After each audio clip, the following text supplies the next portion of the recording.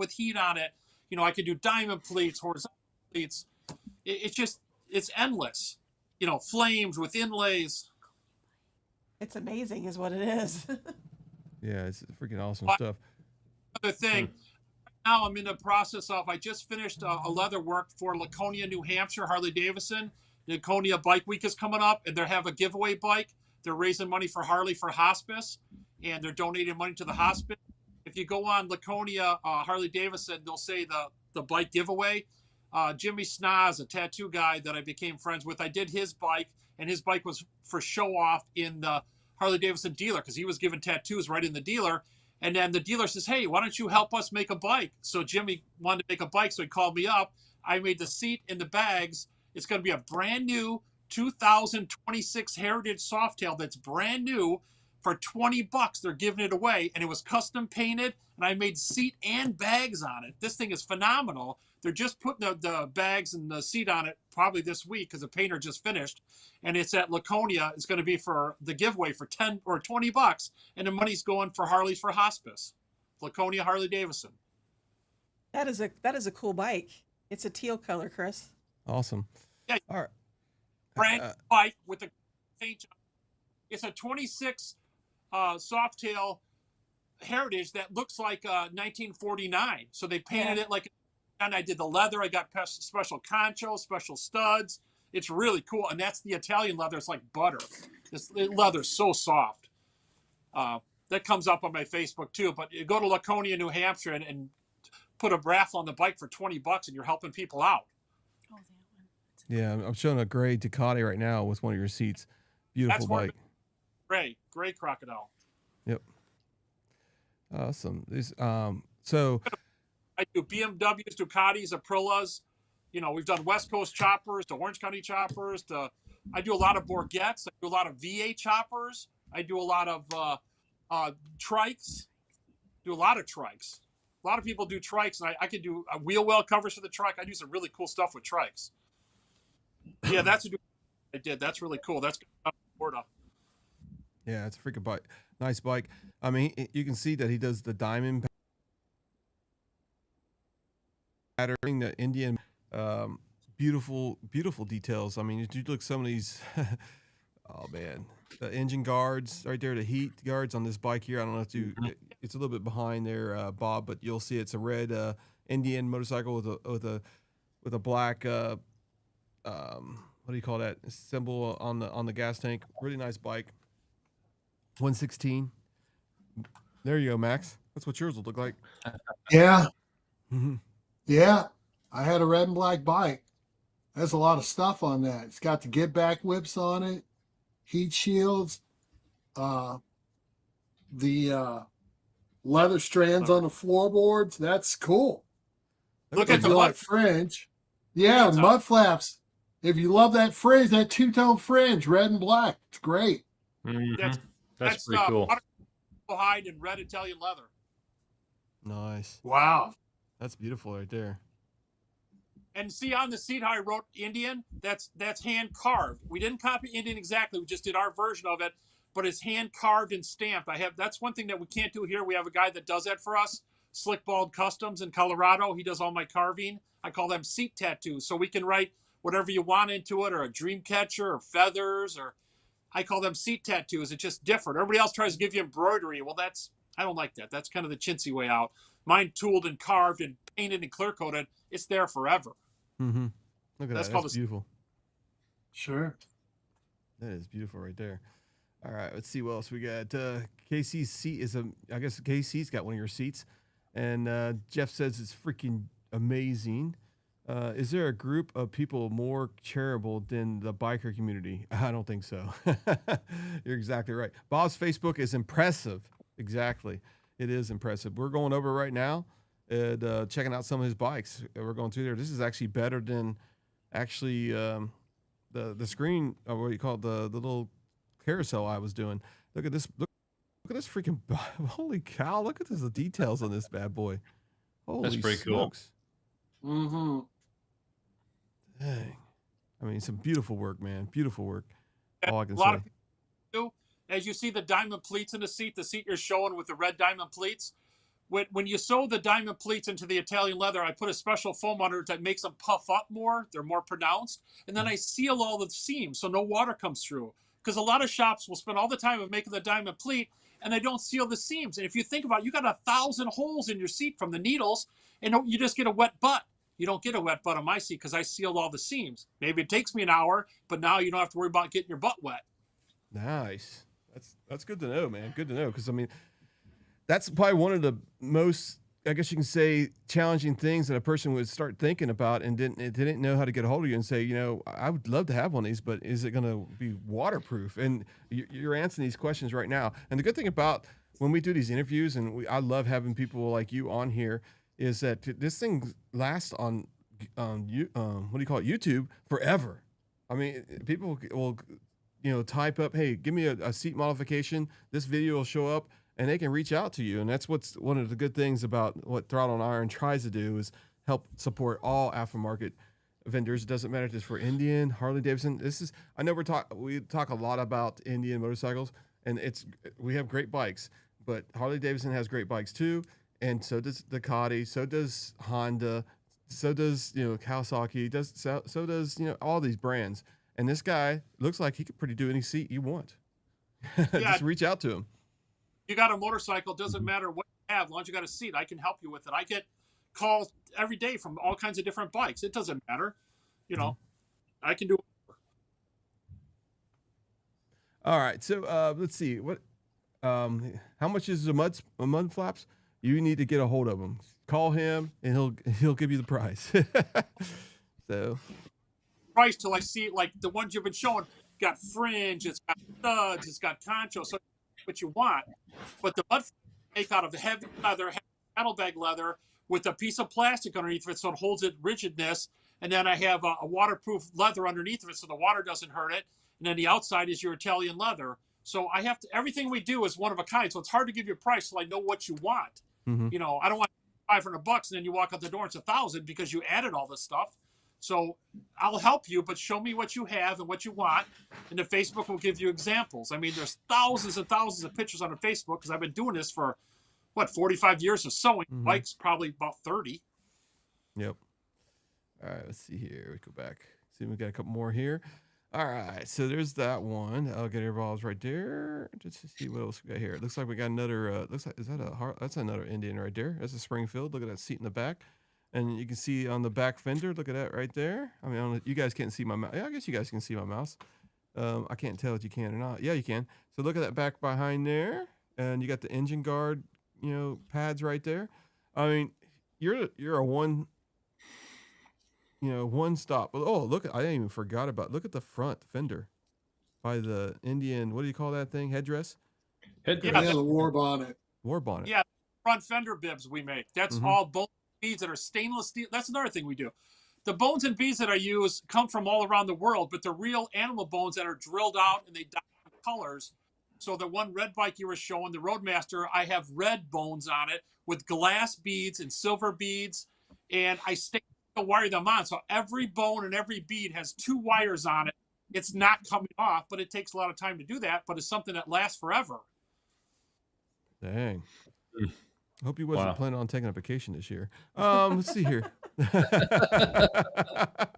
think you're going to get some business. I mean, as you look at these details, this is unbelievable. Hey, listen, he's got hey, make sure you follow him on Facebook.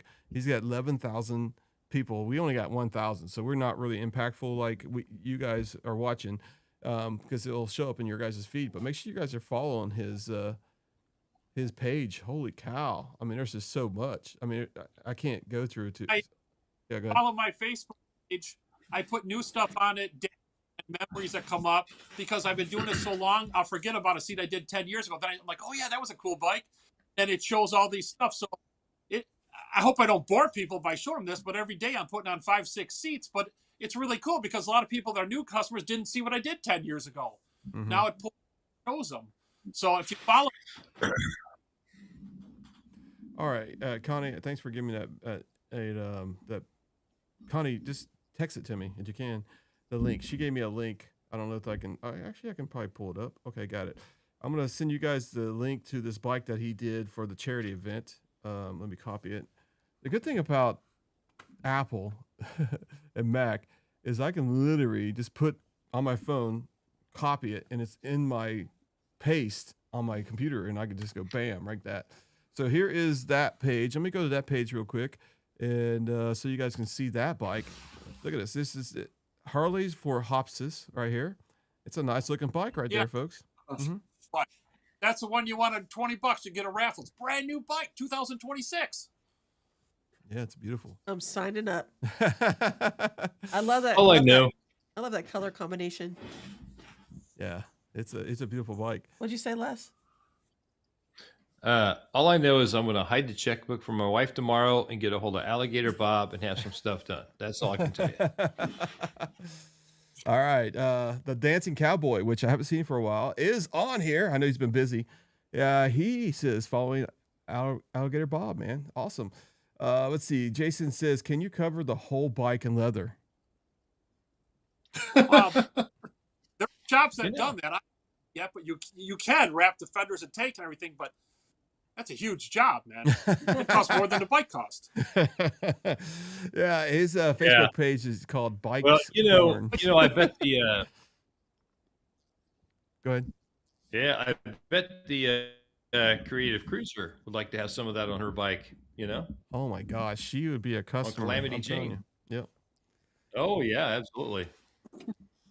All right, let's see what else we got here. So Jeffrey Maxwell says his page is Bike Porn. Oh, look at that. He's got a brochure metal frame. Looks like a metal photograph right there. That's beautiful. Can you see this picture? This is the Prime Minister of Lebanon's Indian. Yeah. Beautiful. Yeah, it is a beautiful come up? bike. Yep. Yeah. Yes, it does. Oh wow, I love That's that got seat. the real dash and a spearhead dug out of the ground. That's exotic brindle cow we did. Hmm. And this is the second one we got to make for the Prime Minister. Wow. Wow. So, yeah, go ahead. What was that, Bob?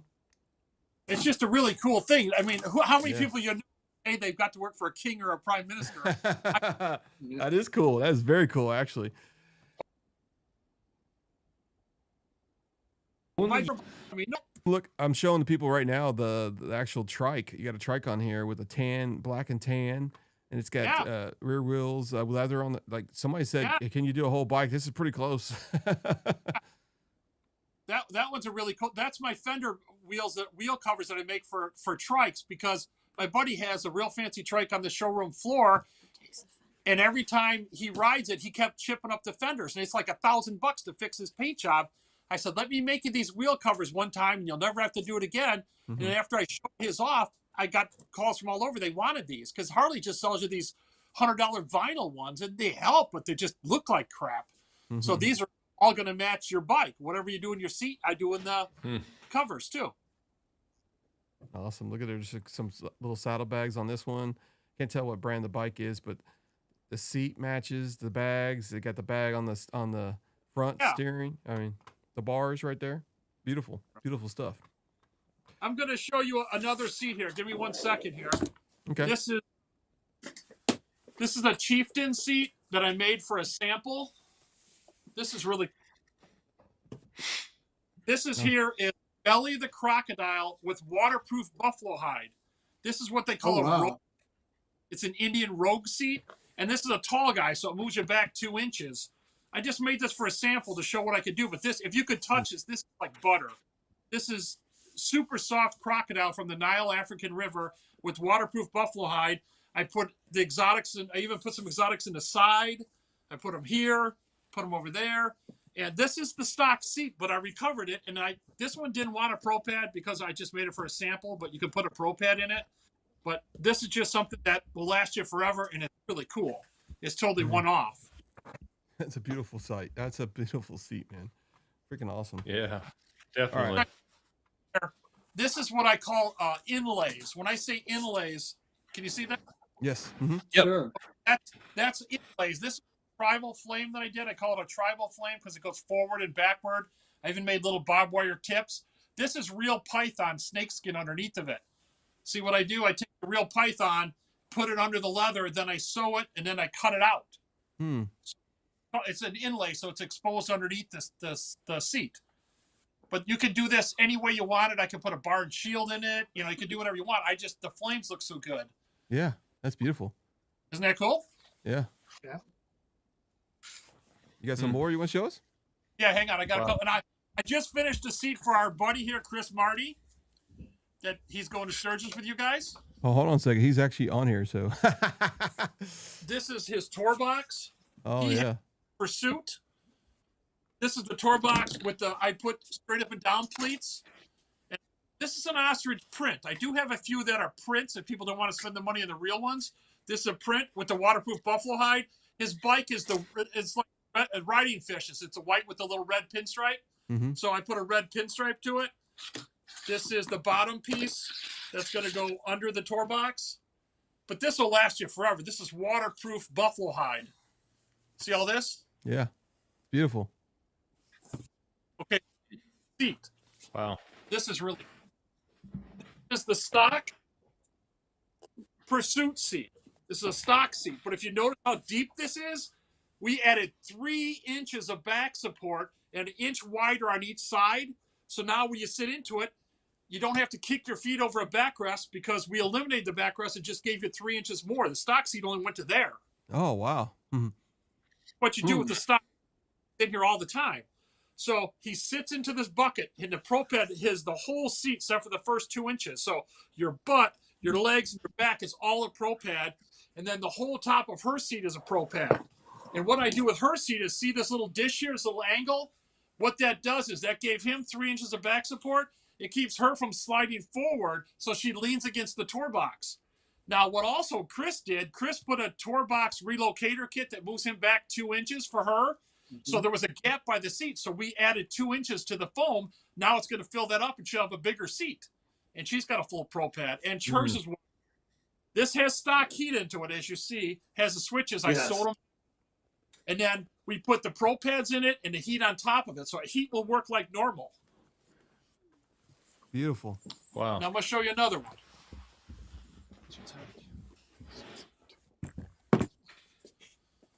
All right, while we're doing that, This is one of my. yeah, go ahead. This is a Fat Boy seat. Look at this one. I made this seat like 12 years ago. This is real alligator inlaid, belly of the alligator in Italian leather. And this is the kangaroo hand lacing. This lacing takes 3 hours to do 1 foot. Go get that brown. So this shows you with an inlay, which could be any material you want underneath of it. It could be a real exotic, or I do have some leather prints that don't cost much if you want to put them under it. But since it's my wife's seat, I put real alligator on the sides. This is a little solo seat from LaPera Silhouette. And then we totally customized it. And there's a pro pad in it. We made it a little bit thicker so it's more comfortable because this seat was a bar hopping seat. Now it's a little bit thicker. But I would hand do the flames any way you want them. Beautiful. But nobody comfortable is one of a kind. So that's specialty. Now here's another one. This is, I think he's got a truckload of seats off to the side of the camera there. I know. Are we doing an online auction here or what? they're not for sale. I'm just showing what I do. Yeah. This one, some of them are for sale. This is a brown bellied alligator, which is natural brown with the waterproof buffalo hide. I use that a lot because it's so heavy duty. It looks the same 10, 15 years down the road. This buffalo hide, nothing happens to it. And it has a texture to it. So if you kick the seat, you don't see any scratches or anything. I sealed all the seams. I'd like to make the seams so there's no top stitch to them so you don't see the thread. And the reason I do that is because the thread looks crappy down the road. It gets dirty and it's fraying. Now mine's all sealed and put underneath of it. This has the kangaroo hand lacing too. See how nice and wide that is? Mm-hmm. That's hours to do 1 foot, but it looks so cool. Jesus. Why does it take And so it's got long just to 1 pasture. foot? Is it? Has a little. This one's really cool. Yeah, that's a cool seat. So you Yep. match it or a bags or whatever. But this is showing examples of what you can do, and everyone's one of a kind. If you want to be forward or back or wider. So this is a one-stop shop. Either if you don't want to cover your seat, I can sell you a Mustang or LaPera seat with no vinyl on them and turn them into whatever you want, or you can supply the seat. Or you give me the bike and I'll pour fiberglass and make the seat from scratch. I just need your bike. I get a lot of custom bikes that they stretch the tanks and big fat tires, and they can't buy a seat, so they bring it to me and we pour fiberglass right on the bike and make it from scratch. We can do that too. But these are some examples. These are the saddlebags. This is Uh-oh, there goes the camera. Oh, Carl, I have to hold the camera then. Got a crash. You get it? Hang on. I got it. All right, while he's adjusting his camera, hey guys, just remember, folks, make sure you're liking and subscribing to the channel. We have guests like this every week. We also go through the comments, so we got a bunch of comments we got to go through. It looks like there's a lot of people saying sold. Yeah. So Yeah. it looks like a lot of people are looking. It says, question, Bob, what do you do to preserve these seats? I guess you can say, what is the maintenance? I send you the seat. I give you leather conditioners with it. It's very easy to take care of. You just take a damp rag and wipe the seat off, and then you rub the conditioner on that I give you, and it waterproofs it, and it keeps the leather soft. So it's not high maintenance at all. Awesome. Nice. There's that question. Let's see. Jason says, sold. I'll be ordering some seats and some sissy bar pass. All right. And Flipping Zippo says, I want a Python hide seat. I think. But the Python is scale, so you can. I'm limited in what I want to do with the Python. It works better as an inlay that I showed you because you're not really sitting on it. Because the Python, I have a 25-foot Python on the wall. Like I said, I got every exotic, but the Python is more of a show-off thing, but it has scales to it, so eventually you'll wear the scale. Gotcha. Will's Divided said, sold. All right. Yeah, he's got one. I think Jeff Maxwell is going to get one too, or he's going to get some of them mud flaps. Finish skirts, yeah. Yeah, it's going to be freaking awesome stuff. See, Marty is actually in here watching. He says, when you guys come out to Legends ride, you can sit on my brand new comfortable freaking seat that he just showed off a little bit here just a couple minutes ago. Beautiful seat. Beautiful seat. All right, let's see what else we got here. All right, so that's all the questions, I think. Unless Connie, you got some. I think I've kept up on him. Yeah, you have. You've done a damn good job. I know. Thank you. I did fire you earlier, but you're rehired now. Yeah. You'd starve to death. You can't fire her. I can fire anybody. I'm just kidding. I'm gonna fire your ass. But yeah, I mean, this is a fabulous podcast. I mean, I got a lot of knowledge tonight. Especially about the Pro Pad. Yep. There's a lot of competition out there, believe it or not. But you can buy. You go to the JP and you buy the same seat everybody else has. If you want to be something different, like a lot of people do, this is the guy you want to see right here. This is the guy who's going to customize your seat, your engine guards, your saddlebags, your covers. Now, I got a question for you. Now, if somebody did want to do what do you go? Max is gone. He's done. He's out of here. So if somebody wanted to do the saddlebag, you know what? Hold on. There's a lot of people out there that make seats. Okay, Yeah. You've got your big guys out there. They can do this and that and the other thing, but there are people out there who have the wherewithal and the drive and the desire to have a one-off seat. Alligator Bob is the man to see if you want a truly, honest to goodness, one-off seats. That's why he's not quoting us prices, because you have to tell him what you want, and then he can tell you what it's going to cost. Right. It's that easy. Yeah, a lot of people don't understand that, but when you want to do something with your seat, you can come in for it easy as a Pro Pad. They just said, I want a Pro Pad, put vinyl right back on. Like I said, I can modify the foam a little bit, but if you want to go inches in the foam, then I have to recover it because the vinyl doesn't fit. So a lot of people come and say, I don't want an alligator seat. I want something just leather. Okay, I don't have to do alligator. That's just an option. I don't talk people in. I just give whatever they want. But most people, when they see this or they touch and feel shark, I got shark in 3 colors. I got stingray. Oh my God, you could do that. So I said, it's pretty much like 1-800 Ask Bob about leather work, because I've been doing it so long. I get calls all the time, as much as I can. So before you buy a seat, you don't have to have one of mine call me and I'll walk you through, what seat fits you. Because I've been doing this so long, you can tell me your dimensions and I can tell you what seats you could buy that will fit you. And then the options would be after you buy the seat, I could add a Pro Pad. Maybe next year I can make it leather. Or you could say, I like it, but I want to be wider or I want to go farther forward. That's what I do. So I try to help everybody. Exactly. One off. Now, earlier you said about the saddlebags. Now, is it possible to do saddlebag lids if you already have the speakers and everything's been designed already, or is it just too hard? Well, if you have speakers, I would have to punch holes through the leather. It's not like it's impossible. Yeah. I have saddlebag lid covers already made that I've been making for the Challengers and the Pursuit. I can make them in a second. Let me get it off the wall here. I have that for display. They're real nice Italian leather, and it fits real. Well, go to one on the wall back there, Carla, the Indian one. I make them for Harley, then I make them for the Indian. But when I started making them, they didn't have speakers in the Indian lids. Now all of a sudden they do.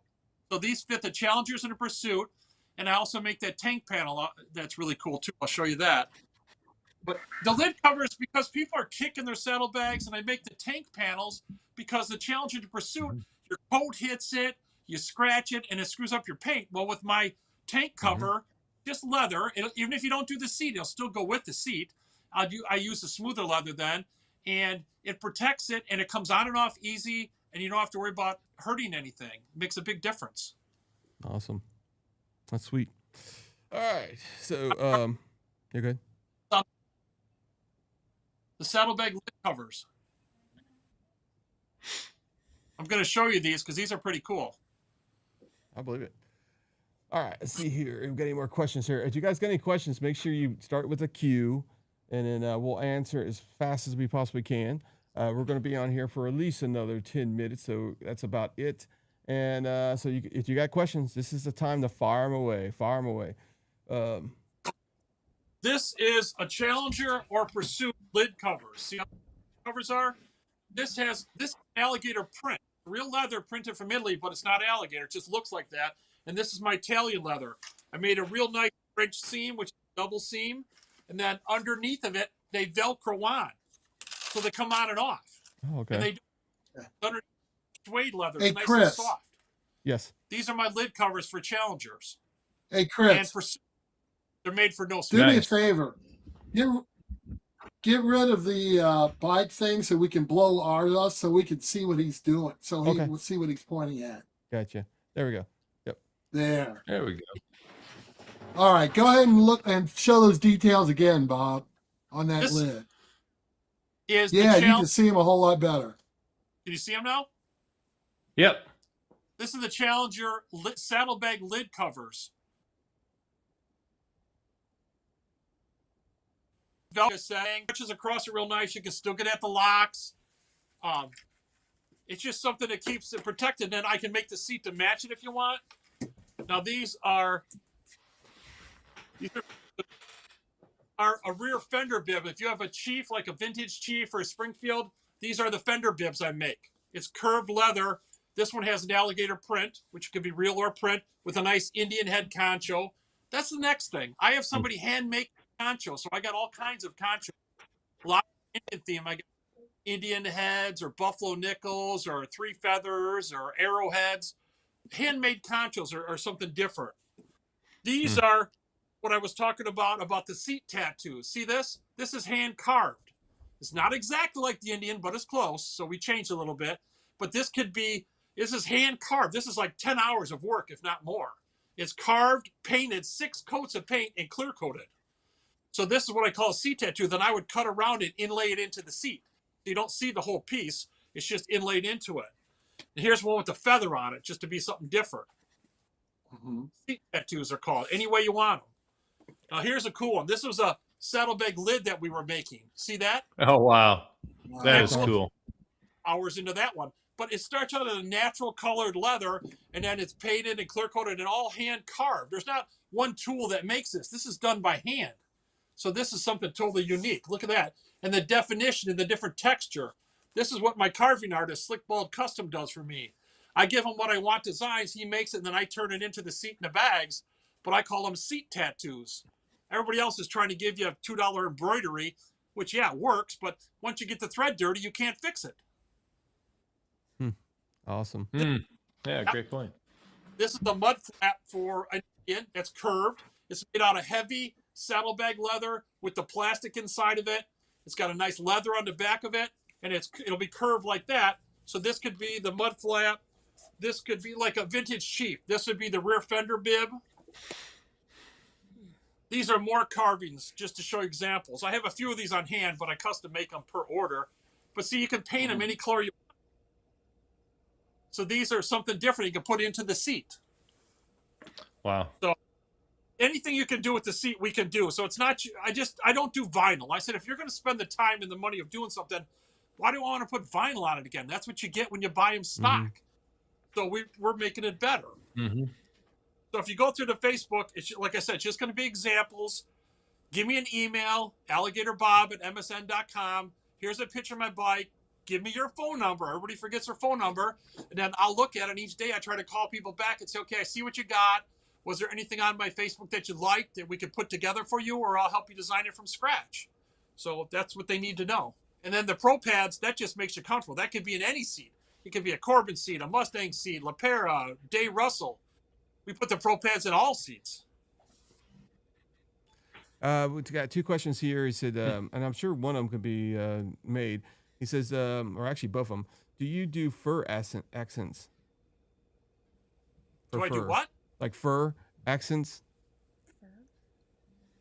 Like fur, I guess you can say. You know what I'm talking about, Connie? Like F-U-R. F-U-R. Fur. Fur. Accents. I do the hair on calf skin. That's what it was. It's hair on calf. Okay, yeah. So hair accents there. Yeah, it's called hair on calf. Okay, awesome.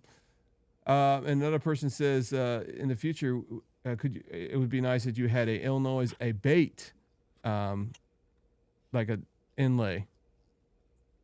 Well, you can carve whatever you want. It's just the more time it takes, the more it costs, of course. But you can carve anything that you want. So yeah, if you go on my Facebook, you'll see the stuff I've done for other people. What dream catchers. I mean, a lot of it's Indian themed, but I've done Harley Davidson. They call the road glides a road shark. So we put a Harley Davidson bar and shield, but change it a little bit, and then have a shark inside of it. And it's called the road shark. Yeah. Here's another thing. We're talking about my heat shields. This is one that I'm making as we speak. This is a heat shield for an Indian. Okay. And what we did with this is heavy carving leather with the upholstery leather on top of it. And then see this? That's the heat blocker. This whole area, the mat, you're not getting any heat through this. And this thing right here goes under your seat and it holds right under your tank so it doesn't flop around. It could be studs or plain. I'm getting ready to put studs in it.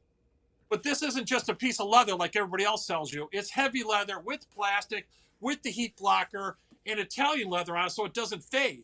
So when we make a heat shield, it's going to last. Sweet. All right, so let's see here. I think that's we got a lot of pictures there. It looks like, man, you could anything you want. This guy can do. All right, boots with fur. You guys are so funny. Dang it. So Body Snatcher, what kind of seat was you looking at maybe in the future? Because I know this guy, he's got Davison audio on there right now. He's got some other stuff I can't really mention because Jeff doesn't know about it yet. And as friends, I'm just putting thorns in the woods there. But anyway, let's see what else we got here. Anything else? Creative Cruiser, yes. So the Creative Cruiser is actually from Australia, Bob. So I don't know if you could come down to where we're meeting in Chicago the first day where we're doing Route 66, the Legend Never Dies tour.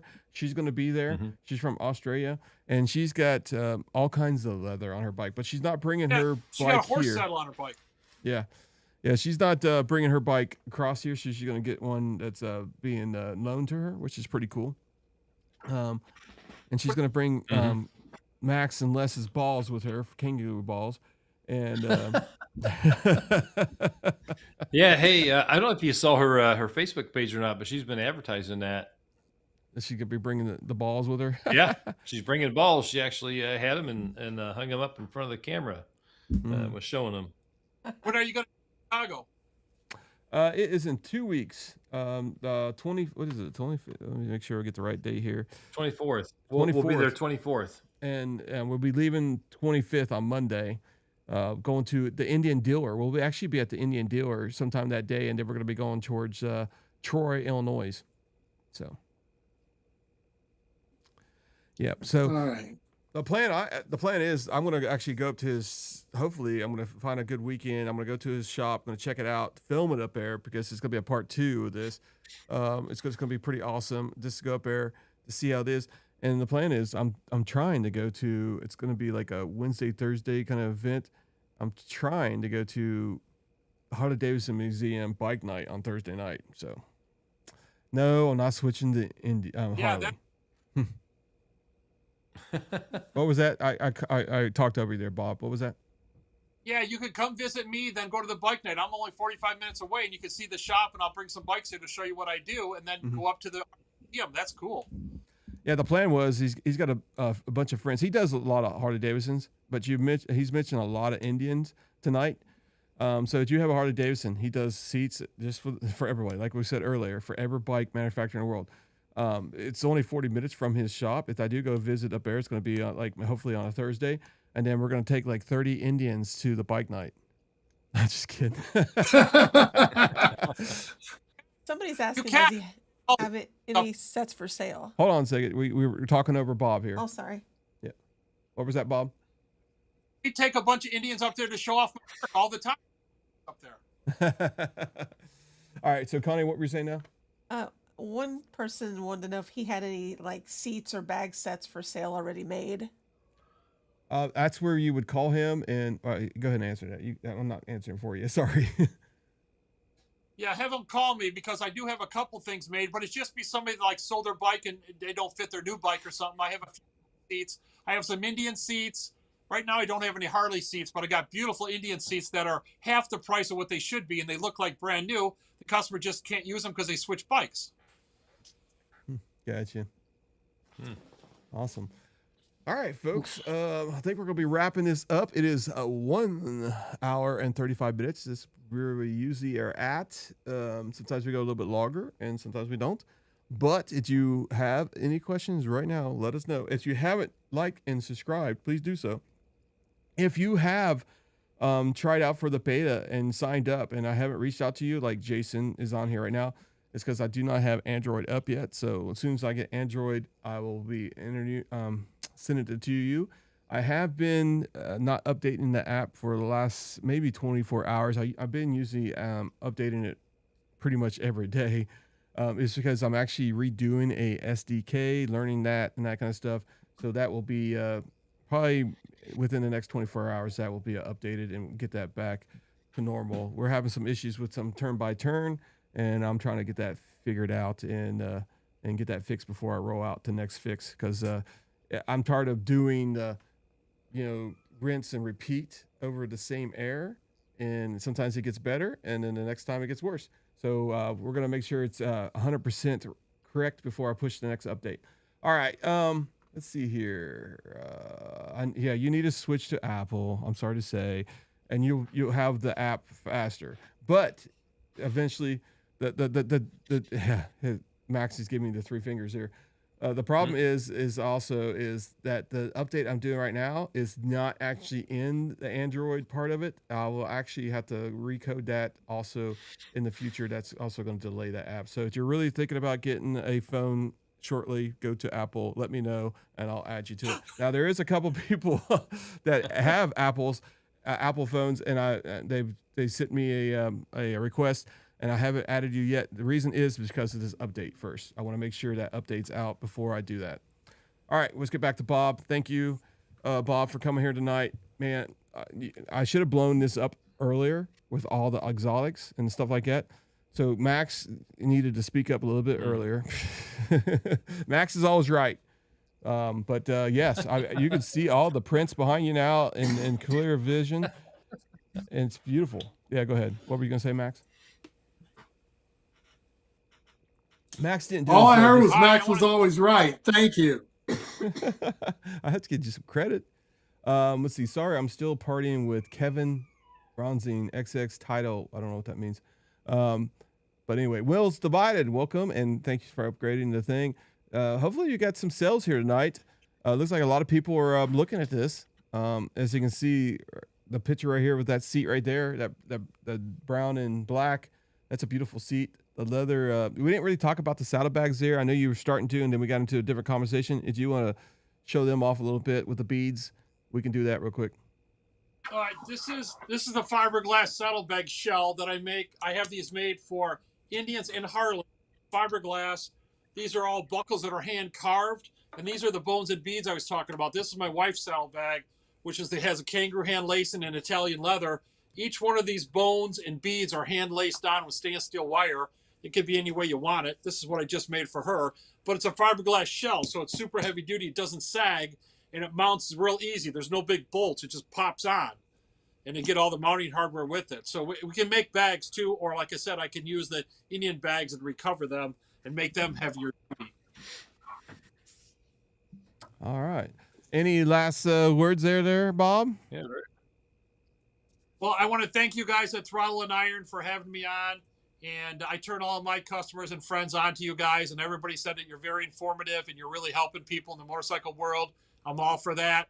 So if they need any questions, anybody needs to know about a seat, call me, Alligator Bob, 847-265-9378, or give me the email, alligatorbob@msn.com, picture of your bike, daytime phone number. But if you go on the Facebook, it's going to show you thousands and thousands of pictures that I've done for the last 30 years, and you'll see what you like. And then we'll help you design something for you. And the Facebook is Alligator Bob's Custom Motorcycle Seats. Thank you. Awesome. All right, Les, what do you got? Anything? Well, now, like I said, I think I got to hide the checkbook for my wife, and I got to figure out what I'm going to do to my Pursuit seat to make it a little more comfortable.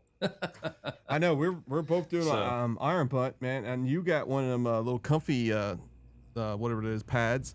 I haven't got nothing yet, so yeah, I'm thinking about the same thing. I don't know. I mean, it's man. I tell you what, I've learned a lot about seats, and I know I have a new 2025 that everybody knows, and I've updated a couple things, but I really haven't went crazy yet.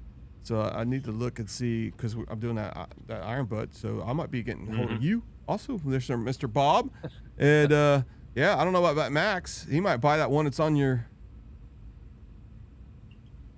Alligator Bob, you're a legend. You've been well known for the last 30 years, from my Easy Rider days to the present day. We thank you, sir, for coming on the program.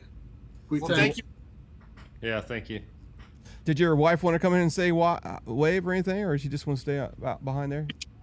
Here, it's my wife Carla Martin. She helps me do everything, so she's here. She doesn't like to be in front of the camera. My wife doesn't either. I'm with you, Carla.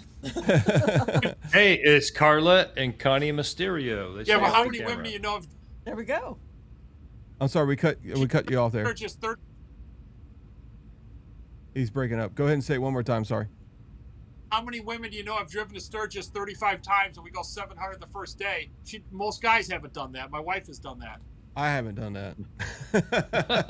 Yeah, so this is gonna be my first year. I've done 6. There you go. Anyway, All right, so let's get the music going on here. Let's see what song we want to go tonight. Let's go that one. Thank everybody for tuning in. Like, share, subscribe. Namaste. Yep, make sure you're liking and subscribing. We'll see you guys next week. We got a special guest. I'll be announcing in about 24 hours. We're rocking and rolling. You guys have a good night. You can stay on here, Bob. The screen will go black and come back on. Thanks, everybody. Thanks. Have a good night. See you next week. Night.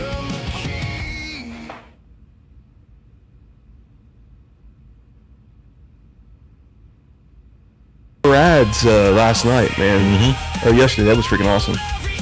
And Really cool place. that video will come out. I don't know. It dropped to 8. It had 31 people and then dropped down to 18.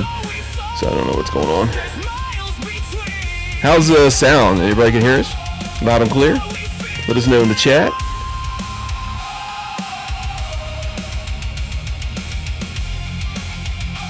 Exactly. Yeah, it was so Yeah, we got red. Yep. All right. We are getting started here. Let me see. My screen's a little bit different because I usually have a different screen here so I can get these things started. All right. As you guys know, we got a new member here. We got Body Snatcher. He might be watching tonight. We did ride with him a lot the last couple days, and he actually met us in Nashville today. Mm-hmm. He was getting an oil change. Thank you, Body Snatcher, for becoming a member. If anybody wants to become a member, just go underneath the YouTube screen there. You'll see it says join. All right. Kevin says the sound sounds good. Well, yeah, we're using a different new sound setup this night, so you guys will see it. Our Indian Adventures is in the house. Yep. All right. So let's go to the next screen. Like I said, it's going to take me a little bit to get used to this. We'll skip that one. If you want to become a sponsor, you can become a sponsor. You can come back and check that out. Hey, if you haven't got any of our gear, here's our gear link. Shop at throttleiron.com. We have, I do have a bunch. I got the Americana series up right now, so check that out. It's pretty cool. And we will be working on the 108 hats and the 116 hats. A lot of people ask for this, the 108 club on the front and the Throttle Iron on the back. We'll get that out soon. I've been working on that. All right, and here's our friends. As you guys can see, this is our friends. And we can go through there. We got Riding Fish, Dean Speed, Pikes Peak, Riding Culture, which we rode with him a little bit, but he went back also. Forever Rad, we stopped at his shop. Tap Performance, we got our Indian Adventures right there. Check out his YouTube channel. We got Indian First Motorcycle Riding Group, BC Customs. Man, Bob's a character. Met him for the first time. It was freaking awesome. Gator Mike, we got all the IMRGs out there that are hanging out with us. I'll clear up something about IMRGs here because a lot of people have been asking a couple of things. We'll clear that up tonight. Brave Wolf Customs. We didn't see that, but we saw a lot of bikes with this stuff on there. Sure did. Good stuff. Walls, Garage, Moto Primo, Davison Audio. And we got, we saw C. Marty. He was up there. Yep. TNA, I thought he was supposed to be there, but he wasn't. Legends Never Die Tour, which was great. And then BFP, Garage, and our good friend Finesse the Challenger. And we got a lot. I got to get caught up on that. I got to add a couple more there next week. All right, so here we're in the hotel. Yeah, the hotel. How's it going, everybody? How's the screen? Is it clear? Is it lit up? The wives are close to us, but they don't want to be on screen. You know, you can see Les's legs. They're nice and shiny. Yeah, look at that. I need to get a suntan. Yeah, we tried to get some suntan today, didn't we? Yeah, we did. We walked all over Nashville. Yeah, Nashville's pretty cool. I can tell you that, but I know you guys probably want to hear about, and they might be calling in. I'm going to be watching the screen and trying to listen at the same time. They might be calling in to talk about at least Jeff or Riding Fish. I don't know which one will be doing it. Yeah. You know, I've discovered one thing about Nashville. It's a geographic oddity. Everything is uphill from where I'm at. Everything in both directions. Yep. So. Yep. Sorry about last night, guys. So we'll go ahead and get that out of the way. So we stayed a little bit longer than we wanted to at Forever Rad, but it was a good reason. Yeah. We learned a lot, and he's working on a lot of stuff. And you ever get a chance to check out his shop, it's freaking awesome. And he's working on a few bikes on there, which is the one's gorgeous. Yes. The brushed aluminum is freaking awesome. And I do have a video of that coming out. It's kind of like the Dean Speed that I did, a little bit better, I think, because I was actually prepared. Other than my camera batteries were completely dead, so I had to charge that. So, yeah, it was a very good experience there. Very nice guy. Super nice. Super nice guy. His wife's super nice. All the guys in the shop too. Very personable, easy to talk to, and more than willing to show us around. So. Yep. And before then, we went to what was that Indian dealership? Yesterday, I can't. It was in St. Louis. It started with an M. Somebody in the comments will probably tell us.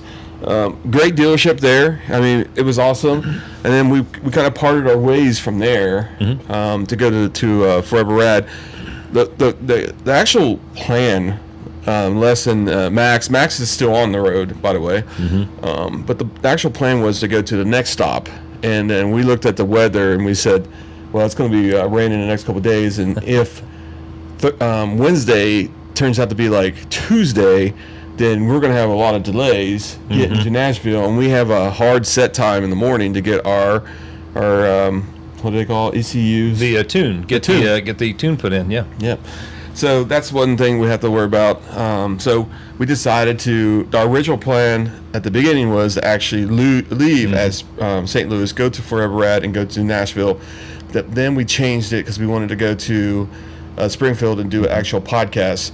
And we decided to go with our original plan just because, I mean, the actual Route 66 was freaking awesome, all right? Oh, yeah, absolutely. And the stuff that we would have saw after St. Louis would have been 10 times better than what we saw from Chicago to St. Louis, because it's a little bit more fragmented there, mostly interstate. Yep. There's a couple towns, and I don't want to talk all about it. You can talk some about it too, but it was great.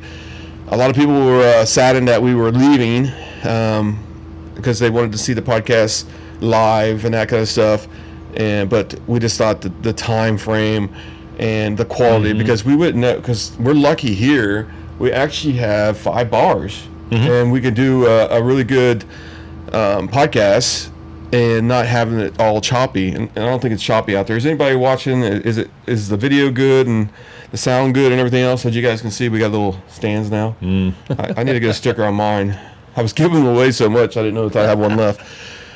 I can tell you a story about that too. But anyway, so we were going to go do that, and then we decided to go off to Forever Rads, and the weather was pretty nice at the time. They said a chance of rain, no big deal, and then we took off. And that chance of rain came to be, man. Yeah. So we had a decision to make, was to put our rain gear on or keep moving. And we said, well, it looks like we're going to be able to skirt this. And you know how the radars are. Sometimes they're not exactly right. We made the wrong choice. Yeah, we made the wrong choice. It sprinkled, and then it stopped. Then it sprinkled a little bit more, and then it looked like the clouds were going to open. And then next thing you know, it was like it just came out of nowhere. Just freaking poured so much that we had to literally pull off. Yep. His tires slipped a couple times. Yeah, fishtailed. Yeah, fishtailed, and we said, well, it's safer to get off the road. So what the bad thing is, there was like 2 clear video and sound. Awesome, thank you. Good. There was a what do you call it? 2 exits that had nothing, no overpasses. It was like kind of a little hilly, and then we finally found this truck stop, and we finally got in there, and there was a gas pump that didn't have a credit card or was out of order. So it stopped raining. Yeah.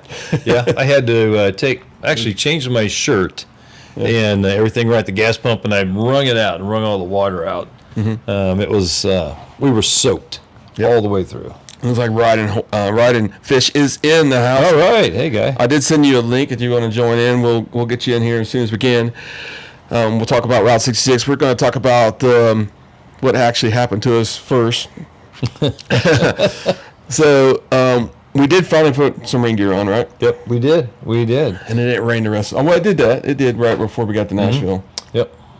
So we got a little bit behind. The time zone kind of got me because I didn't know that we were off by an hour. So we got there about 8:00. Yeah. Eastern Standard Time. So we couldn't do the podcast. I put out a link on Facebook to let everybody know that we're going to do Murphy's Law. Exactly right. You are exactly right, buddy. Yeah. But I put a link out there to say we're going to try to do it tonight. And we might possibly do one Friday night, too, just because we're going to do some riding around the Tail of the Dragon. We're going to hang out with one of our friends' Airbnb. We're going to try to promote that a little bit for him. It's right in the middle of Robinson, North Carolina. Robbinsville. North Carolina. Robbinsville. Yep. Okay, gotcha. And it looks like a fabulous place. You know? Yeah, it does. Nice little cabin. It's very convenient to the Tail of the Dragon and everything around there. Charles Sky, all the stuff will be close. Yep. So if you're in Tennessee, come and hang out with us. Yeah, we're going to be close to there. Just tag us on Facebook, and we'll tell you where we're going to be at, and we should have some fun. I don't have hardly any stickers left. I have 500 of them on my porch at home. Which kind of sucks, but overall the trip has been fabulous. Yeah, absolutely. We had no problems, when we left and made our way up to Chicago. The weather was pretty decent. Of course, Heather and I were ahead of you guys just a bit. We were up in Lafayette, Indiana, and we left from there, so we kind of caught up with you once we were in Chicago. Yep. But yeah, we had a good trip all the way up and no problems, and had a good time that first night. The kickoff party, the pizza place, I can't remember the name of it, but everybody, you remember that, right? Yeah.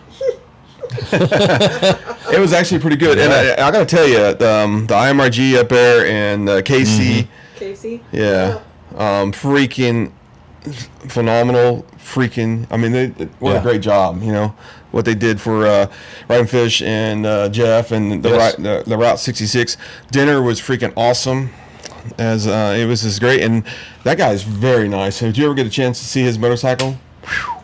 It is forever radded out. Yeah, it's pretty cool. KC Goldbro. Yeah, he's also got he's got a restaurant, a steakhouse too. He's a chef. Yeah. And up there in I keep on saying California, but Chicago. Chicago. And maybe we'll get that. Connie, you can search for that and see where it's at. I think it's up there. You can just do the KC or Chris KC Cabo, and it'll come up with this restaurant in Chicago. And we'll kind of pimp that thing out. You're around there, but great guy. Foxfire. Yes, it's called Foxfire Restaurant. He's a chef and an owner. Yeah, all right. So Body Snatcher says, "Hey, I wanted to give a shout out to two riders that rode with you. Both Connie and Heather rode their own." Yes. Aww. The Attack of the Spiders. Yeah. Yeah, I'll put that comment on there for a couple seconds only. But the comments. we. Matter of fact, I'll be honest with you. People ask, what was the turnout, and I think people will be surprised to hear this, but there was the second day ride. There were 76 motorcycles. Yes. So that I've been on Adam Sandoval's rides, and that's pretty common. So it was pretty big. Yeah. For their first year. Yeah, it really was. I think there were some folks that might have been a little bit surprised, on that second day, the number of people that showed up and joined the ride. Yeah, it was fabulous, man. I'll tell you, it was. A lot of people were upset because they thought we were leaving because we didn't like it.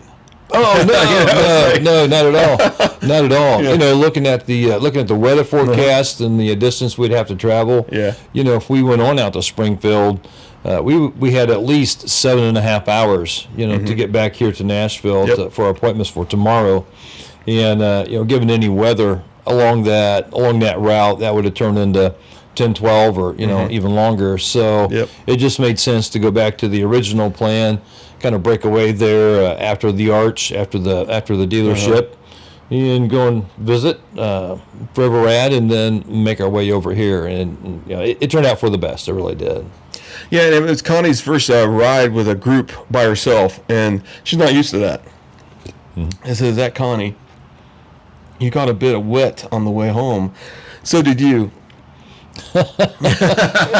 Ed was making fun of us getting wet, and when he met us in Nashville today and went to Music City Indian, which is a great freaking Indian it is very nice place. retailer.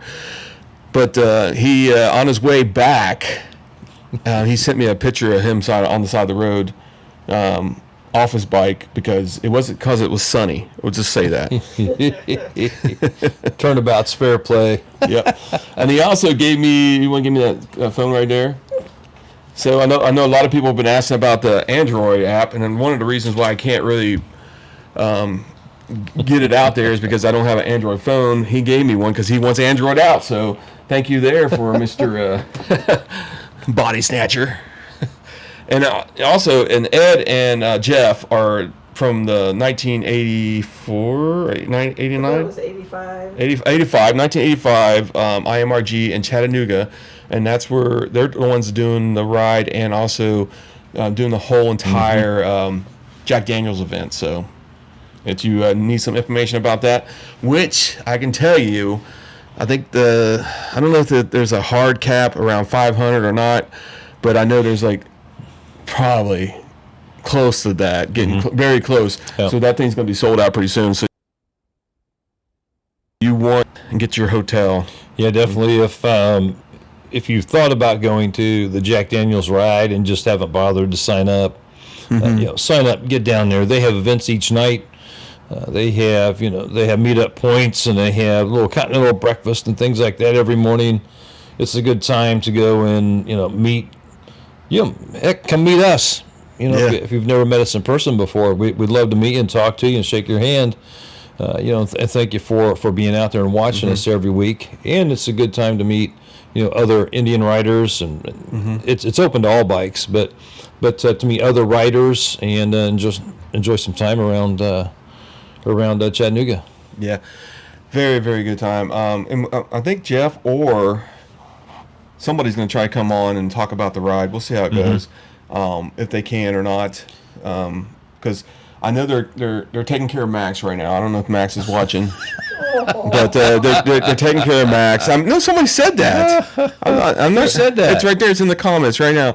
But they're taking care of Max, and they got Wes out there too. Wes is taking care of Max. Oh, that's Kevin. Yeah, Kevin. Kev. Hey, we finally got to meet Kevin. Yes. What a freaking awesome dude, man. Yes. Yeah. And he has cool boots. I don't know how he wears them freaking boots, man. But anyway, he's got cool boots. They were gator skin, I think. Yeah, they're pretty nice. Tony, where's Max? That's where we're talking about. He's still on the ride. If he can get on here, if he can get on his cell phone, he can just let me know and I'll let him on. But he's continuing out there. He's and then he's going to get his bike towed back, or trailered back. And he'll be back, but he's still. Don't toad. Yeah, we don't want that to happen. But he's getting trailered back, but he'll be here next week. He'll be back on next week. So, but 1985. I got corrected by. Yeah, it is 1985. Yeah. I thought that's what it was. Yeah, we're all good. Let's see what we got in the comments here. We have 4 going from 2076. Awesome. Very cool. Yeah, very cool. That's awesome. I do want to clear up a couple things, and this is not bad, just to let you guys know that we are actually, and I want to make sure everybody understands this because people ask us all the time what IMRG we're out of. We're out of as many IMRGs that allow us to be with them. We don't have an official group, so I just want to let people know that. So we are, with heart, with every IMRG. The IMRG that we had in our area disbanded, and we're trying to get another president to take over that. So we'll see how that goes. Somebody said that they were interested in it this week. Yeah. So we'll see how that goes and get our IMRG back up and running and see how that goes. But yeah, that's what's going on there. So I had a couple people ask us on this ride about the IMRG, but we are here to support IMRGs because we are all Indian riders, but you can ride anything on an IMRG. So Yep, absolutely. Yeah, absolutely. So Did you also mention Marcel was on the ride? Was Marcel on the ride? I'm going to get to that. Okay. Marcel, I don't think Marcel's watching. Hey, BC Customs here. Bob, man, he's freaking awesome. Yeah, Bob's yeah. cool. Yep. Hey, Bob, how do you like that shirt and the Vegemite? I heard he loved that stuff. Oh yeah, I heard Bob really loved Vegemite. He's going to start serving that to his friends at parties. Yeah. Matter of fact, his parties are just going to be that theme. yeah, Vegemite theme. Yeah. So Bob, you got to get the yellow Vegemite apron and wear that at your parties. Yep. And let's go ahead. I don't want to skip over. Let's go with Marcel. Marcel's freaking awesome. Yes. He just become a RC in IMRG. He's the one that sets up the rides over there in the Canada connection. He is. I don't know how he affords it, but he's done 4,700 miles plus doing this Route 66 and going back to Canada. The guy's a freak of nature. He's got 3 buddies with him, and I can't remember all their names, but they were all nice. Mm-hmm. They were kick-ass people, man. I'm telling Yeah, you. now Marcel had all of the goodies put on his bike that he won during the drawing. Mm-hmm. Yep. I got to actually see those in person, and they had them all installed. So. Yeah, Kevin, where you at? It's 3 hours away. Are you I'm sure there's a lot of people. Maine, there's probably one place that's probably got IMRG. It's really far away, but I got to meet some of the Chicago IMRG. yeah. They were back with me. Wind Therapy was back there with me. Yeah. So, we got to meet Wind Therapy. We'll talk about Bob here in a second. Bob, don't leave. We'll talk about you, okay? I want to go through the people that we already mentioned and not, say their name and then forget about them. But Marcel, we talked about him. Who was the next person we talked about? Wind Therapy. Wind Therapy Addict. Awesome guys. Yeah, the guys from the Chicago IMRG, they were back with me and making sure I was safe back there with the tail gunner. Yep. Well, I learned how to ride back there. And that's one thing that I thought was pretty cool is that everybody, when you're riding with that many groups, they all take care of each other. You know what I'm saying? If there's something going on, like Connie wasn't feeling she's never been in a group that way, and in a major city, it was just kind of hectic. Was large for And me. it was kind of like rush hour when we were going through town. Yeah. So I stayed back, and so did I think it was St. Louis IMRG with us. Was it? Yeah. Okay. hmm And then and Jeff was back there. He would kind of, but it was kind of strange. And I'm gonna be honest with you, folks. We were.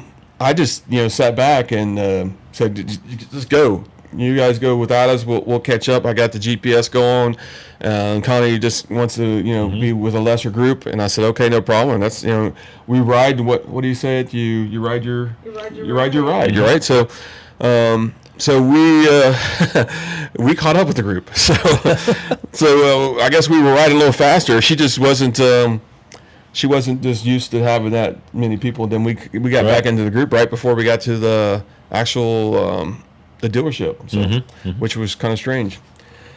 All right, so let's talk about. Let me see here. I don't want to forget everybody here.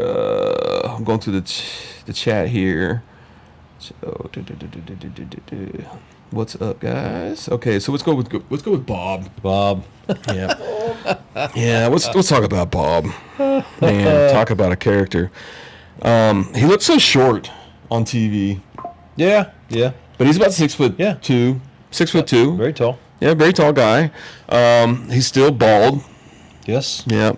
But he's got a great attitude. Yeah. Yeah. And if you guys want some levers, I'm going to promote this guy. He makes some fabulous levers. All right. And I got him on my bike. You got him on your bike. Yep. Max has got him on his bike. He's got a big heart. That's all I can say. The guy's is just, he's like a sponge, just floats on top of water. Everybody can see it. Everybody wants to grab it. And I mean, it's a great guy. I finally got to meet him. I mean, all I knew. I mean, Kevin's the same way. All these guys are great. Yeah, absolutely. We riding fish. Yeah, we talked to Bob several times. We had Bob on the podcast. But really nothing compares to meeting him in person. Oh yeah, none of these guys. Yeah, and that's one of the things that's really cool when you get to meet these people in person. Yeah, so if you get a chance, go to ridingfish.com, check out the website. It'll have the dates and the times where they're going to be at the dealerships, because they're stopping at a lot of dealerships.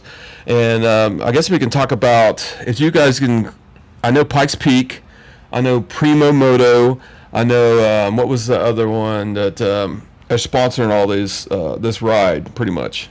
There's 4 of them. Maybe somebody can put it in the chat. That'd be great.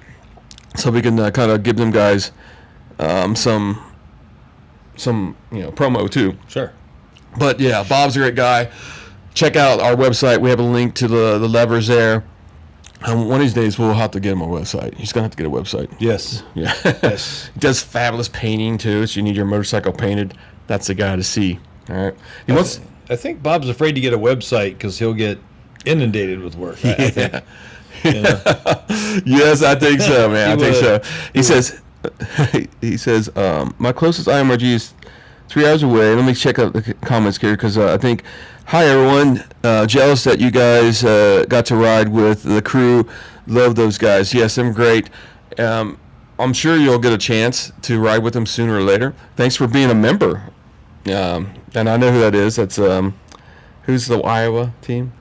That's my Donna. Donna. Donna and her husband. Yep. Yeah. But I believe you're going to be in Road America, right? So I wish we could be up there. We have, how many times we've looked at that? Several times. Yeah. We would have had a road straight from either Springfield up to Wisconsin or Yeah. from Nashville up to Wisconsin. Yeah, if Mike Kennedy wants to give us a flight ticket, we'll gladly go. Yeah, absolutely. Yeah, so it's just 9 hours from here to go there, and it's going to be crazy. So let me catch up with the comments here. BC Custom, oh boy, yeah. We got Bob fired up. Look out. Oh yeah, he's fired up. Kevin, he's from Georgia. Okay, Pacific V, 3 hours away. I'll tell you what. A lot of people think 3 hours is pretty far away. That's not bad. It kind of. I mean, it's not. It is. Let's just say that.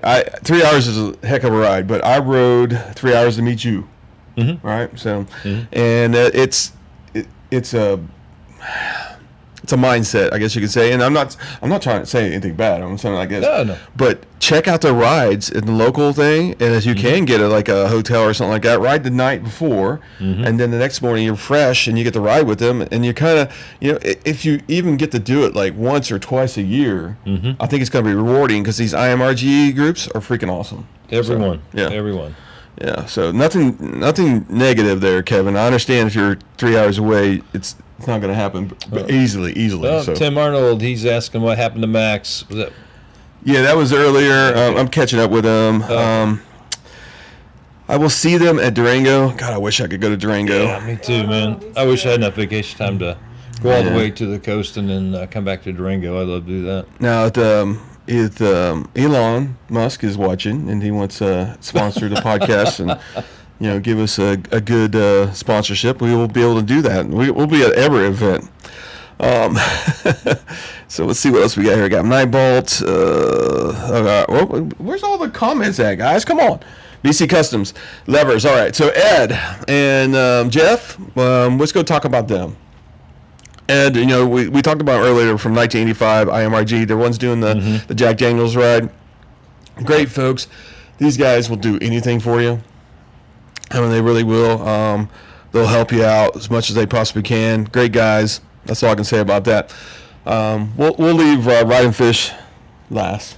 Okay. I mean, He just ordered 50 pieces of chicken for his group, so he's. yeah, he's Right, busy. He's busy. He's busy. Yep. Let's see what else we got here. We got 19 people watching. That's not bad. 50 pieces of chicken isn't going to feed that whole crowd. Yeah. They probably got other stuff. Yeah, I'm sure.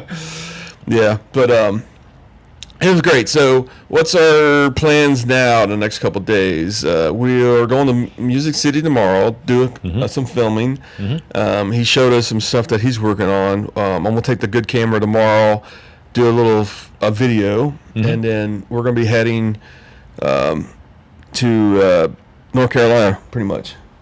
Oh, we ride 8 family and their PC. Cool, man. Awesome. Freaking, and you're a member too, by the way. Freaking awesome. Thank you. I appreciate that. And that's one thing I kind of did was anybody I could meet, and if I am saying this, and you were on the ride, and I didn't shake your hand and thank you, I apologize. But we, every person I saw that was a member or a paying member, I shook their hands and thanked them for watching the podcast, and each one of them said that this podcast is different than anybody else's. Absolutely. We talk about motorcycles. We don't talk about ourselves all the time, and so on and so on. Oh, Marty Bodie, we met him too. Yep. We'll talk about that. So, but I appreciate every single one of you that help out and support us do this stuff. It's great. We both have full-time jobs. And some of us have more free time than others, like Max. He gets to go all the way across to California. But I really appreciate everybody watching and listening and helping us out and supporting what we do. I mean, there's no way we would be able to do this in this room right now if people wasn't supporting us, because I had to buy a couple things of equipment just to do this. Yeah, So- microphones. Mine's got the sticker on it. Yeah, Chris's doesn't. Where's my stickers? I need to get a sticker. But I tell you what, I was prepared because I do have. Let's see here. I do have one for riding fish. Uh-oh. Yeah, because we were planning on doing a 4-person podcast. Oh. Yeah, so I got one right here. So when we go on the road now, and this is thanks to you guys, then we can have like this little setup right here where we're talking and back and forth, so we don't have to have all the mics. Mm-hmm. Because what happens is the crew, the thing I have at home is huge, and it's got mic stands, and the mics are like this long. You know, they're great and everything, but when you're traveling, it's not good. That's not that Takes good. up a lot of space, and it's not exactly lightweight equipment either. We've moved it several times. All right, see, Indian, Iowa's going, so I am so pumped. Yeah, she's supposed to keep me posted, I hope. Yeah. Of It says, where you go. where and when will you be in if? What is, Tony, who you talking? You talking to somebody in chat? Or are you talking to us? Let us know. It's about a 5-second delay here, so here we go. Yeah. All right, so we're in Nashville. So we went to Music City, Indian today. So how you feel about Cam? No, it's actually a cool place. Cam's super good guy. Of course, he was on the podcast some time ago. And, if you ever get a chance, stop in there and meet him. Now, one thing I did not realize is they actually do some custom bike builds there. Oh, yeah. They were doing one in the shop right now, and they're filming it, so I don't want to spoil that for them. But it's a fabulous freaking looking bike, dude. Yeah, I didn't even know that they did custom builds there. Yeah, it's let's just say it's fabulous. It's on it's got a lot of parts, aftermarket parts that we kind of support. Like Forever Rad and stuff like that. But it's a nice looking bike. The great dealership. We were walking up the hill, and I said, "Well, this thing must be pretty small because I couldn't see it." So then the parking lot came up, and it's like, "Oh, this is pretty good size. This is like a normal, Indian dealership." And my eyes were deceiving me because I thought the sign was against a parking garage, but actually it was in the middle of a parking lot, and it's like, dang, it was like 90 degrees, so I felt like I must be getting delirious once I walked up there. But we walked there, he recognized us instantly. Yep. Yeah, and what a great dealership. Once you got to say, you're bigger in person. You look bigger in person. He is a very tall guy. He's another 6'2" person. I was kind of surprised when he came out, and he actually had hair on the top of his head, because when we did the interview, he was actually bald. Yeah, and I think he looks a lot better with hair. Yeah. Don't do that baldness. But he's a great guy, man. So, and the dealership, and like I said, we like to support dealerships that that support us. Like Pike Peak and Moto Primo and all them folks that kind of. And hopefully, I want to make a brochure so we can put it in some of these dealerships, because some of the dealerships actually asked to put like the Throttle Iron brochure out so people can watch it and that kind of stuff.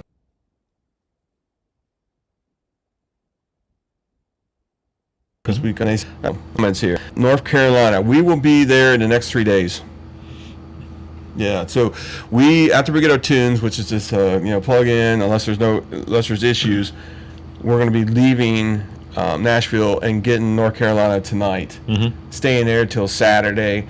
We possibly will stay Saturday night. We have it till Saturday night, but it's up to how we feel. If we want to go up, Try to get home maybe a day early, but we'll just have to see how the weather is and how it goes. Yeah, we want to have some fun. Yeah, absolutely. Last time we came to Tennessee and we rode, we were actually on a time frame, one night time frame where we were rushed. We wasn't able to ride the rides that we wanted to ride, and it rained a little bit. That ride, we kind of looked at each other, I think, on a Thursday and said, let's go to the Dragon on Saturday. Yep. That's what we did. We just kind of picked up our stuff and left. Yep.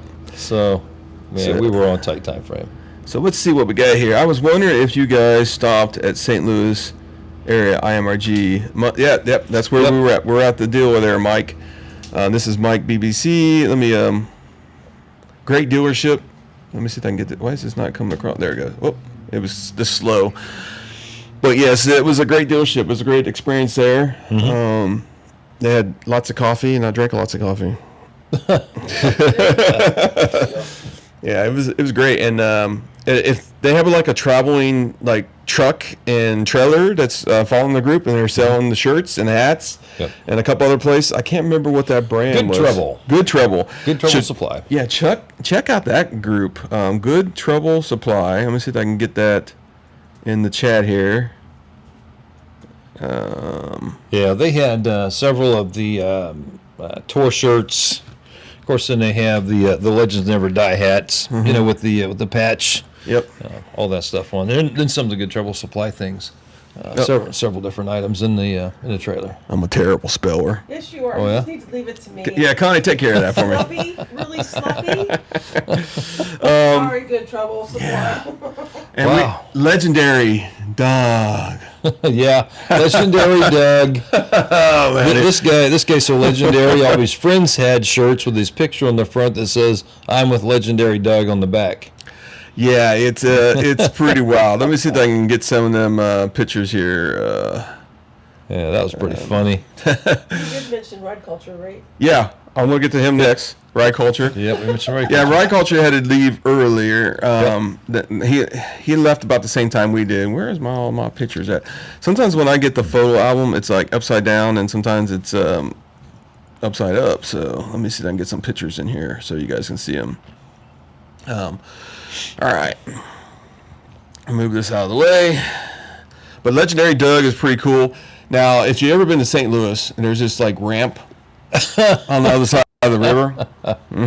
Yeah. And it goes up like 5 stories, and you can overlook the dike, I guess you can say. Oh my gosh. Yeah. Oh, yeah. So we had somebody, I don't think it was Legendary Doug, it was somebody else. It was not. Yeah, somebody took a 131 overboard Springfield. Yeah, I think it was. Yeah. And he went up that ramp. Some guy at the whatever the building. Well, security shack over alongside your park. Texas, get that boy down here! Get that boy down here! And he just kept on riding. We couldn't hear him because he didn't have no amplifier or anything like that. We just heard the noise. Yeah. I think the message was get the bike off of the ramp. Yeah. You know, but message was not received. The bike made it all the way to the top. Yep.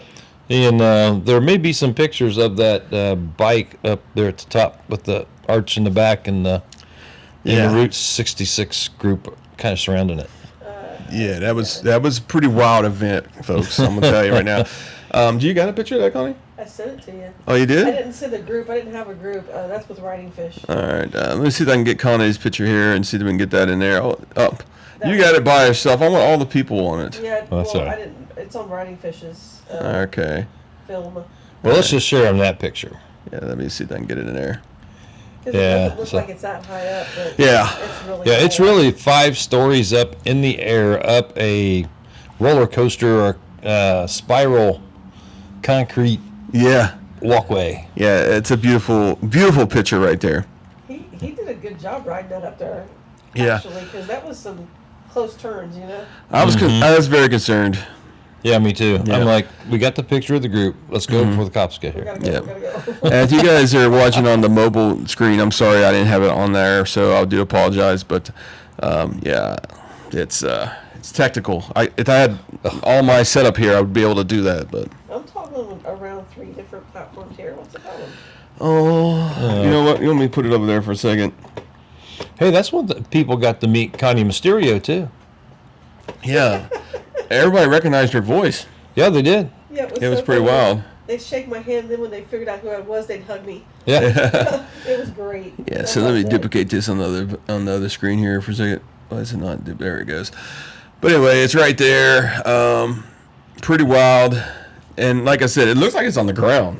It does, but it's not. It's 3 not. stories up, I think. It's 5. I think it's Is it- was 5. it 5? Yeah, it's 5. It's 5 stories, yeah.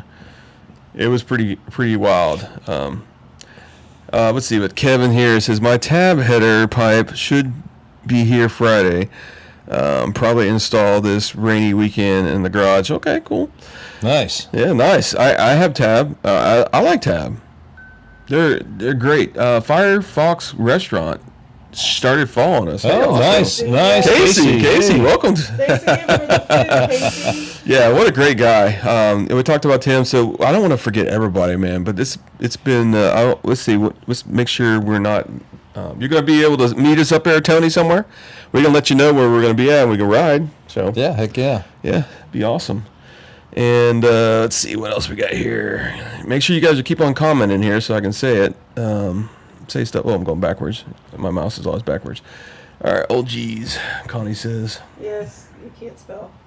I'm the worst speller in the world. You got a link to that restaurant yet? The Firefox? Oh, I can get one? Yeah, put that in the chat. That'd be great. All right, let's see if we're missing anything. So you're getting the tab header too? I didn't know they had tab headers. Pipe. So I just got the muffler, the 2-in-1 muffler, which is everybody says it's very quiet. It's obnoxiously loud.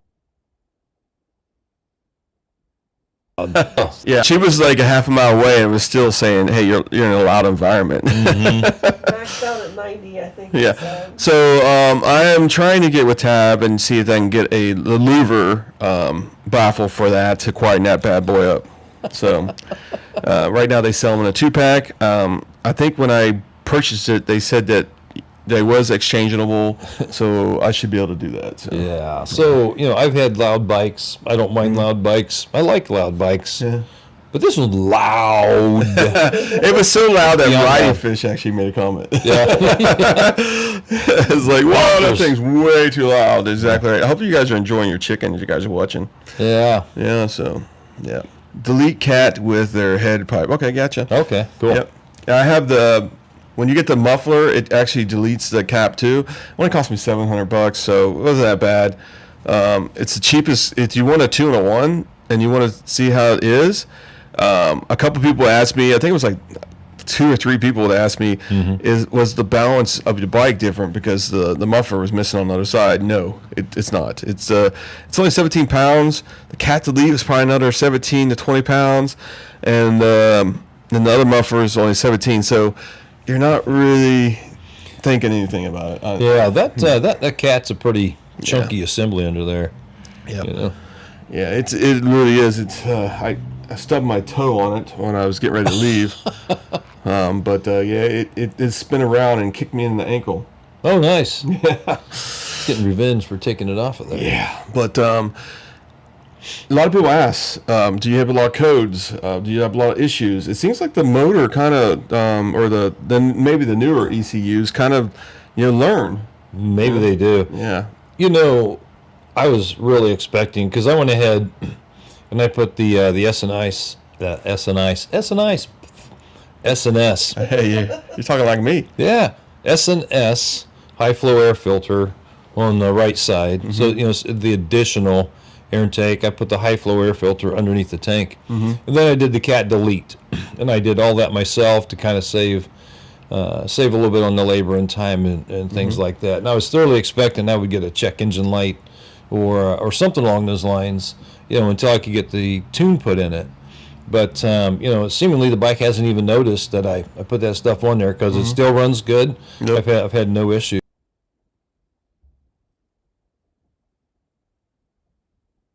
No few rain induced and anything, but I'll have to look at them and see what it is. Anyway, we got Carlisle Customs in here. If you guys don't know who they are, oh, nice. I know you bought a part from them. Yes, I bought a custom primary cover, and let me tell you, if you want a custom cover, or he has some, I'll call them off-the-shelf designs, but they're all custom covers. But he has some stuff that you can order from his catalog. Go to his website and check it out. Top-notch stuff. Yeah. I'm trying. I think I left a message for the one across the river in Pittsburgh, there's one that's called Colorado Customs and something. And I left a voicemail on there, so I'm trying to get a hold of him because he doesn't have a phone number on there, so I'm just going to have to email him. But if you're in and listening right now, we would love to have you on the website, on the podcast, talking about your company and supporting you. And you can reach out on our throttleiron.com website, and there is either a contact form, or you can actually just sign up on the actual podcast, which would be pretty cool. All right, so Tony says, Blaze and I was at the Dragon last weekend in the rain. We rode anyway. It was wet 3 days. Now, I do want to talk about the Dragon a little bit here in a second. It better not rain. Hey, if we go on Gerald Haas Skyway, I don't care if it's sunny out, blue skies. Before I get on there, I'm putting on my rain gear. Yeah, I'll probably do the same thing. I've never ridden that thing that I've not gotten into some kind of rain. Yep.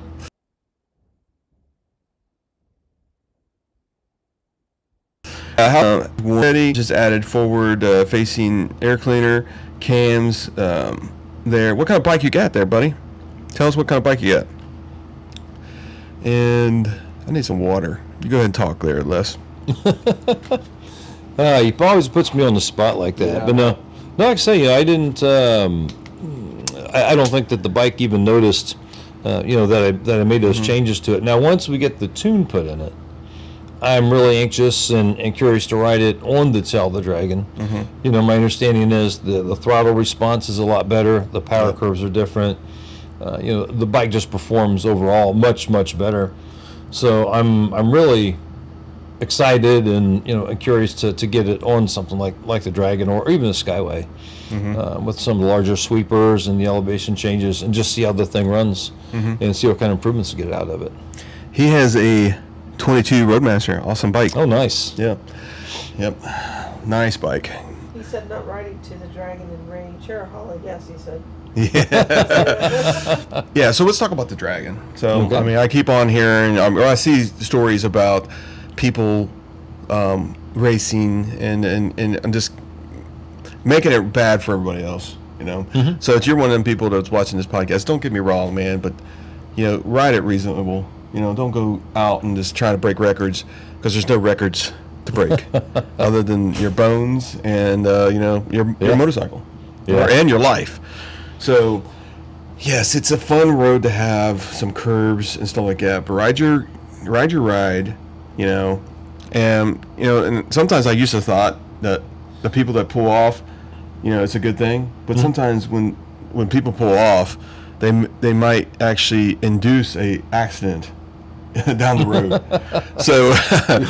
So yeah, I mean it's a nice ride, and yes, I understand. If somebody's going 15 miles per hour in front of you, it's not very much fun. It's not fun at all. Really, it's just like a normal road. My bike falls over at 15 and under. Yeah, some of those turns. Yeah, them people do need to get over. But the people that are trying to break land speed records, they're running it for everybody else, and they're going to close that sucker down. Hey, there is the man of the hour right there. The guy that's got the Airbnb. Hey, do you want to put your Airbnb in the links? Or actually, go ahead and send me a link, and I can post it so people. If you anyway, this guy's got a nice place. Yep. So give me the link there, buddy. The Dancing Cowboy. Yep. We appreciate it too. Yeah, I think we're going to do the back of the Dragon on the way back, or on our way to. I want to go to the museum of North Carolina, Maggie Valley. Yeah, so we'll have to see if we can get that done. I think we can. We'll just have to keep on the move, which is fine. Yeah, the Cherry Hall Skyway is fun too, I believe. It is. I think it's probably a good. There's another one too. That's what is it? The back road of the park. Parkway. Yeah. I can't remember what they call it. Or Skyway. Yeah. I can't remember what it. Somebody in the chat will probably tell us, but we rode it last year, and I didn't get to see much of it. It was foggy. It was snowy. It was raining. It was a little bit of everything. You guys got wet there too. Nobody had rain gear. Well, we put a rain gear on. We just didn't put anything on our bottoms. Yeah, so the water was coming off our gas tank, going straight down our crotch. Yeah, nice. let's ask Heather that one. She was soaked. Yeah. Yeah. Oh, Christine from Australia. Yeah. Oh yeah. Yeah. What a crazy person. Oh, Yeah. how could we ever forget her? Crazy fun. I think she's got to be a serial killer over in Australia. But I mean, an animal killer. I mean, because She brought us animal parts. She brought us animal parts. yeah. I mean, Do you have your animal parts, Connie? Where I are they? do. My balls are outside. oh okay. yeah. Connie's got some I balls. got kangaroo balls. What kind of animal was that? Kangaroo. No, I don't think it was a wallaby, right? What? It's kangaroo. Oh, okay, good. About the same. Wallaby or kangaroo, similar. Yeah. Yeah, sad that. Yeah, the claws, they make them like rabbit's feet, but they pose them with particular fingers extended, Love it. and that's what I got, and Connie genuinely has a pair of a keychain or whatever with furry balls on it. It's yeah.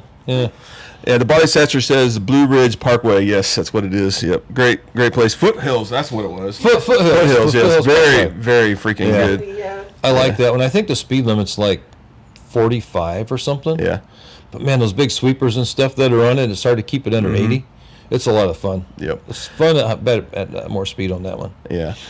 But yeah, there's great roads. I mean, I think other than going over to the Smoky Mountains, which we're going to be going, and we're going to be in Sturgis. Give us a thumbs up if you guys are going to Sturgis, and see if we can meet up sometime. We're going to be there not the first week, because a lot of people like going to the first week now.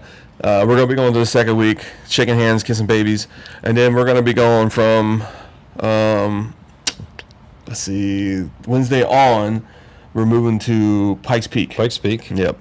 Yep, we're going to go up the mountain. Whoa, that reminds me, we have to get our reservation. Oh yeah, we gotta get up because it's the 25th anniversary this year, so it's going to probably be hard. Yep, someone to go up there. So you needed oxygen too.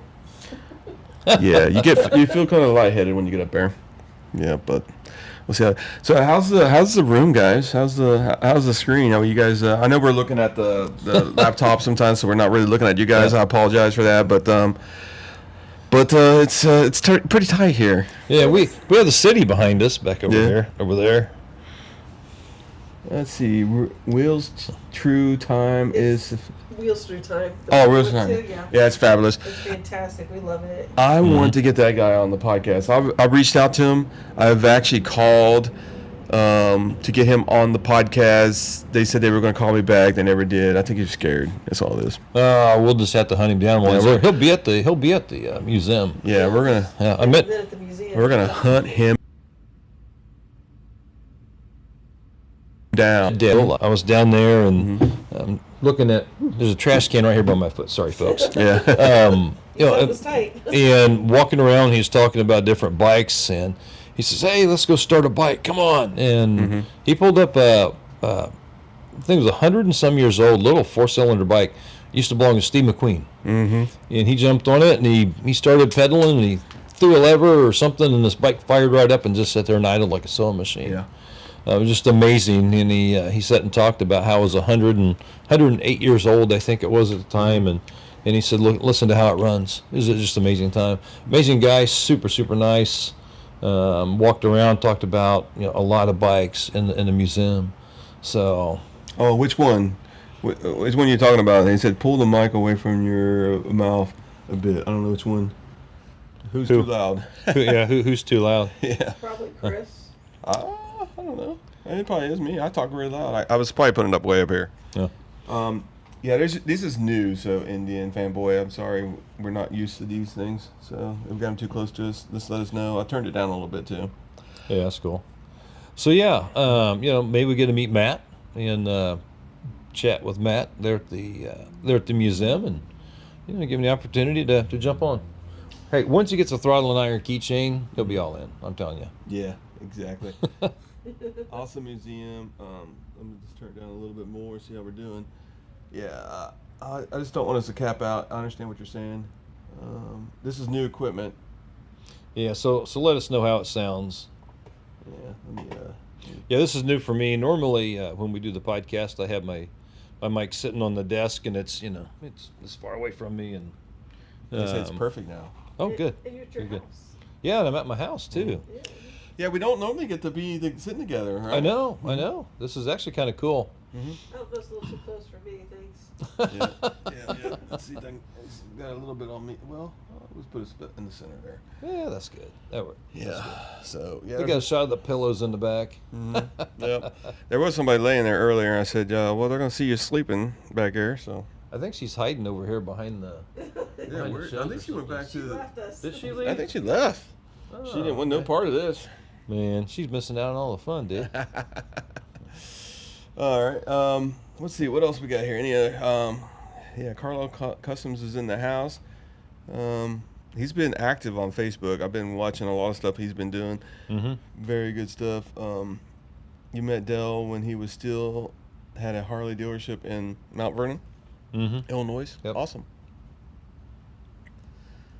Yeah, super personable guy. Yeah, so Barber's is a museum that we might be able to go to when we're down at Chattanooga, right? yeah. Yeah, it's a little further south. That's supposed to be a really good one. It's like 5 stories tall or something. The Dancing Cowboy says we are distorted in sound, so hopefully it's a lot better now, so we're good to go there. The cool thing about the Wheels Through Time, I'll say it. I just missed that one. There it is. Time is all bikes are in running condition.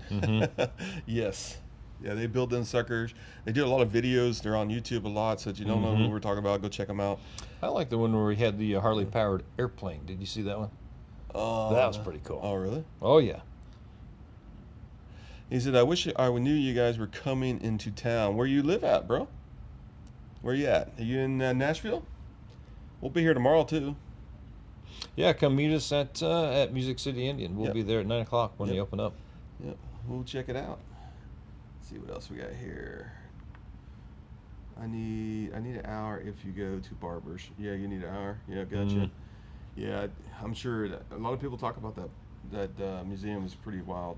Now, I don't know about Barber, but the one thing I like about the Maggie Valley Wheels Through Time, you can walk up and right up to most of the bikes. Now some of them are up on displays, hill climbers and things like that. You can't really get real close, but even like when I was there, the Traub, which is one of one, right?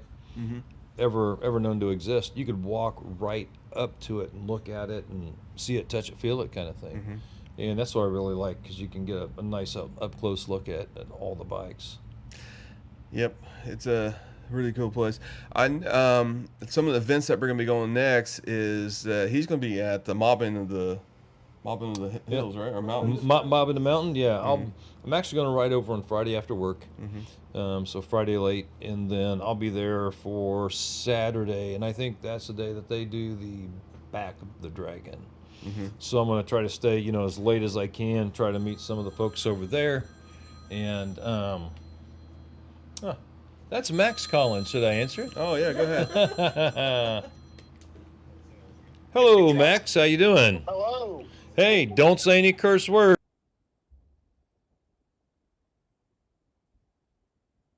We're live. Yeah. Okay, live on the podcast. Say hello.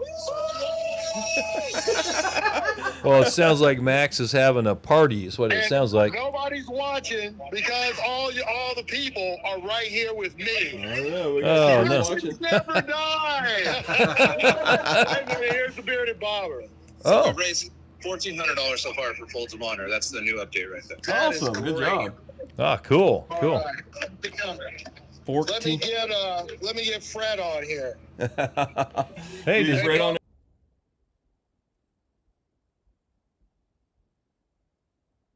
It's Fred. Hey. So, Die. What's going on, guys? Mr. Riding Face, we heard you were too busy eating chicken to dial in. What's up with that? You know what? We got chicken delivered to all the legends that are still on the ride. Ghetto chicken. Popeyes. This is my kind of chicken. I don't know what these guys are calling it. You guys are missed. You could be here eating chicken, doing a podcast still. Just saying. Ghetto chicken. Yes, we could have been. We could have been doing that. You're right. How's it sound, guys? Is it today or is that tomorrow? It's the tunes tomorrow morning. Yep. Tomorrow morning. Yep. All right. I expect a race video by noon. Okay. Oh, hey, I'll even throw a wheelie in there just for you, Fish. So let me do this. I don't have the disclaimer with me, but I am going to give a whiskey review since I'm on the air. Oh my gosh, he's definitely getting paid now. Scotch is a wonderful Scotch blend. It has notes of Highland peat along with lowland sweetness. So it's sub $100. So if you can find Monkey Shoulder at your neighborhood liquor store, you should pick up a bottle and enjoy it. That is Max's whiskey review for today. And remember, the reviews are my own. I am not being paid for such. And enjoy.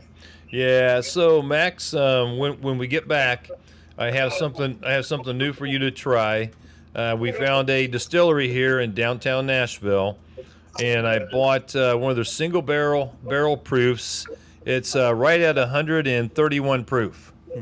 Ooh, wow. Yeah. That's strong. Yeah, so we'll have to give that a try whenever we get back. Review of the 918s are based on Mexican lager. I want to know what this distillery is that you found 130 proof at. I'll send you a picture of it whenever I get back to my room. So yeah, well. Okay. All right, you guys take care of the podcast. Enjoy. Just want everybody to know that the Legends Never Die tour. All right. Carrying the torch forward. All right, man. Sounds good. Yeah. All right, I'm out. I'm going to drink some more Monkey Shoulder. See ya. Oh, that was fun. So Max is always the alcohol reviewer and taster and consumer and I think ambassador for what's that, Starlight. Starlight, yeah. Was he talking about Starlight tonight again? No, Monkey Shoulder. Oh, Monkey Shoulder. Never even heard of it. Monkey Shoulder. It's a he said it's a Scotch blend or something. Let's see. This guy says Phantom on two wheels. Said, hey guys, I've been building an app called Rev that allows riders to connect with riders in real time, interact maps and locations, events. You should check it out. I think he's promoting his own business there. Okay, that's fine. I'm cool with it. That's what we're here. We're here to support motorcycle riders, so we're good. Absolutely. Awesome.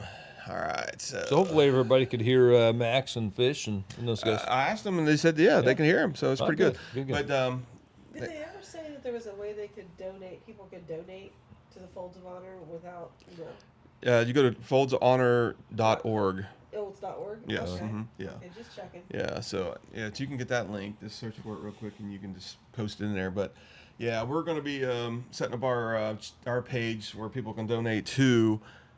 Every year, I think the highest donator gets a bike or something, right? So it's pretty cool. All right, Jeff Maxwell. Hey guys, yes, I talked about you already, Jeff. We talked bad about you. Too bad you wasn't listening. He was just hollering just then. Yep, he was just. Is he back with him? I don't know. He was on there. He had some kind of beer or something. I don't know. I guess he's back in there talking to him. He was our tail gunner for quite a while. Yeah, he did a good job. Let's see here. Didn't know Michael Jackson. Whatever. All right. So it's didn't know what? Michael Jackson sold alcohol. Oh jeez. Oh gosh.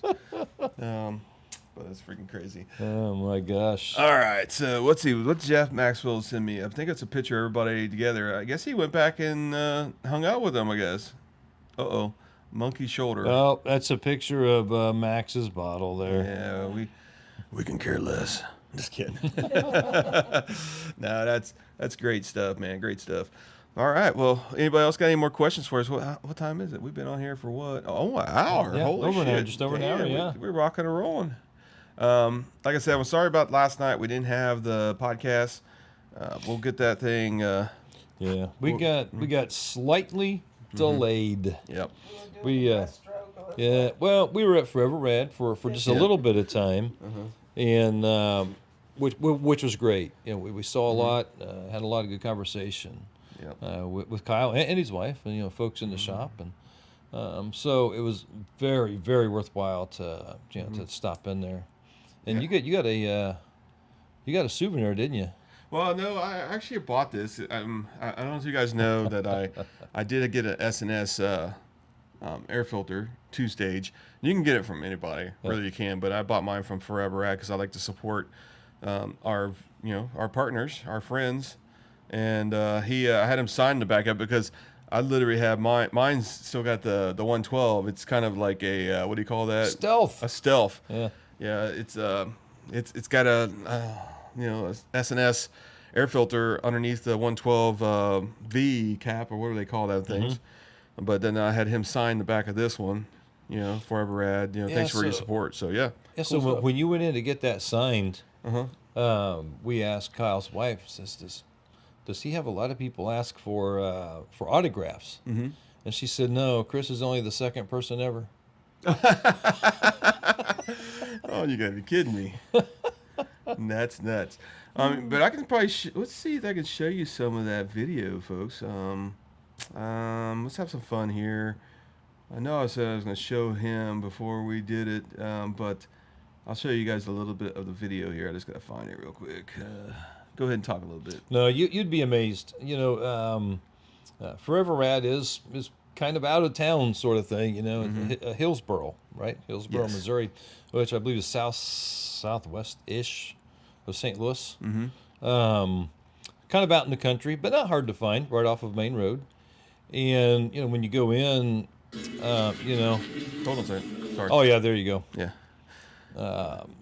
They have several lifts, multiple bikes, in process, and he can do everything from every nut, every bolt, every piece on the bike disassembled, customized, to the level that you want, all the way down to service and oil change. He can do anything and everything between.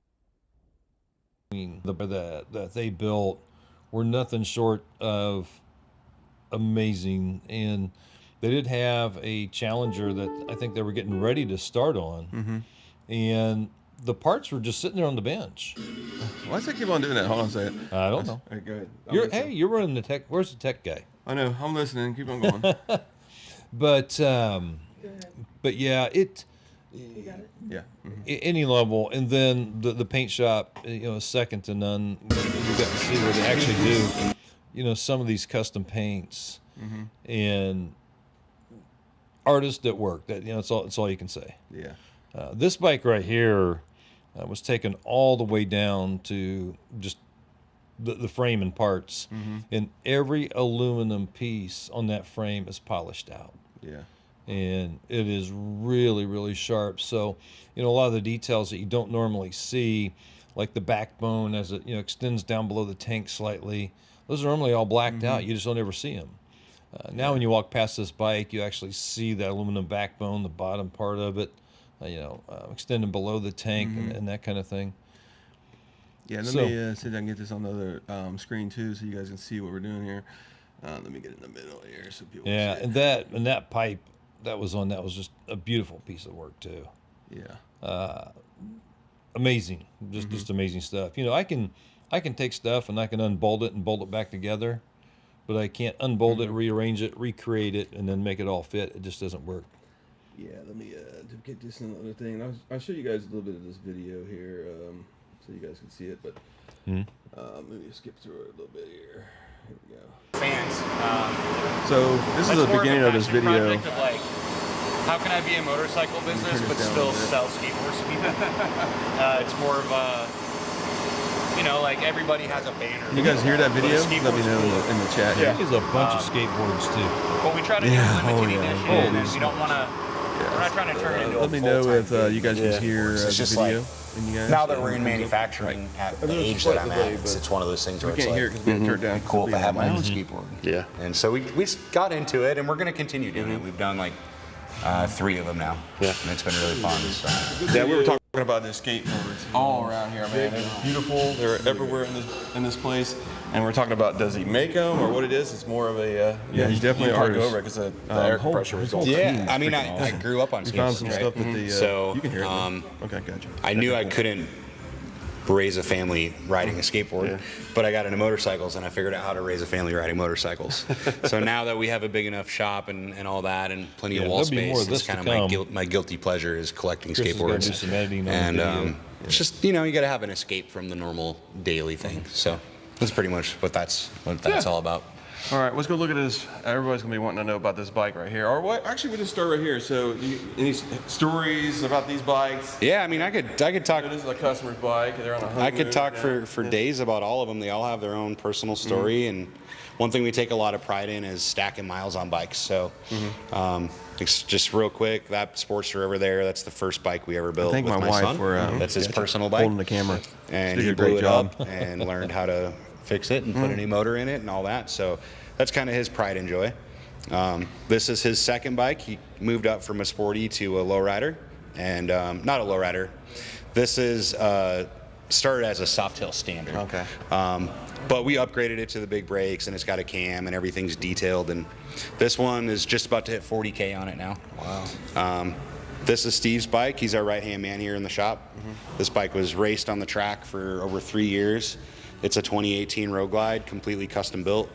That one has 80,000 miles on it. Wow. This lowrider here, we just finished for a really good friend and customer of ours. He's going to be picking it up in about a week.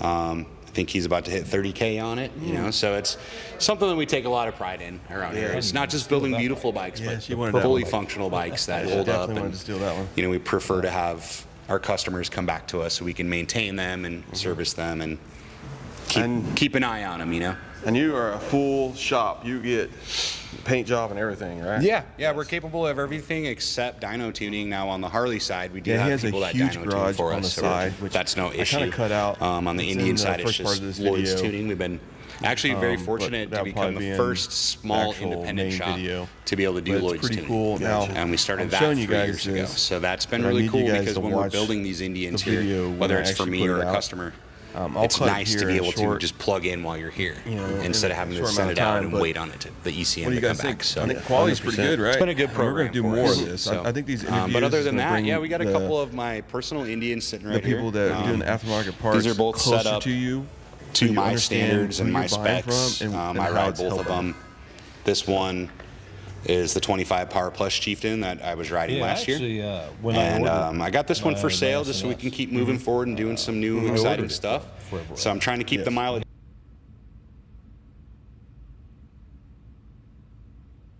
down on 12 miles an I think it's Kyle. Kyle did about over 6,000 Rad, miles on right? it. It was all long downtown. distance.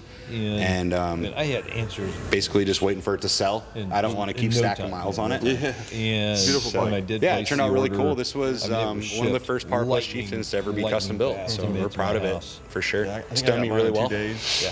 This one is pretty cool. We just quick, wrapped this super one up. responsive. This is a Challenger that we just put together in the last 3 weeks. Got it finished up and took it out to West Virginia. Just got back on it last week and Control that. gave it a bath. I can. This one features our new HPI pipe on it. This is going to be our standard issue shorty pipe. There you go. So Gotcha. Yeah. So yeah, we'll get a All these closer look bikes over here, are Connie, of that customized. racing bike, but You know, yeah. some of the Yeah. level of And you detail have a you longer may not version catch here in the too, video. Yeah, we have but 3 that red versions. one there is So actually for the most sale. popular to ones are going to be understanding. the shorty. Yep. and the He's full. yeah, he's got a couple of projects he's gonna work this bike on, is and he lifted needs 2 inches that front bike rear. to sell. I mean, he Has doesn't our need fork that bike to sell, extensions, but I our mean, lift he would plates on like the that back, bike and to then sell. the sand block to It'll make it a correct lot the wing easier. angle. But Yeah, yeah, it's a I mean, beautiful these bike guys and are not rim, huge. Yeah, You it's got know, the wheels. The wheels are ours. businesses. We actually have our These Forever are Rad people logo that on them all this over is them. his house and his garage. And this is one of Yeah, those bikes basically. where kind of no stone, Which is pretty cool. left unturned, like fully custom built, polished forks. Everything's been coated, detailed, carbon fenders, full paint job, T-bar Yeah, I setup. like the red bike. This is our go-to. It has This is our a normal bike that we throwback build to around the here, so- 1970s bike. Beautiful. Mongoose Thank you. BMX wheel I mean, under this the whole Moto garage bike is wheels. beautiful. Believe me, Those are pretty cool. Les is a Yeah, and no I think slime he just over talked there. about it. It's They like, have oh their my own God, rims now, I which is want cool. this. I want a garage based just off like that. this. Yeah, there's that Challenger, I think, laying in parts right there.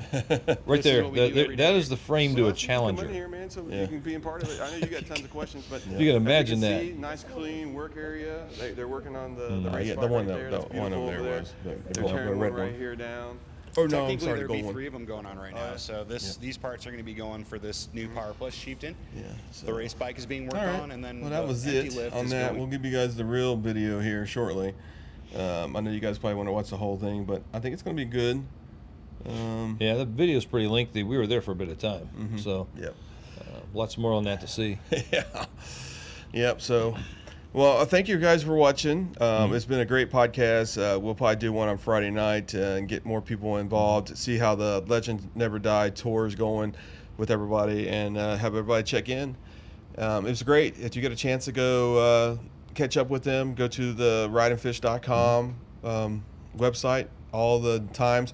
Actually, all the maps and stuff are on our roads on our website. Go to throttleiron.com and you'll see rides, and then right there is the Legend Never Die tour by day and where they're going to be at and where they're stopping, so you can catch up. We actually had who was the guy, the Moto guy stop? Bear Moto. Yeah, Bear Moto Drop stop. Bear Moto. Yeah, drop Bear Moto, which is going to Road America.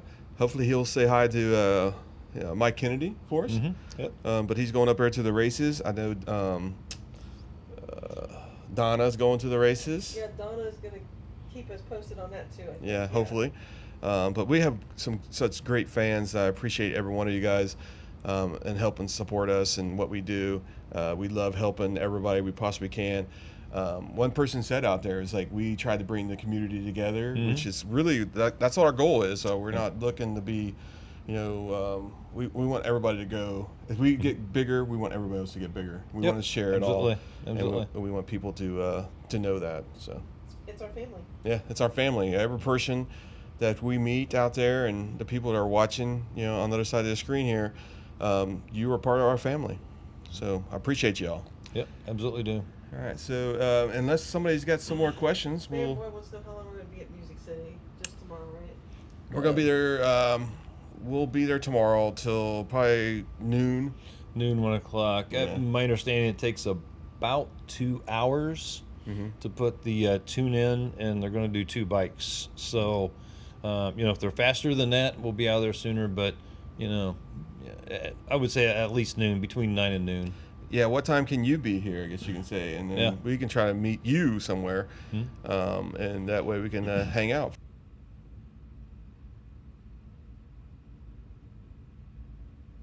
Yes, no. What else we got? Yes, the Dancing Cowboy, which is I can never say his name, DJ Fiku. But anyway, that's where we're staying. We're gonna be doing a video of his house and stuff, and it's right in the middle, the heart of motorcycle area. Okay, it's got a great place. We'll let you guys know. Can I say where it's at? Yeah, go ahead. Robbinsville. It's in Robbinsville. Yeah, Robbinsville. Yep. North Right in the middle. Kevin said, have a good night. Enjoy your ride. Safe travels. Thank you, and thank you for supporting us. Let's see what else we got here. Oh, she's back. She's back. Dang, she's got you. Make sure you get that key back. Oh, jeez. Tennis. Okay, we'll be there. Definitely. Yep, we're absolutely. We're going to be there at 9. We'll see you tomorrow morning, man. That'll be great. Yeah. I have some stickers. He's got some keychains. Yeah, I think I got a few keychains, a few. Yep. All right, folks. Well, we got 30 people watching now. Jeez. Wow. 5 minutes from downtown, he says. Do you have a link for that place on Airbnb? I know I saw it. I know you sent it to me. Let me see if I got it. It's on Verbo. Verbo. It's on I know Verbo. you sent it to me. Yep. You know what? He did probably send it to me. There it is. I am such a freaking terrible person. I apologize. Let me sure this is the right place. I don't want to give him a secret. I have my sound down on my computer and my phone, so it doesn't interrupt the podcast. But I apologize. That's the reason I didn't see it and didn't hear it. But there it is. It's in the chat now. So do you want to check out his place? If you guys want to rent a Airbnb, right there it is. It's a great place to do it. right in the middle of everywhere. We were actually thinking about going to 210 speed, but I think it's another 3 hours away. Mm-hmm. But you never know.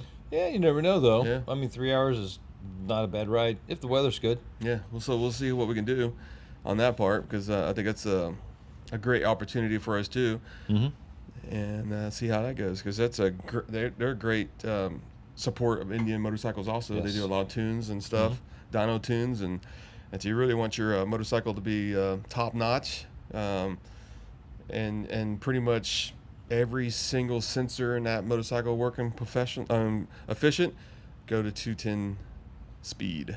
I think that's what it's called, right? 210 Speed Lab, I think. Yeah, Speed Lab. Yep, awesome stuff. It's on Burbo and Airbnb. What's that? That's correct. That's correct. You're correcting me. Yep.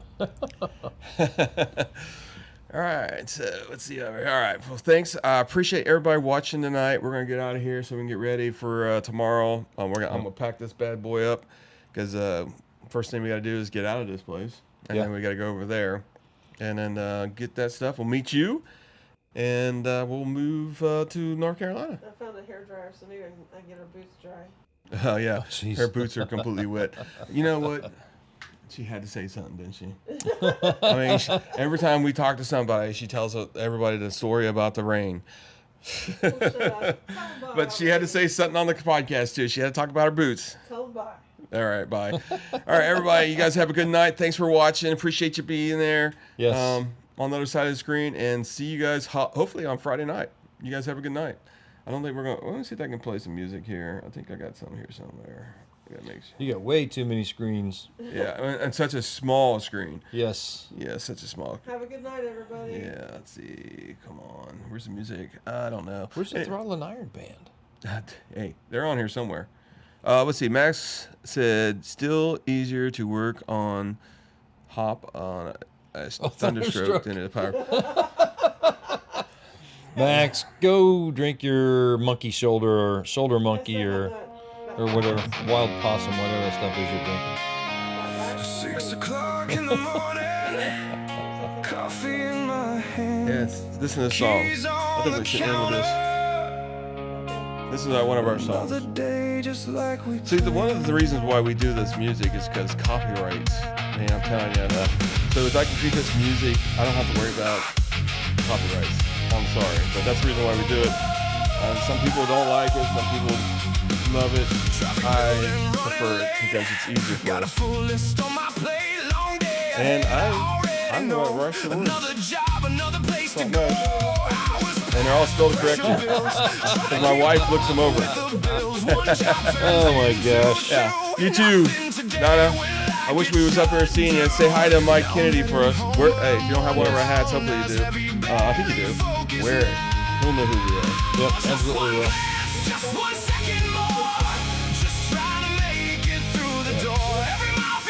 I don't know if he has a cover garage or not, but I think he has something up there. Anyway, yeah, can't believe this thing. All right, well, I'll see you guys out. Peace out. See you guys next week, or I'll see you Friday night. Yeah, thanks for watching. Appreciate every one of you. Yep.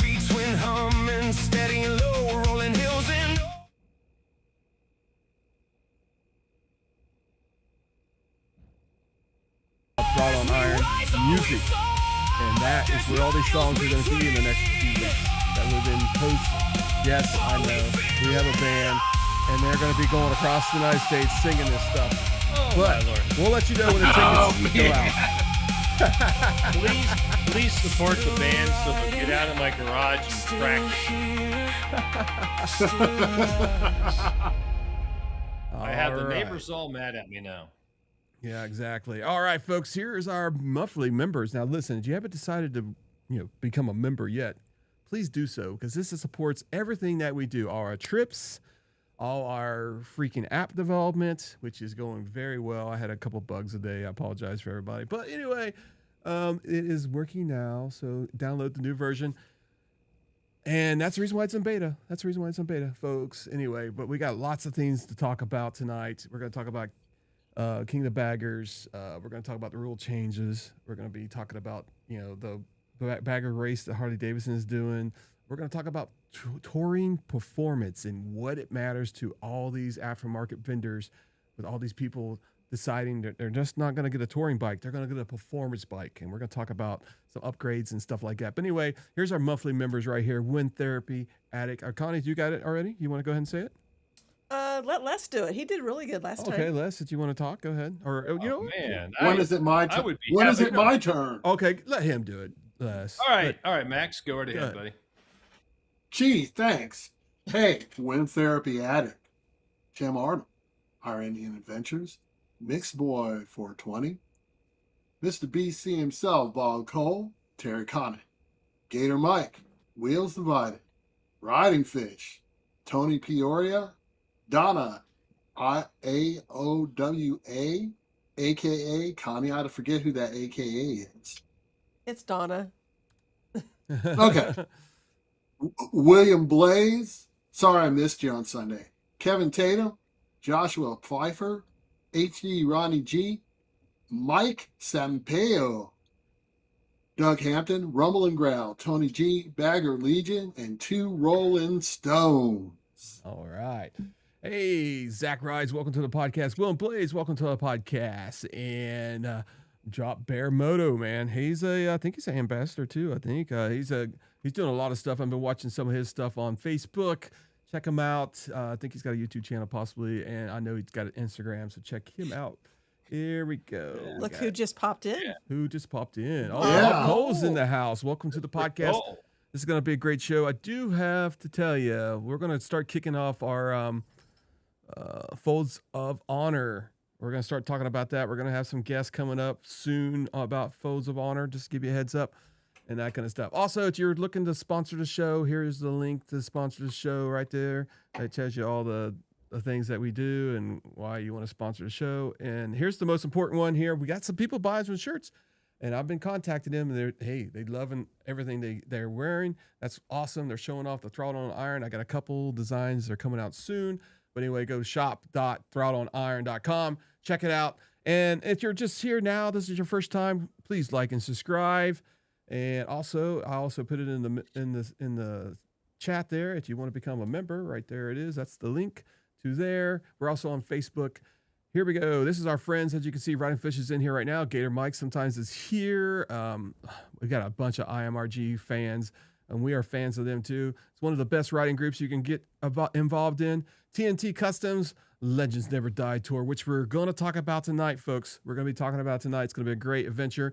Dean Speed, we got BC Customs, Brave Wolf, we got C Marty, we got No Love, Pikes Peak Indian. I just sent a hat to them. They're great people, great dealership. Go check them out. They do all kinds of stuff out there. We're going to be visiting them when we go to our Sturgis tour.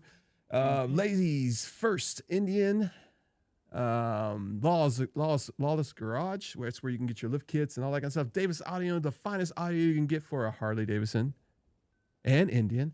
And BFP Garage, Ride Culture, and Our Indian Adventures, which just bought a brand new 112 freaking, I think it was a Pursuit or a Challenger, freaking awesome looking bike.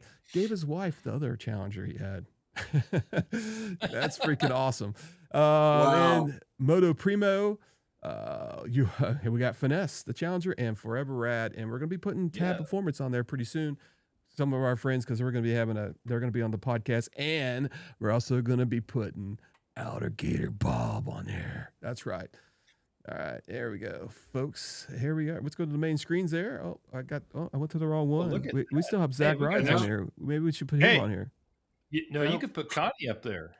There we go. That's the one I'm looking for. Connie ain't never coming on here. Give it up. Give it a rest, please. Well, I just say you turn her on her camera and don't tell her, and she'll never know. I did last week, and she had a couple knives over there, and I'm not. Yeah, doing that stuff. we'll never see Chris again if he did that. Yeah, Well, she's gonna kill him in his sleep. Yeah. So Yeah, anyway, she sure is. look at that. I'm a Indian character South witness for you, wandering Connie. around. Donna's right there, folks. She's in the house. Hey, so I do want to talk about some great things that's happening about the Route 66. I know they're really getting ready for that. Riding Fish and Bearded Bob are just kicking butt, trying to get that thing ready to go. we are going to meet in Chicago. They're going to have like a little, little party on Sunday night to get the thing rolling. And then they're going to meet in Chicago at Route 66 and then go to the dealership. And then we're going to ride straight to, I think it's, what is it? Where are we going to? Troy, Illinois? Troy, Illinois, I believe it is. Mm-hmm. Yep. And then we're going to actually, I think we changed our plans that we're going to actually go to Springfield, Missouri with them. And we're going to hang out and do a podcast. And we're going to have everybody just going to join in. It's probably going to be one of our biggest, best podcasts, as long as we get good internet. We got to find good internet. That's what we got to look at. We got to look and see, maybe we can do it at the dealership, possibly. If not, we'll see what we can do. I don't know how that dealership does things, but sometimes these Wi-Fi's on these, you don't want to use a hotel Wi-Fi, basically. It's bad. It's really bad. I did it in Arizona, and it just didn't work out very well. All right. So anyway, Bob is in here. You guys, I know a lot of people's been asking about my levers I have on my motorcycle, and I've been showing them to go to Bob's, go to our website, go to Riding Fish's website, check out Bob's link there if you're in there. I know somebody in the chat right now is very interested in the Bob's levers. Just go do it. Just get it done. They're great, man. Riding Mr. Fish. Blaze. He's got his own YouTube channel. One of the biggest Indian influencers around. He's in the channel too, so if you guys want to chat with him. Also, if anybody wants to jump on to the podcast, let me know, and I can give you a link. Go to the website, throttleiron.com, and I can get you on here, and you can talk a little bit if you want to. I love to get wheels divided on here. Damn right. Anyway. All right, so let's get started. We're going to talk about, first we're going to talk about King of Baggers. Riding Fish brought this up first in his video, and we want to talk about that. Then we're going to talk about the Route 66 ride, folks. But we're going to get into it right now. This is going to be the first segment. I think somebody wants to tell us that he's drinking. Max, so I got So we don't have to worry about Max saying anything tonight because he'll be sleeping pretty soon. So let's get that disclaimer out of the way. Here it is. Depends on what's in the glass, man. Yeah, exactly. Yeah, well, I'll tell you in a second. Here at Throttle Iron, we believe the throttles and bottles do not mix. We promote responsible drinking of spirits and do not condone drinking and riding, but we do condone and encourage drinking during this podcast. While we may enjoy a drink or two during the podcast, we do so safely at home and no riding taking place afterwards. Please enjoy responsibly and follow your local laws and never drink and ride safe and ride free. Tonight I'm revisiting an old favorite, looking at Green River from the Green River Distillery in Bardstown. This is the wheated bourbon, 90 proof, and it is a smooth sipper. This Green River is known as the whiskey without regrets. So, yeah, okay. I'll tell you, it holds true to its moniker. Green River, wheated bourbon, good stuff. What's the proof? 90. What's the proof, Max? 90 proof. 90. Right. Okay, I gotta explain what my water is. All right, so I got Meyer drinking water. All right here. It's 100% water. It has no additives. It does have some fortified minerals in it just to make it taste good. It is 16.9 ounces, so I'm not gonna get wasted on this. So anyway, that's my. I got Coke Zero. Heather wanted me to change to Coke Zero, so that's what we ended up with this month. Oh, good. Oh, all right. So with that, we got Fran in here. Hey, welcome to the podcast. Body Snatchers in the house. Hey, I do want to say one thing, and I'll give you guys a hint. And Riding Fish doesn't know about this, but there's a Riding Fish mode in our app now. What? Yes, it's drive safe, but live dangerously. Anyway. And ride wheelies. That's a contradiction in terms. Hey, welcome to the podcast there, Lynn. All right, so let's talk about King of the Baggers, man. This is the way I look at it. If you can't beat them, find some way to cheat. And that's where you put your money where your mouth is and change some rules. And I think that's exactly what happened in the King of the Baggers. As you guys don't know, they raised Harley Davidson's RPM up to 200 RPMs. Les has done the math, so he's going to be doing a lot of talking here. but man. that gives them a pretty good advantage because a lot of people don't realize that they don't have to shift as fast. Math all day long, man. Yeah, exactly. They don't have to shift like they used to, and then the straightaways is really going to help them. So anyway, Les, I'll give you a little bit of the soapbox here, so jump on it. Oh man, so a lot of people look at it and they say, well, you're just speeding the engine up. That's all you're doing, right? So they'll make them go faster. And at the end of the day, that's kind of how a lot of people see it. But there are a whole lot of other things, that happen when you increase the RPM. You're burning more air fuel mixture. You're creating power more frequently. You're creating power strokes more frequently. So your power over time is increased. Now, what comes with that is also increased fuel consumption. So, when I look at this in totality, you're going to have the power, the sustainable, to push that taller gear. They are running lower RPM, so they have to have a little taller gear to get the miles per hour. So they're going to burn more air fuel. But what that does, though, and what a lot of people don't understand, if you're looking at an 18-minute race, they will actually burn, and this is based on some average calculations, average weight of race fuel and air fuel ratios, things like that, some volumetric efficiency assumptions of the engine. But in an 18-minute race, they'll burn almost 3 pounds of fuel more than what that Indian will. So at the start of a race, if the bikes are equal, say if the rider was the exact same weight, the bike was the exact same weight, all things being equal, 18 minutes in, they're going to have a 3-pound advantage, into that race. So that weighs into a lot of different things. Now they're making power more frequently, the higher RPM. If they can push that taller gear, they drop weight as they go. They drop weight at a faster rate than what Indian does. Indian will deplete, fuel at a slower rate than what the Harley motor will. So I think, when you look at this in totality, I think it's more than just a 200 RPM increase. This is going to be, a weight advantage overall in fuel, in power production, and then being able to push the taller gear. I think it's going to even things out, if not push them past the Indian. That's just my prediction. Mm-hmm. Yeah, and I mean, go ahead. My question is this. If the fuel consumption is faster and they're only doing 7 to 9 laps anyway, aren't they going to make a pit stop eventually? Or do you think that fuel cell will hold the entire race? No, I think if they're consuming fuel faster. No, I think that the fuel cell will hold the entire race. So if you look at race fuel, yeah, on race fuel on average is about 6.2 pounds per gallon. So 6.2 pounds per gallon. So when you look at it over time, again, fuel consumption, again, making some assumptions, based on the efficiency of the engine, that type of thing. They're just going to burn more fuel, more cubic inches. They're kicking up the RPMs a little bit. They'll burn fuel faster than what that Indian motor will, even at the higher RPM. So, and then also, when you look at, if you look at the cubic feet per minute of the engine and the capability and where that Indian engine lies, you're looking at about 237 cubic feet per minute air fuel mix coming into that engine.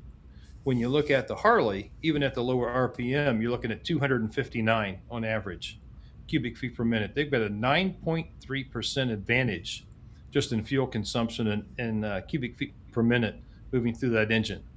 So they've automatically got an advantage or an increase to create power in that engine. They're going to burn more fuel. They're going to burn more fuel more often. They're going to create power more, I'll say, level and more frequently to push that taller gear. And again, that's why my prediction is it's going to level the playing field substantially, more so than what a lot of people think the 200 RPM will. Yeah, this gear here stuff is really above my head. I'm just interested in results. But Drawbear Moto's up here saying that they have to start with more fuel than Indians. So will they be slower to start? Jason Christensen, 6413. How much fuel weight will the Indians drop in the 18 minutes? All these questions in here. There's a lot of other gearheads in here. I mean, there's some good questions in here. Well, there's a lot of factors. I think they start with the same weight of fuel. I mean, I think they all got to have the same 5-gallon because they're really baggers. There's only a few things that are optional on it. I thought it was overall weight of the bike. Yeah, I don't know. I honestly don't know.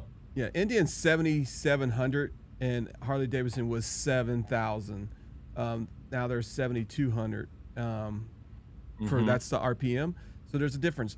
The other thing is that they're going to be when they get around the bends and they got straightaways, they're going to be able to catch up. That's where they were kind of lacking. But last year, that's where they were at. Last year, they were going to the straightaways and just crushing Indian. And yes, so the difference between a lot of people looking at it like this: Harley Davidson last year, they had some issues at the very end. One of the riders got jacked for having their RPM thing going too high. Their rev limiter was going too high. Rev limiter. Yeah. So it's kind of what they're doing now, but they're actually letting them they're allowing them to do it. So we don't know if Kyle Wanman was doing the same thing. We just know the other rider was doing it. Now, here's the thing is, we got the Vance and Hines team, all right? The bikes they have brand new bikes, but they're pretty much basically the same. Okay, Indian does. And they have some of the best freaking riders in the game now. So Harley Davidson was really kicking our butt last year, or Indians' butt last year in the King of the Baggers. And, this year we got the Vance and Hines team. We have the top 3 riders in the game, and they were winning. All right. And they were winning pretty bad. When you get 5 out of 6 podiums, Max, wow, that means they're doing it. And that was 2 weekends in a row. I think the first one was 4 podiums out of the 6, and the next weekend we were 5 out of 6. So they're just getting better. So next, Road America doesn't want people, because I mean, let's face it, it's like a wrestling match. All right, you have your favorite, and you have your good guy and your bad guy, right? Harley Davidson has a huge fan base. All right. If people start turning off because Indian is dominating all the time, it's only going to help Indian, maybe fuel some bike sales, or they're just going to say, I'm not going to watch because Indian just kicking their ass every week, and I'm never going to buy Indian. So that's how Harley Davidsons feel sometimes. So that's what you got to look at. So we're two races in, and Road America already has to change the rule. That's pretty bad. That's what's really bad about it. So. Well, you know what? History has shown us influence rule changes, not by a long shot. It seems whatever HD wants, they seem to get. So I don't know. Yeah, so and too, the length of the race could dictate some of that too. So when I looked it up, the average King of the Bagger race ran anywhere from 15 minutes up to 25. So on a 25-minute race, the fuel consumption differential could increase. Now, I do see some comments, and if anybody knows for sure, please correct me on this. Is the starting weight of the bike, do they have to be identical across the board? Is the weight of the bike, or are you allowed to vary the weight of the bike based on the amount of fuel that you put in? That's a good question. I'm looking it up right now. I don't know. That's stuff I don't know. So if you're allowed to say, hey, I'm just going to take a chance and not put in as much fuel and bring my weight down by a few ounces. So the rules are: all teams must use the same approved race fuel supplier and fuel type. They can just run some crazy custom nitro. They can't. Approvable spec fuel testing after races, random fuel inspections, fuel pressure checks on the bikes. So they got to have, a certain thing there. The tanks must still resemble production bagger tanks. So OEM style shape, OEM style location, no wild prototypes tanks, but internally they can be modified for racing. Foam baffling, internal pickup systems, dry brake quick fill systems, racing fuel pumps. Indian Challenger race bikes usually keep around the stock style 6-gallon shape, while Harley Davidson road glides use a modified race prep tour tank. Fuel capacity per brand. This is where things get interesting. Moto America can adjust fuel capacity, RPM, weight, air restriction, depending on performance dominance. I can't even say that. Yeah, so dominance. Yeah. So they made a discretionary call then. That's what they've done. Yeah, so they might actually even change their fuel capacity at the same time with that rule. So we have to look at that. So if one manufacturer starts walking away from the field, they may reduce fuel capacity, add weight also to the motorcycle, or lower RPM. Currently, the bigger balancing discussion has mostly centered around RPM limits and minimum weight. So rather than fuel limits, Harley just got the 200 plus RPM bump recently. Why fuel matters to base bagger racings. These bikes absolutely devour fuel. So I'm saying, no kidding. Duh. Yeah. So in a 30 or an 18-minute race, I had it calculated out at 30 pounds of fuel on the Harley, 30.3, 27.6 on the Indian. So 2.7 pound differential on fuel consumption in an 18-minute race. And when I looked it up, the average race was 15 to 25 minutes. So even in a longer race, then that fuel weight differential becomes greater.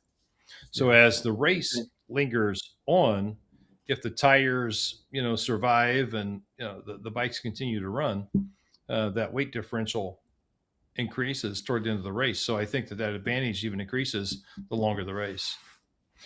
Yeah. Did you see Drop Bear Moto's comment right there? I see it. Yep. 620 minimum. Lawless Garage is in here, man. Welcome to the show there, buddy. Great company right there. Check them out. Jason Christensen with the Harley Davidson cheated last time, voting red. yeah. It's what they call that. They didn't call it cheating. They just said they had an error. We also got some issues with our frames because we had a solid resin in there, and it can't be a solid resin. So a resin had to be metal, right? Yeah. Right. It was a little bit more flexible. Yep. So let's be honest. Everybody tries to get the upper hand every time in these races, but I'm telling you, the riders where it makes a difference. I mean, you can see the difference because and I'm not trying to be jumping on anybody, but one of the riders is doing fine in the other company's brand. He's doing great. That is no longer on the Indian team this year. So, but it's just just really surprising that they changed the rules that quick. But you can't have Indian just run away with it. Yeah. Why not? Why not? Yeah. I mean, it seems to alternate years anyway. I mean, there's years that Harley runs away with it. Then last year, Harley did run away with it. Yeah. And a year before that, Herdfoss came in and blew everybody's doors off and won the whole thing. He had the number one plate. So, I mean, the technology changes every year. They get one up one year. We get one up one year. This year is our year. Why tweak? Because the tweaks always seem to favor Harley Davidson. Okay, that's just the way it goes. What did Roderick say? Is Indian cheating? Hell no, Indian's not cheating. I mean, I don't know what Vance and Hines. I don't know what Hines' secret sauce is, but it's obviously working. Yeah. I don't know what they're doing that SNS couldn't do or what SNS didn't do that Vance and Hines is doing now, but something's working and it's working in our favor. So, hey, I watch Moto America and I watch and I love it. It's as far as I'm concerned, it's the greatest spectacle on two wheels. It's better than all the rest of those races combined. So, you guys have been to one live. I've never been to one live. So you tell me. It was really interesting. When Harley would launch from the start line, they would just annihilate the Indians. It seemed like Indian was playing catch up, for the entire race. when they came into the corners and things like that, that seemed to be where Indian would pick up some advantage. But in the straightaways, Harley just walked away. Yeah, Just walked away. and I'm glad. And this was last year. Yeah, and I'm Mhm. glad you can say that. If you've ever been to a race, you know how challenging it is to actually get first position. Okay, if you get first position, you're probably because it's only a few laps, right? It's not very many laps. So if you get the first position, and like what Harley Davidson was doing last year, and then all they do is just keep going and going and going. You don't get a chance to catch up with them, and that's kind of what happened with their RPM kind of thing when they were jumping off the line. They were already by the first bend at Road America. He was almost 3 or 4 bike lengths ahead of Indian Easily. Yeah, easily. Yeah, easily. And you can't catch up. You can't. And I think that's what's going to happen if they get the lead at the beginning. Then it's going to be harder because these bikes, these tires, they don't last long, and they're only good for 7 to 8 weeks. 7 to 8 laps. Yeah, and man, I'll tell you what, you can see these bikes as they're getting hotter and they're starting to slip at the very end when they're going around the curbs, and it's dangerous. It's dangerous to the rider. I think what they could have did was maybe go half that, maybe just do 100 RPM, and see how that worked, and see if it wasn't such a good advantage. I don't know what his RPM meter was going last year and see how high it was going for them to outrun the Indians, but they have to know that data. So if they put it on that data now, they know what they're going to expect. And who's got the money? Indian right now, they're putting money in this race team, and so is Branson Hines, but they don't have that Harley Davidson money. They really don't. And all the sponsors and Rebzilla and all that kind of stuff, they don't have that money. So. Check out William Blaze's comment. What's that? Racing is racing, but in real life, I've had to help both my brothers with their broken Harleys. My Indian gets cool parts, LOL. Harley could win every race, and they still look like grandpa style for me. And a lot of that is true, although they did update it in 24, and now they've got the CVOs, RRs, and the bikes they only made 130 of, and $100,000 for a bike, and this, that, and the other. Okay, that's great.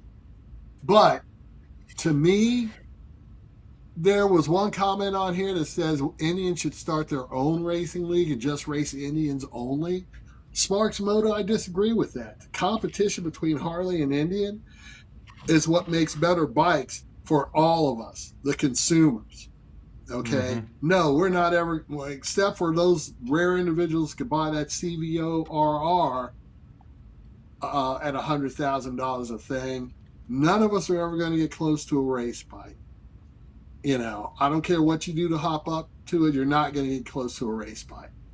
But that competition filters down to the improvements on the race bike, filtered down to us eventually. So yeah, I want to see them compete. If they alternate years where they win, more power to them. That just makes everything better for us. Yeah. So you're looking at that. That's Harley Davidson has their own bagger World Cup now, and they are running different tires on there, and they're breaking actually records on tracks. And so they got a little bit limited. I don't know what their RPMs they can run on that track. I should see what is this comparable. Let me see if I can find that. What's going on there? But that's the Harley Davidson Bagger World Cup. It's a Moto GP series. Okay, and, right. And it's all Harley Davidson. I'm not watching that. I like Indian, but I also like Harley Davidson, but I haven't watched any of it. Well, I didn't even look at highlight on a YouTube channel yet. So, what do you think they're actually learning though from that series? When you look at the fueling solutions, the RPM ratios, look at the tire survivability. Yeah. What do you think they're actually learning from that? Do you think they're tweaking some of their King of the Bagger formulations to flow over into that? Yeah. Oh, you can bet your bottom dollar they're doing that. Anyway, welcome to the podcast, Moto Sparks. Great job on that. a freaking 116, man. I understand that's a freaking Scalded Dog. It's a freaking badass bike. So good job on that. We'll have to come up there again and check on that.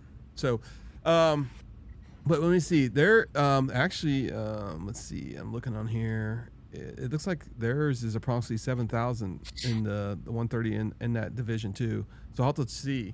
So they're just getting about 200. Now, the other thing is, will Harley Davidson's engine blow up?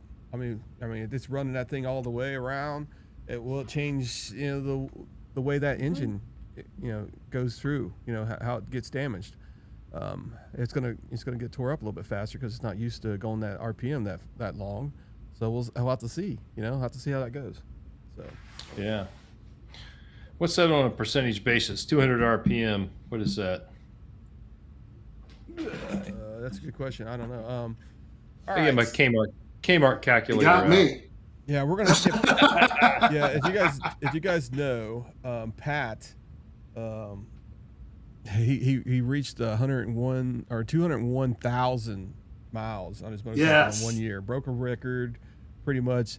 Indian motorcycle just went the distance. Freaking awesome. We're gonna have him back on the podcast. He's a good friend of ours. We'll have him back on here. It'll be freaking awesome.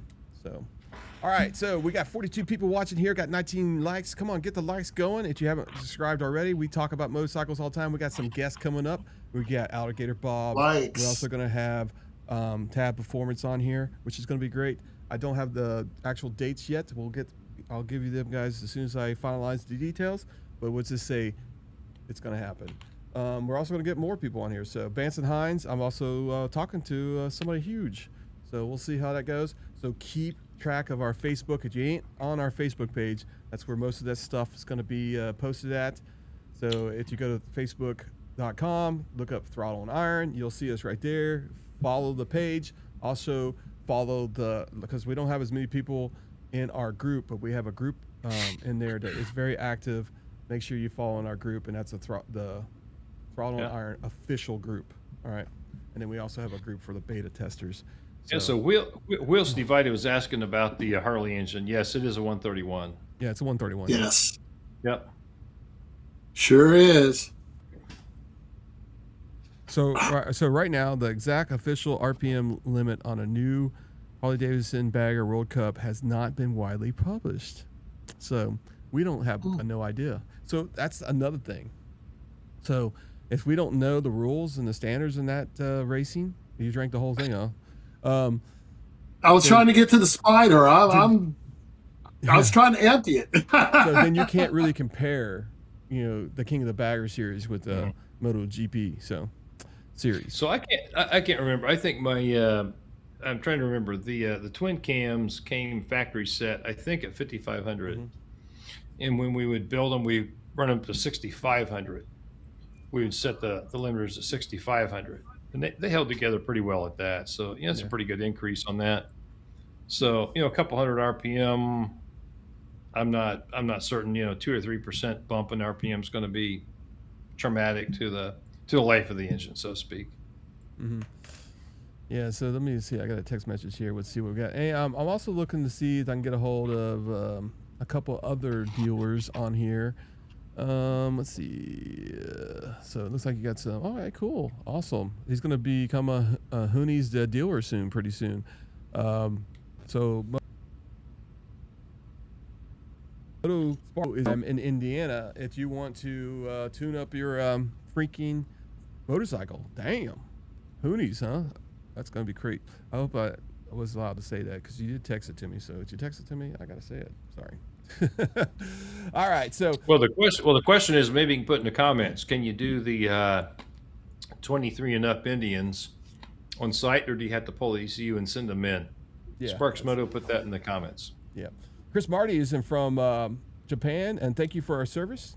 I guess he went back into the service, I understand. And he's in Japan right now. Wow. He'll be back in a couple of days. He's going to be spending, I hope, unless things change, he's going to be in Sturgis with us. He's going to be hanging out, be a roommate. We are looking for one more roommate. We just got to trust you, or we're going to have to kick you off the bus. So anyway, that's the King of the Baggers. Anybody got any more questions about King of the Baggers? And we'll get going. Let's see, Max around out my speakers still. Max blowing out my speakers still. He's saying Max is really loud. Does anybody else have that same issue? I do not. I didn't think I was any. Yeah, I didn't think I was any louder than usual. My speakers are fine. I'm sorry. Yeah, sorry about that. Yeah, we're good. I heard that bourbon impacts your hearing, Max. That's what it is. My hearing just fine. It seems just fine. It seems just fine. So all right. So let's talk about. Yeah. Let's change subject a little bit here, folks, because we got to stay on time here. Don't leave because we're not talking about the King of Baggers, because right now we're going to be talking about some performance of the touring market, and then we're going to talk about Route 66, and then we're going to talk about anything you guys have a question about. You know, what do we do here at, you know, if you want to ask what Max does on his days off, you know, that kind of stuff. It's every day. Every day's a day off for me. I'm retired. All right. So, as you can know, Body Snatcher here. And one thing that really good about our podcast, folks, is you guys see the people that we bring on, and you guys, you know, you guys buy stuff from them. Like Body Snatchers bought stuff from Davis Audio. I'm sure other people have been in here that's bought stuff from Davis Audio. We bought some stuff from Kyle, you know, Forever Rad. And Les is getting ready to get his tune done. I'm going to get my tune done at the end of the month. I'm going to Music City. He's going to Music City, but I think he's going to get his done before mine. He's waiting for his. Hey, you know what? We might have to do them at the same time. I shot those guys an email today, and he said he's at least 2 weeks out. So I said I'll go into hold mode and let me know when we can do it. So it's looking like probably about the same time. All right. Yeah, go ahead. Want everybody to check my volume. I turned my mic volume down. I turned you down a little bit. Just leave yours where it was. Okay. I turned yours down a little bit. Well, so I can turn mine back up. I just didn't want to blow anybody's speakers. That's all. Yeah, I turned you down a notch, not much. Okay. Hey, all right, everybody, let me know if Max is doing good. Is his voice much better now? I mean, loudness. I just want to make sure, because I didn't hear anything any louder. So it's weird. All right. Anyway, Samsung Smart TV Plus. What is I have a Samsung. What are you guys talking about TVs in there now for? We're supposed to be talking about motorcycles, folks. You guys are kicked out. Anyway, so I recently purchased a, I guess it's 2-stage air filter for mine from Kyle. Hey, I'm talking. What happened there? I don't know. We were frozen for a minute. Yeah, Max was frozen there for a second. Yeah. What were you? I'm okay now, I think. Okay. What were you saying, Max? Mike G is also retired, so good for him. We can relate. Congratulations. Every day is Sunday, he says. Every day is Sunday, exactly right. That's right. It is. I got to catch up with these darn comments. I'm sorry there. But anyway, I got a 2-stage air filter. I know Les has got his installed. My bike is still apart. I'm probably gonna keep it apart until I get my 2-1-2. And Les, you don't know this because I contacted Kyle today. They do not have the 2-in-1 tab anymore. So I'll probably have to go to the 2-in-2 cat delete. I got to order that after this podcast or order tomorrow morning. Go ahead. I did send you some info today. Did you see the ones that I found on sale? The D&Ds? No. Oh man, check your text, dude. I found you some discount deals on 2-in-1s. 2-in-1s? Yeah, I sent you some good information. I will shamelessly send that to you so you can spend your money. Oh yeah. On D&Ds? On D&Ds? On D&Ds? Yeah, if you go to can I say the vendor on here? Yeah, whatever you want to do. I mean, it helps everybody else. Let me get over here. I'm looking at you. Who'd you send it to? Because I don't have anything. I sent it to you. West End Motorsports has the S&S 2-in-1 on sale right now, delivered for $1,483. Wow! Damn, that's cheap. Stainless steel and/or black finish. So West End Motorsports put in Super 26 as a discount code. You get 10% off. Free delivery. That's cheap. S&S is a damn good pipe. Mm-hmm. Yep. Yeah, it's a. Hey, I like the air filter. I mean, I just put my one into the frame today, and man, I couldn't believe how dirty that thing was. It was pre-oiled, which I didn't know that. Yeah. Yeah. And when I took that thing out, it wasn't red anymore. Let's just say that it was really dirty, really dark. And I was like, wow, how do you clean that thing? That's what I want to know. But I just put the brand new one in there because I came with the kit. But I'm telling you. And what reason why we're talking about this is because, with the King of the Baggers and all this performance happening, there's more people every day learning about the King of the Bagger races. If you've been to a race, it's incredible how many bagger race riders are there now. You'll see maybe 2,000 there just to see the races. Then they'll be there all day because you got Indian and Harley, you got big outfits there. They got all kinds of lovely stuff. That you can test out, look at, and that kind of stuff. They got all their clothes, their merchandise there. Harley Davidson is a little bit bigger. I don't know this year. Maybe the Indian might went a little bit bigger, but there again, I don't expect them to because really they need to be saving some money because they need to invest in these new bikes that they're going to be hopefully coming out, in a couple of years. So you gotta make money to spend money is what I used to say. But you can see that they're really hyped up on the King of the Baggers, but performance-wise, me and Les and Max, he has 2-stage, I think, on his now. And what was the difference there, Max? What was it? Well, what I did is I put the Indian air cleaner that came with the factory tune on it. I did the cat delete and kept the stock headers, but put on the aftermarket slip-ons. And like I said, it sounds good, but again, Les and I have talked about this ad infinitum. We have, okay? Because my thing is that I go back to what two Indians did at Sturgis with Lloyd's 2 years ago, because he was so disappointed in the lack of performance gains on his Challenger. And Lloyd told him right then and there with no uncertain terms that you will not get the most performance out of Pursuit Challenger without a 2-in-1 exhaust. That's the exhaust you've got to have to get the most power gains. Now, if you're not chasing numbers, Les is obviously not chasing numbers, then that's fine. Do you. Do what you got to do. I've been there, done that. And I started tearing crap up, That's what happened. You drop a lot of money into the motor. You drop a lot more horsepower and torque, and then you start tearing up your drivetrain and everything else. And that's what I've experienced in the past. And so, on this round, I take the cat out, put it in the high flow air filter. I'll get a tune in it. I'll liven it up a little bit. I'll get the top speed limiter taken off, and I'll cool it down a little bit, and I'll be happy. That's really what I'm after, because I don't have any plans of getting rid of this bike, and I plan on running it for several tens of thousands of miles more. So I'm not going to do anything crazy to it that's going to jeopardize the reliability. And that's what my experience has been when I've built them up to the point where they're really starting to, I'll say, perform at a much higher level.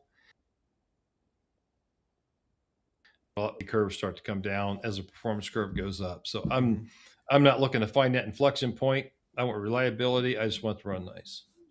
Now okay. But again, since we're talking about it, there are a lot of people out there on both the Harley side, the Indian side, everywhere else that are looking for performance baggers versus travel baggers. Like I said, I'm all for performance with my 116, and if I can, probably next year, I will probably increase the throttle bodies and the air intake up to what I had with my 116 kit. Oh, Max, does Lisa know about this? Yeah, she knows about it. On my late dearly departed 2019 Roadmaster Elite, because that thing was snappy. No offense, but this thing kind of lags at the takeoff, even with the Indian tune. I need that air intake and those throttle bodies to get that snap in there that I'm used to. And if I can afford a 121, 126 engine rebuild, guess what? I'll do that too. But guess what? That's about as far as I'm going to take it. Maybe we'll get you up there in Spark Moto up there. Oh man, hey, we could do a whole series on Max's bike. Hell yeah. Yeah. There's That'd still be freaking Thunderstrokes forever. There's still a lot of us out there. But then there's a lot of people out there who are chasing horsepower numbers. And like I said, there are a lot of 2-in-1 exhausts out there. I mean, and somebody tell me, is that S&S exhaust, is that a mid pipe? Is that a full length pipe? Is it a shorty pipe? What is it? Because I know for a fact that long pipes give you, like the totes, gives you better performance than a mid or a shorty pipe. So again, that's something else to consider. And like I said, D&D is one of the best ones. So's Thunderheader, so's HPI, Horsepower Inc. As far as the Harley side goes, I don't know how much they do for Indian, but S&S does great for Indian. And I think somebody told me about Chromeworks was doing a 2-in-1, adjusting their 2-in-1 for Indian. So, and they got a good rep with their pipe. So I don't know, but the performance bagger thing is what everybody seems to be chasing nowadays. It looks like if that's real Mike Kennedy there, I don't know if it is. He says, ask you guys, are you guys heading to Road America? At this point in time, we are going to Chicago, but we're not going to Road America yet. No. Sorry, not this year. I really want to. I really do. But it's just not working out right now. So yeah, I'm bummed on that one because I love to go to Road America. We're gonna. We went to 2 last year, right? Yeah. We're thinking about actually because we don't know how many people are going to be coming to our next ride. I was going to try to get off on, and we're going to go to Louisiana and just take a run going down there to go to that race. Well, we haven't decided yet to. I don't know. That's next week, and I'll see if I can do it. But yeah, I'm going to see if I can do emergency vacation. But man, don't tip me with a good time. I'll do it. Yeah. But yeah, freaking cool. If that's the real person, is that the real deal? Hey, welcome to the podcast. We gotta get you back on here, man. We gotta get you back on here. Yeah, absolutely. Let's see. Well, the one thing I was gonna ask, and I think this is freaking cool. Okay, and this is what I wanted to do. If there's anybody out there that has some machinist level that can actually do this, I put this on my S&S filter today, and it fits perfect. It goes around like almost an inch all the way around, so it get perfect fuel. If somebody can make a bracket that we can shorten this thing up and have it hook onto the actual S&S and be a, I guess you can say a secret. What do you call that when you fake somebody out? Stealth. A stealth cover, and I would love to have that on there. I mean, that'd be freaking awesome. I mean, I don't know if Mike Kennedy might have a good idea now. Make another part. Just drill some holes. No, it doesn't work like that. I don't want it to be too close because it's got to have spacers and that kind of stuff. But man, I'll tell you what, it will look really good. But why would you even bother with that when there's 20 million air cleaners out there that you can use? I just like the original look of the Indian. That's the reason. I mean, I like the original. Okay. Mm-hmm. But the Indian air cleaner I have on my bike will The Indian air cleaner I have on my bike will work on your bike. Yeah. Okay. The Lloyd's air intake will work on your bike. Well, I'm gonna be honest. Those intakes are nothing. Yeah. Yeah. That looks like a little spaceship. I'm not a big fan of it. It's a round air cleaner. That looks like a damn spaceship. I'm talking about the one with the little openings in the front. Maybe it's the wrong one we're looking at, but yeah. I know which one the one they want you to get. Yeah. And that's a Kuryakin design. So, but the thing is, it's a ram air filter. Mm-hmm. So, I mean, it works, but that's not the only air cleaner that will work on that. Yeah. Not at all. I mean, Arlen, anybody's air cleaner will work on it. Hell, Lesson's got an S&S teardrop on it. Well, yeah. Wow. The way that air filter is, you can put 300 different models on there. Oh yeah. And Yeah. this is what you don't understand, Max. I mean, well, you do understand, but everybody has an opinion of what they like, and what I like is originality. And I would love to have a sleeper on my bike where people don't know what I have on the side of it. And that's the reason why. And Connie looked at it and she said, "Man, that looks freaking hot." It does. It sticks out just a little bit farther. You can see, if you really look close, a little bit of the red of the filter. It just looks badass. It really does. It doesn't look fake what it looks like now. And it, you know, people say, "Is that air filter?" Or, no, it's just a cover. But now it's got a real air filter underneath of it, and people can reuse that, and it'll be freaking awesome if somebody can come up with that. Because I think it will work. It's got enough space around it and everything. Hey, different strokes for different folks. But hey, I got an answer to your question though. What's that? Because I did have a reusable air filter that I used a lot, and what I used, very simply, I don't know if this is right or wrong, but this is what I used and it worked. Dawn dishwashing soap, take it upstairs, wash it out, get the oil out of it, dry it with a hair dryer, or let it sit and dry on its own. It'll take a couple of hours. It'll take more like 4 or 5 hours. But that's the way you clean them. You don't have to have it professionally cleaned or buy the professional spray and all that stuff. Dawn will do just fine because it takes the oil out. Yep. So that's something you can do yourself, Chris. Yeah. So Mike says, "I respect Chris liking the original equipment style." I agree, Mike. I agree. Yeah. But the other thing that we're doing, you know, because we're going to be doing the Route 66, you know, Legends Never Die with Riding Fish. We're going to be going to Chicago, and we're going to ride in that first half, and then we're going to go straight. We're going to have a podcast live at Springfield, Missouri, and then we're going to go opposite way. We're going to be going to Nashville. Then I'm going to get a tune at Music City. And hopefully by then I'll have either a 2-in-1 system, or I will have a cat delete 2-1-2 and keep my original Tab Performance Zombies in there, and maybe I'll get the lower version of the we call it inserts in there, and that would be freaking cool. And I'm being honest with you, it's about performance, man, and I'm looking for performance and also promoting brands, because we promote Music City in here, TNA, all these people. Kyle Forever Rad does great things for Indian, and it's all about promoting people. And we're not asking for stuff for free. You know, we're paying for this stuff, and we're getting this stuff. What's so funny?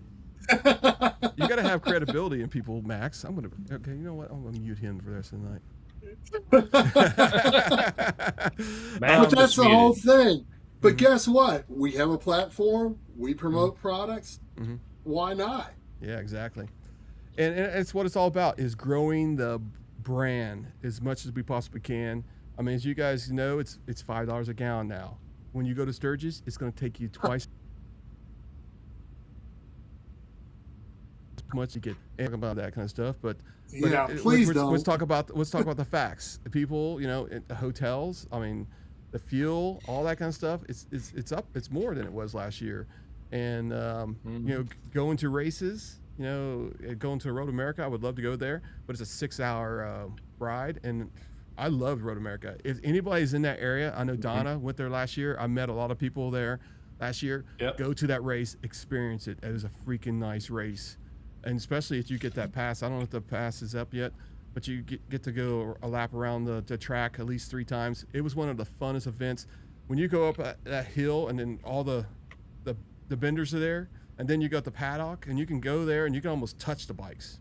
I mean, literally you could. And they're over there working on them and everything else. It's an experience that you'll never forget, and you will never stop watching it after that. It's just that this year we got so many things. We got being promoted, trying to help aftermarket business and that kind of stuff, help Riding Fish, promote his thing. And we'll be talking about Route 66 here in a second. But I'm not done with performance talk either, because you know, believe it or not, that's what. Because me and Les have a little bit of a difference in opinion.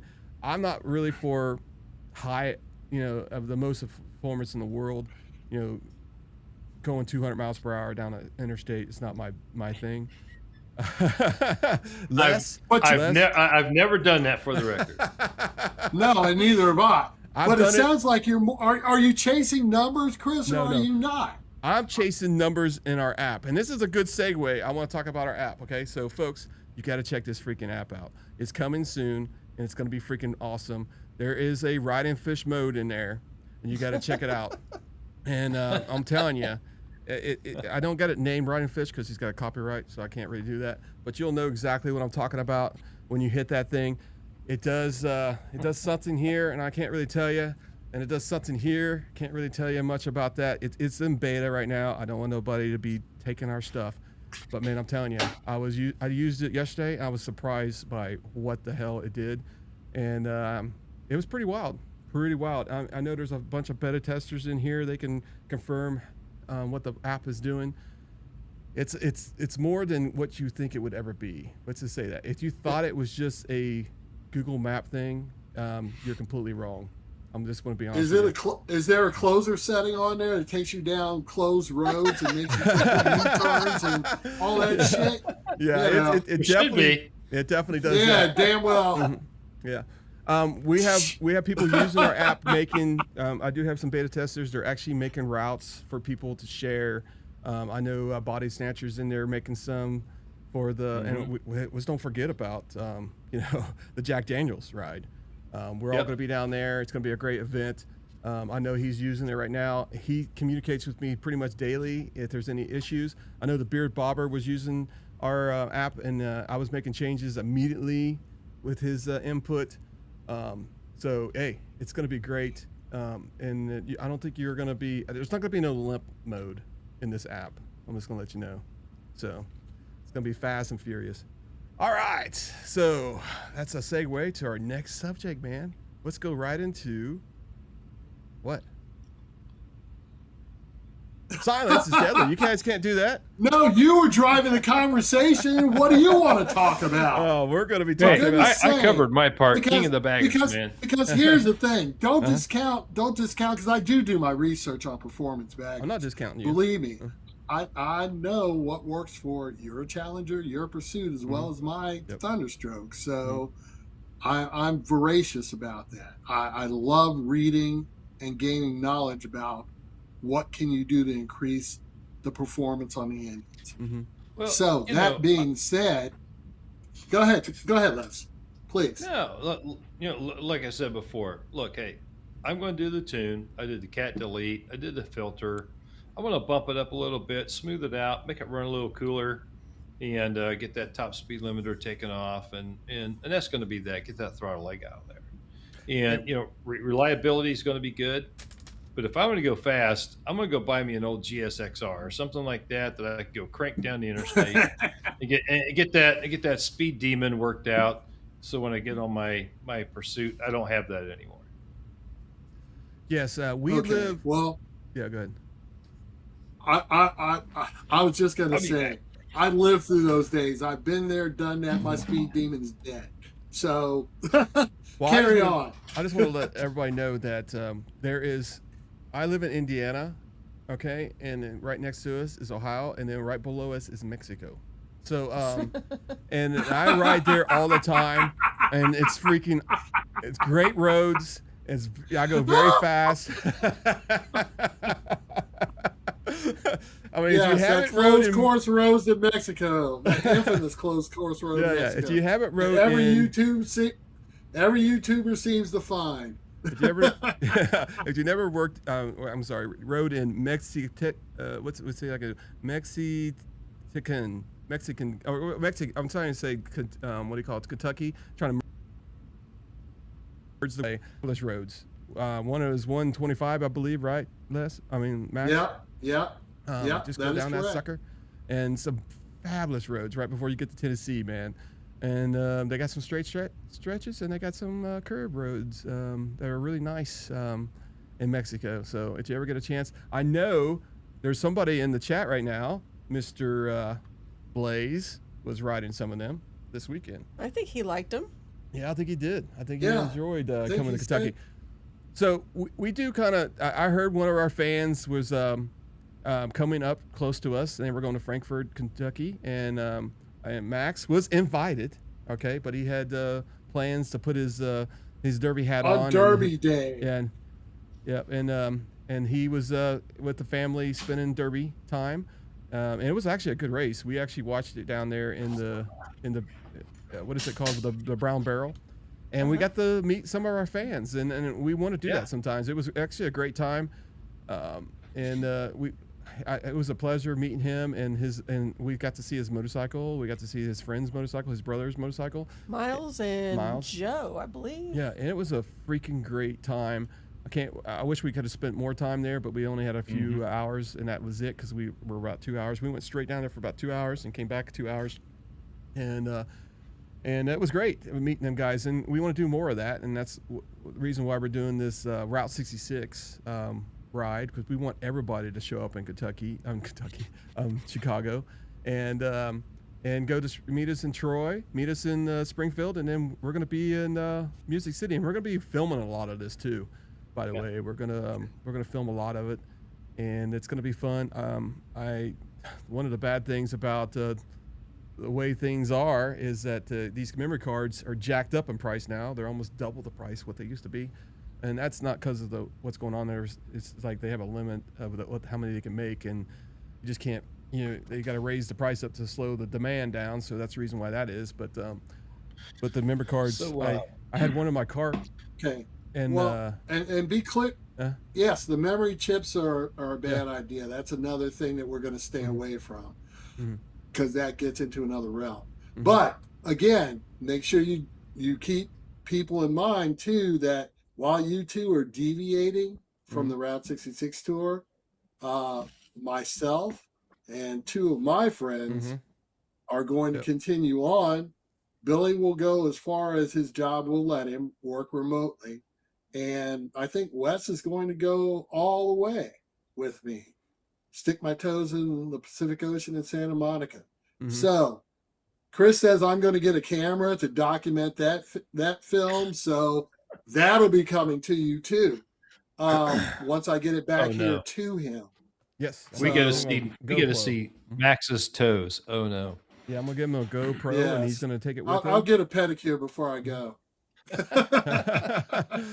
hey, just looking at the comments, James Johnson says he actually lives in Frankfurt.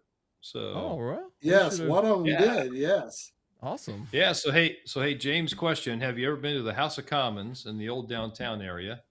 And do you know David, the bartender at the House of Commons? Let us know in the comments. That's a good question. Does he? They have the best old fashions there, or so I've heard. Okay. Cool. Okay, his house is between Buffalo Trace and Jim Beam's. Hell's bells, dude. Yeah. Welcome to the Woo! My man. Here's to you.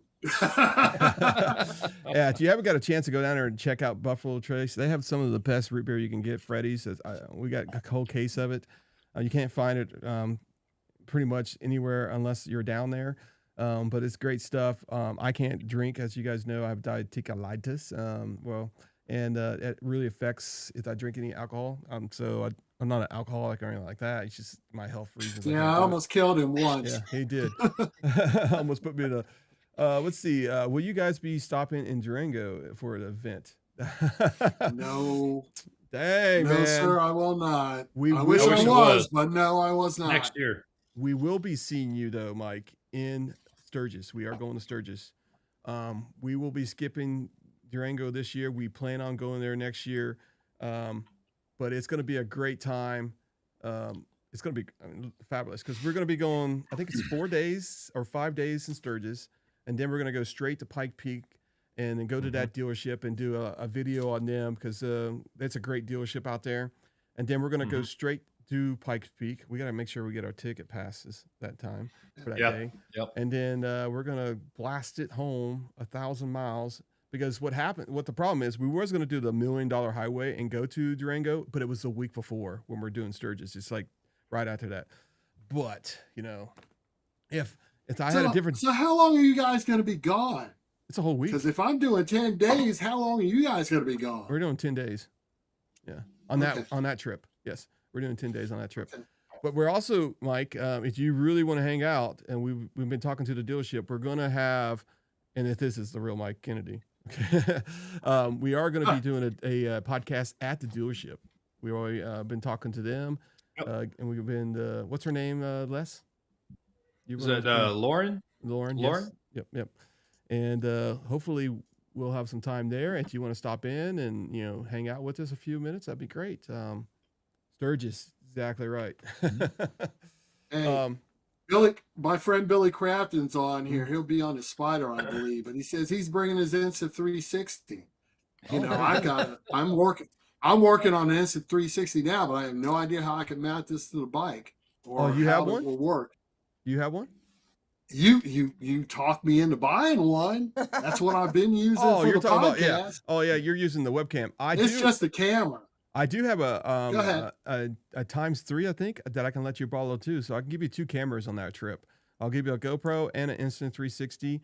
I'll make sure I got 2 batteries for it. I'll give you the battery charger, and I got 3 batteries for the GoPro. And the only problem with GoPro is that the batteries burn pretty fast. So make sure you have them charged as much as you possibly can. Maybe a charger in your trunk if you got the cigarette lighter thing in there, so it's always charging. I do. But yeah, and I'll teach you everything I possibly can when we're at Route 66 with the cameras. And and you better give me a it. tutorial beforehand. Yeah, because it's the Insta360 is a better key to GoPro. I'll just use one of them. And like I said, Billy's going to have one of his own. So the only thing I don't like I'll about just get the stick from him. I like Insta360. I don't like the color science of the Insta360. All right. It's too yellow to me. It's too green in certain places. But the blue sky it's great. It does a great job on when you got clear skies and stuff like that. But they're great cameras. But that's the only thing I don't really like about the Insta360s. The GoPro has better color science. It's more like a Canon color science, so it's very easy to match up with Canon. Because I got the Canon R5 right here, Mark II. It's a mirrorless camera. I got a R8, and so GoPro is a better option for me. But I'm using Insta360 because GoPro's battery technology is crap. So, but Insta360 makes a phenomenal camera. Don't get me wrong. I'm using the Pro Ace 2, and then Les is going to be using the Pro, and then I'm going to be using the Insta360 X5, and you're going to be using the X3. So it's just going to be a lot of video editing I'm going to have to do. I might have to take a vacation just for that. Just check out the comments, man. Everybody and their mother's got it. It's just like motor oil, air cleaners, and everything else. Everybody's got an opinion on GoPro, Insta360, X5, X3. Boy, you're talking Greek to me. I have no idea what the hell you're talking about. All I know is point the camera, push the button. That's all I know. I have the X5. It's a beautiful camera. Believe me. I'm just saying the colors are just a little bit off compared to what I like. I'm not gonna say I'm not gonna use it. I'm using it.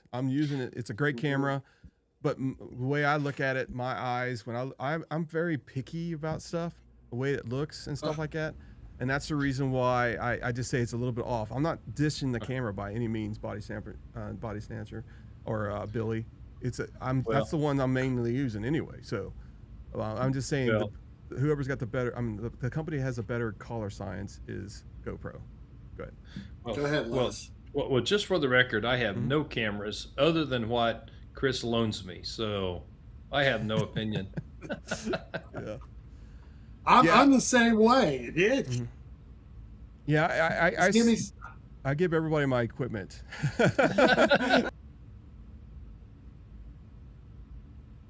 Money. You got to give us something. So here's the deal. I mean, I research, I look at equipment, I get the best I can get because I don't want the bare minimum to show people. I mean, because I have enough problems talking, right?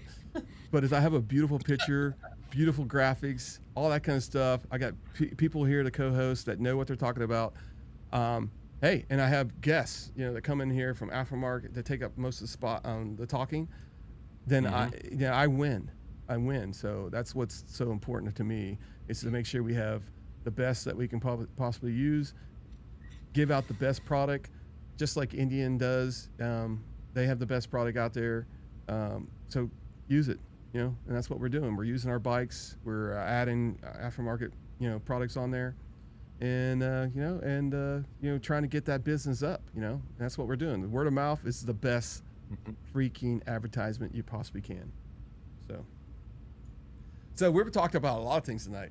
So we talked about King of the Baggers, which is our favorite thing, and we love that race. By the way, we watch it on Moto America on YouTube.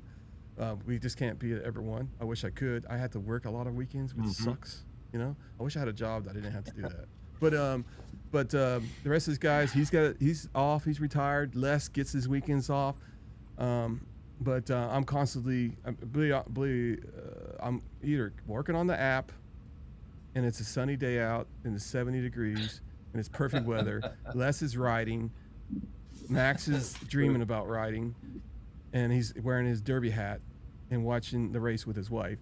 And I am constantly, I get up some people see me at 4 o'clock in the morning, and I go to bed around 11:30. I'm constantly working, and it's proven. That's absolutely true, because I get the texts. Yeah, that's absolutely true. Yeah, I mean, it's all about dedication to me. And I watch everything by myself. Yeah, and I've been trying to watch a couple movies with her, but it just there's nothing came out lately. Pretty and she's not she's very important. She helps me out with a lot of stuff. She really does, and that's the reason why I have her included on the podcast, because she goes through the comments, and she does an outstanding job doing that. And I try to give her as much room as she can with the comments. So Connie, you got anything? Oh, they've been talking all the way up through here. I know. It's been great. It's been a great podcast. Sometimes our best podcasts are these like this, so you guys get all kinds of information. And you know what? Oh my goodness. So let me add this in here. I want people to join into the comments and talk about how they like the format when it's just the three of us, because this is the original format. With Chris started with Tracy Buckaloo way back when. They were just on here talking about motorcycles. And there are a lot of people out there who have gone to this kind of format. Finesse. And they're kind of the same thing. It's great to have guests. Don't get me wrong. It's wonderful to have guests. We appreciate our guests. They're very informative. They share a lot of information with you, the audience. And that's great. But sometimes it's just us. And we want feedback on how you guys like just us. Yeah. Put that down in the comments. Yeah, it gets a little bit more personal. Yeah, Three's Company, yeah. But I really do like...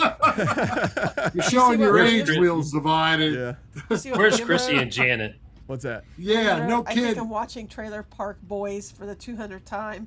It's the only TV show or movie I watch anymore. Otherwise, give me YouTube, laugh out loud. And we got a good fan base. I mean, they're very loyal, and it keeps growing. The Three Stooges. Yeah, the You're Three right, Stooges. Body Snatcher. Okay, Body Oh my gosh! Thanks, Come on, Body Ed. Snatcher. I love it. Come on, Ed.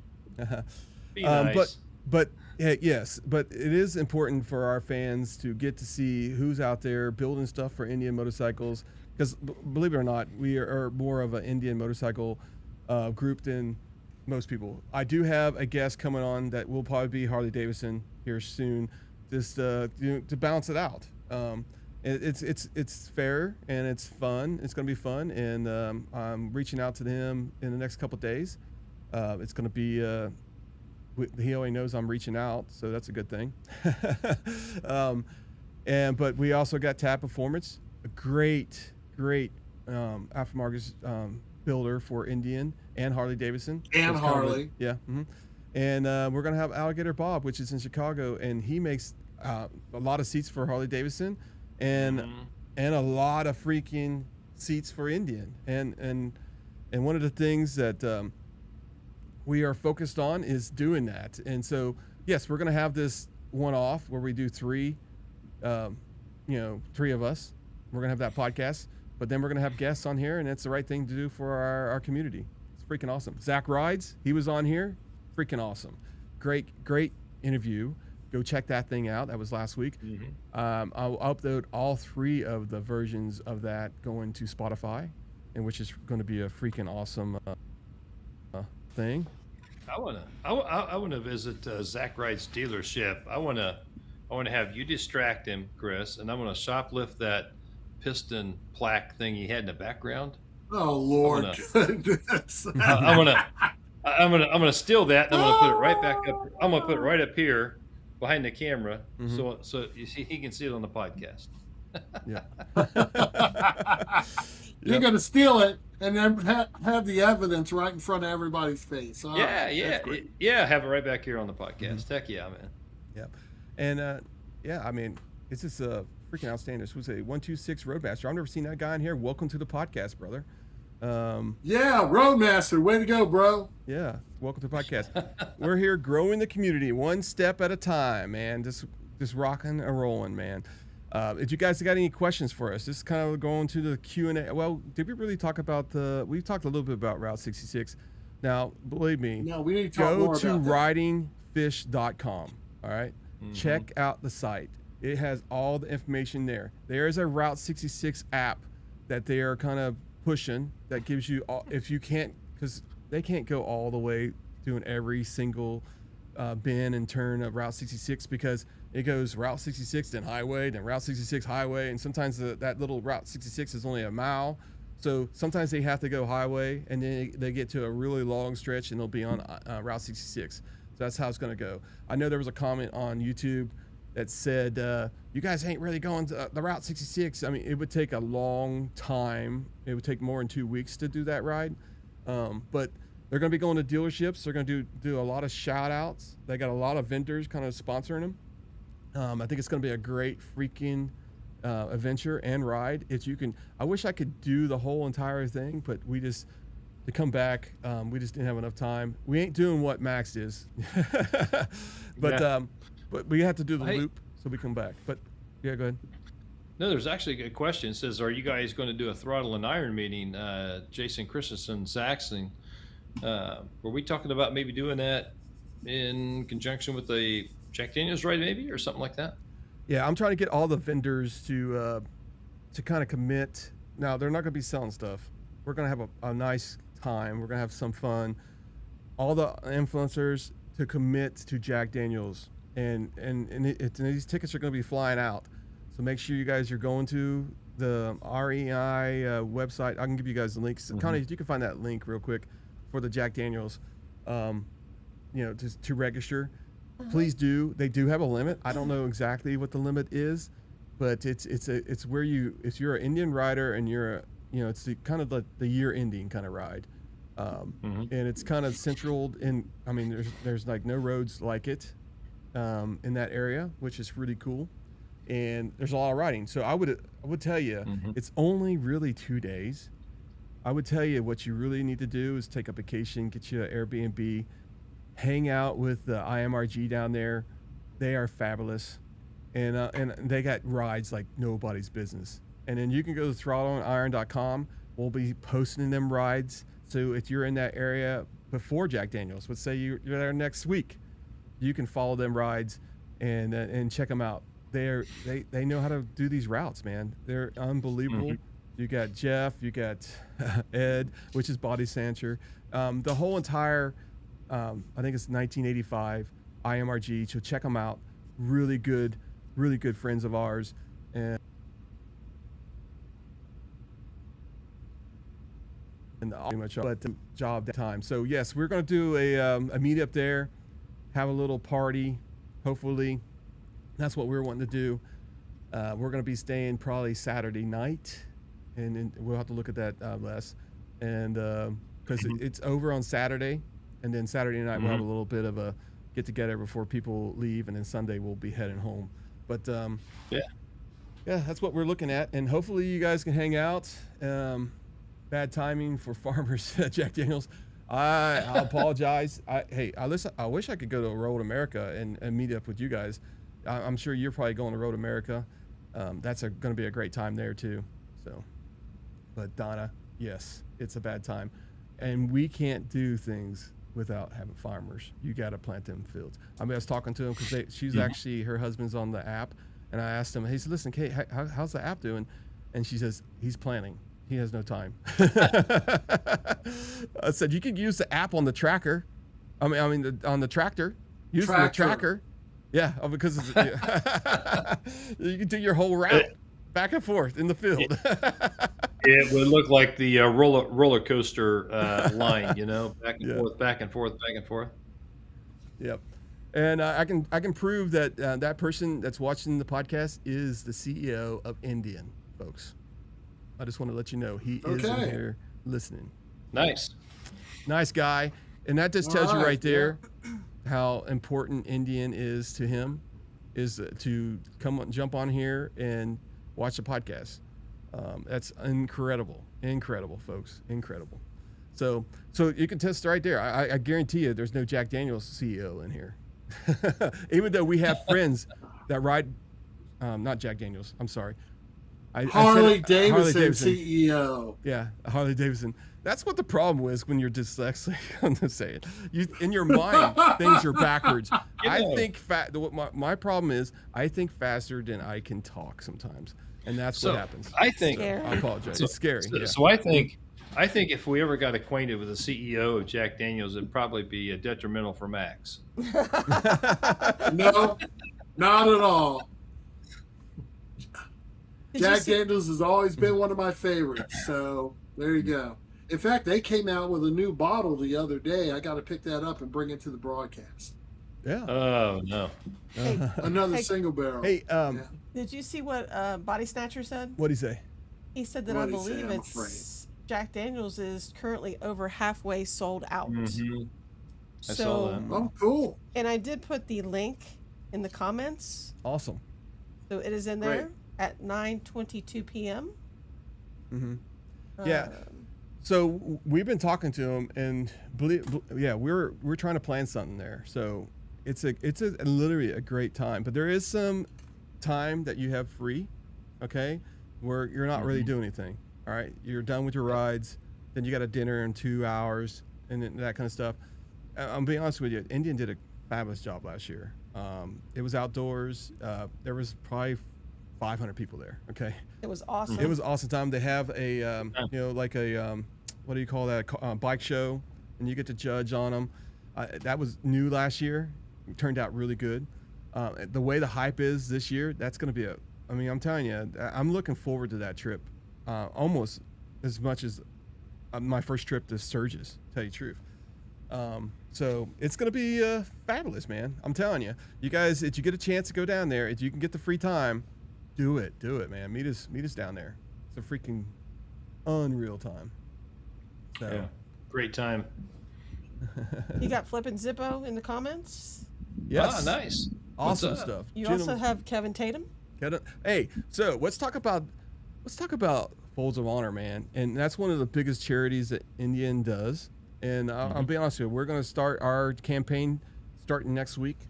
We will have some guests on here. Alex from Folds of Honor. I'm trying to get the local branch in this area information.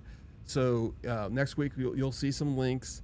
As you guys know, they usually, I think this year, they have a competition. Whoever raises the most money, you have a chance to win a bike. I don't know if that's the same this year, so don't quote me on that. It could be different. But there's a lot of exciting things with Indian and not Jack Daniels, but Folds of Honor. That's freaking outstanding this year. So we're going to be in the mix, and it's going to be a fun freaking adventure. And hopefully we raise some freaking money, I'll be honest with you. Kevin has the freaking Meekin bike, the Springfield. And that's the one Ride and Fish won on the pretty much the first time I've ever heard of Folds of Honor. And if you haven't seen Ride and Fish's video on that motorcycle, it's outstanding. Beautiful Springfield, red, white, and blue. Captain America has a Davidson audio system in there that you could hear probably 2 miles. So when they say that loud pipes don't save lives, that stereo will definitely save lives. I mean, seriously, it's that loud. Davidson Audio does an outstanding job in that bike. The paint job was from Hollister, which he was on here.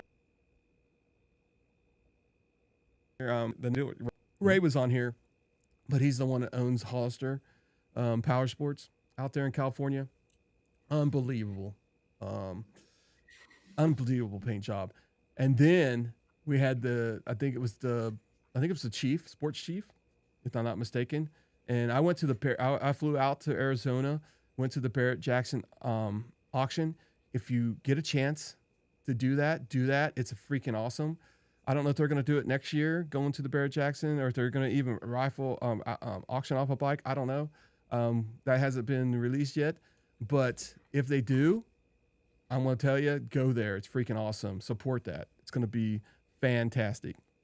Yeah. So there were some rumors that there was a 112 hat on the Barrett Jackson auction on the main chute. Yeah, when the bike came through. Speed was wearing my hat. And Mike, if you're still on here, I need a picture of you wearing my hat. But yeah, and that the 112, people love the 112. I mean, we get a ton of people that wear that hat. I mean, that's our number one seller is that 112 hat. And I think probably Indian needs to jump on that. I hate to say it to take some sales away from me, but I would be. People love that 112 hat. I mean, it's a big seller. The 116 is just as it sells just as good. It's a little bit slower. I had to keep Max in there. But yeah, the 112 is. You knew I was waiting. Popular. Yeah, I know.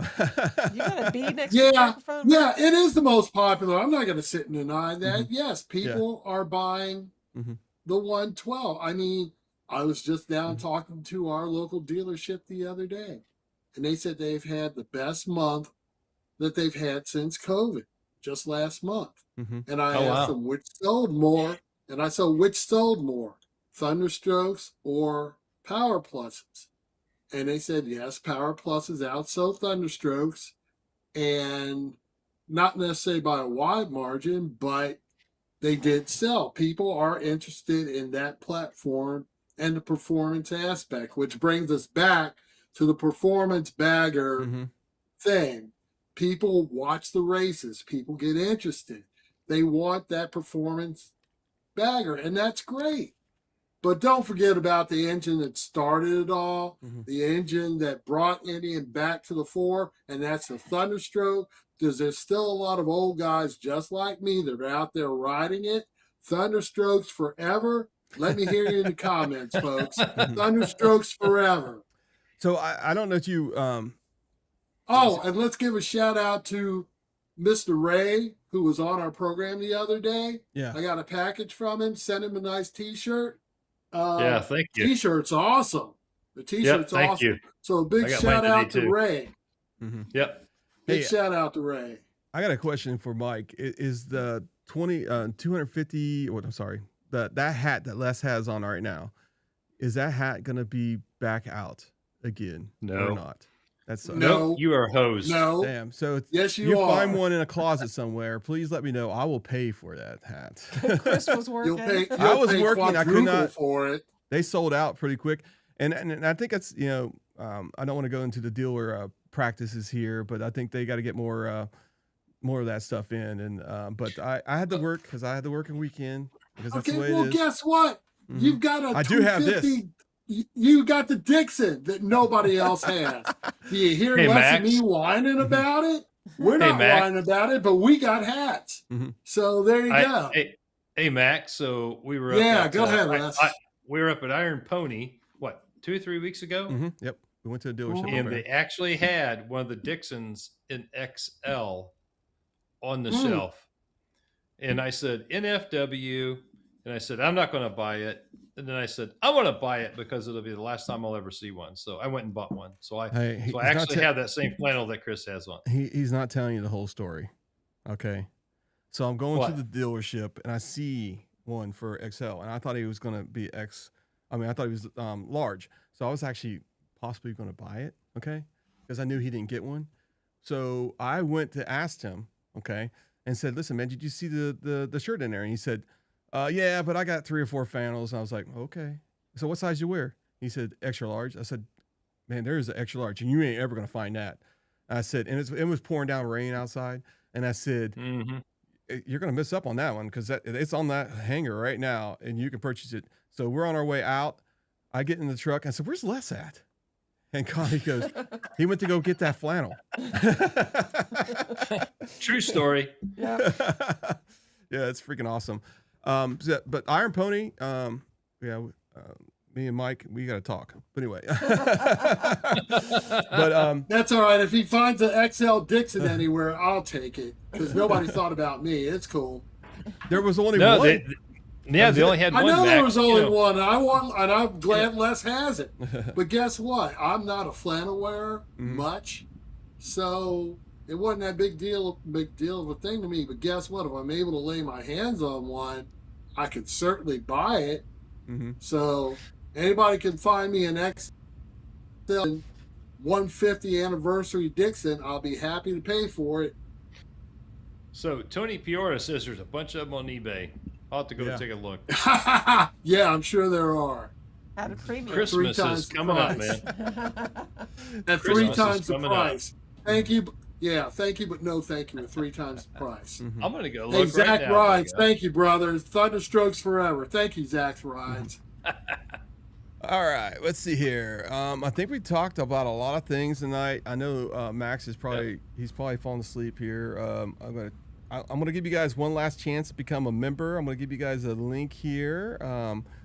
Once again, if you want to be a beta tester, there's a QR code right there. You can scan it. I do kind of hate to say this. I kind of screen beta testers. You don't always get in the first week. I look and I kind of look at your profile. I look at LinkedIn. I look at everything, see where you're at, where you work at. I'm pretty much a stalker at that time. And then I say if you're the right person for the app, because I don't want some of this stuff to get leaked out, what we're doing with this app. So, And if you've got an Android, you're SOL. I'm working on Android at the same time. Thank you. So to understand, because I keep on promising that we're going to get Android out. The reason is I already have enough time. I don't have enough time to work on this thing. So I'm working on it full time. When I get done with this podcast, I'm still working on it. I'm going to be working on it.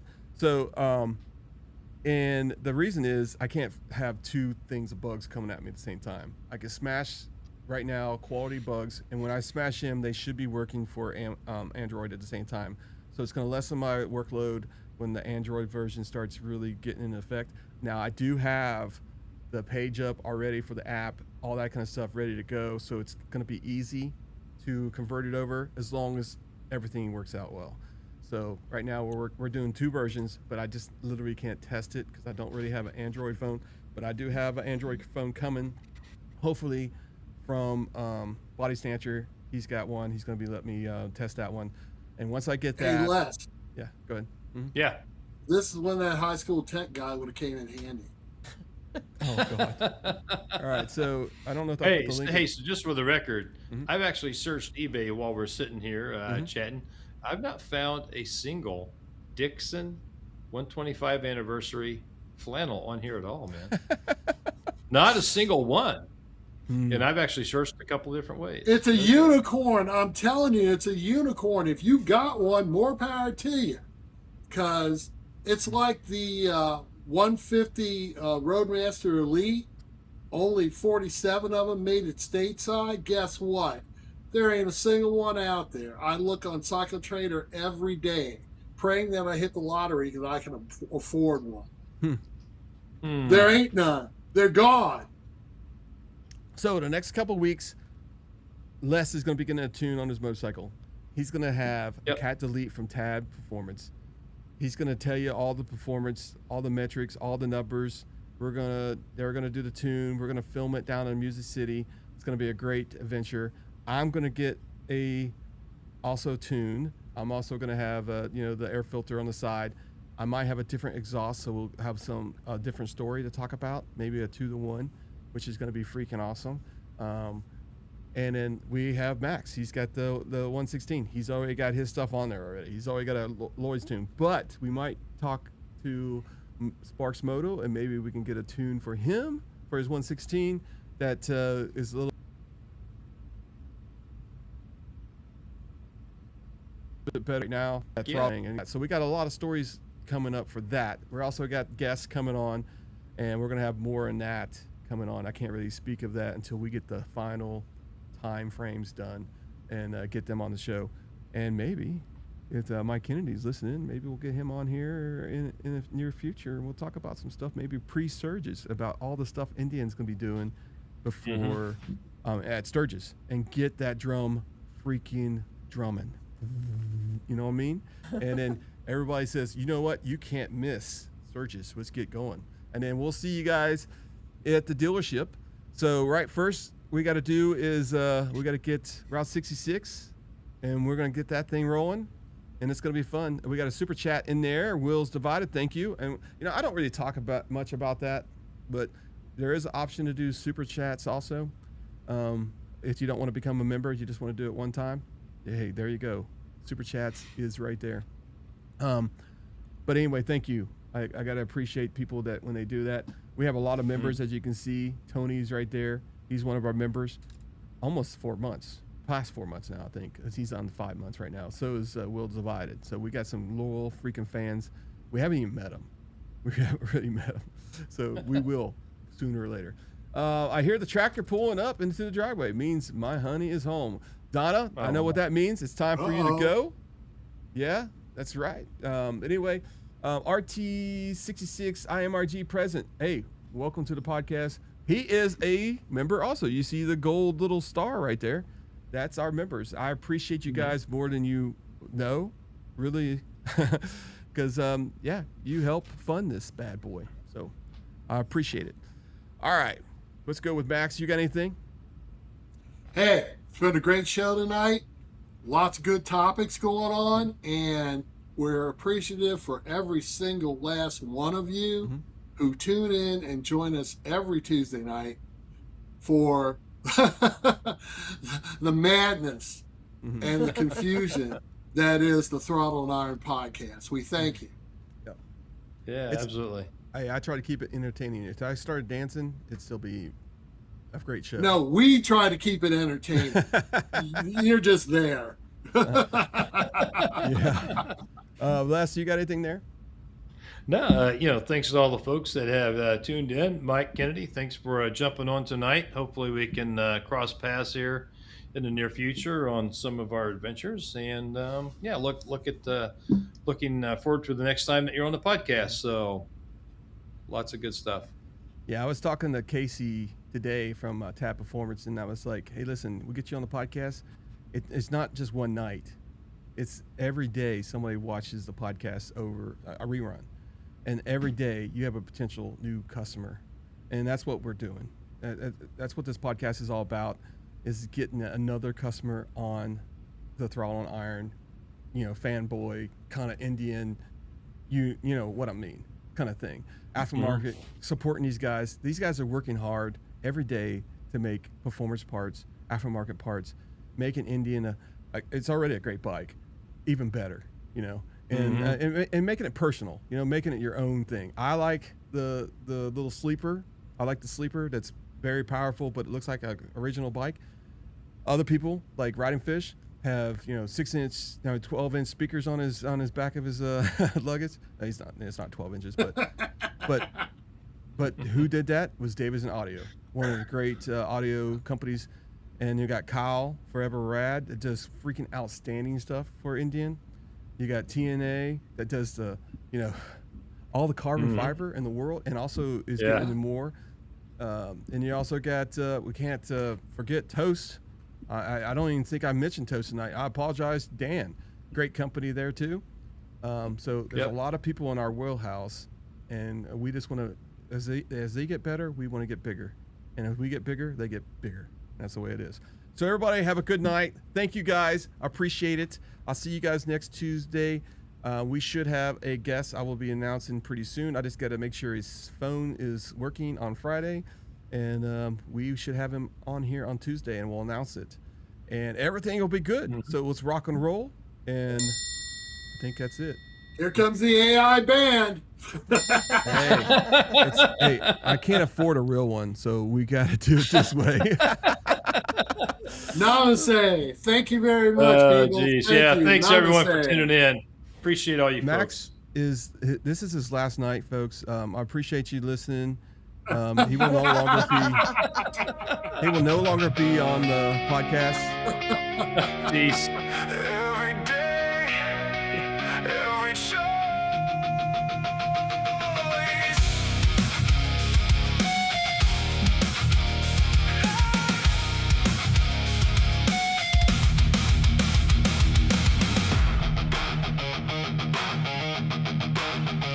Every day, every choice.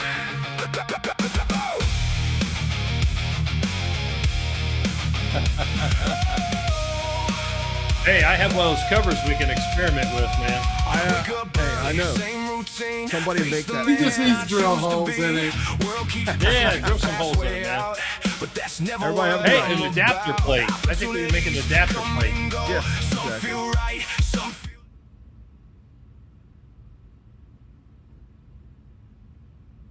Chris, I thought Yeah, that was that's it. a problem. Yeah. I was teasing about menopause. It's kind of crazy, but yeah. So yeah, it's a little different. So hopefully we'll be able to make this without leaving tonight. But yeah, it's everything's working now. Freaking cool. So make sure you guys. Do we have to? So do we have to start over from the beginning? I'm confused. No. We're all waiting for Sturgis. I want to merge these things together. All right, so let's go talk about our members here because I think we skipped it a little bit. Did we talk about them? Go ahead and write them. Go ahead and talk about them, Les. Go ahead. Take care of it. Well, I actually read them once real quick, but we'll do this Oh, you did? again. Okay, go ahead. Yeah. Yeah, Well, he for those did. who, for those who were not signed in, I'll go through them real quick. Wind Therapy Addict, Tim Arnold, Our Indian Adventures, Mixed Boy 420, Bob Cole, Gator Mike, Riding Fish, Body Snatcher. Hey, Body Snatcher. Welcome, Wheels Divided, and Tony Peoria, William Blaze, Donna, IOWA, Kevin Tatum, Jason Christensen, Kevin B, Terry Kinnett, Doug Hampton, Rumble and Growl, Tony G, Josh Pfeiffer, Bagger Legion, 2 Rolling Stones, and Moike Sampaio. Gotcha. All right. So William, it was having a right now Concord moment. Okay, cool. All right. All right. So a couple things, folks. As you guys can see here, this is our friends, Ride and Fish, Dean Speed, Pikes Peak, Ride Culture, Our Indian Adventures, Ladies First, BC Customs, Gator Mike, Swamp Sauce, Indian Motorcycles, Brave Wolf, Lawless Garage, Tap Performance, Mo Primo, TNA Customs, C Marty, Davis Audio, Forever Rad. Forever Rad is that what is that that show out there? Brave or something like that? I can't remember what it's called. Yeah. But he's out there. I hopefully I'll be able to go to that one of these days. Legends Never Die, No Love there, and BFP Garage and YouTube Finesse the Challenger. Okay. So let's go back to where we're at. So now we can really talk about what we were doing. And Sturgis. So me and Les are going out to Sturgis with C Marty. I don't know if he came back in. But what happened, folks? Because I go ahead and tell you. When I went back in to start the live, it was toggled as unlisted. So that means nobody would have got a prompt or nothing. So luckily, you guys knew where the channel was and you guys could find it unlisted. So I do apologize for that. I don't know why it was unlisted, but sometimes Ecamm has been acting kind of weird lately because they're doing some updates. Like sometimes I have to turn the interview on just for Les and Max to even come on. Every time I restart it, it's got a different setting. So I don't know exactly what's going on, but it's a good software. We're going to keep doing it. Holding out on me. Oh, so Rumble and Growl. If you want to go to Sturgis, for a couple of days, we do have a room.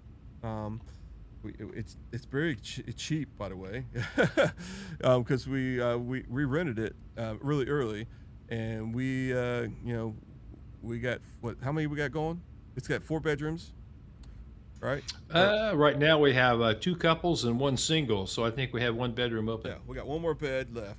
So yes, it'd be awesome to have you out there. So Saturday, Sunday, all the way to Wednesday. Then we're going to Pikes Peak and that's where we're going there. And then we're gonna rush home, unless something else happens. Hopefully, weather is gonna be great, and we'll be able to do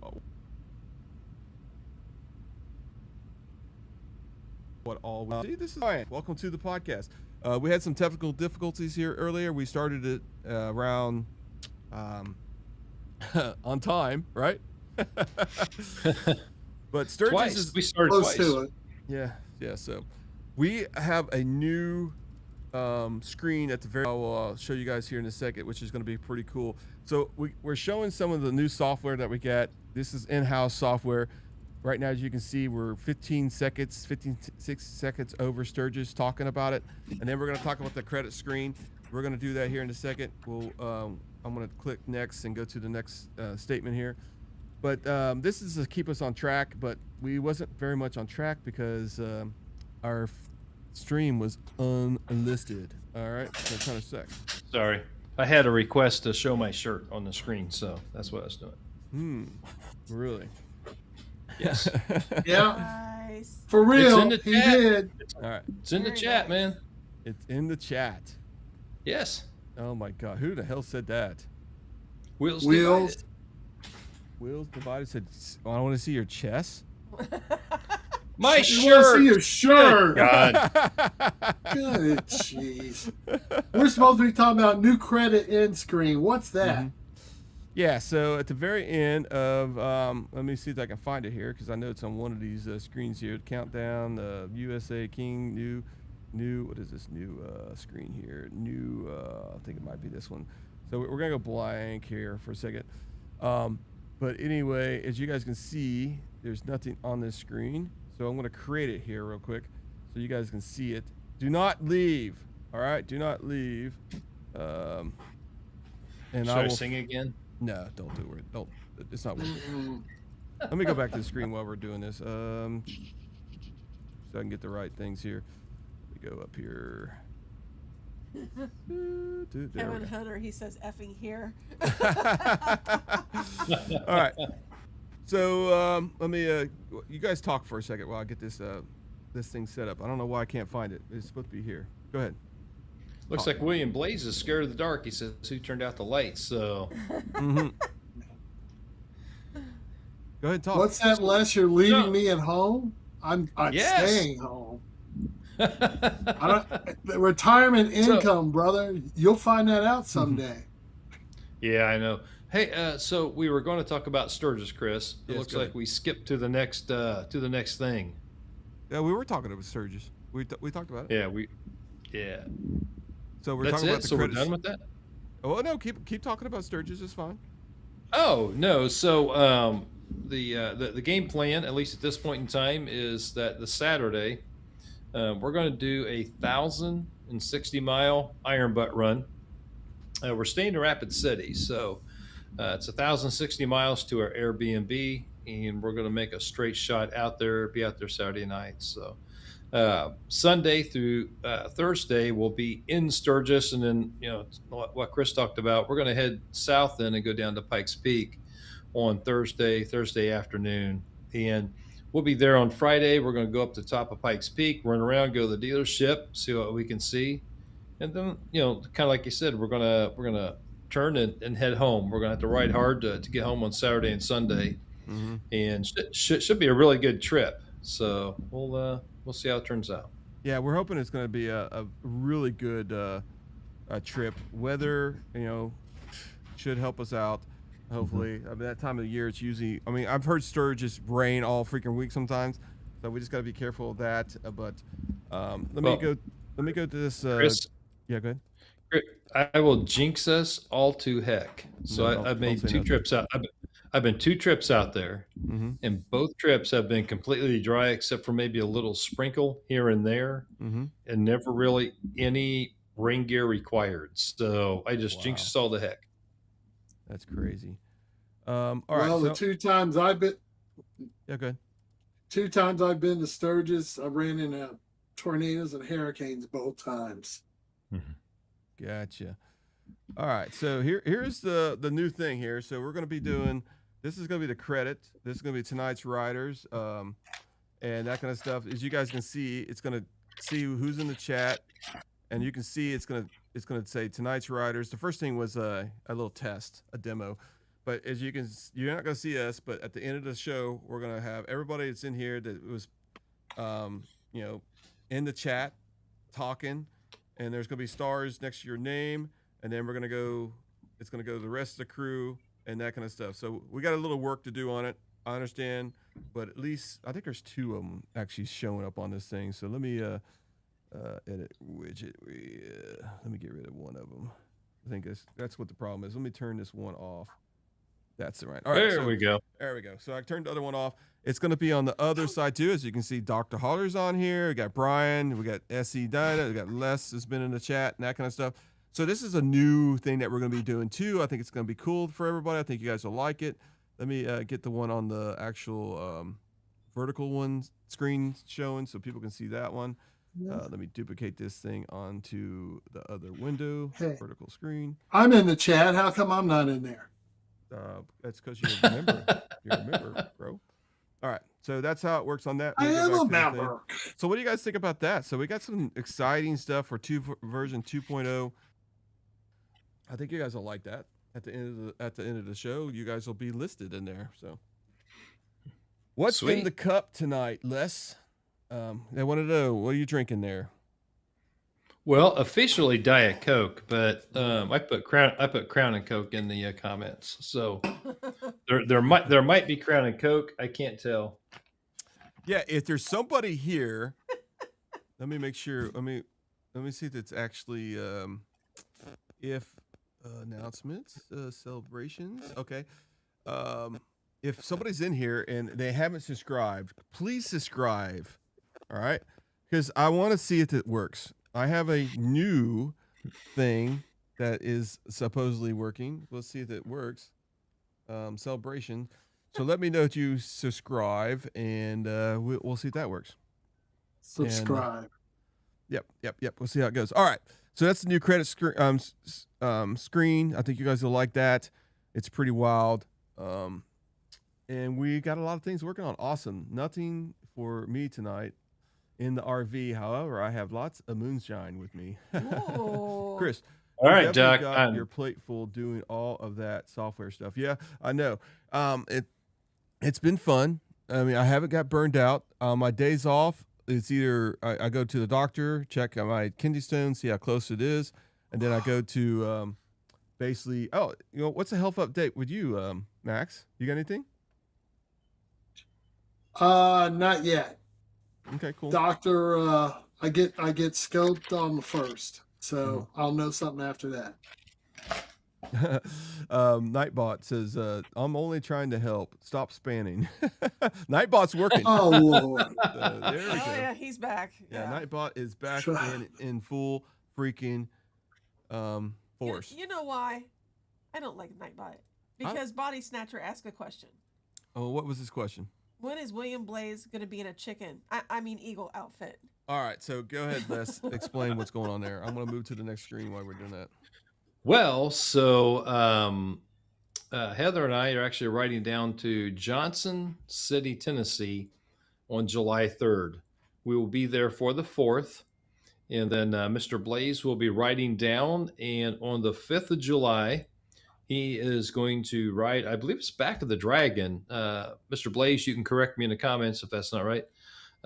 In a bald eagle outfit, and I've seen pictures of his helmet. This should be epic. It'll be a lot of YouTube video, and it's going to be a great time. Great time. Yep, it's going to be a great time. So what I like is shouldn't I buy it? I'm looking at my chat, and it's actually working pretty good. Welcome, Les, Mike Biker, new here. Slash like and subscribe. Okay, so. A couple things I got going on here, folks. This is kind of weird. If you guys can see my screen, this is my software. I'm going to show you guys really freaking quick so you guys can see what it looks like. But anyway, this is it. This is basically my new control panel that Connie and syncs with me, tells me what the questions are and that kind of stuff. But the problem is it changes every night. So don't think that you can come in here and mess around or anything like that. So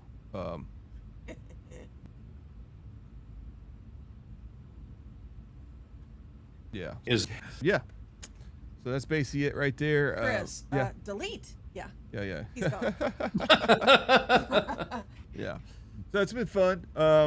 But yeah, it's a control panel. It works pretty good. I appreciate you guys watching that tonight. Well, I know we had some difficulties tonight, but we got all kinds of good stuff that we're going to be showing here. We got, we got the credit screen. Oh, somebody's texting me. Uh-oh. Is it Max? Who is it? Not me this time. So, Ain't me. Oh, Mr. Blaze. He also said that it's the Dragon Slayer 160 less. Okay. Yeah, Dragon Slayer. That's it. Yeah.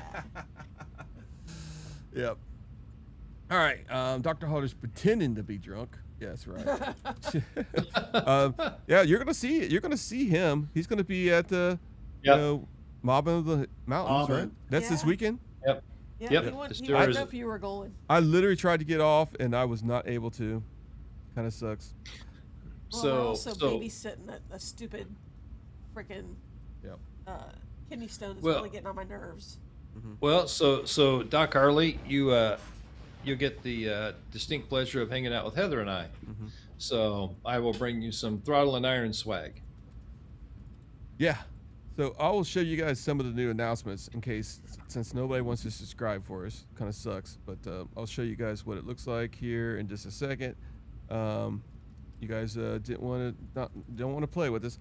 So if you do a super chat, this is what is going to come up. Let's see if it works here in a second, which is pretty cool. And right about now. Not done it yet, so we're waiting. Nothing happened. Yeah. Kind of like a magician without a trick. Yeah. Max, So much Max, at what point do we start going boo? Boo. Now. Ooh. Piss. Actually, an hour and 10 minutes I don't know if it's ago. announcements or Ooh. it says let's see. It says fired. It just said it fired it, so it should be coming pretty soon. Bam! There it goes. Bingo. So there it is on that. That's pretty cool, huh? Do you guys like that one? Then we got a milestone. So a milestone is we'll see when that one fires here in a second. And you'll see that one. And that's when somebody shows up and it's over here on that side. Let's see if it's on this one. Ooh, way to go, Wheels. What's Will say? Ooh, He says, ooh, ah. Body Snatcher says, ta-da! Power portion, he says. Actually. Let's see. Oh, first Indian in the shop. Oh, The really? Dark Horse, yeah, Dark Horse Chieftain. It was so easy to work on, right? So, yeah, so Doc Harley has officially been TP creeping now. So yeah. Nice. All right, so some reason it's not working. Oh, there it goes. 6 months member. There it goes on that one, which is pretty cool. So you guys see that one, and the next one will be firing here in a second. This is the one you guys should all be clicking on here in a minute. All right, we got to talk about King of Baggers. All right, so we got a race. We've been talking about a lot of things, but there's a look at that $28 merch order. Brandon, thank you. Throttle and Iron trucker hat. So it's awesome. Okay, so that's some of the announcements we got that's built into this thing. So it's pretty cool. All right, King of the Baggers. Let's go to the web here, and let's get King of the Baggers up. And let me go to the website real quick. We'll talk about King of the Baggers. So we are going where, Les? Well, let me get my tickets out here. I just printed off for the 2-day Indian ticket package to the Mid-Ohio Sports Car Course in Lexington, Ohio. We're actually going to be there on Saturday and Sunday, so for the races. Yep. It shall be fun. We're going to have that weekend off before we go to Sturgis. It's the weekend before. As you guys can know, the next race is going to be at Ridge Motorsports Parkway in Washington. That's going to be June 26th, 28th. If anybody watching here, that's where you want to go and get your tickets. If you really want to save some money, you want to go to Indian's website and click and buy the tickets there, which is a really good deal. And you also get a race around the track usually. I switched from Indian Pursuit dark horse from a Harley after 40 years. Awesome, Kevin. Wow. That's Did, freaking. did you see up through there too? He said I'm doing right at 1100 straight Friday the 7th. Mm-hmm. Is I that saw July, that. July 7th or is that August 7th or what is that? August. I think it was August 7th going to Sturgis. Sturgis? Okay, because he said 18th year straight this year. Wow. That is amazing. We will probably see you there. We are definitely going this year. If we're going to be there at least, unless he's been booked a caller for a couple weeks. He probably said, "Oh, guys, we didn't think he's coming because you didn't call us because you booked the call us first in June. Now it's in the middle." Oh, Jesus! I'm on a call. Come on. All right. So anyway, we're going to be at the Sturgis, hopefully now, at the Indian dealership doing the podcast on Tuesday night. That's what the plan is. We'll see how it goes. So everybody, mark this on your calendar. If you're in Sturgis and you're there Tuesday night, go to the Indian dealer and be the crowd, our first live crowd, and get some stickers and maybe some other stuff. We'll see what we got. So, and we'll probably you'll be able to buy merch. I don't know if it'll be live merch, but you'll at least see a couple of the hats and shirts and stuff like that, and then you can make your decision if you want to buy examples there. examples. Yeah, and you can buy them online and it'll. Most of it. Yep, we'll probably be wearing most of it too. Yep. All right, so let's see here. Are we still talking about King of the Baggers? Okay, so July 10th to the 12th, Weather Track Raceway, Laguna Seca. So is that going to be the King of the Baggers also, or is it not? Laguna Seca. Okay, I'm glad you figured it out. That's in California. Yes. Yes. So that's going to be the next race. So we got one, this weekend? Sweet. Looks like, right? What's this weekend? June 26th to the 28th. Where at? It is, it says Moto America Superbikes at the Ridge Park Motorcycle. I don't like Road America that well because they do these races, but not all the races are there. But it's saying Superbikes, June 6th at Ridge Motorsports Park, Washington. I don't know if there's a King of the Bagger race there or not. But I know WeatherTech Probably Raceway not. there is, and that's July 10th to the 12th. And I can't see them having a race at the end of July, right? So maybe, when's the next real King of the Baggers race then? Sees up says, can you put that date in the chat? Thanks. Yes. What date is that? What chat? What date? The date. I just spoke a lot of them. I just want to make sure we get the right one. I assume, Chris, the date that we're going to the King of the Baggers. I'm assuming. Okay, so let me go to Rome in the races here. Rome into the races, Mid-Ohio. So here we go. And I'm going to go to the Indian website, and I'm going to go to that website here. Here we go. All right. As you guys can see, Rome to the races, Mid-Ohio. It is July 31st, August 2nd. You can thank us for getting that fixed. All right, so Rome to the races with us. This isn't just a ride. It's a chance to roll with part of a team that it's going to be an Iron Pony in Columbus. That's where we're going to be at. But riding with, Throttle Iron, that's the best thing right there. We're going to be leaving at Nonstop in Indiana. If you want to ride with us on Friday night, we're going to leave probably around 5 o'clock. We'll get the deadline here shortly. I know you probably talked about this. And if you want to ride up with us to Columbus to our hotel, we're looking at hotels. We're trying to get the cheapest one. Right now they're pretty expensive. But we'll let you know what hotel we're going to stay at. And then we can meet there, go to dinner that night. We're probably going to go to Cap City on Friday night, or possibly Saturday night. We haven't decided yet to go to Cap City for dinner, and we'll have some fun. Cap City's a pretty nice place. If you like carrot cake, it's very nice. Isn't it like 100 carrot cake or something? Yeah, 100K or something like that. All right, so cheer for your wrecking crew, which is Troy Harshfoss, Hayden Gillen, and Rocco Landers. I wish Rocco's going to be really good. I know he's having a challenging year this year, but the kid is really good. I can't wait till he gets it under control, and he'll be just kicking everybody's ass. Lunch on your own. So Indian's not going to provide lunch. Last year they did provide lunches. This year they're not. Line up with the fan lap on Saturday and take on the track yourself. It's a nice little track. You get one can little I- lap. Yeah, good. Can I make a recommendation for the fan lap? What's that?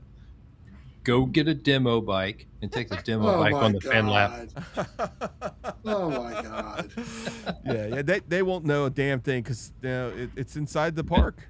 You know. And ride it like you stole it. Yes.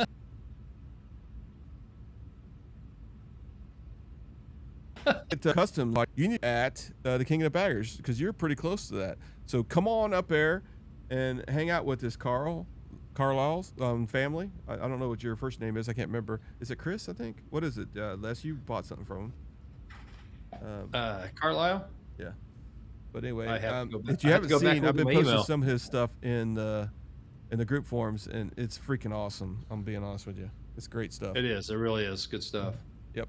Line up on the fan lap and Saturday. We already talked about that. Heart of All, Pride of Spirit Lake, Indian Challenger, loaded with Power Plus 112. Hey, when was you planning on going to? What is it? The factory. Les, was you planning on going to that this year? Yeah, we were actually going to try to make it up there, but it doesn't look like it's going to work. So it's 700 and change to get up there, right at 750 miles one way. So just trying to preserve vacation and things. It's just not going to work to get up there this year. Gotcha. Oh, Brian, that's who it is. Brian. Yep, that's it. Yep, thank you for answering that. But anyway, check out his stuff. He's got a Facebook page, freaking awesome stuff. Les has got some of his stuff. He had some, I saw, I think it was a post of some laser engraved, what is them things that he had on the walls? Little signs and stuff. Freaking beautiful stuff, man. I mean, there's some great people doing some great things out there in Indian. I'm telling you right now, check out his stuff. We got a few links in our group chat. Now, I'm going to explain one thing. So when you become a member, because I've had some people go into the group and they make I got a bike for sale. That's not going to work in our group. And one thing I want to make also clear is, doing this at everyone, and you're selling a bunch of Indian motorcycle parts from somewhere. I don't like that to happen. I mean, we do at everyone once in a while, that kind of stuff, just for podcasts. Now, what I do allow is what he does is he takes pictures of his stuff that he makes and puts it in there, and then you can go to his website, whatever you want to do. He's not telling you he's selling stuff, all right, and which is really cool. And when I go check out this new thing I just made for this, and I'll share it with everybody. We have also people like ride culture and that kind of stuff. They're allowed to go in there and support their company, but they're not actually literally going to say, listen, buy this, I got a great sale, that kind of stuff. So there's some rules in there to keep the thing freaking clean. Rumble and Growl says Cap City locations. I did that. Oh, you did that? Yeah, it's 24 karat carrot cake. I do have I got a lot of time coming off. I think it's the first weekend after 4th. I'm going to have that weekend off. That is the weekend I plan on, hopefully, going to Chicago. So we'll see how that works out. All right. Let me go to the next screen because King of the Baggers is over with. You know what? We might want to put is there a calendar on here anywhere? I'm working on that. That's one of the things. That Oh, yeah. on. Yes. Yep. So. Hey, membership we just talked about. Why is it 2.0 belongs? Is everybody seeing our screen? Because I'm looking at the one. It must be way behind. It looks like it's going through credits. I can see Connie's screen. That's what I see. Oh, I better not show that one. That's not Connie's screen. That's my screen. That's his. Yeah.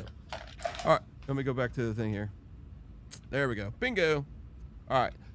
So, folks, right now we're at memberships. As you guys know, we talk about memberships all the time. You can either do it from the website, YouTube. That helps us make, hopefully, one of these days, Max will be able to go to one of our trips to Sturgis or something like that, where he... Can I have some sad music? Let's see. No. You know, when you're retired. No. And you just can't afford to go everywhere.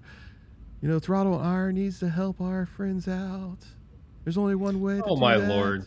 That's kidding. People are going to be Get out of leaving the here. podcast. No, I'm People kidding. are going to leave the kidding. We just podcast. lost everybody. The number just dropped. I'm Lord. just kidding. I'm kidding. It's a Don't joke. need to sing no sad songs. If they want to join up, join up. I know. I'm just kidding. It's a joke. All right. I'm going to skip membership because I would just put that in there to have fun.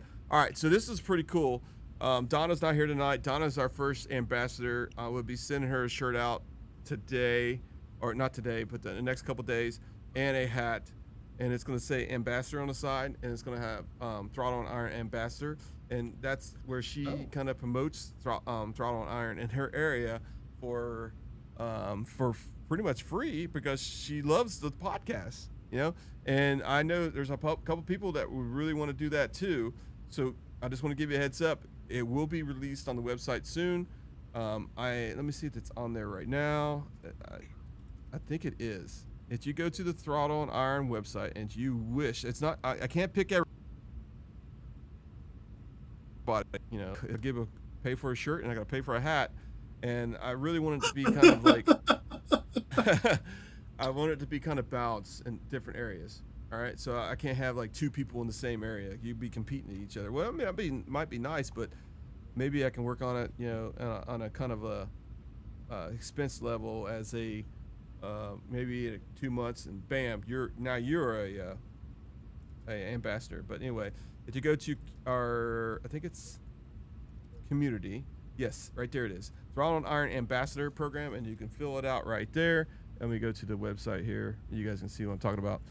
You go to Throttle Iron and go to community, and it says right there, Throttle Iron Ambassador. You can click on that, and bingo, it will take you to that website. Our website's a little slow tonight for some reason. I think it's because everybody is on it buying T-shirts and clothing. No, I'm just kidding. Hey, Bitey Snatcher said we're up to 324 at the Jack Daniels, so sign up before you lose out. Yes. Yep. Absolutely. Yes. We're signed up. Definitely. Signed up, ready to go. All right, so let me go out there. That's where you go. Be a thing. I don't know why the website is so slow tonight. Well, we'll figure it out. But I just updated it. It's because all this stuff is going on. I'm telling you right now, it's pretty cool. I might have to beef up the server even more with all the stuff that we got running on this stuff. But I'm trying to keep costs down and creating this stuff, and it's gonna get more efficient over time. But anyway, it looks like right here. So here's the benefits of what you get. So you got ride with us, rep the brand. Okay, as long as you're, going on Facebook, doing some repping, you get a free welcome kit. You get a T-shirt and a hat. You get 20% off apparel each month for 1 or 2 items. Early access to new items and featured on our channel. So that's the future of that. And it goes to the code of conduct and the stuff like that. And then you can fill out the form. And it's not guaranteed that you'll be, don't get your feelings hurt. It takes you a while before I start talking to you. How's that? All right, let's go back. So that's ambassador update. And I think, what time is it? So yeah, it's about time anyway. 9:30. 9:30. So let me go back to my control panel, and let's go to the next one. What do you guys Harley think? News. Yeah, what do you guys think about this time frame thing and the topics that we're doing? I think it's pretty cool. GoFundMe. Pretty cool. Pretty cool. Yeah. It's cool if we stick to it. We are. Yeah. We just had a problem tonight. We just had a problem. That's all. Yeah. So the Indian versus Harley, man, I completely underestimated how much feedback we would get from both sides and opinions on that video. That the number of views and the number of responses were just incredible. Yeah. It was crazy. It really was. It's Facebook. I think it's still growing. I think it was at 22K.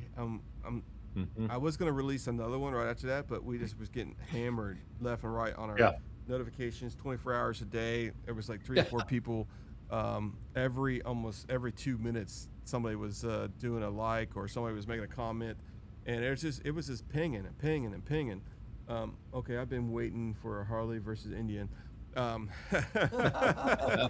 so, Well, yeah, go ahead. well, when that came out and we originally talked about it, I said, why would Indian do that? And I really wanted to know why would they do that.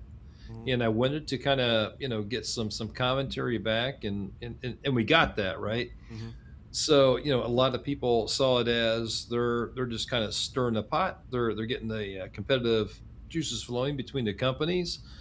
Some folks liked it. Some people hated it. Thought that it was Mhm. completely unnecessary. So we received comments from both sides of the spectrum and everything in between. So I genuinely appreciate everybody responding to that. I can tell you this, Max.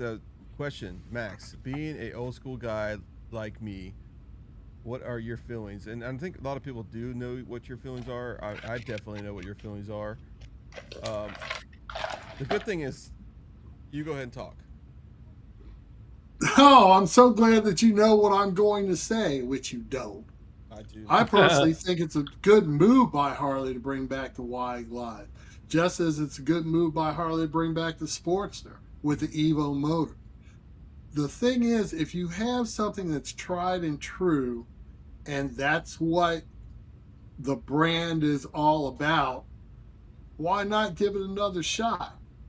We have the tech ass back with the Street Glide and the Road Glide.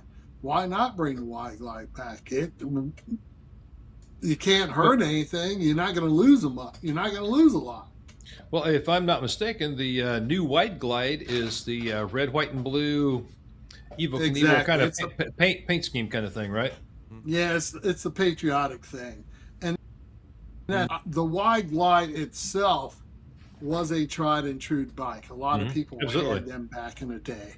So, yes, they could make it red, white, and blue. They could make it whatever color scheme they want. It's the bike itself that's going to sell, not the paint you put on it. So here's my thought about the whole thing. Okay, I think it's good that Harley Davidson is making good vibes, good news, putting motorcycles out there are not as heavy as some of these other motorcycles. Their riders, let's face it, are getting older, and these touring bikes are getting heavier.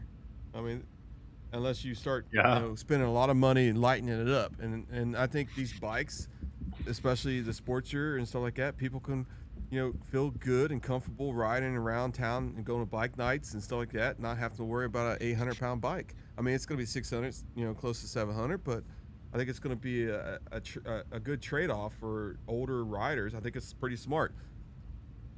Now, on the other hand of Indian, go ahead. It's a good bike for people who don't need tech. Now, granted, Harley is going to throw some tech in there, with their ride screen and their version of it and everything else. But for the most part, it's like the Road King and bikes like that. The tech is on the minimal side. Mhm. You're not buying a bike like that for tech. You're buying it for the riding experience. Sure. So go ahead, Chris. I think this is where the bigger Goliath is dominant, and the smaller Indian is only throwing stones. And basically, the reason why I say that is Indian is not capable of doing what Harley Davidson is able to do, and I think that's what people got to realize. So let's say they got a new bike coming out. They got we know they got trikes coming out, all right, but all that stuff takes R&D, or they would have had it out already, which costs lots of money. So they can't just bring out a new bike just because Harley Davidson does. So I think that's a competitive advantage that Indian does not have. I mean, yes, they have the Chief, they have the sports, not Sportster, but the Sport Chief, and all them different, versions of the Chief. But they also have the Scout. They have different versions of that, and they have the Springfield. Now, if the Springfield can come to a smaller bike, but still keep the classic look, I think that would be a win for Indian.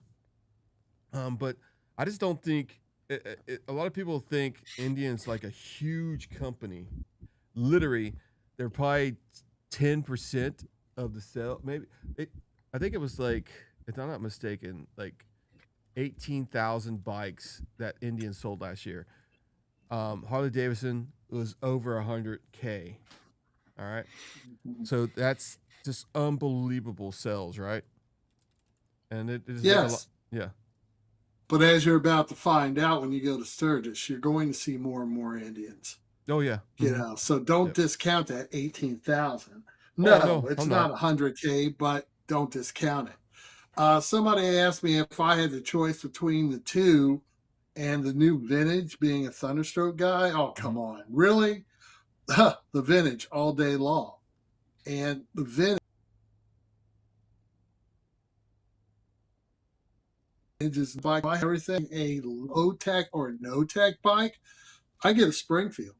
I think the Springfield is the most underrated bike that Indian has in its lineup. I've said it before. I'll say it till the cows come home. They need to push the Springfield more, especially in the absence of Road King, which I know they're going to bring back next year. But in the absence of it now, they should have pushed the Springfield a whole lot harder, I think. So that's Chris, just a personal opinion. So Chris, 2025 says Indian motorcycles sold 24,421 units globally. Okay. What was Harley Davidson? I think it's 140. Well, let me. Yeah. All right. So get back to my opinion on Harley Davidson and Indian. I think Indian needs to sell more bikes, and they need to get better dealerships. They got some good dealerships, more dealerships, I guess you can say, that really are behind the brand. Okay, not just having a title on the wall. And I think Indian has a chance to make up market share. As you guys can see, the video from where was that last motorcycle event out there in Denver, or where it was out there? I can't remember what it was called. Rendezvous? Yeah. So as you can see there, Mike Kennedy announced that, the last 3 months they've creeped up in market share over Harley. And I think that's a great thing. I think that's momentum. But to really, because I've been to a couple dealerships and I've been to a couple good dealerships. I can tell you it's like a 50-50 hit and miss right now. Literally it is. Going some of these, somebody sent me an email here. So Chris, Harley sold 132,535 motorcycles in 2025. So if you do the math, then Indian would only represent about 18.5% of their volume. So right now, I want to know, Max, if you owned Indian, what would you be doing right now? I would have pushed the Springfield in the absence of Road King, number one, and I would actually not do anything a little bit different. We're in the King of the Baggers. We're sweeping the series. That's, as far as I'm concerned, that's the best advertisement that you can have. Okay, I'll tell you the one thing I wouldn't have done is I wouldn't have made that damn commercial. Not in the least. I would have nixed that thing in the bud so quick it wasn't even funny. Yeah, we'll talk about that next week. I think some people might have pushed that on Mr. Kennedy. Somehow I just don't think he just said okay and greenlit that commercial. I really don't. I don't think he might have had much of a choice. Yeah. So but that's just my own opinion. Gotcha. All right, if you were the president and CEO of Indian, what would you be doing right now? Exactly what they're doing. Pushing the King of the Baggers, talking about the bikes and the benefits of owning an Indian. I'm talking about what? Oh. You're good. I thought you were still on me. I'm sorry. Oh, you're good. Go ahead, Les. I'm sorry. No, I would be looking for holes in the Harley Davidson line where we could jump in and fill those in. I would be looking at, what were not successes and where we should avoid those kinds of things. But then, just build on the strength of the brand. I think I think the Indian product sells itself, and I think once people make the move from another brand, regardless of what it is, over to an Indian, I think most of them, a year in, are still sold on the product, and going to become repeat customers. So, operate off of the merits of the bike, and let those speak for itself. Number one. Number two, look for holes where we could fill the void.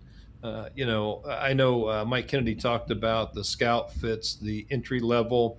I know some folks were looking maybe at a smaller CC bike. If that were feasible, if it were within the financial means of the company, maybe develop something in the 5 to 600 cc range, but to attract some smaller or newer riders. But outside of that, I think they have their sights pretty well focused. Gotcha. All right. So here's what I would do. Okay. This is going to be like a 2-hour thing here. It won't be that long. Me and one of our guests next week, we were talking, and I'd say one of the things is you want to, who is working for, you can't have turnover like crazy, okay? But you got to see who is for Indian in the new leadership, and what are their jobs and roles, and maybe adjust some of them.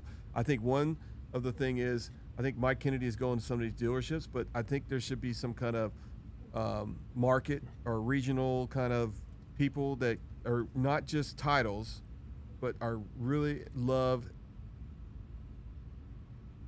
Indian play, and have them make sure they got good dealer networks, and and say, right now, if you was a dealer and you have multiple dealerships, I mean, I guess you can say motorcycles inside manufacturers inside your dealership, and Indian came to you and said, hey guys, you guys ain't doing this right, we're gonna put you on some kind of restriction or whatever it is, would it matter to a dealership right now?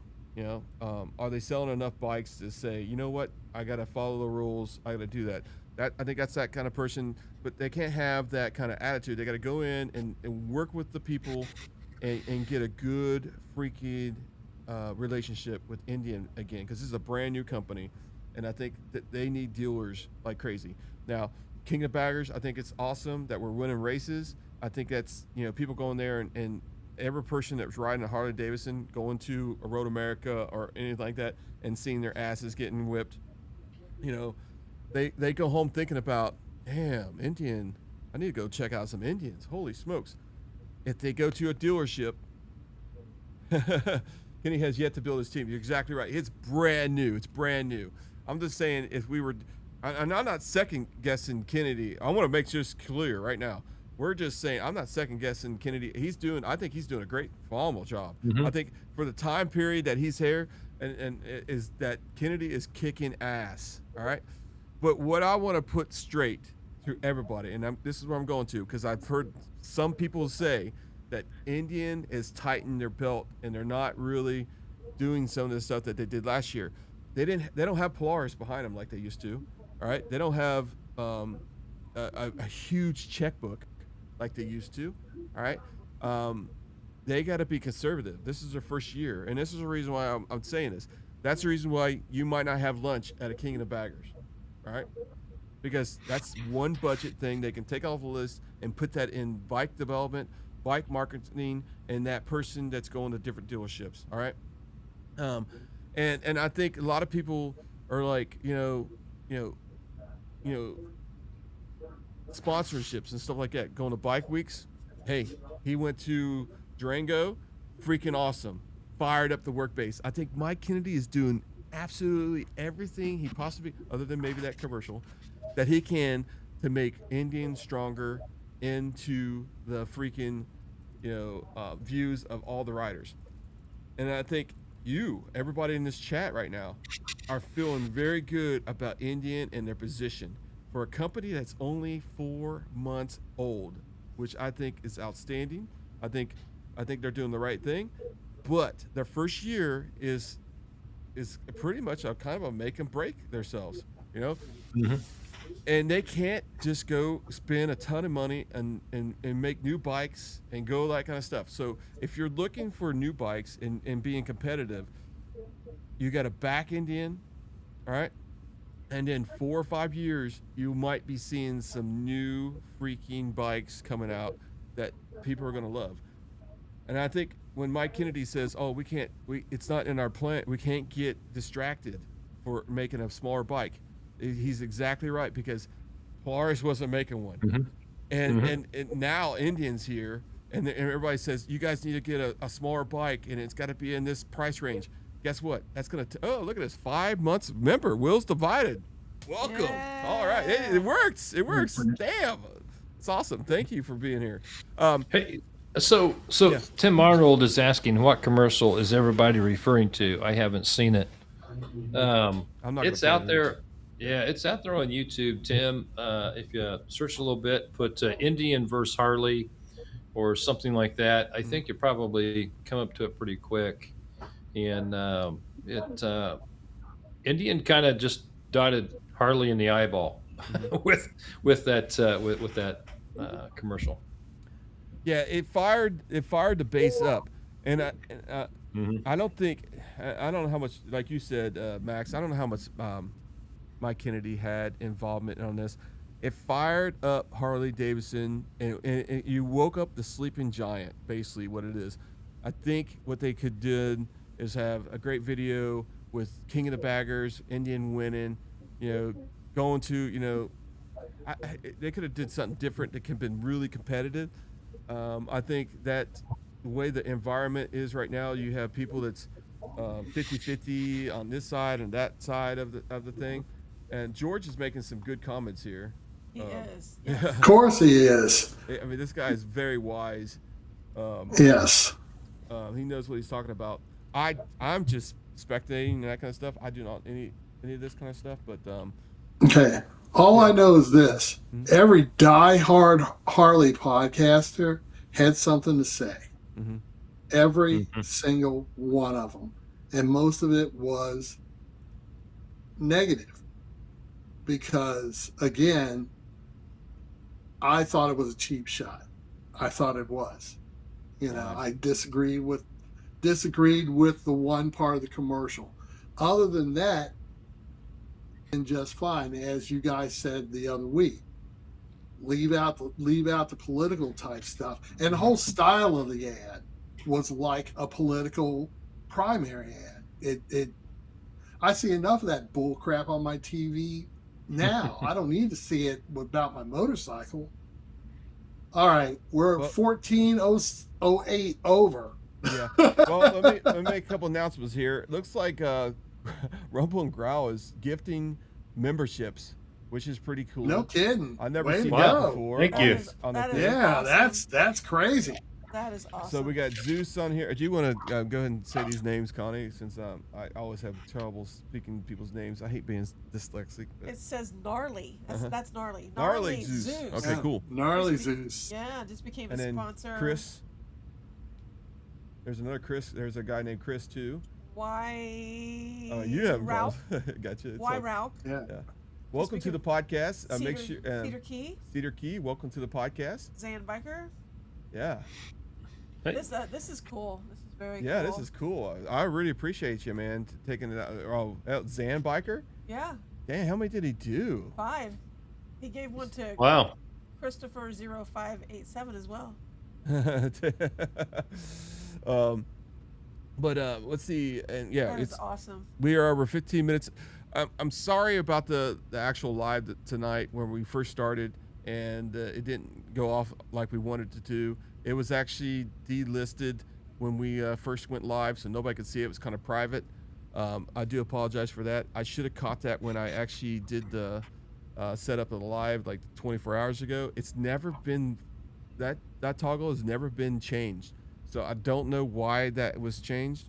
It's strange. So I do apologize that we did have to restart the stream in the middle. I will do some editing and make sure it goes together as a video on YouTube so everybody can watch it, one video. So you don't have to worry about it have to watch 2 parts and that kind of stuff. Spotify, I'll do the same thing, and it'll automatically go to Apple after that. As you guys know, Apple is Indian is not okay. I have to. Somebody just gave me a text message here, and I don't know if he wants me to announce it. Let me see here. Let me make sure. I got lots of people texting me here. All right, so we haven't talked about it, and I want to end it right here. As you can see, we got 16 over right now. We will be at Jack Daniels in October, so please go there, check it out. We will probably be doing a live podcast at the dealership, which is going to be at Chattanooga, and that is Crockett's Power Sports. And It was pretty cool last year. it was very cool. Yeah, go ahead. Hey, for Jack Daniels, while you're talking about Chattanooga, I know there's a hard cap on the number of people who can attend and the capacity at the host hotel and things like that. My understanding is quite a few people have signed up. So if you want to get in there, I would recommend that you sign up as soon as possible before they hit that hard cap. And I don't know where that's at this year, but seemingly we'd be approaching it. So get in there and get signed up if you're going to go. Yep. Next week we'll have George on the podcast, also with Chris Watts, I think, the brand new owner of Music City Indian in Nashville. I saw a little video of both of them, and Cam's going to be on there, still working there at the same time, so it's not going to lose any of their employees, which is really cool. I don't know if the video is released yet, so I'm not going to really describe it, but it's pretty cool. You guys need to check it out. One of the best dealerships in the country for Indian tunes and aftermarket parts and stuff like that. But it's I know I just said that, and we were talking about Jack Daniels, but I just wanted to make sure everybody knew our guest next week is going to be on. I appreciate everybody coming tonight on the podcast. Sorry it took a little bit too long. We ran over a little bit. Hopefully you like all the new setups. We're working on it. We're going to get the bugs worked out. Next week will be, I might have a Friday night podcast, and we'll do some more testing and make sure everything works. But I'll see if I'll ask these guys to want to jump on. But it's usually by myself, but we'll see how it goes. Connie's on here too. So. But I think next week's going to be a freaking fabulous podcast. I am excited about it. Where can you go on a podcast? And everybody, share the podcast. And I'm going to actually announce it pretty quick. Once I get Chris's information, when he fills out the form, I'm going to put the thumbnail together really quick. I'm going to share it. Where are you going to have on a podcast a Harley Davidson dealership owner and a Indian ownership on the same podcast?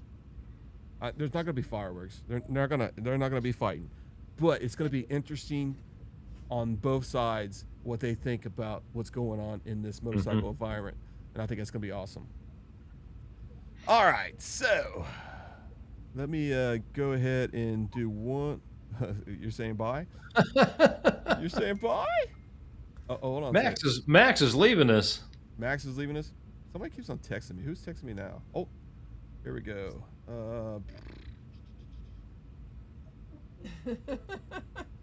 Okay. All right, I will work with you, George, here in just a second once we get done with this. All right, so we're going to play another song here. Which one do we should go tonight? I got so many. Hey, check out the music, Spotify. We just look up Throttle Iron. We have like 6 songs on there now, which you guys will like. I think there's some great songs that everybody would like. Let me see if this is a good one here. Let's see what this one is. Are you ready? Okay, let's do that one. Man, I thought you were going to play Air Supply or some stuff like that. Yeah, I thought that was crazy. Here we go. We'll play this one. All right, check out the credits. Let me know what you guys think. Heads down. And this is the Chris plays Air Supply on his bike. Oh, dude. You're crazy. Heads down. Namaste, everyone. Peace. Quiet. See you, everyone. Thanks for tuning in. Thanks for your patience tonight. Yeah, thanks for the patience tonight. And always the technical issues.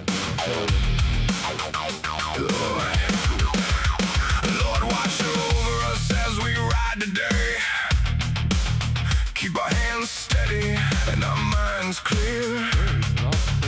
Guide us through every mile we take and bring us all back home safe. Let us ride with respect. See you guys. Have a good night. I don't know why the code's not working. I apologize. But we'll get that for the ones who ride with us and above us. It was working so good. It's stuck on the one screen. It's not doing nothing on the other. Yeah, have a good night. We'll see ya. I'm gonna say good night, everybody. Maybe it's way too many. Fire running through our veins. Grip tight, eyes ahead. Every move, every thread. No wasted line, no drift, no lie. Just the road and the reason why. No luck. No chance.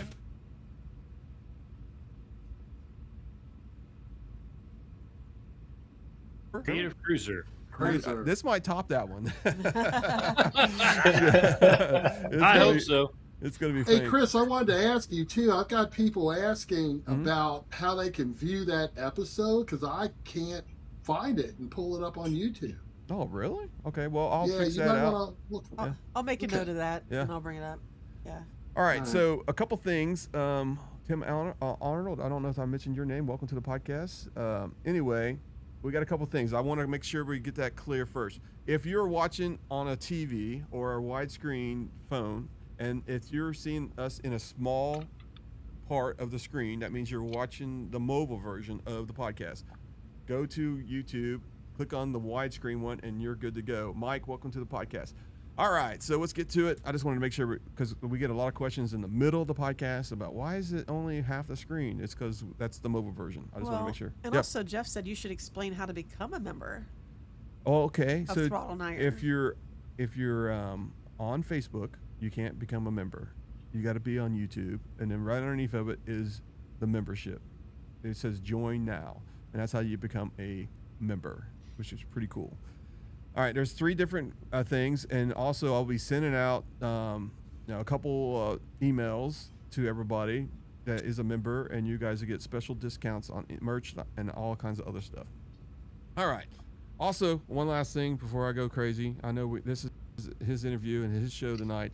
We do have the $1,400 giveaway that we're going to be giving away next Tuesday night. So make sure you're sharing that with everybody. When we have Mike here on the podcast, we also are going to give away the $1,400 aftermarket special giveaway.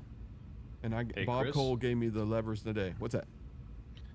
One thing you might want to mention, tonight is the last night to submit questions for the Mike Kennedy podcast. So Yeah, I went to the wrong screen. Yeah. There we go. Make sure you go to throttleiron.com, and under the podcast tab, there is a selection there for Ask Mike Kennedy a Question. There's a simple form, fill it out. Make sure you've got your questions in by tonight. We're going to summarize all those and make sure he has them. All right, we are good to go. All right. You ready? Disclaimer. Oh, disclaimer. I just want to go back to where we started when Yeah, you go said ahead. something about world famous Indian dealership. So let's go back to that, not infamous. It's awesome. All right, so everybody does have a drink tonight, so we do have to do the disclaimer, and here it is right now. Go ahead, Max. Enjoy. Okay, number 1, before we get started, it's Fat Tuesday. That's why I have my Bell's hat on, I've got my beads going, and I got a little drinky poo here. So, at Throttle and Iron, we believe that bottles of throttles don't mix. We promote responsible drinking with spirits, as it's the only way I can get through this ship. Not right. May have during the podcast or 3 or 4. We do so safely at home with no riding taking place afterwards. Please enjoy responsibly, follow your local laws, and never drink and ride. Ride safe, live free. Because of the comments last week, I brought back an old favorite. Starlight is making a reappearance in the house. So tonight we are having just regular Carl T. Huber's signature Indiana Straight bourbon whiskey, 92 proof, 4 years of age, and it's a very nice, mellow drink. Available hopefully at your local store. just remember, folks, all the comments and opinions about spirits on this program are mine and mine alone. Have a good day. And we still suspect that Max is a paid ambassador to Starlight. Just No, I Yeah, do. it's- I it's- wish it I was. Definitely is. Man, this guy's definitely is. Will Divided, welcome to the Oh, podcast. man. All right, here, BFP Garage, Yeah. welcome to the podcast. In the house. All right, so we're gonna stop with all the announcements of all the people joining the podcast. We're gonna get started here. So Cameron, how did you? What's the first story? Okay, let me see if I can get that bike here. But go ahead, start us how you got started with Indian. Indian motorcycle. So in a previous life, I used to work with a company called Eagle Rider. We rented a whole bunch of Harley Davidsons all over the U.S. and actually globally for that matter. And when I'm not going to go in before that, I used to be a franchise owner for years, but I was their acquisition and disposition. So for short terms, I bought and sold a lot of motorcycles from my house in Dana Point, California for them. And I think it was circa 2012 or 13. Harley Davidson cut us off and they said, no, we're not going to sell you new motorcycles. And what a perfect timing for Polaris to bring Indian motorcycles to the market, because we needed a bunch of American V twins to fulfill our rental fleet. And me and a colleague at Eagle Rider acquired 400 Indian motorcycles from Polaris at the time, of course, and brought them into our rental fleets. And, they rode well. They kind of were obviously the opposite of Harley, but at the same time, the same, meaning, when the Europeans were coming over renting full time in the States, they just wanted to ride American V twins. So Indian was just as cool as Harley. And we obviously didn't have a footprint yet, but our consumers kind of said it all, and they were super pumped on the brand. And we rented the hell out of them. They didn't break down. They were easy to maintain. A lot of universal parts back in circa 2013. When I say 13, there were 14 model year that year, because we used to offer mid-year releases back then when they first came out. And one thing led to another. And the bikes were great. I was kind of wrapping up my time with Eagle Rider at the time, and I got a good buddy here in Nashville that invited me out for the Harley Davidson dealer meeting, and we got to chatting, and we opened up Music City Indian and Indian Motorcycle Marietta, Georgia, and his brother opened up Panama City Beach, all within about 90 days of each other in early 2015. So my introduction to Indian was simply because Harley Davidson forced my hand to buy their competitor's product. And I'm by no means bashing Harley Davidson. It's just the facts. The bikes were great. They were on an uphill trajectory, and we were really excited about the way the bikes handled, operated, all that good stuff, and our ability to acquire them as well. Awesome. So, it was good. And I mean, obviously we can go down a laundry list, but having Music City in Nashville didn't suck. I mean, what an iconic place and great place to open up an Indian dealership. Cool town. I'd never been here before. My wife and I moved here 90 days after we decided that we were going to open up this shop with my business partner at the time. And it's been really good to us, and we've really enjoyed Tennessee and Nashville as a whole. So have you, I guess on our way back from Sturgis, we're going to be going to Pikes Peak, and then we're going to go to Nashville. Are you going to Sturgis this year? I have a home in Spirit for South Dakota, so this will be my 19th year in Sturgis. Yeah. Oh, wow. I guess we can cancel our reservations. We'll just crash there. So my wife is upstairs right now, and I'm sure she's going, we're still within 3 minutes, right? We're still within 3 minutes. We're good now. You can cuss as much as you want. No. So year round, man, anybody's welcome at the house, obviously. But during rally, we shut her down, man. We just it's our downtime, it's our time away, and we obviously like to participate in the industry while we're there, but within reason. After 25 years in the business, we really enjoy going up there and just riding the Black Hills and having a good time and dabbing in and out of all the events instead of trying to participate in all of them. So, but we're looking forward to seeing you guys up there. That'll be fun. Yeah, we're going to be spending, I think, till Thursday. And then Chris Marty's going to be hanging out with us. It's going to be fun. I think we got, I can't really say how much room we got, but we got some room. But it's going to be fun. But we're going to do an iron butt straight there from Lafayette, Indiana, straight to, what is it called? Our destination over there. and we're gonna do, I think it's 1,044 miles. It's never done an iron butt, but Rapid City. Yeah, Rapid City. So it's gonna be fun. It's gonna be a great time. So you said you've been there 19 years. Yeah, it's from Tennessee. Well, my first time, my buddy who owns Cycle Visions out of San Diego, California, kind of introduced me to it, and we started riding back in 07 or 08. I forget. I'm old, and so we jumped on the bikes, and I had an opportunity to ride with a great group of guys, and we took 4 or 5 days. Went through. I think we did Vegas the first night, which, by the way, not a good idea. Getting up the next morning at 100 degrees and wanting to vomit because agave juice is pouring out of your system is normally not the best way. But, we got to ride through some of the most epic country. I mean, Bryce and Zion in southern Colorado. And I was hooked, needless to say, I was hooked after that. And so, yeah, we've been going every year since. And my wife and I had an opportunity to buy a place in 2017. And we took advantage of that, and it's made it a little bit easier. I mean, you guys know what it costs to go to Sturgis and get a hotel for a week, and the good news of South Dakota is there's only about 800,000 people in the entire state, so housing is pretty affordable still for the average guy. So it kind of made sense just to acquire versus keep paying them rent for a hotel room. Well, I'll tell you a little bit of a story here, and then Max, did you got any questions or less?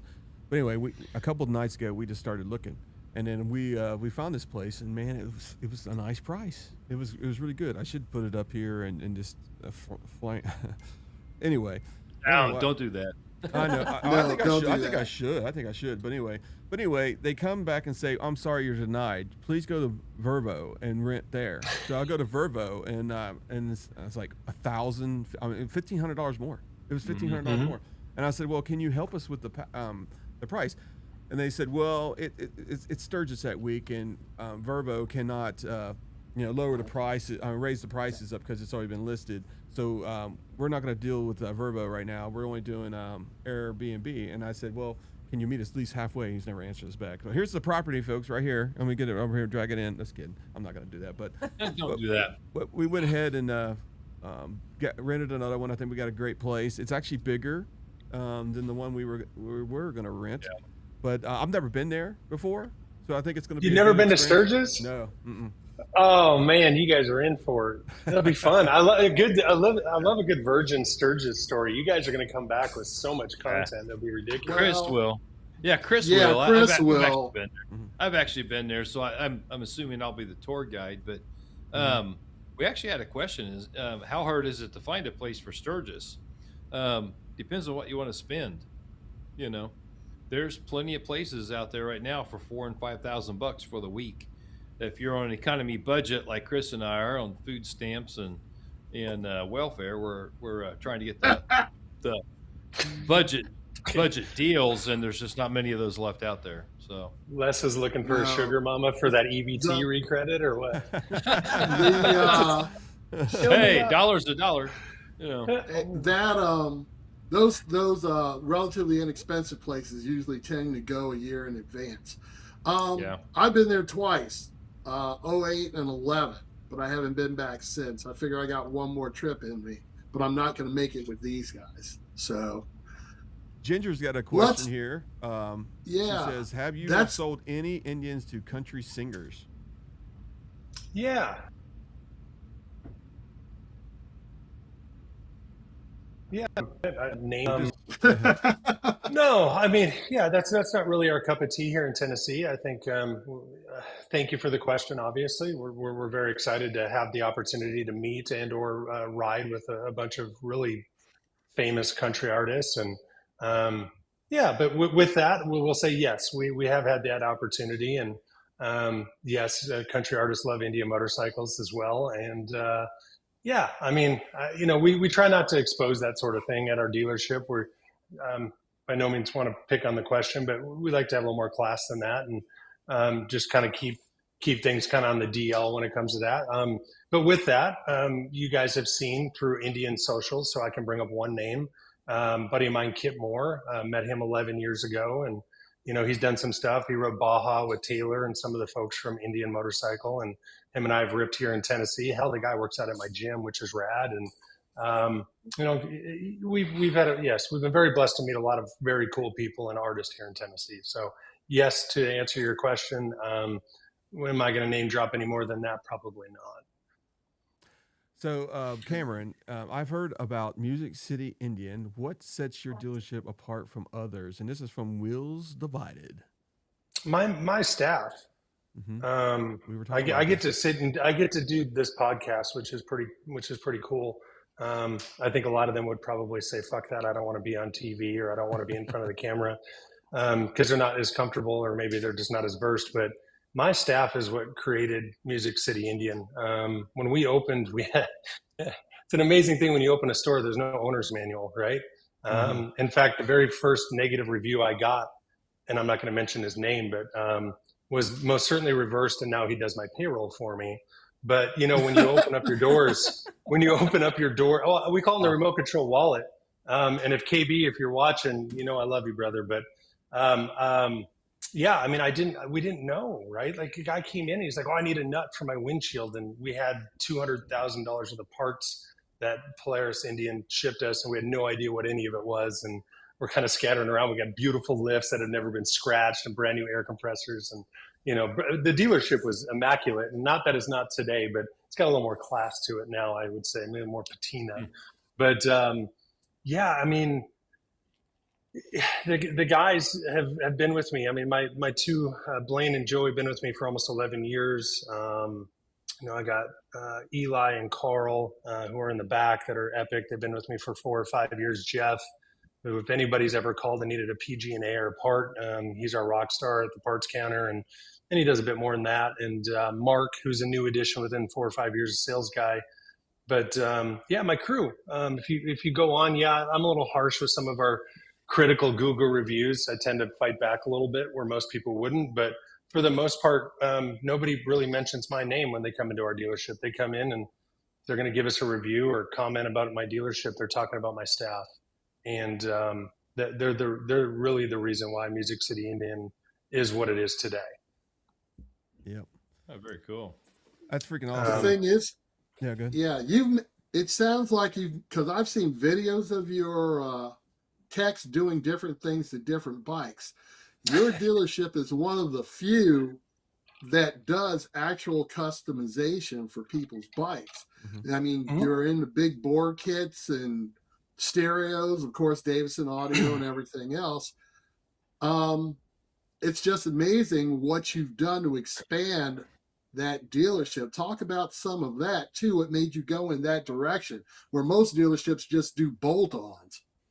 Well, so I'm not a big fan of name dropping, but I belong to a pretty cool group of guys. We build custom motorcycles. We're passionate about custom motorcycles. We ride our custom motorcycles. Hell, most of us ride them, 13, 14, 1,500 miles to Sturgis every year. And, with that, I think coming from the Harley world, circa 2013, maybe, I don't know, 13, 12, 11, somewhere in that era, we're all building Harley Davidsons. And when this opportunity popped up to become an Indian dealer, it was really easy to just take everything that we known from the other American V-twin into the Indian world. Obviously, initially, it was very difficult. There wasn't a lot of aftermarket parts and accessories available to the brand. But especially with the cast frame, right? You can't cut and rake a frame that's cast aluminum. That was, Sure. if you ever see my YouTube, and I'm not trying to steal from your guys' channel, but if you ever see Music City Indian's YouTube video that Ben from Get Bet Moto does a lot for us on the Shit Chief, which happens to be kind of over my shoulder, whichever way here. It's a tubular steel frame, right? And now, albeit we didn't cut the neck and rake that one or do anything crazy, but it's a steel frame. That means you can do those things, right? So forever, it was a lot of bolt-on. It was a lot of, cam work, air cleaners, exhaust, Indians, stage 1, stage 2 download, right? But we found a niche pretty quick. Buddy of ours hit us up, and I think FTD Customs, just north of us in town, made a set of custom wheels for back in 2016 for a Chieftain. And people are like, oh, wash my mouth, poop.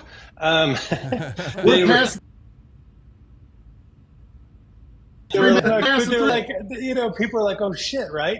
And they saw some cool stuff. And then, God, I got to go back here in my Rolodex. So my brother Justin, you guys seen him in some videos. Him and Roland Sands and Cameron Brewer, who's got a race team now for Bagger Racing, and Aaron, and God, I go down a laundry list. Roland's built 100 bikes for my bro over the years, and the first Chieftain might have been circa 15 or 16, and they put like a chopped carbon front end, inverted front end with Olin suspension. I'll never forget, I was living in San Diego at the time, and we had a set of cams shipped to us. The first stage 2, maybe they weren't quite in production yet for a 111 motor, and they shipped them to us, but there was no directions, right? We didn't know that the push rod dropped when you installed the cams. There was no custom tools from Lloyd's, and so we're you know, fucking, it's not like a Harley, you know what I mean, where you just pull the cam out, put it back in, and I make that sound easier than it is. But you know, all the push rods fell, right? Which means you got to drop the motor, right? Pull the top end apart. You've all been there. There's not a tech in the world that hasn't dropped a cam or a lifter or a push rod on a set of cams over the years. And you either got a 50-50 shot, either it slides back in, or you're dropping the motor. And in this case, unfortunately, we had to drop the motor. But they built a really cool bike, Cam and Roland and my brother back in the day. And I don't know. I mean, like I'm all about custom motorcycles, and custom is used very loosely today. I think a lot of people bullshit on their bike and go, "Oh, it's fucking custom," and not every bike we build is a full blown banger. But you know, if the first thing you do is put on exhaust and cams and an air cleaner, right on, you're heading in the right direction, right? Mm-hmm. But then, and you know, you got to have some body work, and you got to paint the thing, and you know, how do you stand out? And I think my guys at the shop have done a good job of trying to build motorcycles for our consumers, if they have the money. Obviously, this isn't a free thing to do, that stand out from everybody else. You know what I mean? Mm-hmm. So if you were to see a Music City Indian Custom, you're gonna be like, fuck yeah, I know that bike. I've seen it, not only on social media, but you've seen it on YouTube, and you know it came from our shop, and you know it's different, and we're pretty proud of that. So when you do your tunes, do you do them there in dyno, or do you do remote tunes? What do you do? So Ryan, you know, so it's called Lloyd's Tuning. You know, obviously Ryan's kind of the mastermind behind that. So we obviously do a fair amount of remote tuning, right? So I think, you know, like my 23 Challenger, we stuffed a 22 computer in, right? And that was, you know, you can't do that. Well, we did. And then this year, obviously, well, it's my personal bike. So, I mean, the VIN didn't match you know, all the things. I'm not going to get into that, but, you know, there's always a way around to make a bike go faster. In fact, I'm going to give a kudos to my boy, Rob, up in Wisconsin. He's got a great dealership up there as well. And I called him, and he was doing drags, and he had a 50 shot of NOS back in 2020 on his Challenger. And that was it. And I'm like, how in the fuck are you going over 110 miles an hour in a quarter mile?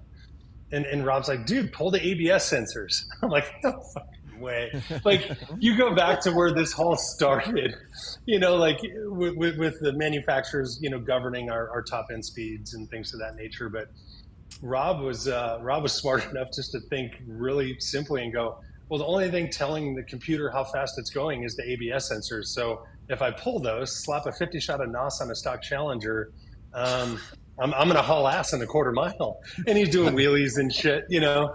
And, so, wow. Yeah. So yeah, those guys are pretty cool. And he's got that, you know, he's got a 116 or 117 kit now, and you know, we've done some work with those guys. But no, our tuning, we don't offer a dyno. We do offer some dynos if we want to. Like, I know Joey, my service manager, and you know, Ryan has asked us, like my over my shoulder, my Roadmaster, that's a 25 model, and everybody's, you can't tune a 25, and you know, the masterminds did it, right? Ryan and them did it, and so we sent this bike over, and we got real dyno tune numbers, so we could show the general consumer, you know, what you're able to get. And this is a mild build behind me. We're not even done with it. We're waiting on wheels, and you know, of course, the S&S exhaust that nobody can get. But go ahead. So So if somebody happened to have a 2025 Pursuit, they wanted to put a 2-in-1 on and have it tuned with a high flow intake, what does that look like from a timing perspective? How many days is that?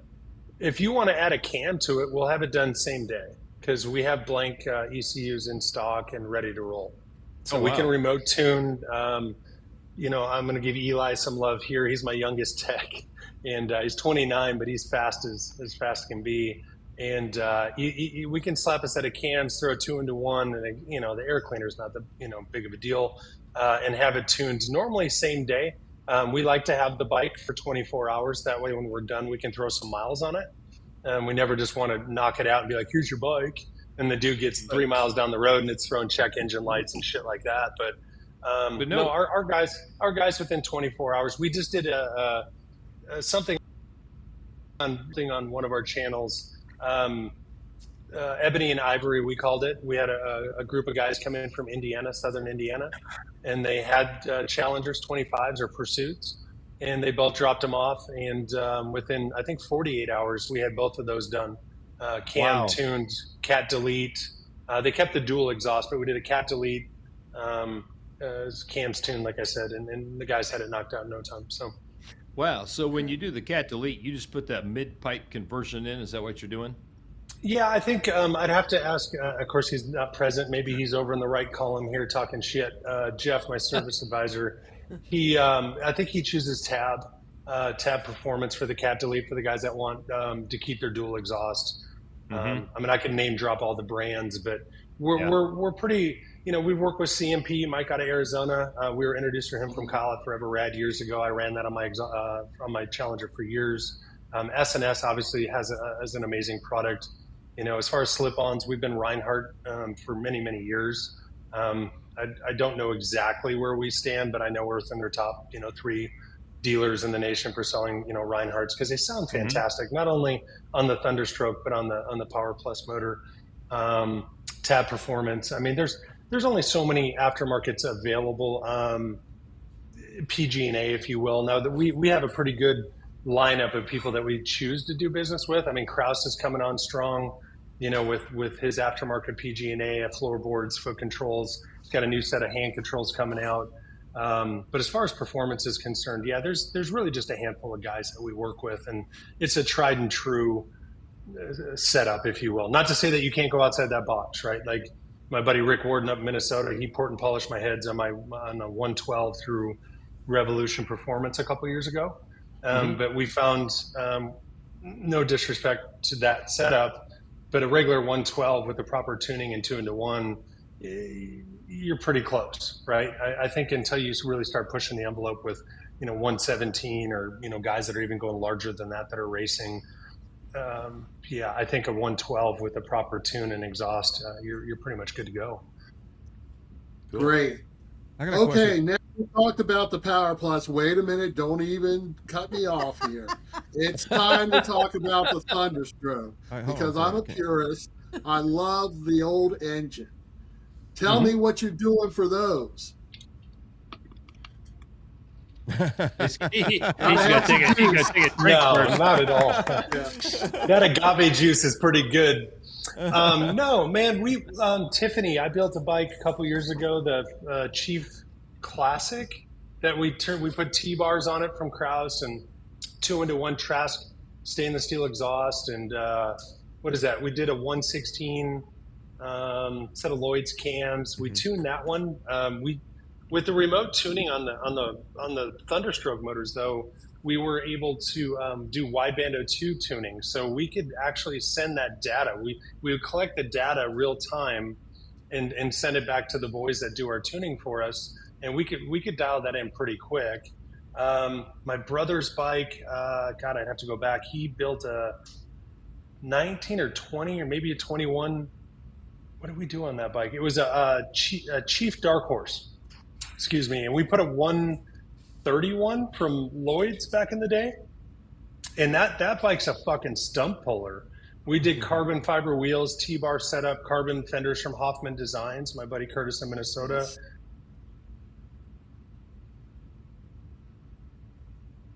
Right now, don't know. I'm Call us. watching his video series on the FXR they're doing. Oh, dude, his 86. So Hoffman was born in 86. So he's building himself a Liberty with an M8 right now, and it's sick as shit. That dude builds bangers, man. He builds bangers. He's a good dude too, even though he's got that "oh yeah, you betcha, okie dokie" now already. Then, like our boy Fish, who's following along here, Midwestern. But like I said, we've got the age-old discussion here. These two have pursuits, and they're good. And I've demoed they've done everything they can to get me on a Power Plus. I'm not doing it. Okay, I love the Thunderstroke. Thunderstrokes forever. That's my engine, and I'm sticking to it. Pry out of my cold dead hands. I think, Max, if we could stick a Thunderstroke in the chassis of a Power Plus, I think you're onto something. I think that Power Plus chassis, though, fucking handles on rails, bro. Like, it's hard to beat the way that new chassis handles, personally. I can understand that, but the thing is, though, there's nothing like the grunt of a Thunderstroke, the immediate visceral feeling you get, and there's nothing. And as far as the sound goes, you can talk about, you can put whatever pipe you want on a Power Plus. It's never going to sound as good as a Thunderstroke. Never. I left for a little bit. Thought I missed this conversation. It didn't work. Yeah, I was trying to leave also. Let me break in here for a second. Hey, if there's anybody new to the podcast, please like and subscribe this podcast. That gets it more out there. I understand there's some issues with YouTube loading really slow. I guess maybe they were getting a DOS tonight or something like that. But it is not on our end. Just keep on trying if you got friends trying to get on the podcast. But there's something going on with YouTube tonight, I guess. I don't know what it is, but anyway. I've got a couple questions here. Somebody wanted to know, I think he was being funny, but then he asked crickets. So maybe it is really a question. He said, "Hey Google, how do you remove the ABS sensors from the Indian Challenger?" Maybe I love that. I love that.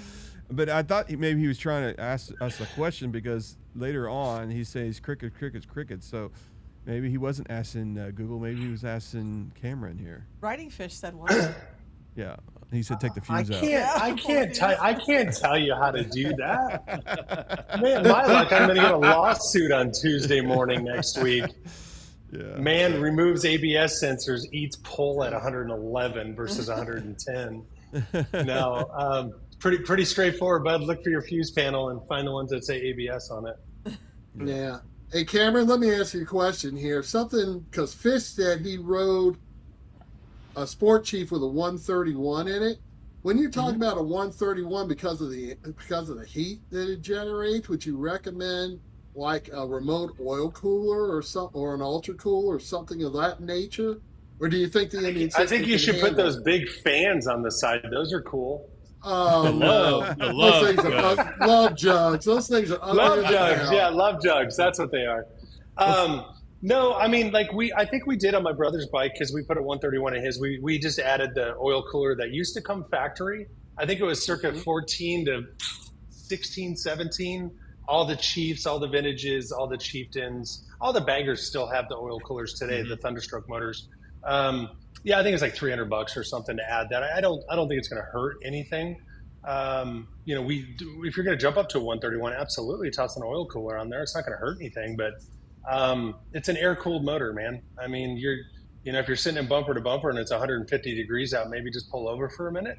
I think that's just common sense. I'm not the end-all be-all when it comes to motors, and I'm not the end-all be-all to building bikes or anything like that, but we've all built some pretty powerful motorcycles and fast motorcycles, and none of ours have overheated, if you will, or run out of talent on the side of the road due to heat on a Thunderstroke. So not to say it can't happen. I think a lot of our consumers till this day come in and say that the Thunderstroke offers a lot of heat off the right-hand side. And of course, my first response is, well, let's fucking cat delete that shit, right? That's where 50% of your heat comes from, is from Uncle Sam telling you, hey, let's clog this bad boy up. So absolutely. Let's go and do a true dual, or at the very least cat delete it and do you, or 2-into-1 or something. Yeah, so there's actually a question here. It's come through a couple times, and Charlotte. yeah, Hi, asking William. about Charlotte. So let's address that Yeah. one. What do you think about Charlotte? Yeah.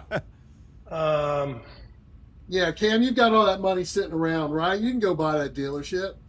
So I think again, and you're going to touch on a sour subject as a dealer principal and an advocate for all things two wheels. One, if you don't support your dealer, they're not going to stay in business. Here's an iconic location, right? In the name, the original owner back in the Kings Mountain era is going to slip my mind. Tim and Lloyd had it for a couple of years. I see this an awful lot on social media, and I'm really hesitant to say a whole lot because I don't want people to bash on me, obviously. But if you don't support your dealer to whatever degree that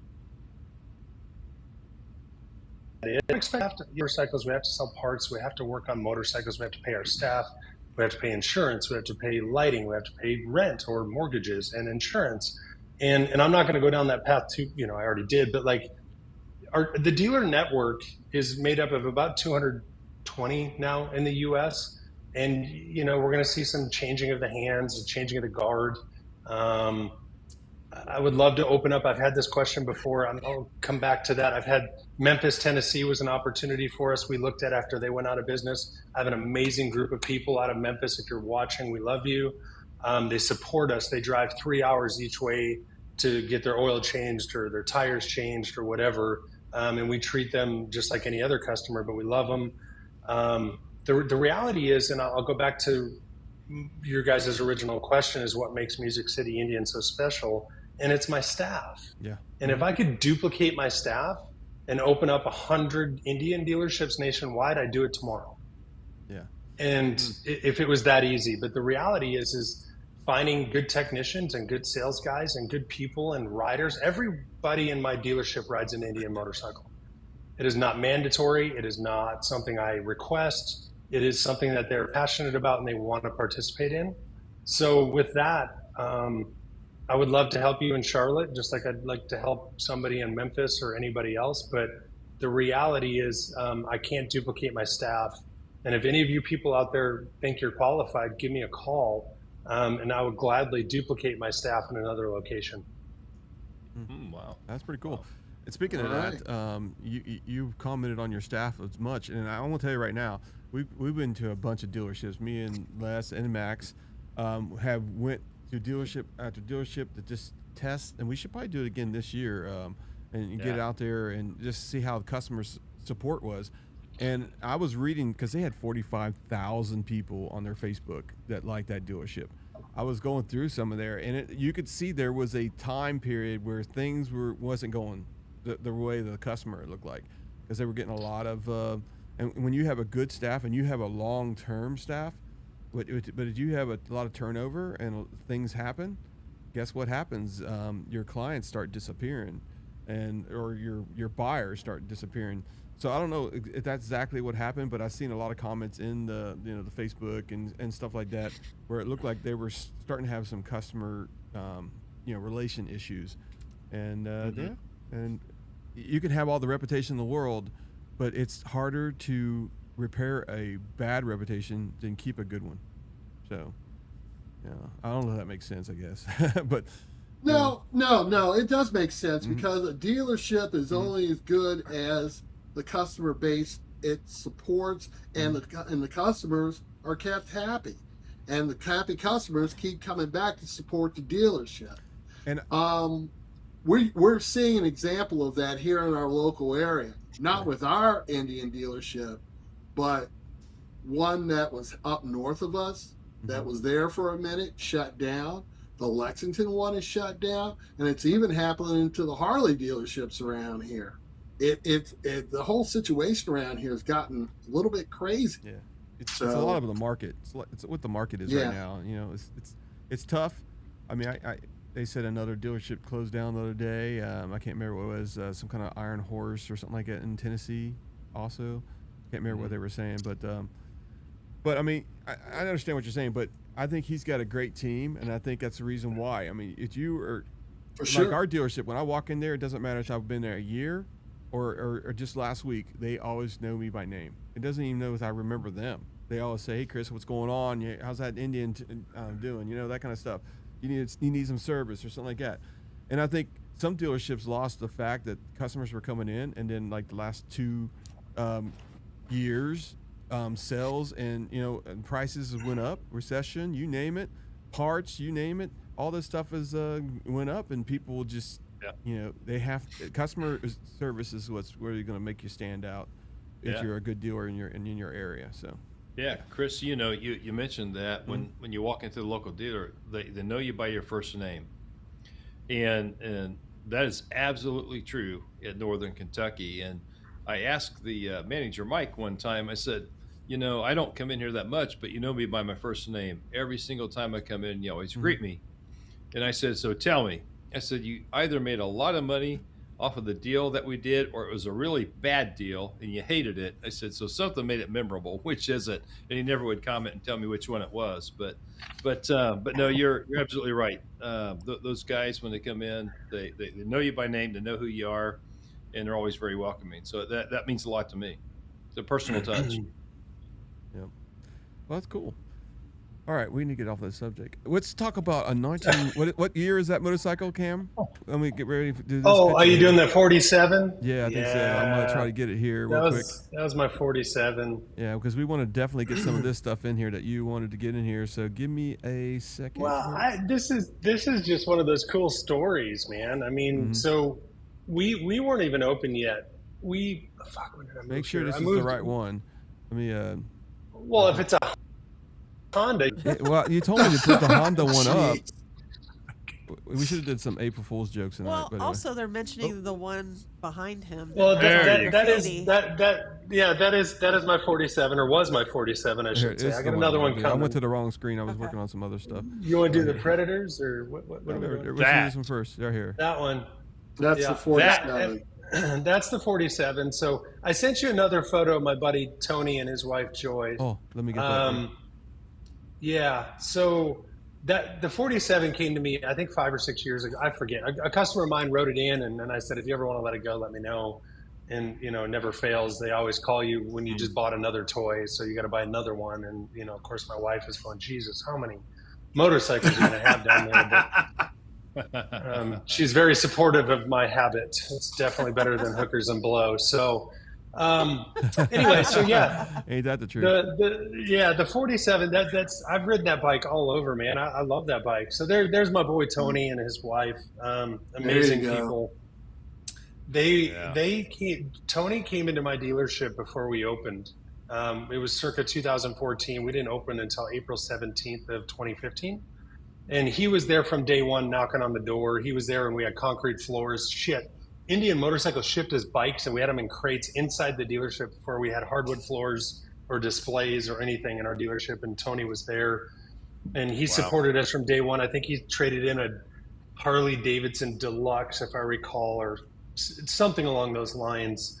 He had maybe for a week. It was just a bad idea, he said, and traded it in for a new vintage, a black and red two-tone. Anyways, he's bought 5-10 motorcycles over the last 10 or 11 years we've been open, and he's a good friend. He's a dear friend, not because he spends money or any of that. He comes down. We had shop parties with him. He'd come in and work on his own bike in my shop back in the day. Like we wanted to put cams in his bike, he'd come down. He's trains all the Nissan people for Nissan vehicles, right? So if you're a mechanic at Nissan, at some point you went through Tony's class.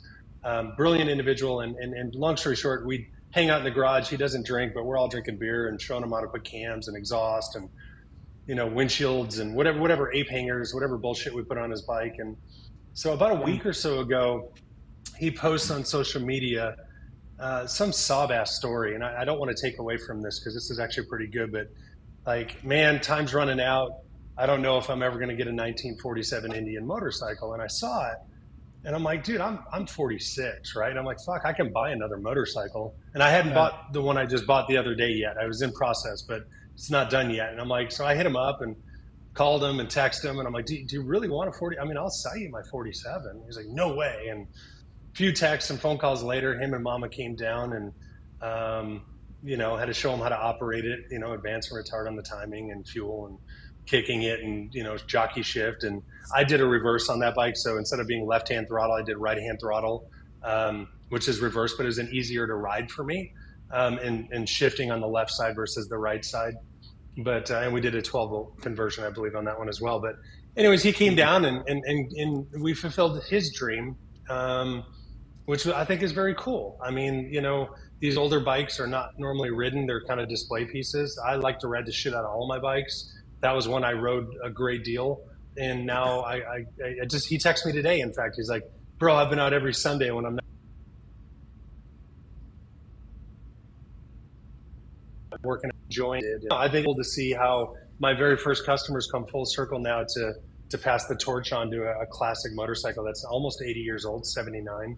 And he's out and enjoying a classic, I don't know, Indian motorcycle. It's very, I don't know. Yeah. It's very neat. If I wasn't a dealer, principal, or owner or part of this business, I wouldn't be able to tell these stories. So I'm forever grateful for that. That bike is my dream bike. I've admired that bike and wanted one since I was a little kid. I have a model of it downstairs, and a 47 Chief is my dream bike, and someday I'll get one.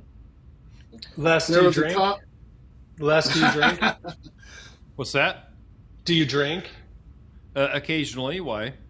Well, stop and sell your liver, bro. They're like, for 25 grand, you can have one. You don't need it. You don't need it. Just go get you one. Oh my goodness. You're so. There's a comment. I think I'll find another way. Yeah, there was a comment in here that says how similar it looks to the vintage. We were talking about that a little earlier. Let's talk about that. Well, before we do that, hold on a second. William Blaze said that he has Tony's old Challenger. He is the reason I love Music City. I have my plates covered on my bike still. I need to replace my shirt. I will in April for Supercross. I don't know what all that means, but Tony, the guy in the picture, my first customer, he bought a Challenger from us at one point. Actually, Kelly Yazdi was in town. I don't know if you know her. Brand ambassador for Indian and a magnificent human being. Google her if you don't. She was in town and we're shooting the shit, and he came in to buy his motorcycle that day. And long story short, he wasn't in love with the Challenger as much as he is with his Blue Diamond 2016 Roadmaster. So he sold that bike private party to the gentleman, I believe, that's commenting currently on the right side here. Yeah. And I'm sorry, I'm trying to read through it while we're sitting here chatting and not lose focus. But if you need a t-shirt, just come down to the shop and I'll replace that ratty one for you on me. Okay, bud? So just come on down to the shop. We'll get you a new Indian t-shirt on us. Okay. Awesome. There you go. All right. So the vintage, what's your opinion of it? Because myself, I really thought they could have souped up the engine a little. I mean, why not make it a 121 or a 125? It's easily done. And the 125 would have symbolized the year of Indian. So why not? So I'm going to be sarcastic first, and then I'm going to be serious second. One, Max, of course, with your gray beard, aging demographic is looking at Indian motorcycle, looking for the not necessarily fringe, but the swooping fenders that we've currently gone away from, the iconic look of Indian. So if you look back at the vintage, the Chief, the Dark Horse, the Roadmaster, the Chieftain, all the way up to I think it was 17 or 18. Yeah, Springfield, excuse me. Classic Indian motorcycle. You can't miss it from 100 yards away, right? You look at that fender and you know it's not a Kawasaki Drifter. And I think what's happened is as our demographic is getting older, and not all, we are seeing a next generation. We can touch base on that. Not only women riders, but the next gen in a minute. But as our demographic gets a little bit older, they're going, man, I really want those swoopy fenders, but my legs, my back, my body is incapable of holding up an 800 or 900 pound Roadmaster, because that's the only body or style of current Indian motorcycle you can acquire that has those swoopy fenders. So twofold: one, coming back with 125th, which there's going to be a lot of hate on this. has nothing to do with consecutive years of being in business. It's just 125 years of an iconic brand. Take it for what it is. Don't be so sensitive, and celebrate with us the fact that we have two American brands that are celebrating hundreds of years of being in business and creating product for the end consumer, that it's only getting better with that competition. So back to the vintage. It's a great product for the guy who might be riding a Roadmaster or Springfield or a heavier Chief from the older era, to be able to get on something a little bit more light and nimble with a 116 power plant. I had an opportunity. I didn't get a chance to ride it. I did get a chance to sit on it at the dealer meeting this year, like 36-hour turnaround from LA and back home to Nashville. But from my 47 to the 2026 model, I was a little concerned after the 1901 seat we stuffed on a Scout, right? Let's be honest, that thing was a fucking brick. So when I got on this bike, I was really concerned, like, is this thing going to be that way? And I got on it, and the seat was as comfortable as my 47 was, minus the suspension in the seat, because that bike has epic suspension in the actual suspension of the bike, right? My 47 had maybe an inch of throw in the actual suspension, but 6 inches in the seat. It was the opposite. No suspension in the seat, but really comfortable suspension on that Chief platform, which we all love today since 2022. So I think the first iteration of the Chief Vintage is really cool because it gives that a classic motorcycle again that doesn't weigh the 800-900 pounds. Makes them kind of feel nostalgic. If you can't go less, pick up a 1947. And it's a great throwback for the 125th anniversary of Indian motorcycles. And Ola and his team have done an amazing job of bringing back, if you look at my 47, and I know you don't have another photo of the vintage, side by side, they're perfect, other than the technology in between. And I think that was the reason why they did that. Now, as far as horsepower and torque and all that shit, I can't wait to get my fucking hands on one and totally torture it and bastardize it and do what we do.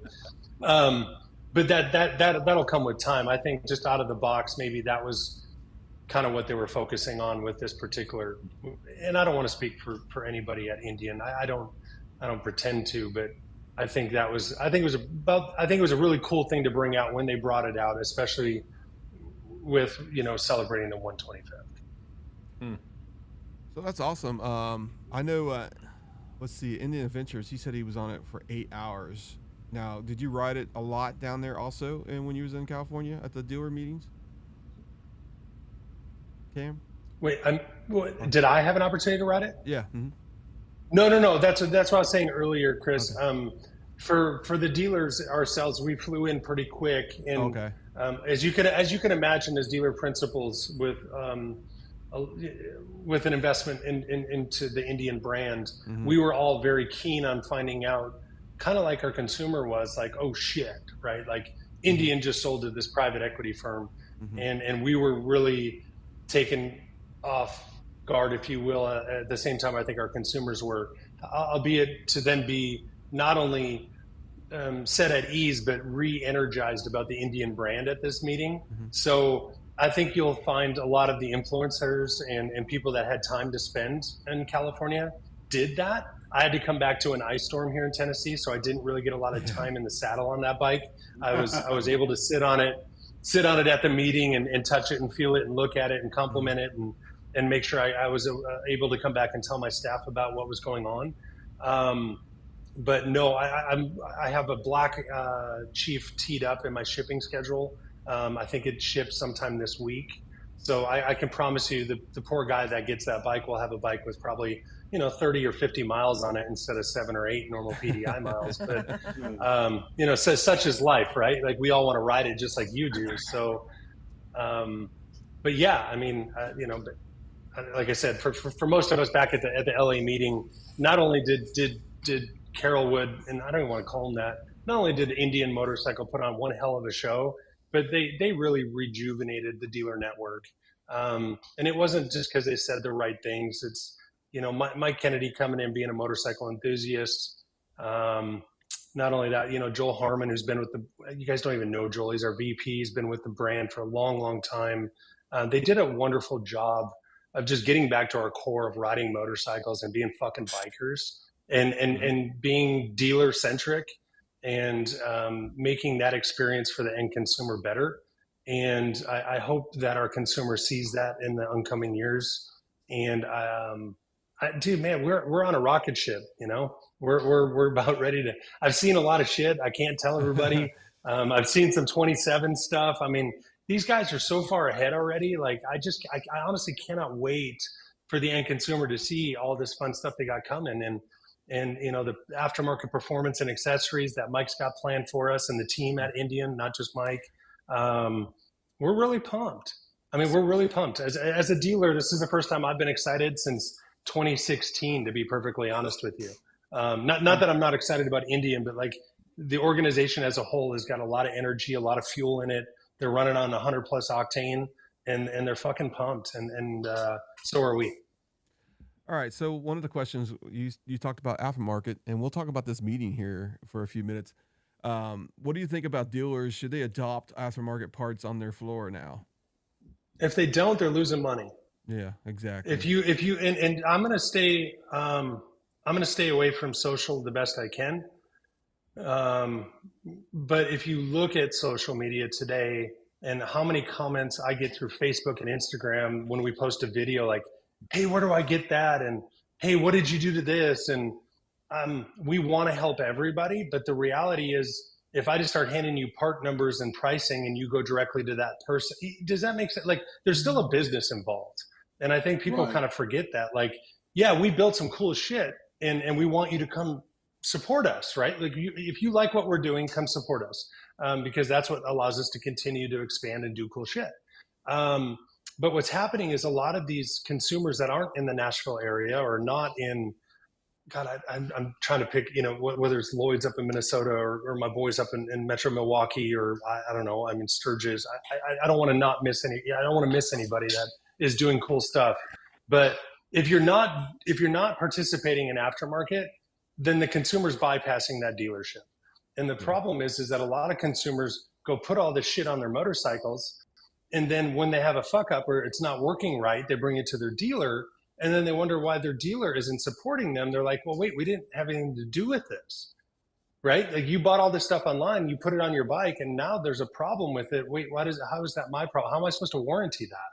Whereas if you come to Music City Indian and we do it, we're not only going to warranty it, but we're going to make sure it's running right every time. And that's not just a push on me. I'm back to the aftermarket. Slip-on mufflers, you know, cat deletes. That's the biggest complaint we have with Thunderstrokes, Max. I mean, you know this. You get on that bike with the fucking catalytic converter, it burns your right leg. It's been a problem since day one. We avoided it. But then the aftermarket jumped on the bandwagon and said, dude, check this out. Reinhardt, Freedom, Toast, I don't know, pick a brand that had a cat delete and did away with that heat. Go ahead. Tab, yeah, that's what I'm saying. I mean, I can't sit here and name all the epic. I mean, hopefully throughout the show we'll make sure we get an opportunity to promote everybody we work with. You know, I mean, you know, you can look at Jake from Barnstorm and Tony from Audette. I mean, guys that aren't really front and facing but have epic products. I mean, I could go on for hours. I wish I had a Rolodex of everybody that we deal with, because they're all amazing in their own right, and they've all participated and contributed to the growth in the aftermarket parts and accessories for Indian Motorcycle. But I think you're going to see with our new management and our new CEO and our new vibe and our new whatever you want to call it, a lot of aftermarket. I'm excited to see what Vance and Hines does. I know Mike Kennedy had a lot of, you know, he obviously worked there and he was the man there. And it was a big shift, I think, for everybody to see, you know, S&S go to the wayside with Indian this year, and you see Vance and Hines coming on board. Really excited to see what they do. I'm excited to see what Vance and Hines is going to bring to the market. Historically, they got a lot of slip-ons and stuff. We have not installed a lot of V&H, but we're looking forward to potentially doing more of it if it makes sense for my consumer and it puts out parts that are, you know, performance oriented and create power, not just noise. So, you know, I'm not just jumping on the Vance and Hines bandwagon at this time because we are, but I'm excited, you know. I mean, hopefully they come out with some cool shit. Well, the thing is, though, I just don't want you to make a mistake about what I'm saying here, because here's the thing. we've talked to a couple of dealerships like Pikes Peak. You guys are doing the forefront and leading the way in showing people things to do and showing other dealerships what to do. I mean, as far as I'm concerned, and I'm sure that Chris and Les will agree with me, if we look at we look at Pikes Peak, we look at your dealership, and we look at what's the dealership down where Jack Daniels ride is. That's Chattanooga. Chattanooga. Yeah, between those, John and Casey are good guys. Yeah, John and Casey between are the good three people. of you, between the three of you and Milwaukee, you guys are showing the way of the future. So nobody's arguing about that. I mean, that's you guys are pilot lights to show the way. Well, that's very nice of you to say. I think the reality is that we just, back to where you guys asked, I mean, like, we are separated from a lot of other dealers because we love aftermarket parts. We don't want our bikes to look like everybody else's. So how do you do that? Yeah, exactly. So you reach out to all these. I mean, we talked briefly before the show started. I mean, we've been giving motorcycle. When I say give, not everybody jump on social media and motorcycles to not just influencers, but to manufacturers, small mom and pop shops that manufacture goods, custom bike builders, right? For years we've been doing this, and some things we've seen some great ROI on. Other things, have kind of shit the bed, if you will. But the reality is that we're advocates for the brand. So, hey, if you're a Harley Davidson guy and you like Indian motorcycle, but you don't have an Indian to work on because you don't want to go invest $30,000, here's a free motorcycle for a year. And when you're done with it, either give it back or buy it from me, right? It's a pretty simple proposition. And in that time, that person or manufacturer or creator can then manufacture parts and accessories because they have that product in-house to play with. You know how expensive it is to go buy a new motorcycle for every bike that comes out every year and then say, oh, well, I'm going to go make floorboards for this, or I'm going to make shifters for that, or air cleaners for this. It's impossible. Money doesn't fucking grow on trees. So how do we help promote the aftermarket business? And I don't mean just people tagging us in a post saying, we're influencers, right? We need people that are really going to manufacture good parts for our end consumer that people want in return of said free motorcycle.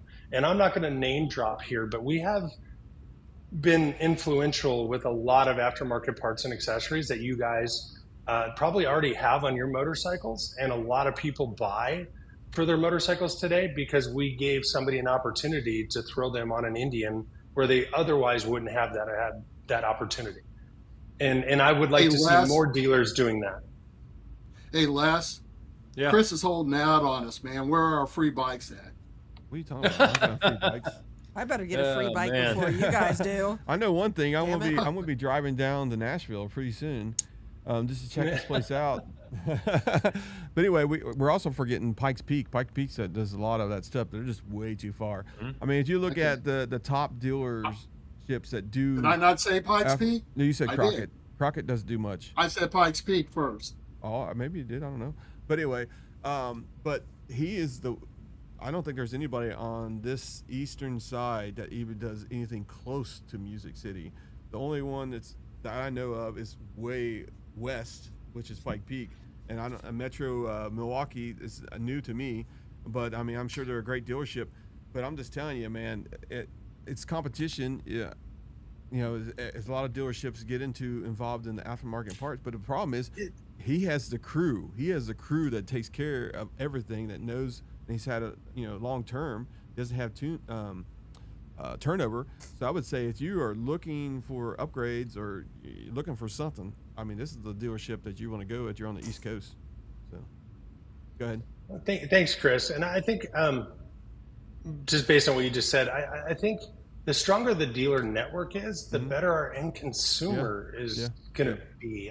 Maybe that didn't come out right, but like, we're not the end all be all. We don't sell, we're top 30 dealer in the nation this year, right? So we're not, we're not up there with Sturgis or Daytona because we don't have those big bike weeks. And there's some other great dealers that sell maybe more than us, but I think the competition is okay.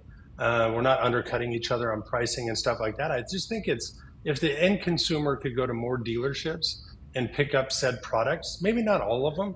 I understand some dealers don't want to get into tuning because there's some liability and things of that nature. And God, I couldn't tell you how many fucking head gaskets were replaced over the years. But the beauty is, a lot of these guys come back like, I want drag racing my motorcycle. And, the added bonus is you can plug right on in and it'll tell me how long you've been running 120 miles an hour. So don't bullshit us. And when that temperature is peaking off about 230, you might want to back off a little bit. But, really, I don't want to miss out on promoting all Indian dealers. They're all amazing in their own right.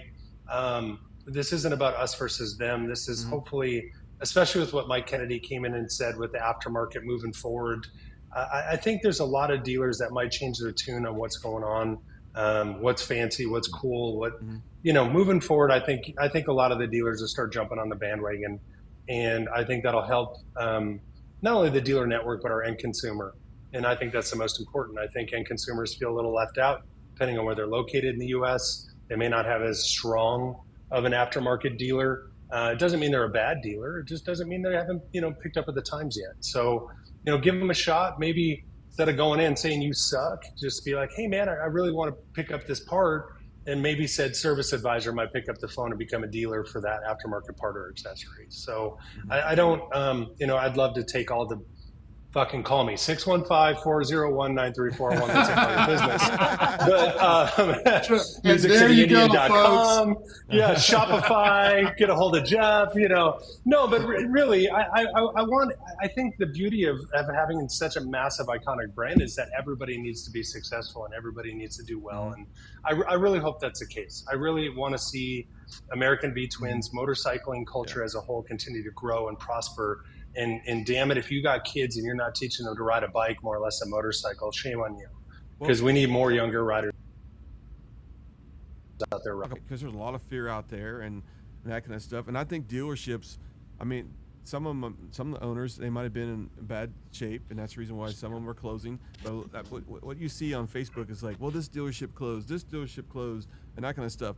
And we do need more competition, but right now it looks like there's a shrinkage of dealerships, and that's Harley too. It's just the market, and I think a lot of people are out there. They got these YouTube channels and they're saying this is the reason, but I think the real reason is a lot to deal with the inflation and that kind of stuff, and it's just people. It's a luxury item. These motorcycles become luxury items now, and I know Mike Kennedy, and we could talk about Mike Kennedy here in a few minutes, but.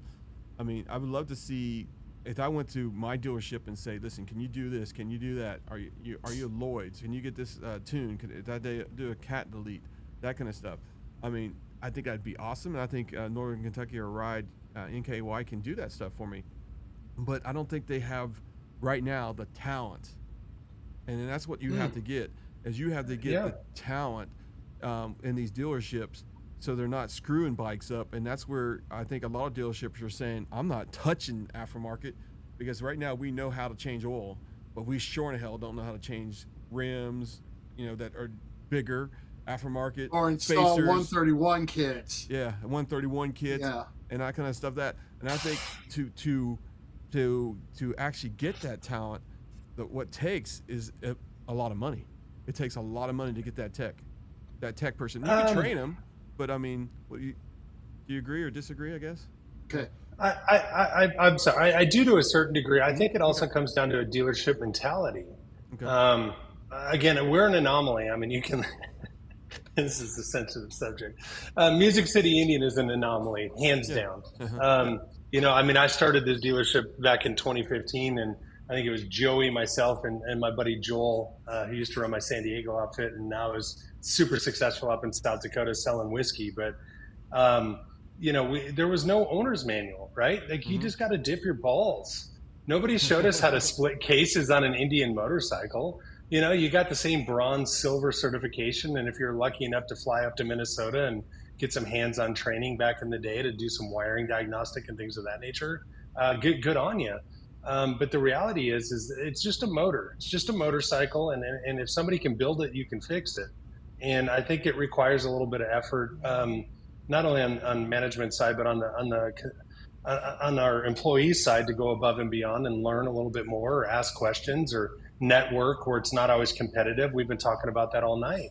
My guys have gone above and beyond and asked questions they didn't know the answers to and worked with the engineers and the brighter people who manufacture these bikes up in Indian. And, they really helped them through that process.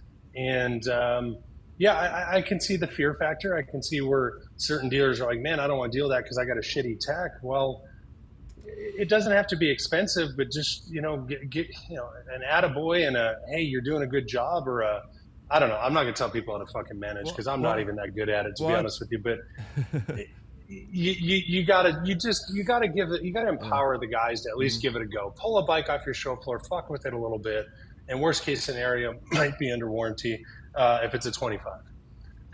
Yeah, and the other thing, I think what it hurts dealerships to actually do that kind of stuff, because I think there's very rare dealerships like you that only do Indian, right? I mean, you don't have any other brands in your... I do carry Vespa. It hasn't been very lucrative for us, but it's been a fun brand. I got 7 colleges in my backyard and a lot of rich folks that have kids that go to school there. And, look, Vespas are fun. I have one up at my house in South Dakota. We rip it around to and from the bar, but our core business is Indian motorcycle for sure.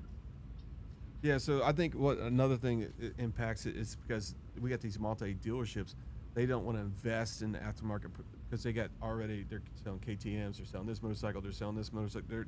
Their shop is swamped with bikes coming in, hopefully, and that's probably, I think, individual dealerships that are just only selling Indian can get in the aftermarket a lot better, a lot easier, and get the techs a lot sooner than what these other. I just think that's one of the other hindrances that are going on with these dealerships, Indian dealerships. So, I mean, you can speak on that. Do you want?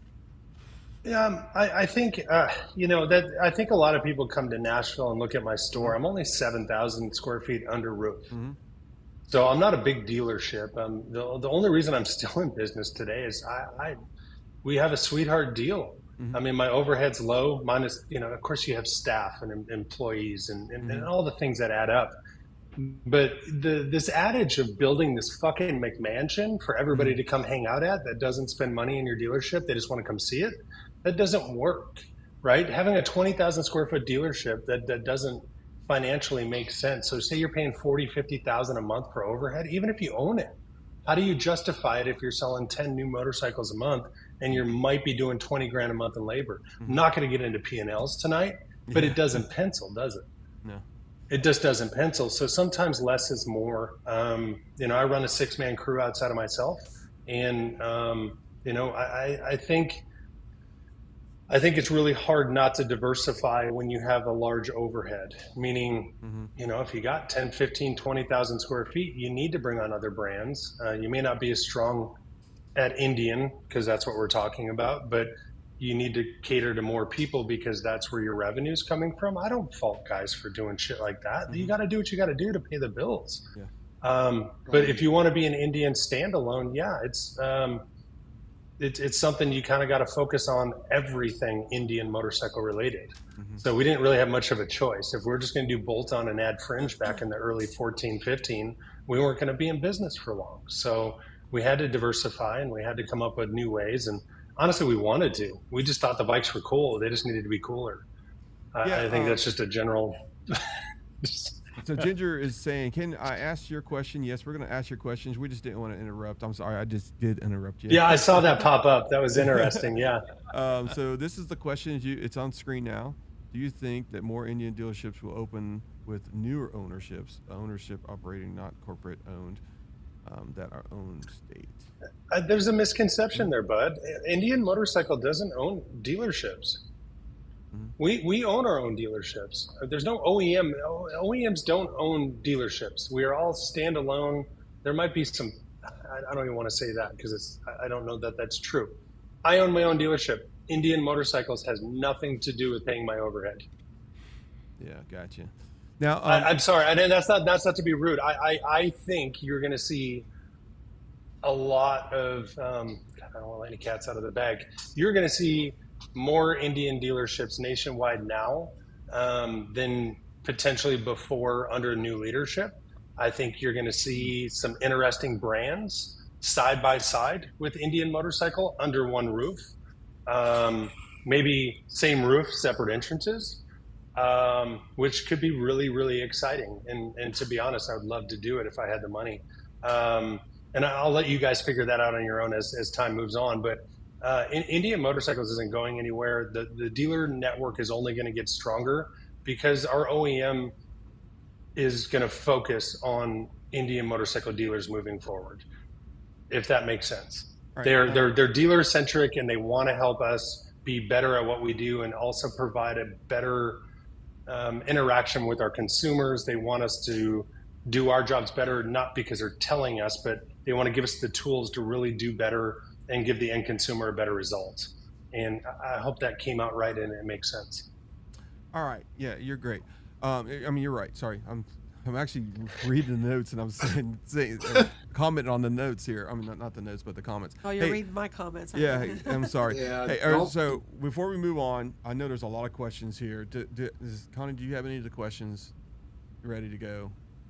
Because I know we were going through here and the people were like asking questions like crazy. And I know we do. I've been watching them and I can't keep up. I know I can't keep up either. There's so many of them.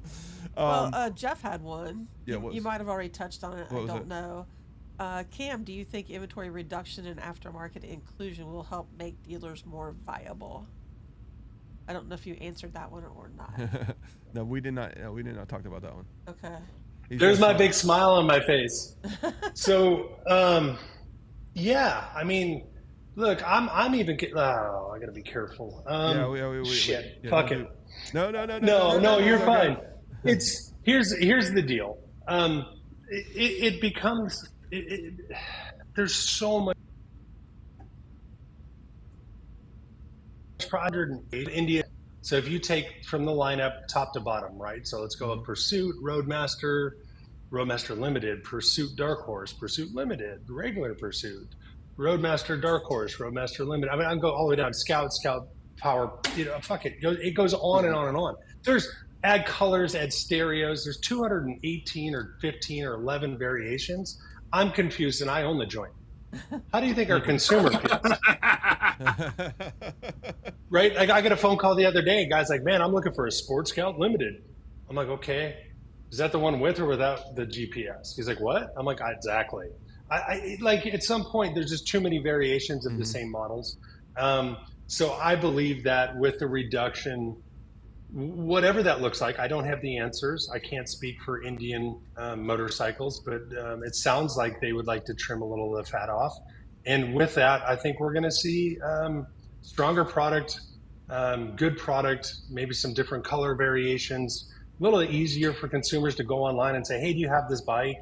Because it doesn't matter if I buy a black bike, you want a red one. If I bought an orange bike, you want a green one. I can't keep up. I only have 6,777 square feet. I can't fit 213 or 11 or however many bikes under one roof. So yeah, I also think it's going to open up the opportunity for us to say, hey, I'm going to use black as an example, not because it's my favorite color or not my favorite color, but you can come in and buy a black Challenger today, and instead of it, look, if you want it all with the bells and whistles, picture for the Harley guy CVO, there it is, right? It comes with all the bullshit. If you don't want it, there it is. It doesn't come with it. And then that's where my service guys and my service advisor come in and say, look, here's that motorcycle. Now let's go into work. Let's get some cams. Let's get some exhaust. You want aftermarket radio? Let's call up our boy Brandon down at Davidson Audio. Let's go down the laundry list of shit that we want to add to it. But it's one or the other. Right now we have so much in between. The end consumer's like, well, I can afford this, but I really want this, but we have this. It's like, man, just keep it simple, right? Like, either you want to buy a bike and you want to build it the way you want it, or you want to buy the bike with all the shit on it, and that's the way you're going to get it, and that's okay too. It's just there's just too many variations at some point. I have to tell you that I went and looked at Scouts, and I was overwhelmed. Let's put it that way, at how many Scouts, different types of Scouts there were. So I have 22 on my I was fucking going to show say you floor. probably that's the one you probably have the most of. And by the way, I'm not knocking Polaris or Indian motorcycle. It's fine. I'm happy to look. I'm happy to have a variety of motorcycles on my show floor for the end consumer. I'll never, like I said, we're never gonna appease everybody with all the products that we have. Yes, we need variety. Yes, we need scouts. Yes, we need chiefs. Yes, we need vintages. Yes, we need all the variations of each model to a certain degree. The beauty of the Scout and the technology we have today is that you can buy a base model Scout for, I don't know, what is it, $99.99, right? Scout Bobber 60, 10 grand, you can come pick up a brand new bike. And the beauty is, like, if you want GPS somewhere down the road, fucking add GPS. You want to push button start? Add push button start. Nothing, you know what I mean? Like, you don't have to go spend a year's worth of your paycheck to go buy a new motorcycle. And you can build it as you go. And I think that's the cool thing about aftermarket and customization. Okay, but then we can go the other direction too. Because let's look at the Springfield, probably the most neglected line in Indian's lineup. Because you can only get two. You can get a classic or you can get a modern. Those are the only two Springfields you can get. I love the Springfield. But I will say, so we sold two in January, which is not normal in Tennessee to sell two Springfields in the same month, more or less, than the coldest month of the year. But with the 116 coming factory with the Springfield Classic, that makes a big difference. And their color options this year are sexy. They switched it up a little bit. And also, I mean, I'm going to throw it out there. My buddy Brian Clock got a pretty cool FXRP fairing that slaps right on that Springfield. That looks pretty dope if you want to ride a bagger and have. I'm just saying. On the new style, that's absolutely correct. But like I said, there are two variations. The colors, great. But styles, there's only two. You've got the classic fendered, swoop fendered one, or you've got the modern ape hanger, put Brian Clocks, who I know very well also, on the front and make something modern out of it. But you've only got two. So devil's advocate, think Road King today. Well, how many variations of the Road King are there? Tons. I mean, what do you mean tons? Paint. I mean, I'm talking about paint. Oh, paint options. Yeah. Paint. Yeah, there's tons of paint options. As far as I mean, back in the day, they had with the Road King Custom, the Road King Classic, which had leather bags. You had the Road King Standard, then you had the Road King. I'm not, and by no means, I don't know all the Harley models, but that middleweight segment is really interesting because you either want like a Chief or a Scout, or you want a full fairing, and it's interesting, right? Like it's a great question, Max. Historically, we've sold anywhere from like 8 to 12 Springfields annually. I'd have to go back and check those numbers. So maybe one a month, I guess if you look at it like that. So it hasn't been as popular, but the ones that we've got our hands on have been a lot of fun. And, the ability to throw bags on and T-bar setups and stuff like that. You can really, that's the other thing. There's a lot of aftermarket available for those bikes. You just got to think outside the box. So, and you do.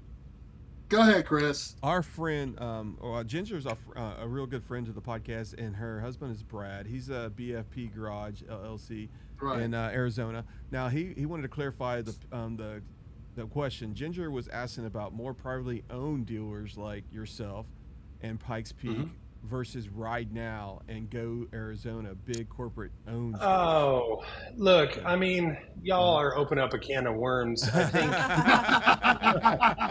think. Don't go there if you don't want to. You don't have That's to. not what this is about. It's don't okay. So here's the deal. This is going to be more business centric than it is dealership centric, and I apologize for Miss. Is it Ginger? Is that what you said her name was? Ginger. So Ginger, what you're finding is, property taxes are going up. Standalone Indian locations can't necessarily make it on their Harley. Standalone locations can't make it on their own. Hence why you see more multi-lines coming in. So with that, it's not always bad, but you look at a Ride Now, for instance, they have so many different brands under one roof, and they own multiple stores, so they can cost. I don't pretend to know Ride Now's business model, so please don't hold it against me. But I'm going to go from a business perspective and say, if I own multiple locations with multiple brands and multiple stores, I'm going to look at it. I'm a conglomerate now, right? So I have all these stores, and all these stores provide financial income into my piggy bank, and all these stores have costs. And at the end of the day, Cameron's got this in his hands. Does that make sense? So I have more back here than I can then figure out where I need to disperse those funds amongst many stores. Whereas a standalone location, we have what we have. So you're going to see more, I'm seeing more car dealerships buying, whether it be Harley Davidsons or multi-line stores. I'm not going to mention names because I know way too many. We are seeing more people that own multiple locations buying up standalone stores. Yes. And I think you're going to continue to see that because it's harder and harder as a standalone to be profitable with what it costs to run one of these today successfully. Does that help? Understandable. Yeah. We understand what you're saying, but we just experienced that right here because that one Indian dealership that we just talked about that was in northern part of our greater Cincinnati area was a Ride Now store. It was here for a minute and then they shut it down. Yeah. So if you look at your portfolio when you're playing in the stock market and one of your pieces of your portfolio isn't successful, do you keep it or do you get rid of it? They didn't have time to even prove it would be successful. It was how long was it open? It Wes? was about a year. But take the emotion out of it. If they lost, call it $500,000 in a year, and it was cheaper for them to. I'm sorry, I'm playing devil's advocate because I'm a business guy. If I'm losing $1 million keeping the store open, and I have another one, I don't know, I don't know their location, so I have to apologize. But if I have another one within 100 miles that's successful or is a viable business, then I'm going to cut the fat loose and move on. So there's two sides, like because power sports is an emotional. Look, I think somebody said it in the podcast earlier. This is a novelty item. We're passionate. I don't care if you ride Yamaha, Kawasaki, Suzuki, Indian motorcycles, what we're talking about today, or Harley. This is our thing. Like we're passionate about it. So when a dealership goes tits up, or if somebody upsets you, you're upset because this is a novelty item you've invested in and you're really passionate about. So sometimes it's really hard to step away from that and say, okay, wait a minute, I have to go to work and collect a paycheck, and those aren't fun things to do in order to afford this hobby.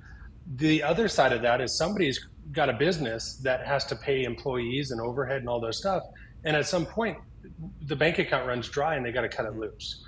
So I don't know that it needs to be negative all the time. I think a lot of people got into the power sports business that maybe shouldn't have. And I think we're going to see a turning point. I think there's a lot of changing of the guard happening in our industry. And I think it's a positive. And as long as people continue to ride and support whatever brand they believe in or are happy with, we're going to have two wheels for life. And with that, let me expand. 8% of the population rides motorcycles today, and that's a license. Somebody over there is Googling MIC right now, going, "He's fucking 8.25." But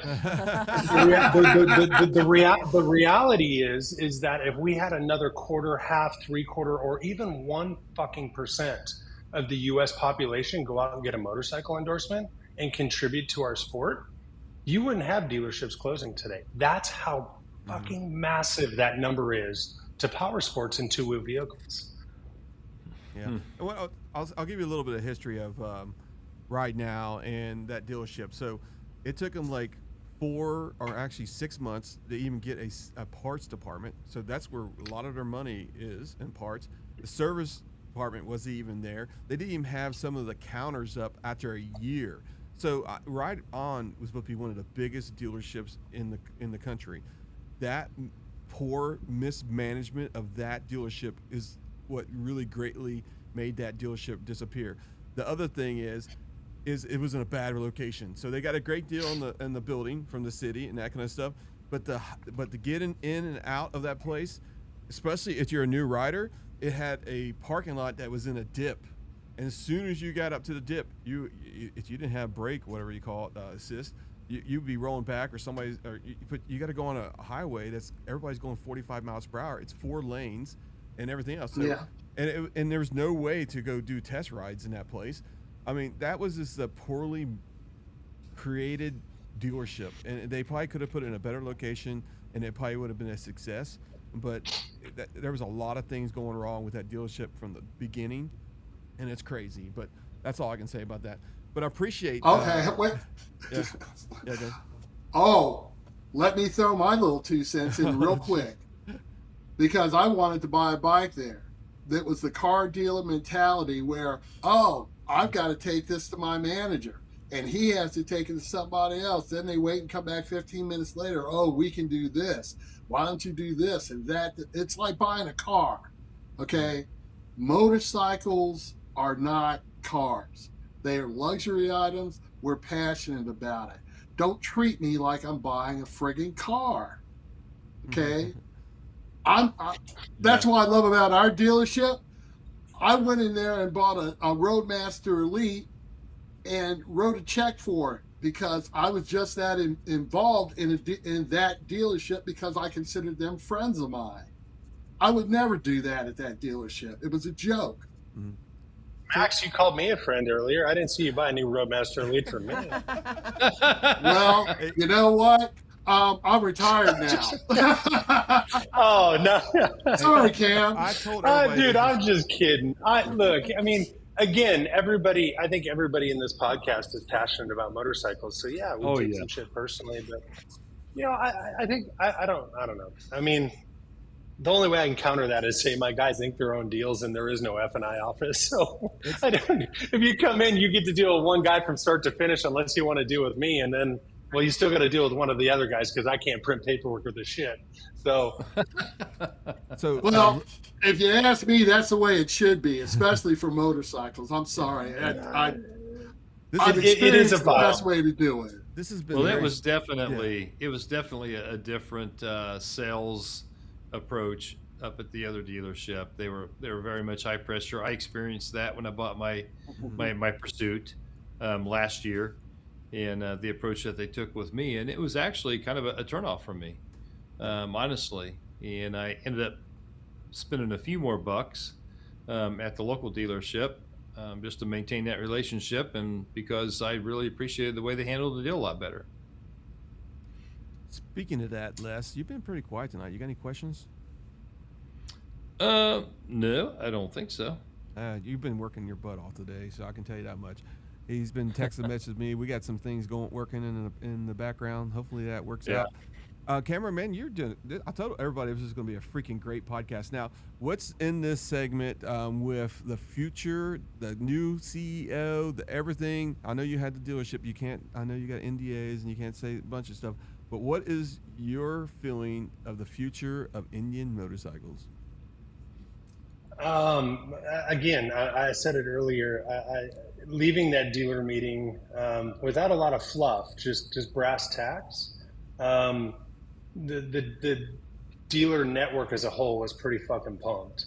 And any time you can leave a dealer meeting and you know, people think, you know, we just go and hang out and do all that sort of stuff. But this is, you know, we all have businesses to run every day. So when we get an opportunity to talk and meet and socialize and shoot the shit and do all those sort of things with the people that we work with daily, telephonically or Zoom or whatever it is, it's really nice. And everybody was super pumped this year. So again, I can't let cats out of the bag. Look forward to Daytona. If anybody's going to Daytona, please jump in. Go down there February 28th. This is not a push for Indian. This is just real. I have to be in town the first weekend. I'm trying to get down there the second weekend of Daytona. I've been God knows how many years in a row. We are throwing a massive party on the beach, and there'll be some pretty impressive bands down there. Again, don't want to let any cats out of the bag. But there's a lot of cool shit. We're going down with the big middle finger to just about everybody this year. Indians coming in hot. The new owners are fantastic. Yeah, I think the thing that bumps me out about the new owners the most is they're fucking good looking, they're attractive, and they're a shit ton of money. My God. Like, and I just got to say it, right? Like, my goodness. And you know, we're super pumped. We're super pumped with these guys. They're passionate about the brand. And I don't want to go down too far the rabbit hole with private equity because I think there's a misconception there. I think everybody's read what they wanted to read and believe whatever they want to read. These guys are in it to win it. And as a dealer principal to say that, as a dealer principal that feels confident in the brand, I'm not going anywhere. Super pumped to see what happens. I'm excited about what's coming out next. I've seen some of the new product that I'm not supposed to see. You know, I think just if you want an Indian, go fucking buy an Indian. Ride it. Don't give a shit what the brand is on it. We're not going anywhere. The guys aren't going anywhere. Are you going to see some changes? Absolutely. I've never bought a company or owned a company where I didn't make changes that made sense for my business. You got to make money, otherwise we won't be here in a year. But at the end of the day, they're going to do what's best for not only them, but for us as the dealers and the end consumer. And I'm super pumped. I'm excited. Mike Kennedy's on board. He's done a wonderful job in his, you know, people keep quoting his 3 careers, whether it was Harley Davidson, Ride Out Power Sports, Rumble On, or Vance and Hines. But here's a guy who's well-rounded and is passionate about not just Indian, but motorcycling, and is gonna do a wonderful job. And I'm excited about it. I'm excited to see what he comes to market with. I know some of the shit he's coming to market with. All I can say is for you guys that want OEM aftermarket parts and accessories and are concerned about your warranty, wink, wink, there's some fun shit coming out. Cool. So keep an eye out on that. We've got some fun stuff coming. Hey, I did get a text message from Carlwood here a couple seconds ago, and they said they are so happy that you are fired up. They're going to send you 22 new black Scouts, and they're on a trailer. And then that is a text message right here. I lied to the gentleman at Carolwood. You are not young. You are ugly. You are old. You're not handsome, and I hope you go broke. No, my man, that is some funny shit. That is some funny shit. Hey, considering they're a California outfit, yeah, I imagine they are pretty all good looking and everything. But easy now, bud. I'm from California, so easy there with that, you know. Yes, but hey, Cam, it's been a pleasure. We're not done Thank you, yet. guys. Yeah. You can leave, but we're not done yet. Hey, I got one thing I got to say right here. We got like 60, almost 70 people watching right now. That's freaking awesome. Is that good? That's good. That's good. That's good. For a Tuesday night. 65. Yeah. So it's bouncing around. Hey, if you haven't hit the subscribe button, what are you waiting for? I mean, come on. We have these interviews all the time. Now, we are going to have a dry couple weeks where it's just going to be me, Max, and Les, because none of us are going to Daytona unless somebody gives me a ticket and I'll go. But and a free right bike. Now, and a free bike to ride while I'm down there. But right now we're right there, man. Let's start adding a couple. I'm refreshing. I don't see nobody subscribing yet, but let's get it done. And also, we have Mike Kennedy next week. We didn't lose nobody. Make sure you're liking, and also make sure when this podcast is over with, go to the comments and say how well this podcast is. I mean, seriously, if the people stumble across our podcast, which is a lot, and if they don't see comment show ever gonna watch the next channel. Hey, the Creative Cruiser's here. Yeah. Awesome. Oh no. Yeah, Party's on now. Yeah, she's gonna come to America and it's gonna be great. So but once again, this podcast is about people that ride, and it doesn't matter if you ride Harley Davidson or Indian. Every day I reach out all the time for Harley riders to get on this show, and I know they're scared. Because we have so many Indian riders on here, but hopefully we'll get a few on here that's going to accept. And by the way, do you know Mr. Clock? I've been emailing him like for 6 months, and he's put me in the spam folder. I'd like to get him on this podcast. So we always do this thing called Play It Forward. And if there's anybody, go ahead. You're talking about Clockworks. Yes. They're in Mitchell, South Dakota. Okay. And we're going to go right through there on the way to Sturgis. If you guys stop in on Thursday night, you could go to their big party before Sturgis. Oh, that is correct. Hey, the Corn Palace party. It's good. Mm-hmm. Yeah, wow. Hey, I've actually been to the Corn Palace, but that's another podcast. But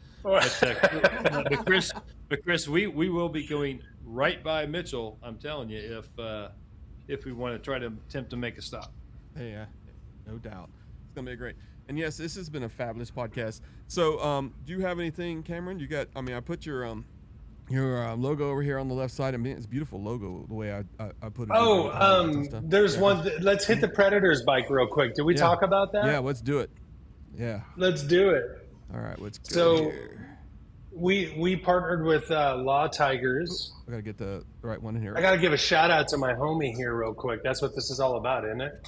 Yes. That There it one. is. Yep. Yeah. Oh, Yeah. I accidentally got rid of it. Let me get back. Here we go. There it is. It was? There it is. That's a beautiful freaking bike right there, man. Yeah. Well, I mean, it's real. It really is an amazing paint job. And John Lefevre's from Lefevre Cycles in East Tennessee did a wonderful job. He donated his time and energy. The front fender has been signed by the entire crew, Predators hockey team, I should say. And we're going to be giving that motorcycle away April 16th at our last Predators home game here in Tennessee. So predatorsbike.com, log on, fill out your information. It's not a whole lot. Jacks up my my e-blast every week, so we appreciate that. That's about it. But what we're going to do is we're going to end up picking a lucky winner, and we're going to fly you down or bring you out or whatever it is to our last hockey game, sweet tickets, all 9 yards, and we're going to present it to you on ice on April 16th. So again, Law Tigers, Music City Indian, and my buddy John over at Lefevre Cycles did a bang-up job on the paint job on that. So thank you to John. Yeah, whenever I see that black and yellow, I always say it looks like a pissed off bumblebee. Look at that. That's good. Yeah. I think it's actually navy blue, but yeah. Blue and yellow. Yeah. Is it blue? That's It cool. looks black. It looks black in the picture. Yeah, I know it. I'm gonna see if I can enlarge it here. It is blue and Yeah, yellow, it's but blue. I was gonna go with it because our Predators hockey team is blue and yellow. But Gotcha. yeah, no, it's a cool bike. It's a cool bike for sure. I want It that is. bike. I want to win it. That's cool. I would ride. We didn't go super Well, cheap. well, You know, guess what? that's a 116 with info or whatever the technology and shit in it. So you're gonna get a good bike. Nice. Is it a 116 kit or a stock 116? That's Fuck, the man. difference. Seriously, that's a stock 116. It's got the If GPS. it ain't the kit, if it ain't the You know kit, what, Max? If gotta you get- win that you gotta bike, get I will the gladly airbag. take your wallet and build the bike for you. How about that? And we'll make it a 131 for sure. That bike would Okay, look good I on was holding out videos. for Milwaukee, but okay. Oh shit, Rob will do it. He'll just charge more. That bike would look good on me, Chris. Yeah, I know. You go. Yeah. Oh my Go spend goodness. some tickets there, man. Go It's do not mid controls. You won't be happy. God, I can't wait till you put Connie on the big screen. I want to meet her so bad. Her voice is so lovely. She's gonna. She just comes creeping in the background like, "Hi, I'm Connie. This is going to cost you $9.99 a minute." After we're done with Daytona, I think man. we're going to be coming down to your dealership. I really want to check it out. Yeah. Come on, we'd love to have you guys. It'd be great. All right. We could So go- Hey, what else Chris? you got? Yeah, go ahead. Chris, we could come down and do a live pop-up on a Saturday morning down there. What do you think? Oh yeah. We'll find out when his demo days are, and we'll just come down there and just do. A Demo podcast days right are there. every day, man. We don't Every do day. demo days every day. I take a bike off my showroom and go ride it. Who needs a truck for that? Great answer. Yeah, there Yeah. we go. Nice. Come Very on nice. with it. Yeah, that's how it used to be. Yeah, and you That's got how some it great, is. Great roads down there, so it's It's a lot of fun. It's a biker's dream down there, man. It is. It's a lot of fun. All right, well, stay on here. All right. When the screen goes black, the audience is gone, and then we can really talk about all the secret stuff. Oh, we're gonna talk mad. We're gonna talk mad shit when it goes black. Oh, Yeah, man. for sure.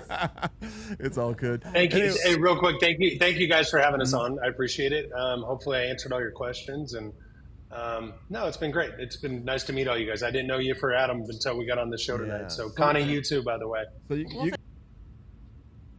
Thank you, sir. put your podcast. You think we're terrible? Or we're good? Yeah. A lot of people like us because we're really honest and we don't, shoot the breeze. I mean, we actually have 1,000 questions. We just have conversations, and that's what that's what we're all about. But I'm not a podcast guy. It's my third one ever. So I'm going to go with, I think it was successful. And I've been getting text messages. I've been looking down at my phone most of the night. And there's been a lot of middle fingers and you suck. And my friends just busting my balls. I think I did get one from Mike Kennedy and Carol Wood going, "You're fucked." But no, honestly, I think no, I think you guys are doing a great job. I asked you guys before the evening started, kind of what brought you all into this, and I think it's important. I think people want to hear what dealerships have to say, dealer principals have to say, aftermarket guys. I'm excited for y'all to have Mike Kennedy on. I think you said my buddy Kyle from Forever Rad's going to be jumping on. He's an interesting duck. He's got a lot of input to put into this, and yeah, I mean, it's good. It's just about getting information out and direct from the horse's mouth. Yeah, and that's one of the things that we're for the biker, the rider, everything. We want more.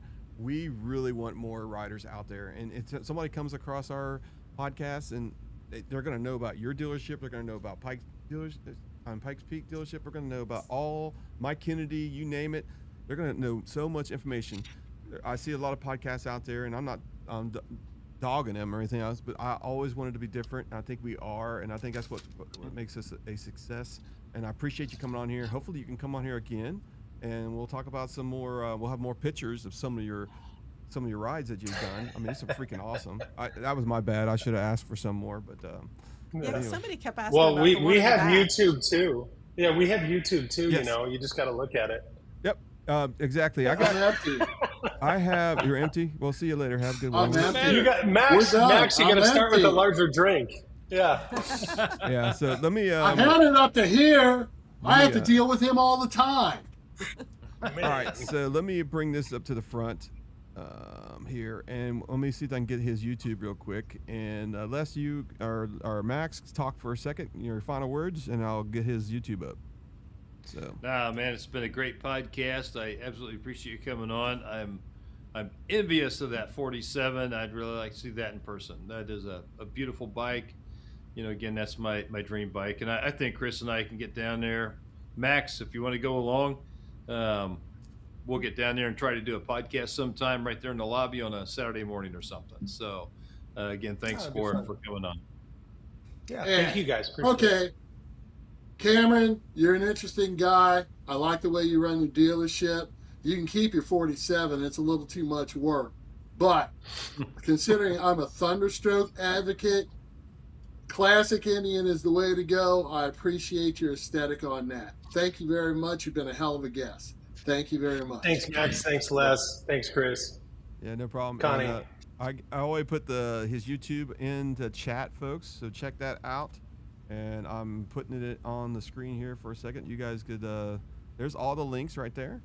So let me see if I can actually grab all these and put them in the chat at the same time. Well, we appreciate him putting us on the front page of his website for Music City. Oh, yeah. Indian also. That was pretty cool. Yeah, thank you. I appreciate that. Yeah. Emily does a great job for us. I have no idea how she did it, but she did.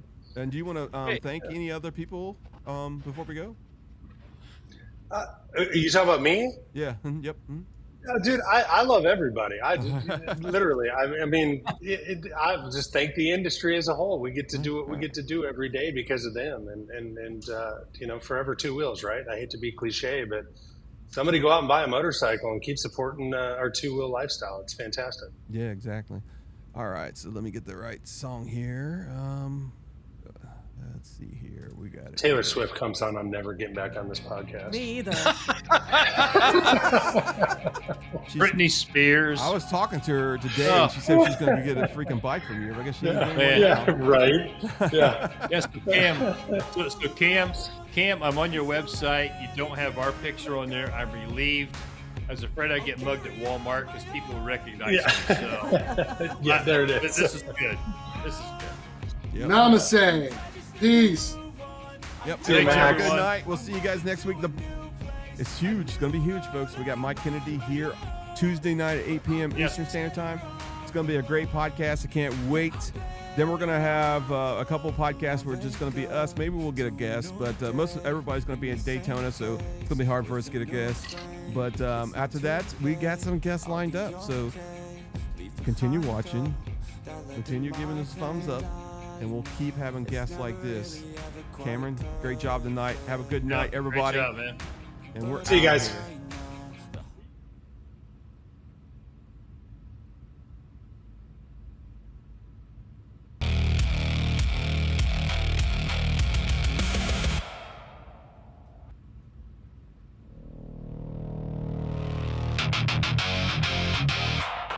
Then, heads down. Engines quiet.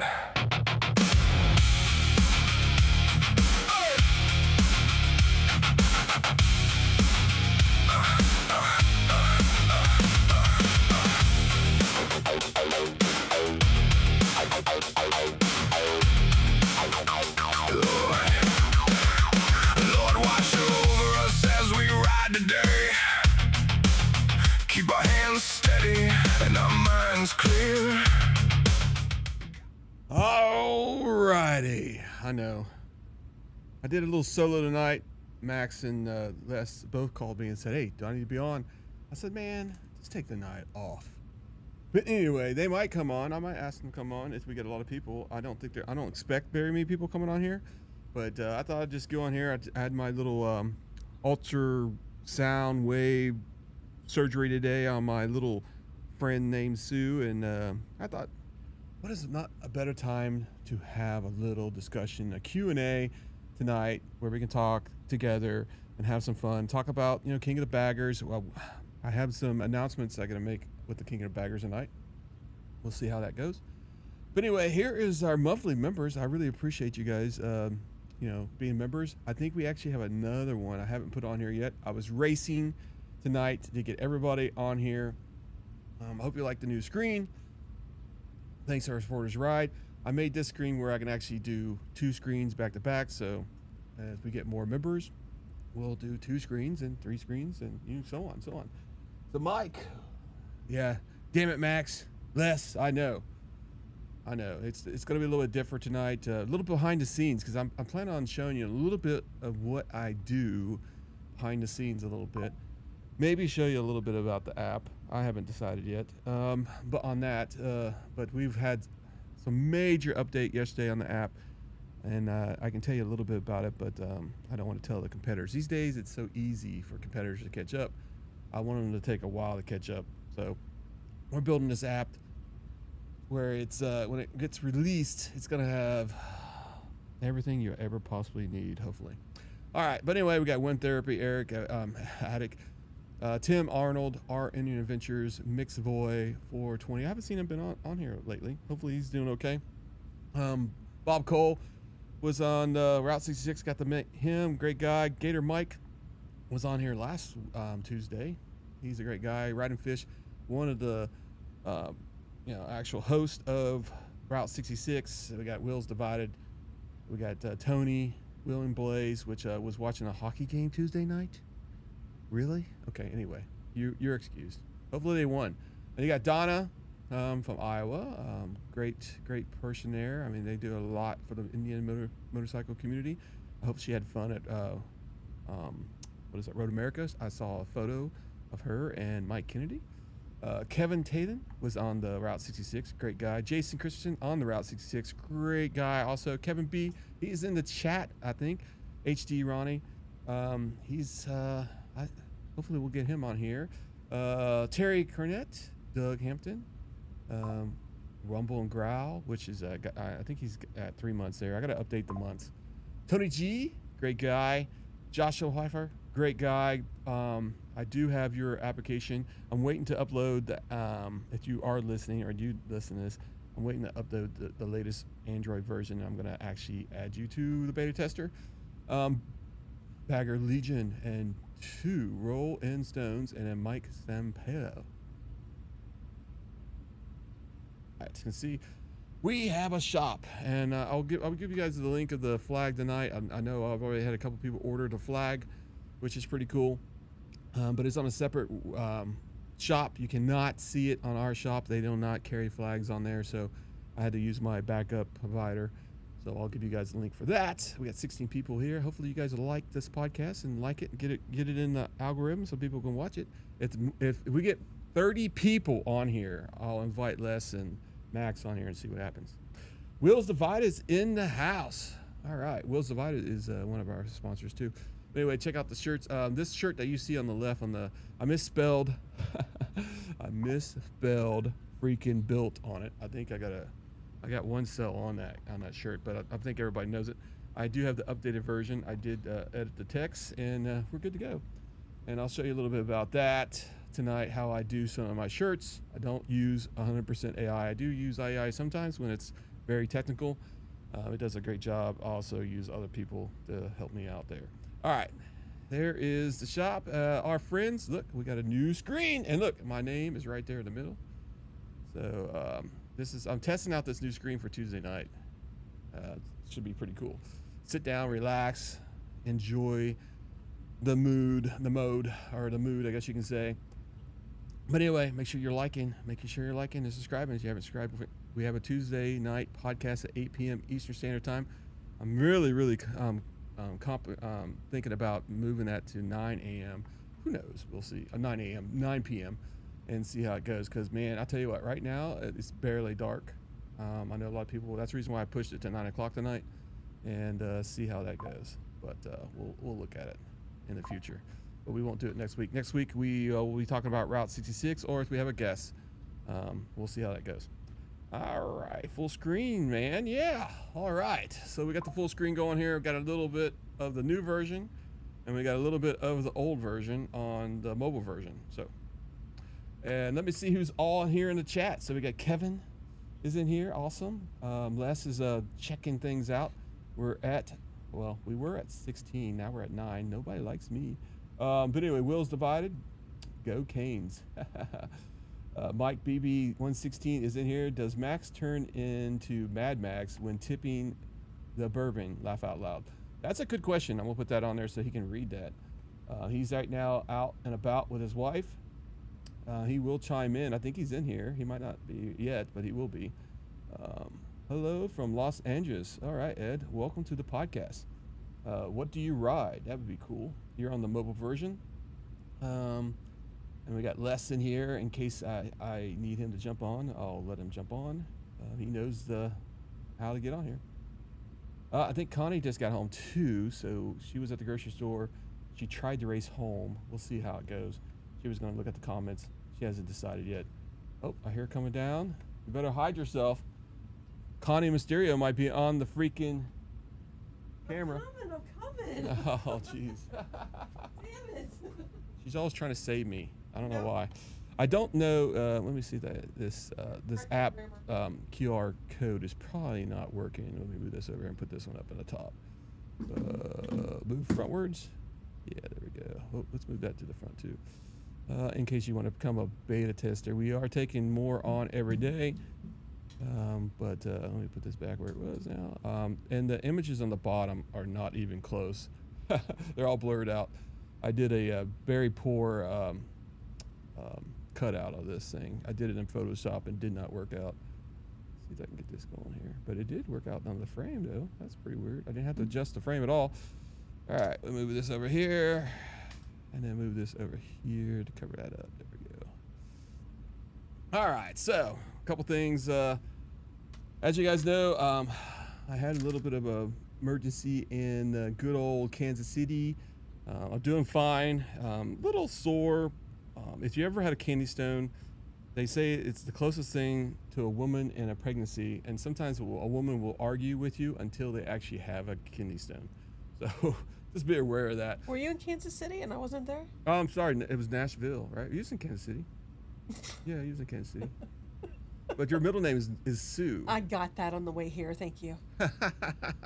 You'll pay for that later. Mm-hmm. But I thought this would be a little bit unplugged, little fun. If people enjoy it, they enjoy it. I mean, you can watch a movie if you want to. It's Friday night. Go to the movie theater, and we'll see how things go. But because you're not finding anything on TV to watch. That's for damn sure. Oh my gosh, we were looking for a movie, and I said, well, I might as well just do a podcast.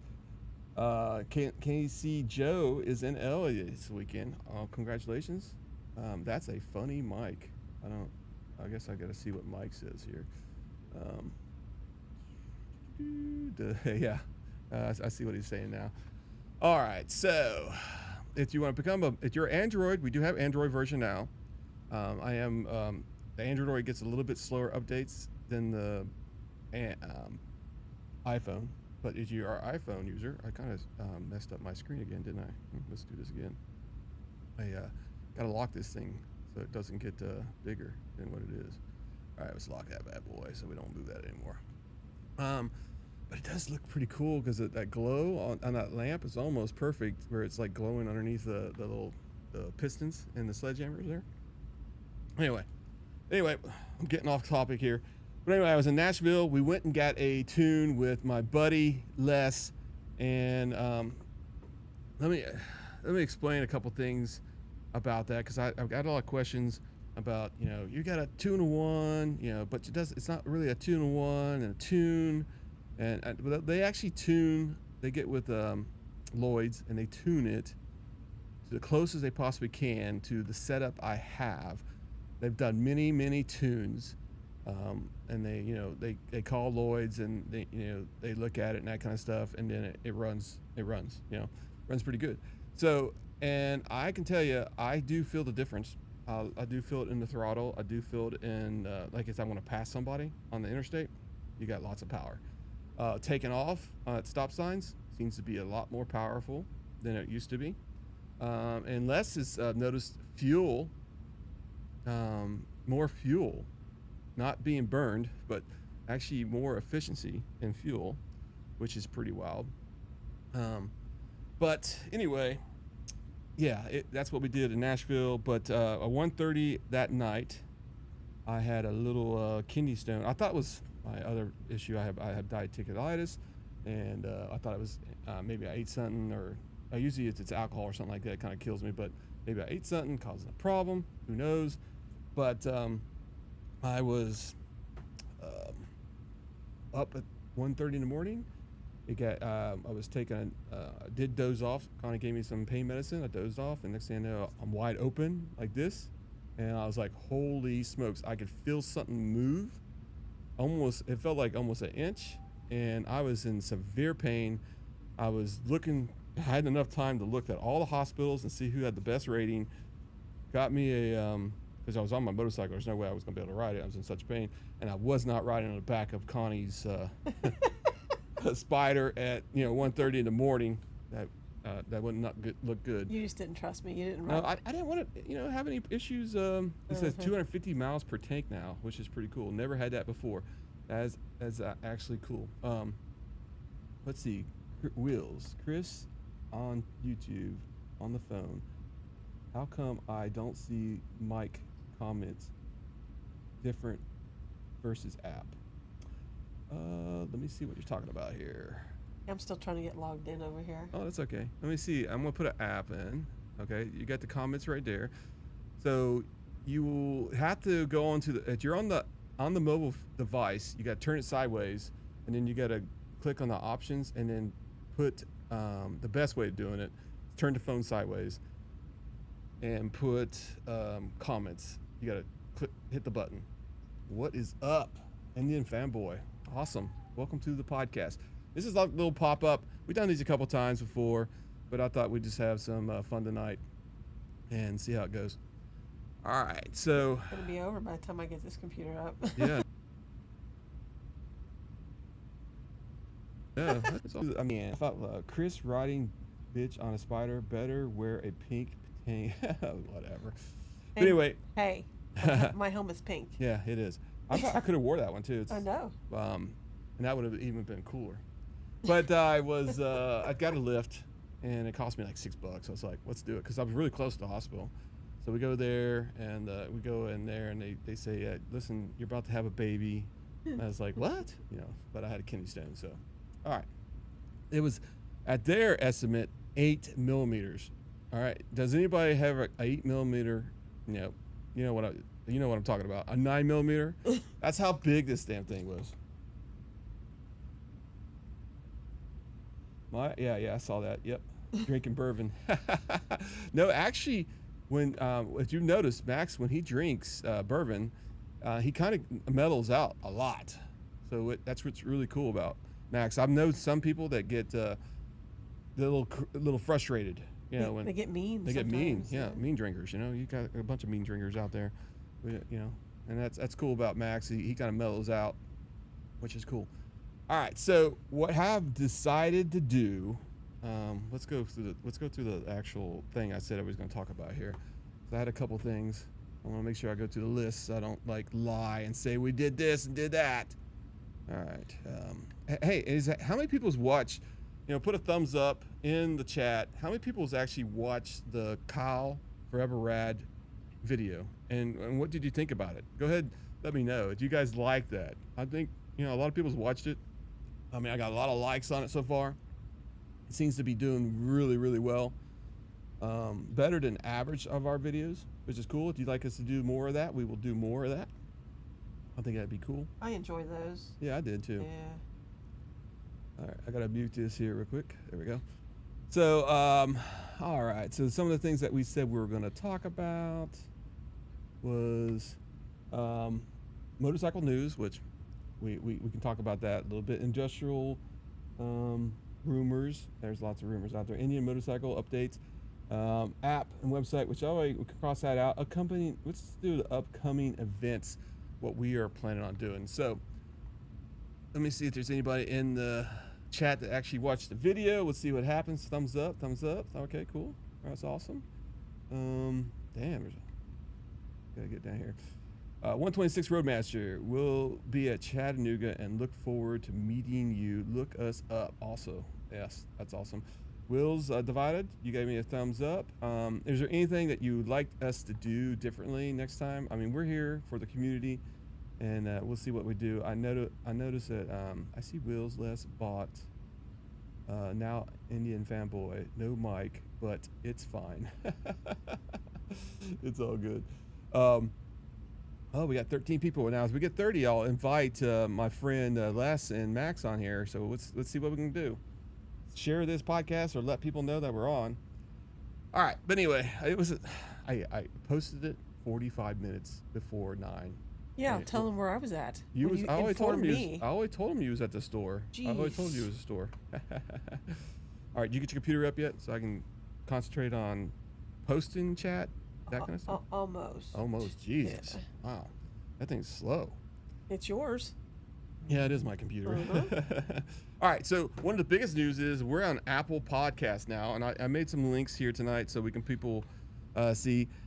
What's really easy is that it's getting the RS feed from Spotify. So every time I actually upload Spotify, it automatically refreshes Apple, and you guys get the podcast there too. So a lot of people's asked for a non-video podcast where they can listen on the road or at their work and stuff like that. And guess what? We got it now, so it's great. Oh, that's cool. All right. So it's got every single episode that we've ever done on Apple Podcast now, which is really cool. All right. So let's see what else we got here. We got, hey, what's up, buddy? Welcome to the podcast. Nobody has any talking points about the video of Forever Rad? I see a bunch of thumbs up, but that doesn't mean you liked it. Come on, give me some information here. All right. So we're probably 100% going to the King of Baggers in Mid-Ohio. So I'm going to be setting up a ride, and maybe the app should be out by then. And we're going to set up a ride, and we're going to have a hotel probably, because right now there's something going on in Columbus, Ohio, where the rates are pretty much double from last year. And it's not the race, because it's another hour and a half away from Columbus in Ohio. But we're gonna try to find us a nice location for a hotel, and get a reasonable price, because right now we don't want to pay $200-$300 because you won't believe how much out of pocket I had to pay for my surgery today, which is freaking set me back extremely bad. I'm telling you, I almost thought about just canceling every damn trip this year, but we're gonna still push through. We're going to have baggers, and we're going to do the Roma races, and it's probably going to be coming out of the new dealership with Iron Pony in Columbus. So I don't know if you guys know, right now Iron Pony is a superstore, okay? And they have a bunch of dealers there, and they have a bunch of merchandise. Well, Iron Pony's decided to open a standalone Indian motorcycle store in Columbus, or dealership, which is outstanding. Because I'll be honest with you, last time I went to Iron Pony, I wasn't very happy with the Indian, because I was like, wow, You what were is very concerned. I was very concerned that they were getting rid of Indian because Indian was very disarray. There was boxes everywhere, but they were moving. I didn't know. I had no idea. So that's the reason why I never really said anything on the podcast and dished Iron Pony, because I like Iron Pony 100%. We've done things with Iron Pony. I think that's pretty cool. But I need to get rid of all these images on the bottom because these things look like crap. But anyway, but yeah, I mean, I was very impressed. Or when I seen the news today that they did that, that means they have full confidence in Indian up there. And I was thinking something else, and I'm glad I'm not thinking that anymore. So that's a good thing. So, but yeah, that was crazy. Now I'm just highlighting them. So let me edit this thing here. Make this thing a solid color. Yeah. And then there we go. Done. Gone and done. I'm happy now. I feel forever. Let's see here. What's he say here? Money, money, money. Crazy medical expenses. Hell yeah, they are. Hey, Marty Booty. Thank you for having us in your video. I watched your video, man. Hey, I'll tell you one thing. It was great. I liked it. I like how you cutted it and all that kind of stuff. You can tell that you have a lot of experience making YouTube videos. So congratulations on that video. It really was good, and I'm glad you had us in there. We look like the mafia though when we were interviewed, which is really cool, I thought. All right, Indian fanboy. I'm at home on the driveway sipping Crown and Coke. That's what he's doing. That's the reason why he's not really on here. I feel the Forever Red episode was good and the format worked well and the ratings are gone. However, I know that may not confirm that a recent part installment may have failed on a long ride. It was an aftermarket part. I can confirm that. We possibly might have that person on the podcast. And as you guys know about our podcast, we don't look for dirt, okay? So we don't know exactly what, happened on that ride, and it really we'll probably never will know, So the aftermarket part, we'll see how it goes. But it wasn't something that they actually made, I guess you can say.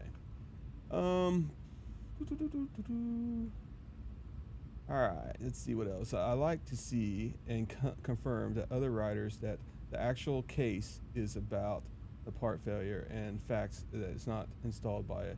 Yeah, and when we, we had discussions, and I'm sure it's going to come out sooner or later, guaranteed.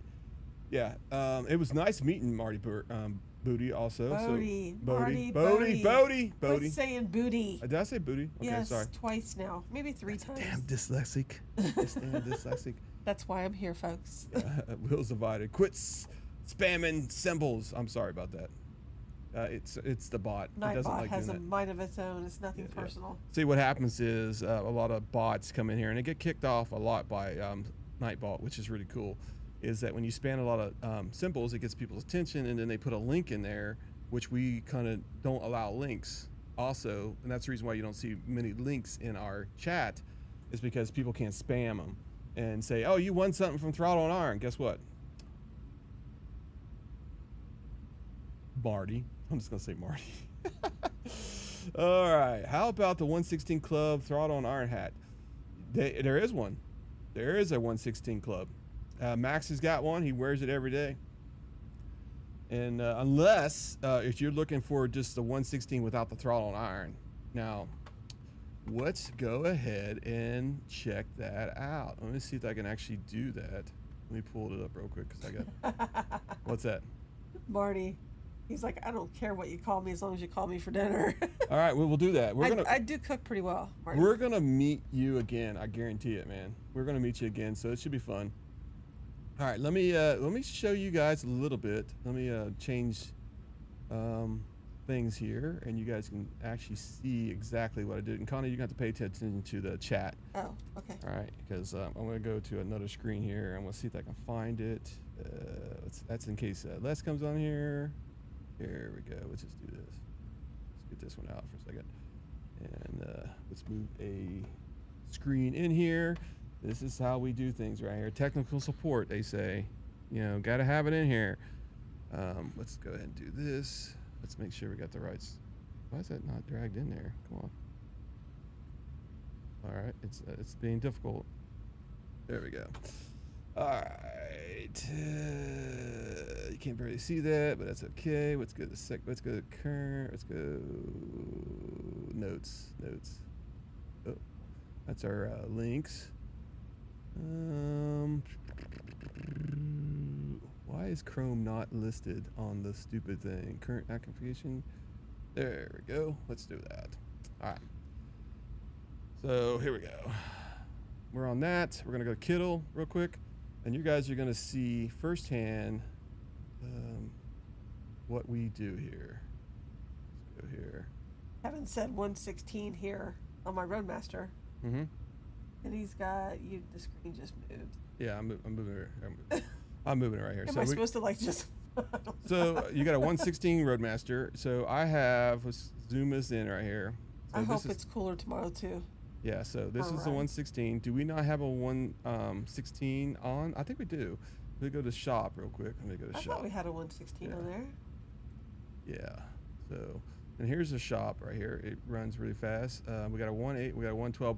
Were you looking for like Roadmaster 116 like this, or are you looking at the other hat that we have? Because I can make you one. I can make you a 116, but it's gotta say, what is it?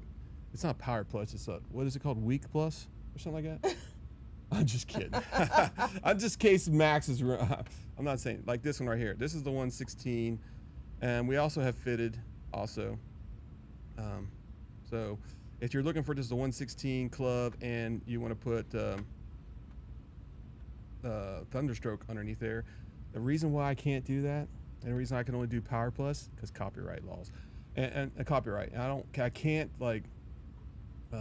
I can get away with the plus, but I can't get away with Power Stroke. That's the main reason why there's not like that. Thunderstroke, right? No, we're not gonna do understroke. Thunderstroke. Thunderstroke, yeah, Thunderstroke. Yeah. Glad you guys cleared it up. Yeah. So you can see that's a Power Plus right there. But if I did Thunderstroke, I can probably put Thunder with a electric bolt. I could probably do something like that if you're interested. You know, that might be pretty cool. Let's see if we can do this, because this is kind of the behind the scenes. I don't know if you guys like this kind of stuff, but so yeah. Oh yeah, they're all AI. No, they're not. Sorry, not this time, brother. So 16. All right, and then I can go like Thunder right down here, and we'll just build a freaking hat right here.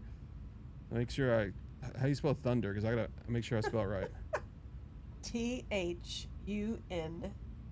DER. All right. All right. So you guys are watching this live. We're gonna make a hat right now, and you guys better buy it. Yeah. So let me get this even out right here. So I'm gonna replace this with and this is where I have to. Sometimes I'll just put the lightning. Lightning. Is it it's LINING, right? Or what lightning? I don't know. Let's see. There we go. So this is where I get the little symbols and stuff like that. Let's see. That's pretty cool. Let's see. Don't do that one yet. Thunder Plus? What's a Thunder Plus? And they're not listening to me. I'm looking for a Thunder.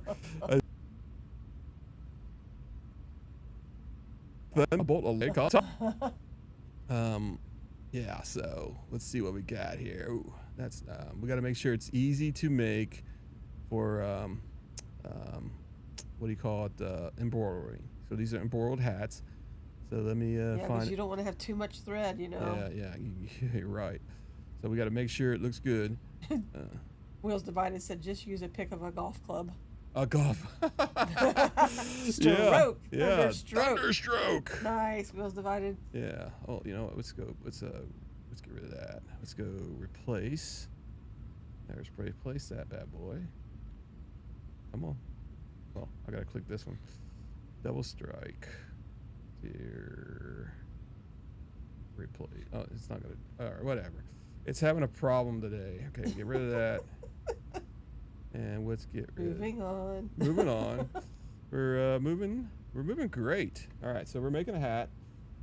And let's change the collar there. Let's get this out of this. Oh, it's part of that thing now. So let me go ahead and undo. Let's get rid of it. Come on. What? Les said, I don't know about buying a hat. I'm in the middle of making buffalo chicken dip. Oh boy. Yep. It's buffalo chicken dip night. All right, so Thunder, and we could probably go, let's see what comes up with stroke. So COKE. All right, let's see what happens with stroke. Nothing comes up. So let's do pistons. What? Pistons, like a stroke. You know, pistons, like Yeah, stroke. pistons, yes. Yeah, if I can find a good piston. I know what a piston is. Yes. Yeah. We can probably do something like that. Is it? What's the chat saying? Is this boring? Should we move on?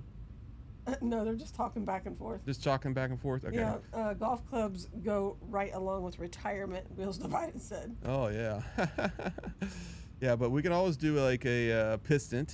Marty Bodie said the lightning bolt coming out of the thundercloud looked cool. Lightning. Well, you gotta remember it's got to be easy to do. Like, what do you call it? It's got to be really easy. For when we go back to lightning again. 126 Roadmaster says Thunderstroke forever. I'm here for you, Max.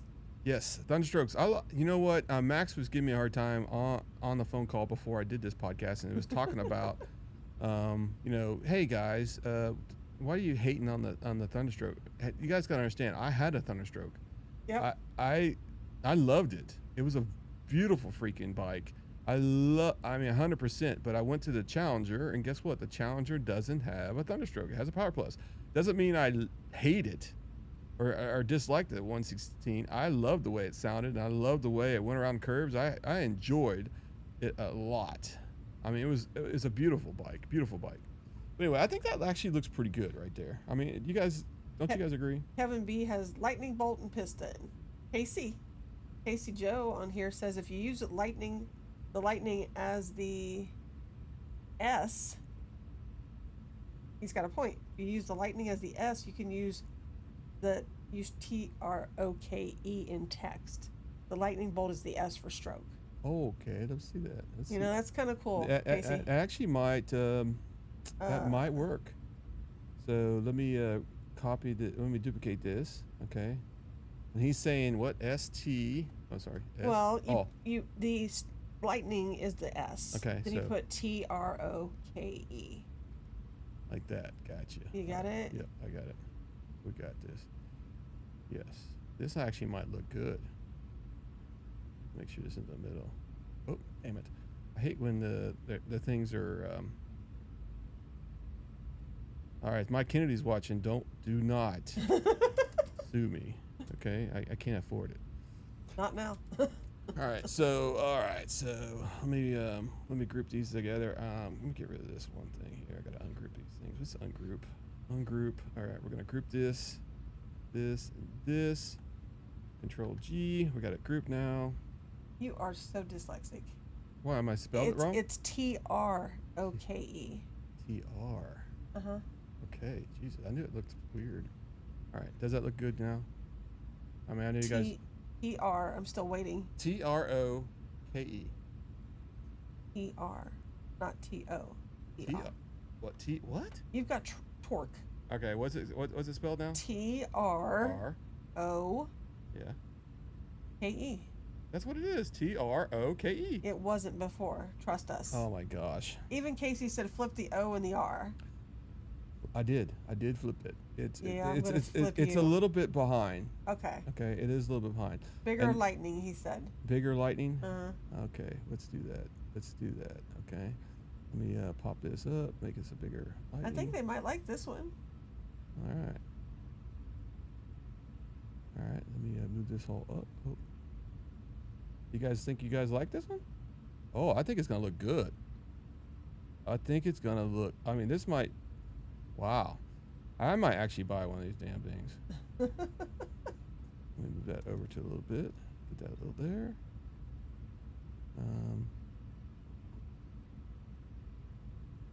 So, what do you guys think? Does that look good? Marty Bodie says he likes it. He likes it. Well, wait a couple minutes because it's a little behind because I'm still editing. I think I made the stroke a little bit too big. Let me lower it down here a little bit. And then get this over here. All right, now hit on this. There we go. All right, so Thunderstroke. Bam, Roadmaster said. 126 Roadmaster. Bam. All right, so we got this bad boy. We're gonna hit. We got some hearts going here. All wow. right, this is awesome. So then we're gonna go. So you guys thought I was just freaking making this shit up, huh? All right, so let me go remove background because we wanted to go good on a hat. Let's hit export. All right. Kevin B said, I haven't looked. Do you have a storefront? Yes, we do. It's shop.throttleiron.com. I'll give you guys a link. This is a viewer collab right here. Yes, damn right. We're making progress tonight. I think this is cool actually. I really appreciate you guys watching and seeing how this is done. You can learn how to do this yourself if you got a YouTube channel. I mean, I can give you all the information how to do it. I use Kittle, and it's got a free version, so you can check it out. You can use Photoshop. I use Photoshop too. I got all kinds of the programs. But right now we're gonna copy the. Okay, let's do fitted or snapback. Put it in the chat. Wheels Divided said, now let's do 101 Scout.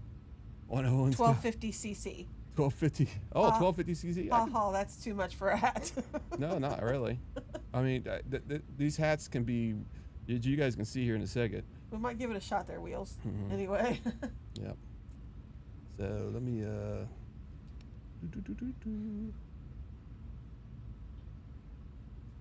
All right, so we'll make that. Let's go back to the main screen real quick. And so what do you guys think? Do you guys want fitted, or do you guys want? Donna said that's cool. I think free hat for Casey. Free hat for Casey. And Casey says fitted. Fitted. Okay. We want to do a fitted hat. So. Kevin says I'll order something. Hell, I hated edited my 360. Oh, the 360. It does suck. The 360. And sold it. And sold it. You're talking about the Insta 360? Yeah, the software has got a lot better. I have to admit. So I'm gonna go to dashboard because I can't show you guys this part because I gotta log in, and it's taking forever for some reason. Go to dashboard.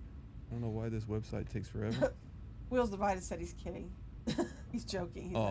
Hey. Les said I told Max to call you to discuss the Thunderstroke. You should expect a call anytime. We are working on a Thunderstroke, and I'm not gonna answer the phone. Roadmaster 126 Roadmaster says fitted as well. Fitted hat. Okay, so let's go fitted hat. A couple fitteds. All right. So let me go. I like the fitted hats too. I do too. I got one from the 66. Route 66. Yeah. Fitted. Our hats are actually pretty cool. Our hats are pretty damn good, I guess you can say. Fitted hat. All right. Fitted hat. I just gotta find which one I actually do. I think it's called a flex hat. Flex hat. That way I can find it really quick. Classic dad hat. We got the wool blend snap hat. We got a trucker hat, and we got a retro trucker hat. I think it's possibly the classic. Wheels Divided says fitted hats work well for those who wear hats backwards. Yes, they do. Yes, they do. And then Casey said fitted allows you to put text in the back. Yes. As well, you know. Yes, it does. All right, so I think I found the right one I want. It's a structured fitted hat. I think that's pretty cool.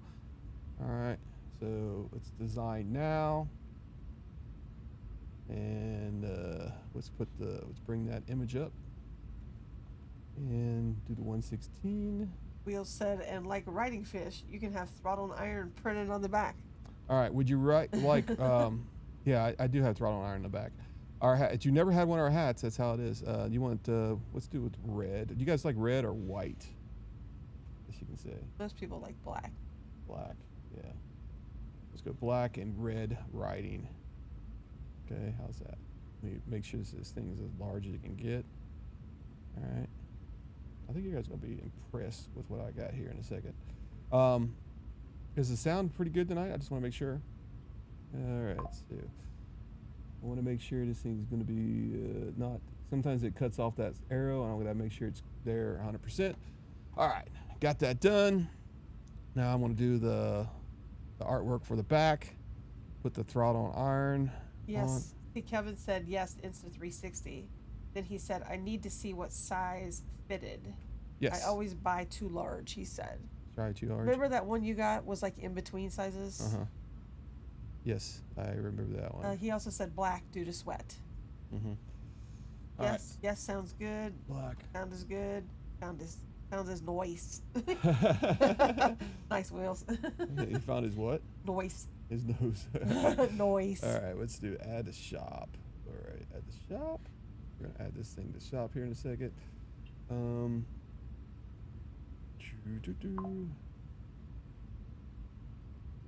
right, gotta do. This is what I do use ChatGPT for.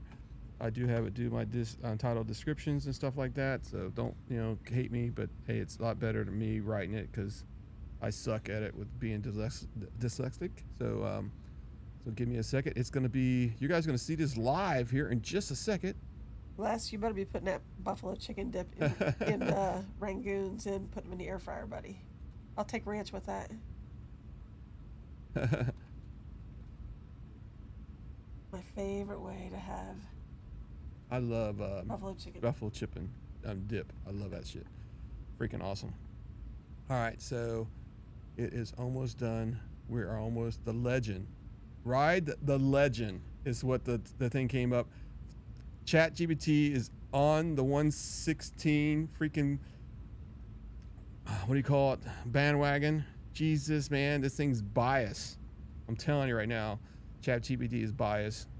All right. So 126 Roadmaster said, I appreciate everything you do to promote the Indian brand. Riding fish should maybe not wear his hat backwards.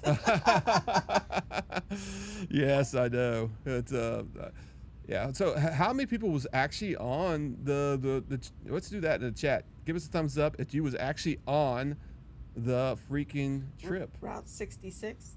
Yeah, Route 66, yes. The Legends Never Die tour. Yep. All right, so let's go with white lettering. I want to change this to white lettering real quick. If you guys want a different lettering, I can always change it.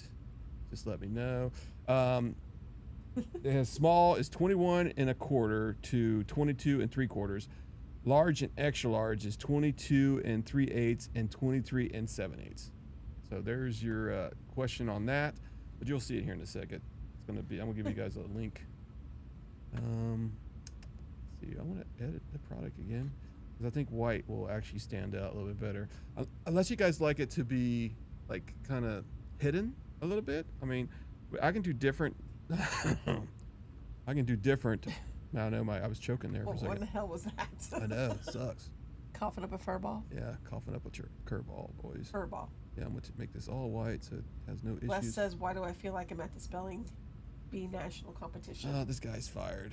All right, let's see if that looks good. All right, I'm getting ready to release this. I'm going to make it show in the store. And we can always go by different colors. You just got to let me know if you want one. I just got to create a different hat. And let me see if I can find this hat. Ready? Let's go. Let's see where we can find it. View, store. And we're done. We're done. We got this. Shop. ThrottleIron.com. And now I'm going to be honest with you. The freaking thing that shows it's not crooked, okay? I don't know why when it does its models it looks jacked up. That's what a lot of people probably don't like buying stuff. I wish I could make my own, but I can't. But yeah, you guys know what I mean. Kevin said, I wear my hat backwards when riding in Florida. Forgot my head cover and sunscreen one day. Bad choice. So here we go. Yep. Pasting the link in there. Should be the first hat on the thing, and it's a flex hat. It does have the link to direct hat. Release the hounds, he says. There it is. If you guys want a different border collar, and Thunderstroke will be a little bit different, but there you guys have it. The new 116 Thunderstroke I can also make a 111 Thunderstroke because I mean I know that's a popular one too. But as you guys can see, it's very easy for me to do stuff like this, and I do it for the community. And yes, and somebody mentioned what we do for the Indian community. Hell yeah! I mean, me and Les were riding. I can't remember what it was. Where we rode to Madison, and holy smokes, man! I was surprised at how many Indians in southern Indiana there was. And where did we go to? Oh, I was at actually Cracker Barrel today after I got done with my surgery, and there was an Indian worker with a classic Roadmaster. I wish I had some stickers. I would have gave him one. But man, in Harrison, Ohio, I mean, Indian is selling bikes. I'm telling you right now, which is really good. All right. Let's see what I need to catch up with the comments here, and let me go to the other screen so you guys can see where we're at here. All right, so there is the hat, and like I said, for some reason the way the thing draws it up, it's always crooked. It's not crooked, folks. Okay, it will not look like that. It does a really good job. Actually, I got one right here. Tell Max I cannot call him right now. I'm not talking to him right now. Why? He said get ready, I'm coming in. What do you want? What do I want? You've been dissing the Thunderstroke, my man. You're crazy. I just made a hat for the Thunderstroke. He just You're made listening, you a hat, He's buddy. listening to the wrong podcast again, guys. He's. Oh no, Brother Les has turned me on to everything you said. It's okay. Brother Les is lying to you. I just literally physically made a hat on screen for our friends with the Thunderstroke. I'll order one. Max, please hold. But I think it's actually a pretty cool looking hat, to tell you the truth. Yeah, we just made that here in a couple seconds. I can actually make shirts with the Thunderstroke in the pocket and put our because I don't know if people seen this new shirt. I haven't advertised this one yet. So let me see. Let me go back to home here. And we have the Americana. You're still on here, by the way, Max. They can still hear you. So you can still talk. Mm-hmm.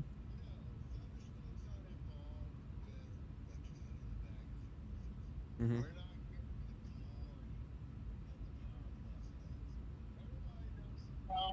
That the Power Plus is the way of the future. It is. Mm-hmm. But there are those of us, old guys, that still like the Thunderstroke. We like how it sounds. We like how it performs. And you know what? If we really need that adrenaline kick, you ain't the only one who can get cams. You ain't the only one who can get big bore kits. We can get them too. Yeah. Yes, you can. There was a 131 actually at the Route 66 ride. Oh, I got the. I was just getting ready to say, and he rides like a madman. Oh my God, he does. He was keeping up with Power Pluses every little bit, if not better. Yeah. Yeah, he was. He's actually. I mean, I can't believe he rode that thing. I can't say his name, but he rode that thing all the way to the top, up there at the St. Louis Arch. Yeah. Yeah. Yep. It's a little too much for me. Those are tire spreaders. I would really hate to think how those guys go through tires. Yep. But don't get me wrong. Yeah. For a Thunderstroke, the upgrades are there. It is a proven motor. It is a bulletproof motor. And you Power Plus guys don't need to be dissing us. We're not dishing you. I think you got it all wrong, brother. But yeah. So if you like to wear this is actually let me go back on what we were talking about here. So I have this Throttle Iron motorcycle podcast logo right here. All right, heavyweight. It's $29.95. I can't remember how much money we're making on it. It's like $6 probably. It's not much. We do not make these shirts. We don't make these hats. And that's the reason why the cost is a little bit more. We don't make these in-house. I mean, I do have a press over there. I can buy these things all day long, but we just don't sell enough of them to do it. But anyway, But anyway, that's how this thing works. All right. So if you guys are interested in this, and if you guys want the pocket to say Thunderstroke, that logo I just put on the hat, so you can have a matching shirt, let me know. I'll make one real quick, and put it in the chat if you guys think it would sell or not. I think it would. I just want to make sure you guys would want it. So. Which I have to order my.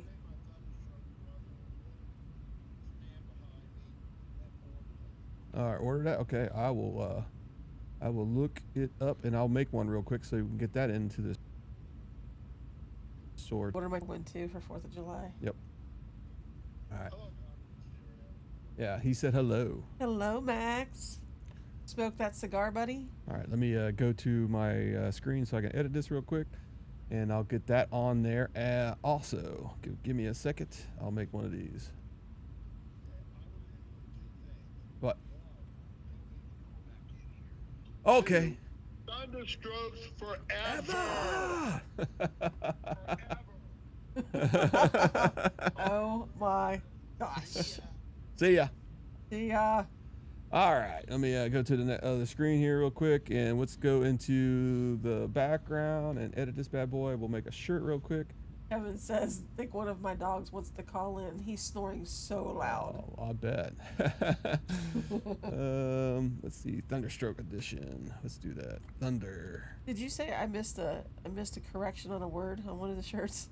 Oh, you did? Which one? You said I spelled misbuilt. Oh, that was earlier. I got that one fixed though. I got it out of the shop right now. It will be back.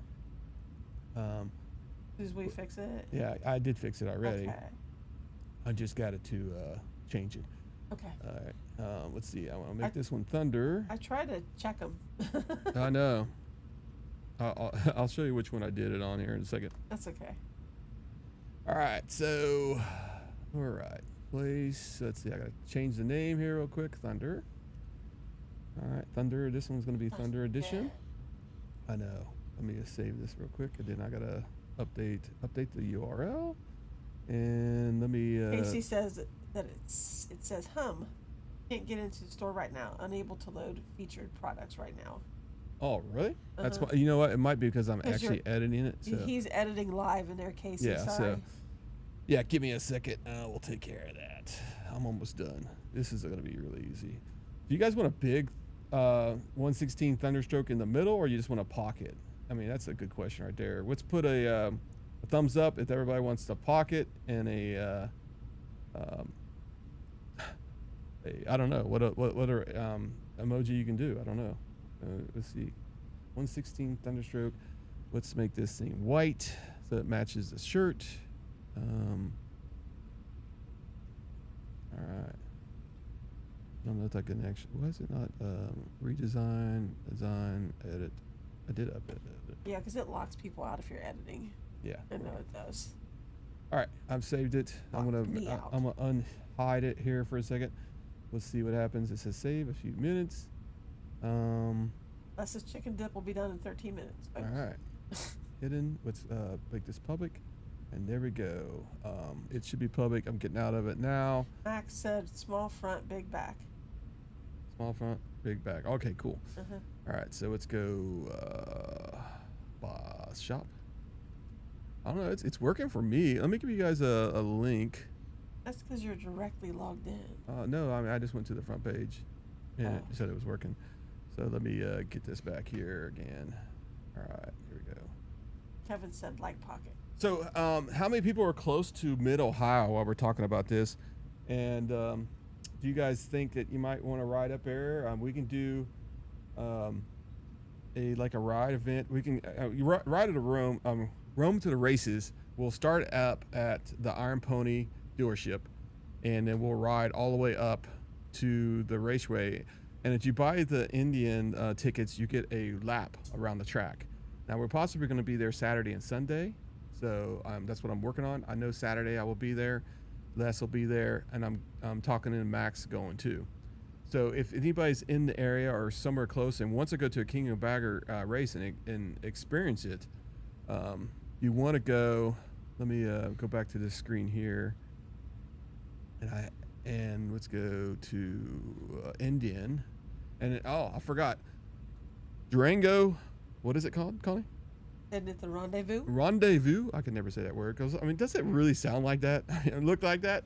2026. That starts this week. So if you're in that area, check it out. It's a great ride, great adventure. Mike Kennedy and team will be there. I believe it's the 8th through the 14th, is it not? Mm-hmm. Yes. And it says demo rides June 11th through the 13th. And then August 15th, right here, is the Rome to the Races. So this is when we're planning going there. August 15th is Rome to the Races? Yeah. What? Hold on a second. Did that change?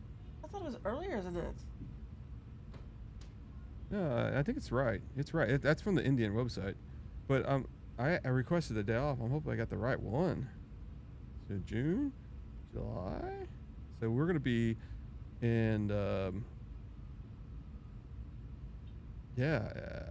I guess I got the wrong one. Is that correct?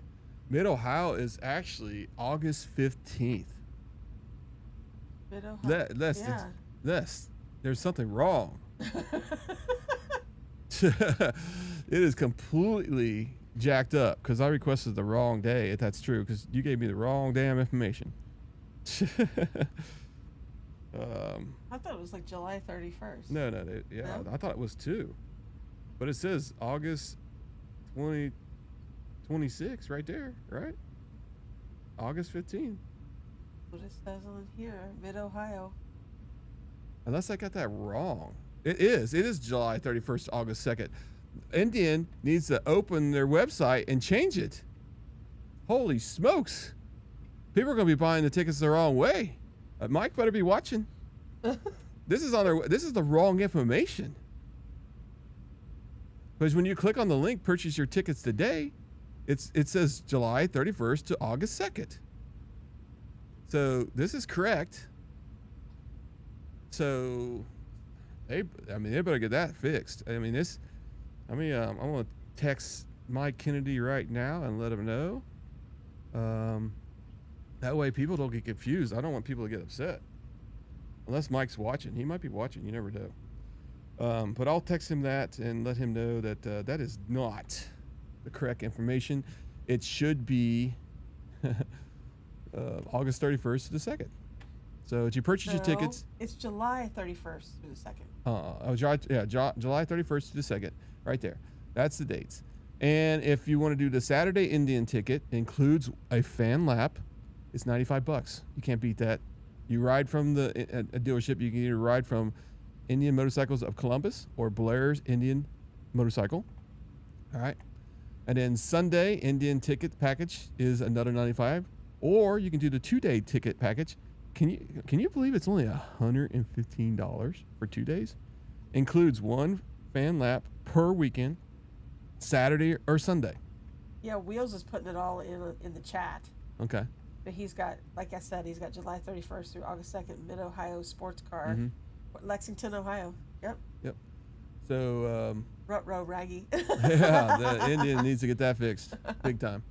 It's close to Mansfield, Ohio, by the way, also, just to give you guys a heads up. Aren't they the one that has the new Iron Pony also? Yes. No. That's, no. The raceway is close to Mansfield. Okay. Oh, okay. All right. The Iron Pony is in Columbus, Ohio. So we want to make sure we're good with that. All right. So I'm going to get back to the chat here because I can't really see what's going on here. What in the world? Why is it not letting me? Thanks, Wheels. Thanks, Wheels. You're the best. You are the best. Continue to do the work. I wore his shirt yesterday. Got a lot of compliments on it. I know it's a great design. I think he needs to design our shirts. I think that'd be freaking awesome. I don't know. By the way, it sounds everybody the collaboration here. They all need to design more shirts. Yeah, exactly, 100%. Yeah. But yeah, so Indian, if Mike Kennedy is somebody's from Indian watching, you guys better change your website. It's going to be very confusing. You might want to check all your dates because that might be last year's dates. And if people are going to the website, because I literally searched for Rome the Races, and it came up 2026, and it goes Road America, and it goes Rome right here. It says on August 16th right here. Starting at $9,999 MSRP. So there's something in there. They need me to run their website. I'll be able to fix this stuff. If you go to Moto America, though. Well, yeah, it's right there. We're talking about yeah. the Indian website. Right. Yes. The Indian website has got the wrong We're not going information. to have very many people there if we've got the wrong date. Yeah. So I can't show you guys what I can do, but yeah, you guys know. I'll make sure they understand what's going on because they need to change that. All right. So we made a everybody shop that you can let me know that you can't. And I'll see what's going on. I don't. Make sure you're not going to like Throttle Iron /shop because that one does not exist anymore. And yeah, I can get in there. You can get in there. Cool. All right, so let me see if I can get the fourth wall here on my app on my phone. Let's see here. I have not got a single order yet. What's going on here? They're making sure you spelled everything right. That's why. Oh, jeez. That's what they're doing. All right, so we're gonna be the King of the Baggers. So please, if you guys are gonna show up, we'll announce everything. I know me and Les and Max will talk about it on Tuesday night on our podcast. We'll get things going. It looks like somebody's texted me a couple things. My phone's on silent, so I want to make sure. Just FYI, start ride after privacy zone does not work on Android. Okay, I'll get that work. What's one of our beta testers on Android? So we know we got a little bit more bugs on Android, so I'll go ahead and let you guys know that. Well, you just kind of started messing with that one. Yeah, we just started that last Friday. It is getting caught up really quick, which is cool. I did put a new thing in riding Maine. I was hoping to make the Jack Daniels event, but the days don't line up, unfortunately. I'm sorry. But maybe you can make the King of the Baggers. I mean, it's a little bit closer, to tell you the truth, I think. But, yeah. We like to see as many people as we can. So much fun. Yeah, it's a great adventure. All right, so full screen here. Let's go back. So the Android is a little bit behind, but I did put a new feature in there. It's called pack riding with a pack, wolf pack, I guess you can say. So it's pretty interesting. Endurance is crazy. I've been working on endurance the last couple days. Endurance is unbelievable. It's cost me, to be honest with you, it's cost me like $600 working on this app so far. So I just want to give you guys a heads up. I'm spending lots of money, and I didn't realize I was going to have a freaking a huge bill today. So, but I like to be open to everybody. I'm trying to bring the community together, and I think this app is going to be really, really good. It's going to be with us. It's going to show our podcast and all that kind of stuff. So you're going to be able to link it up, like it. You can talk about it. You can message us anytime you want to. It does have a paywall a little bit. It's not freaking crazy, a couple coffees, a month, no big deal. But if you want to be a beta tester, just go to that link or go to throttleiron.com and you'll see the beta link on the right side of the menu and you can sign up. I am picky. If I do not know you, you're probably not going to be in here. I will call you if I don't know you, probably. If your phone doesn't work, you're probably not going to be beta testing. All right, because it's got a lot of things that people have not seen. Oh, Donna's here. Awesome. Thank you for being here. She's a paid member. Kevin's a paid member. Oh, you can also join the Throttle Iron group, and that will help you out getting all of our information. Make sure the demo truck, not demi truck. She said lots of cool things going on Yep. Yeah. Yeah, I think hopefully last time they had the demo truck at the raceway and you were able to ride bikes. What's cool about Mid Ohio, it's not like really close to a city. I know a lot of racetracks aren't, but it's not really a super congested area either. So you can actually take the demo ride and have a sweet ride up there. It's not the biggest hills in the world, but Mid Ohio does have some hills, and it's not completely flat. It's by Hocking Hills. Okay, so it's it's not too close to Hocking Hills, but it's really close to Hocking Hills. But V-Room, man in the flesh. All right, is he in here? Fish. No, she said that lots of cool things going on then. The demo truck. Yeah. Broom, Old Man, and Fish. Is Fish going to be at the Mid Ohio, or what's she talking about? Yeah, I think so. I think that's what she's referring to. I think Fish went with us last year. We met at the hotel. We all rode together that day. I don't know he knows that we're going yet, so I'll talk to him about that. He probably be on his own because last time he was on a race to get there. It was crazy. She said July 25th at the factory. Oh, at the factory, he's doing a factory tour again. Yeah, that's what it sounds like. Well, he hasn't Right, announced. Hasn't announced it to us, unless he just did it today. Yeah. But anyway, if you ain't a member yet, if you're watching, if you're lurking out there watching us and you haven't liked yet, please like the podcast. We just showed you how I made a shirt and a hat for the 116 Power Plus. And sorry, there is a 116 Power Plus, so I'm not making that up. It's a 116 Thunderstroke, and a beautiful motorcycle with a beautiful motor. A Roadmaster, Chieftain, you name it. The Chief has that motor, but now you have a new hat that you can show off and play with people. All right, so let's see if I got a new message here. Quick Ride Works. Okay, Quick Ride Works. Okay, cool.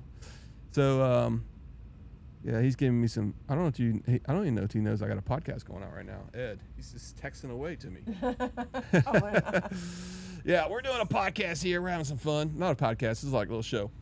But anyway, I mean, it's better than watching some of these stupid movies. I mean, how many people, watch a movie and something happens like in 30 minutes and you're like, I ain't watching this anymore. I'm done. I'm done. Yeah. I mean, it's just like, this is getting so stupid. There's like nothing to watch. Nothing to watch. I mean, it's just not funny, Chris. Yeah. The dip is done, he says. Okay. Yeah. Lacona Bike Week next week, and Demo Truck will be at Loudon. Awesome. I would love to be. Laconia. I would love to go. They say it rains a lot. I don't know if it does or not, but we'll see. And yeah, that's freaking cool. I would love to go there though. I want to go to that bike week. So our plan is, because I was talking about the update. We're going to Sturgis. We're going to be at Sturgis that night on August 8th. We're spending the half a week there. Okay, and if anybody wants to go on this ride with us, let us know. It might be hard to find a place. We do have one spot, if I can trust you. We do have one spot in our thing, and then it's only till Wednesday though. Okay, and then we're going to Pikes Peak. We're gonna take the trip to Pikes Peak, and we're gonna ride all the way up to it, and we're gonna lose our breath and pass out, and have somebody tow our motorcycles down, and wake up when we get down there. But other than that, we're not going to pay that $60 for that oxygen. I can tell you that much. I rarely watch movies. Everything is dumbed down these days. You know, you're exactly right. There's a couple movies I'm actually looking forward to that's going to release. I actually want to see. I'm hoping there's nothing stupid in the Hawk. I mean, not the Hawk, but the what is the one? Thunder. You know, has a sword. What is it? What is that damn? It was a cartoon when we grew up. I loved it. He-Man. I want to see He-Man. I think that might be okay. I'm hoping. One of my favorite movies was what was that show with Lee Majors? The Fall Guy. I love that freaking show. The Fall Guy? The movie. Oh, okay. The movie that came out. I thought that was it was very underrated, but it was an awesome movie. We got to watch that. SmackDown is on, so I guess Max is going to be watching wrestling. He wants to he'd rather watch that fake stuff than watch us. But anyway, that's fine. It's not fake. It's real. I thought he was going to take you down. Is what I thought. He was insinuating there. Yeah. Well, it worked, didn't it? It worked. So yeah. All right. So, but yeah, I mean, I think it's a good thing. So Sturgis, we're going to go there. We're going to do the bike ride. We're going to do we're going to be in Tennessee, Chattanooga, and we're going to check out Jack Daniel's ride. It was a great event last year. Chattanooga did a great job promoting it. They have some outstanding roads out there to ride. It's really good. I know they have rides throughout the whole entire week. So if you get down there for the week, because I know Jack Daniel's is only a couple days, But if you go down there early in the week, their chapter 1985 Chattanooga has a ton of rides that they do every day. So check them out. Ed and Jeff do a fabulous job out there. So go down there and ride some rides with them. That's a lot of fun. Jack Daniels. I know they're going to be doing the dragon and stuff like that. And I know the Dancing Cowboy. It's we gave out his link to his Airbnb. A great friend of ours. Check him out. I'm a Gen X. Never liked watching TV, etc. Plus, I was never home. Gotcha. But yeah, let's see here. What we got here? Well, if anybody's going to Durango, yeah, they can look up our Indian Ladies First group. Yes. Talk to Ellie. Yeah, talk about that. Go ahead. Talk to Melissa. Talk to May. I know Ellie's going to be there, obviously, but I don't know about Melissa and May. But Ellie's going to be there. Yes, she is. And she was concerned that somebody recognized her on the podcast. So, and I said, listen, most people are not.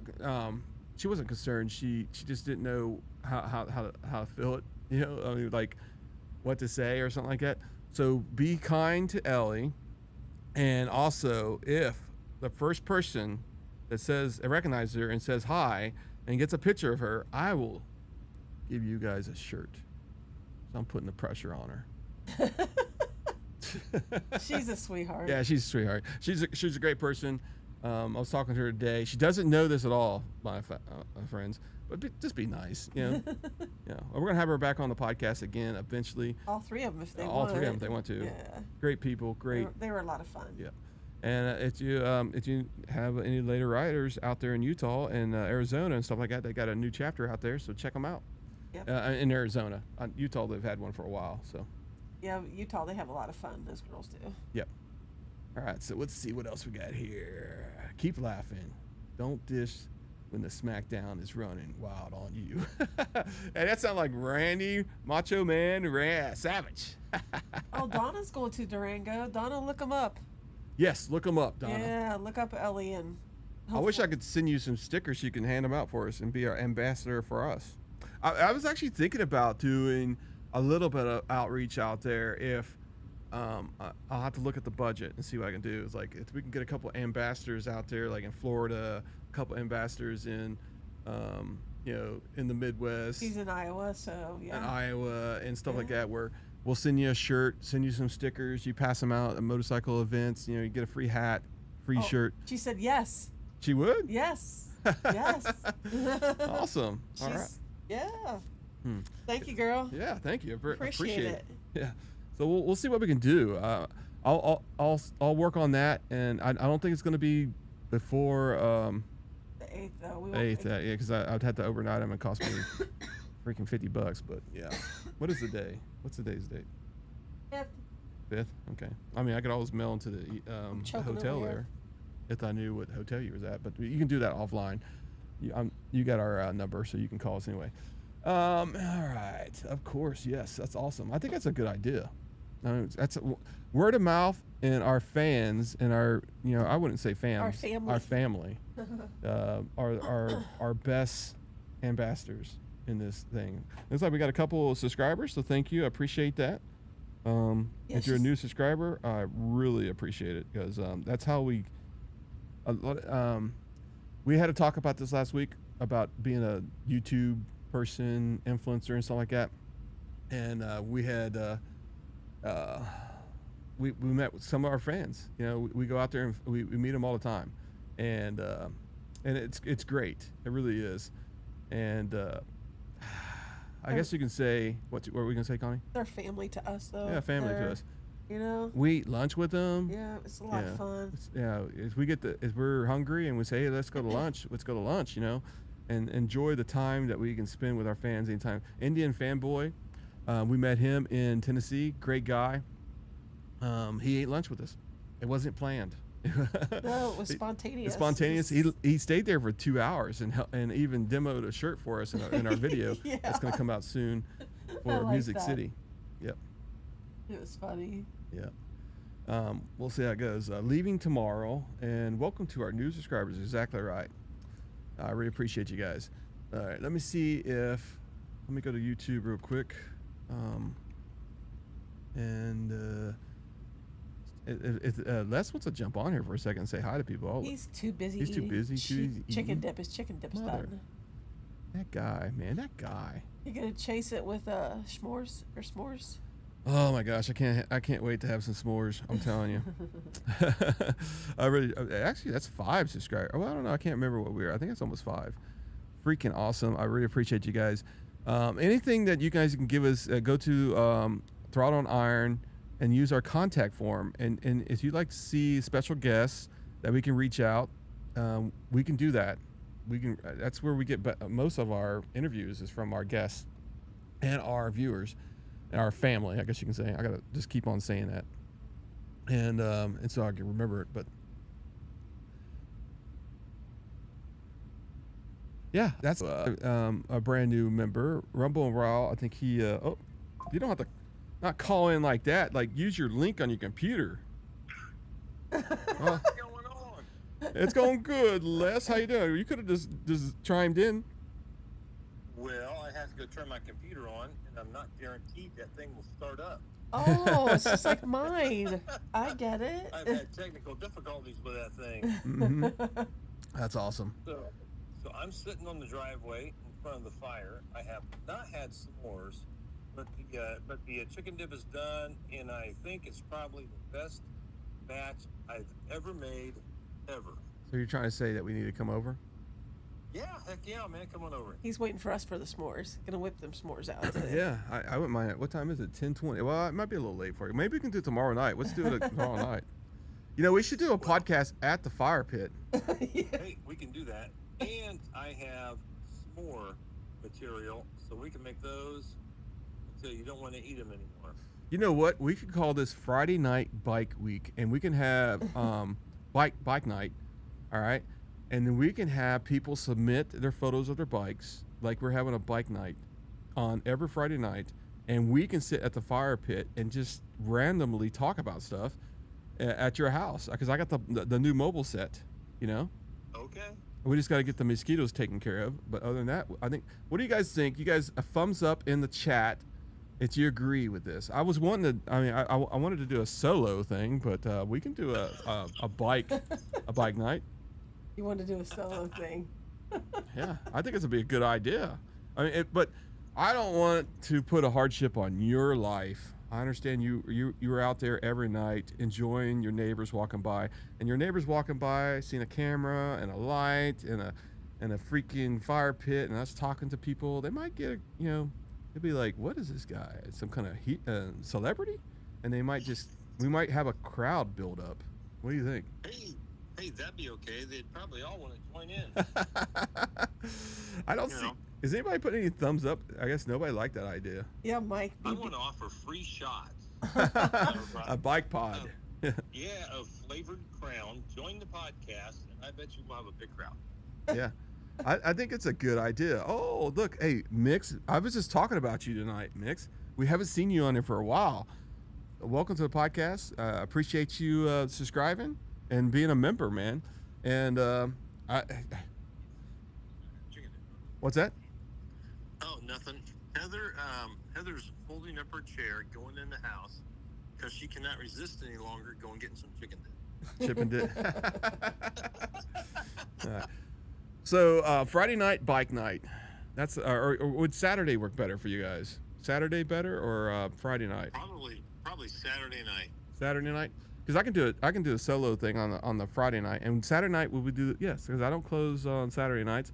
So let's plan on doing Saturday night. Let's do this. Okay, 2 thumbs up for Saturday, 1 thumbs up for Friday night. Let's hear it, folks. And people are going to go, we're sick of seeing you guys. No, I think we're better than TV. What most people say. Probably. Yeah, and we're less expensive than a TV cable subscription.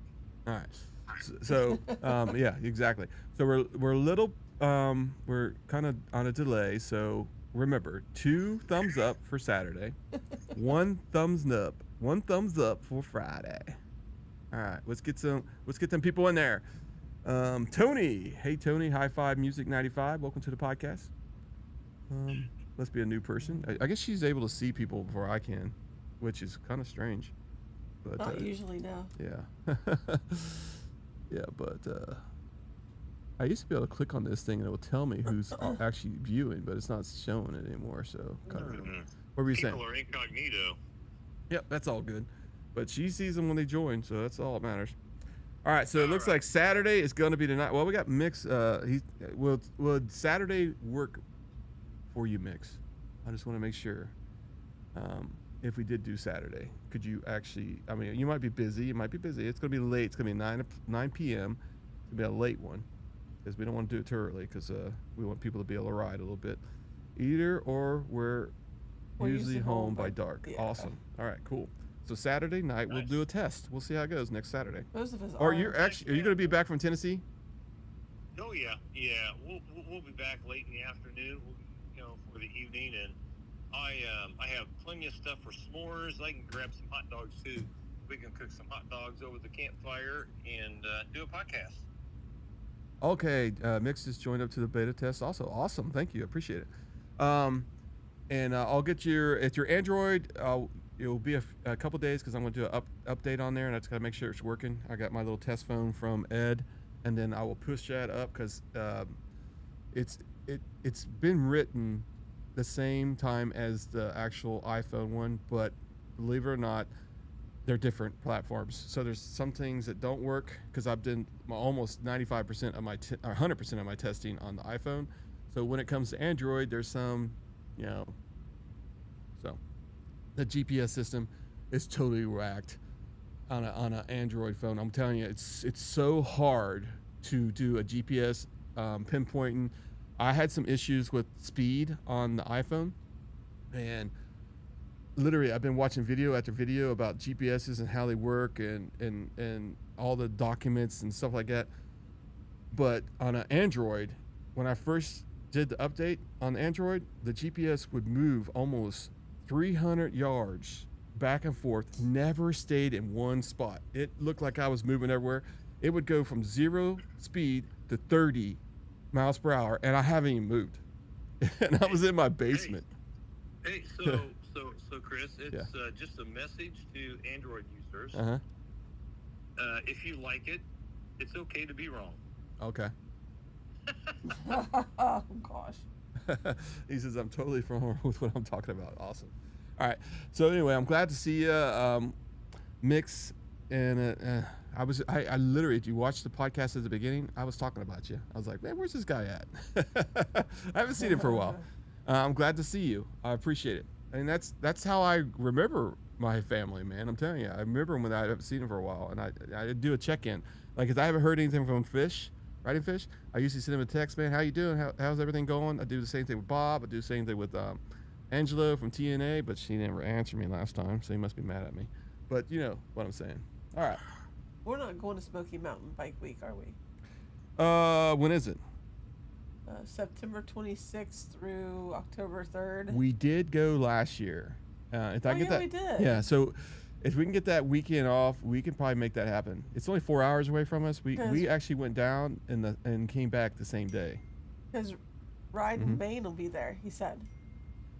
All right, who we get? Oh, Les is. His call dropped. Shocker. He's got Bryson. It does happen.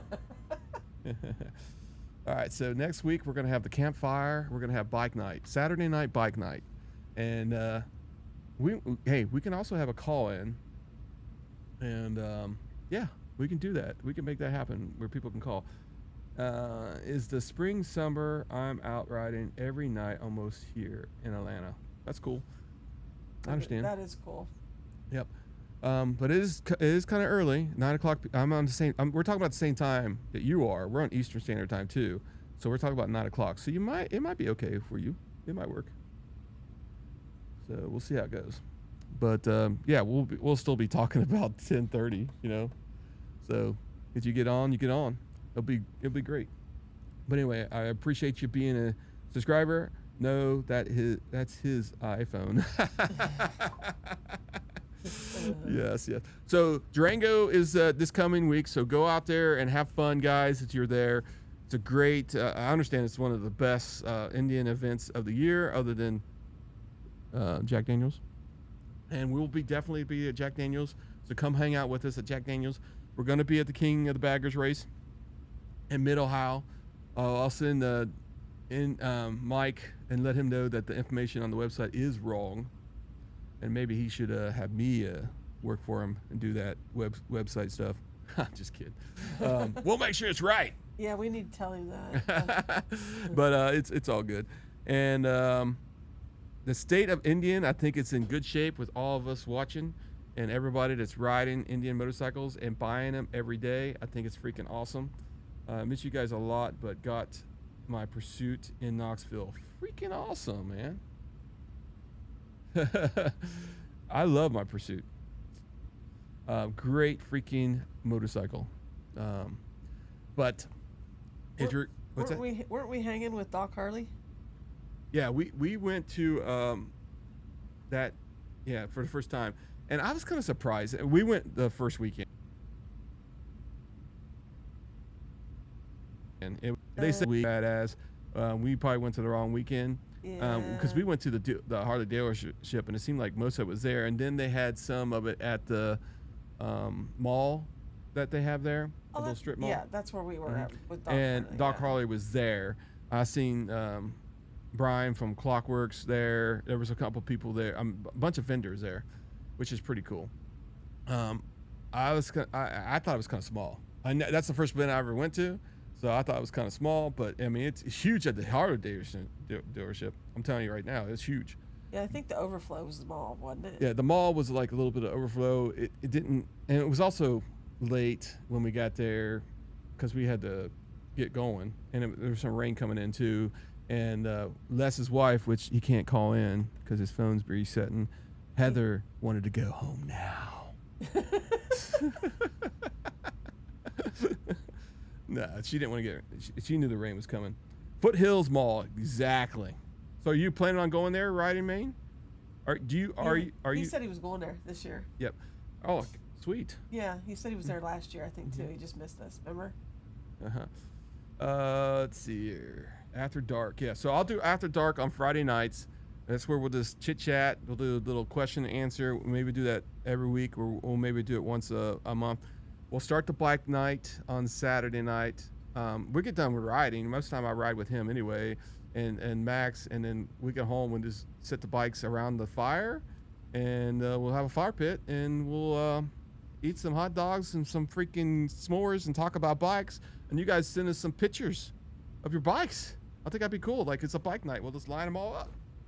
And yeah, we'll make this thing bigger than hell. We'll make Throttle Iron bigger than hell. I do have some information about our trademark. It is on the final stages. So we'll have that completed here pretty soon. I just had to submit some information just last week to get that 100%. We are registered, so you can't use it. Okay, just give you a heads up. But we're making it official here soon, which is good. And yep, just from final details, everything is good there. If you haven't, let's go through this list here before I call it a night, because I think we've done good tonight. We got the podcast, but you guys know this is the link for the new Apple podcast. So if you like watching or listen to Apple Podcast, right there it is. That's that link. If you want to listen to Spotify, which we have grown a lot on Spotify, and that's one of the reasons why I went and pushed Apple. I didn't know. Hey, listen to this, okay? I have Apple followers on our podcast, 40 of them, okay? Believe it or not, and there's 2 episodes on there, and they're back from 2024 when we were the Iron Pony Live.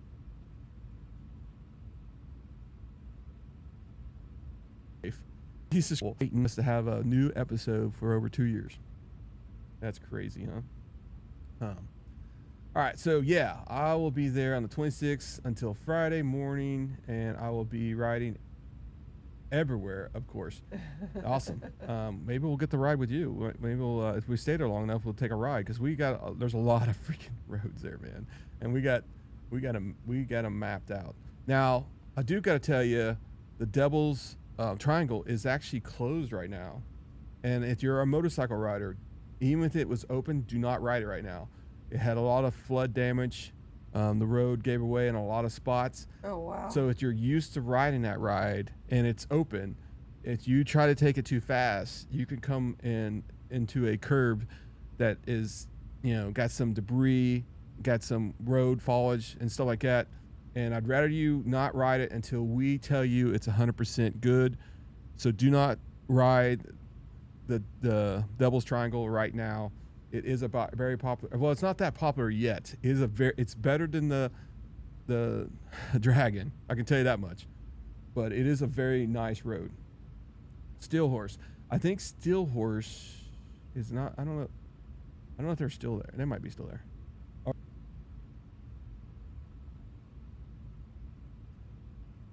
It's all right. So that's cool. We'll be there. We'll have some. We'll have some poker chips. We'll have some stickers. We'll have hopefully patches by then.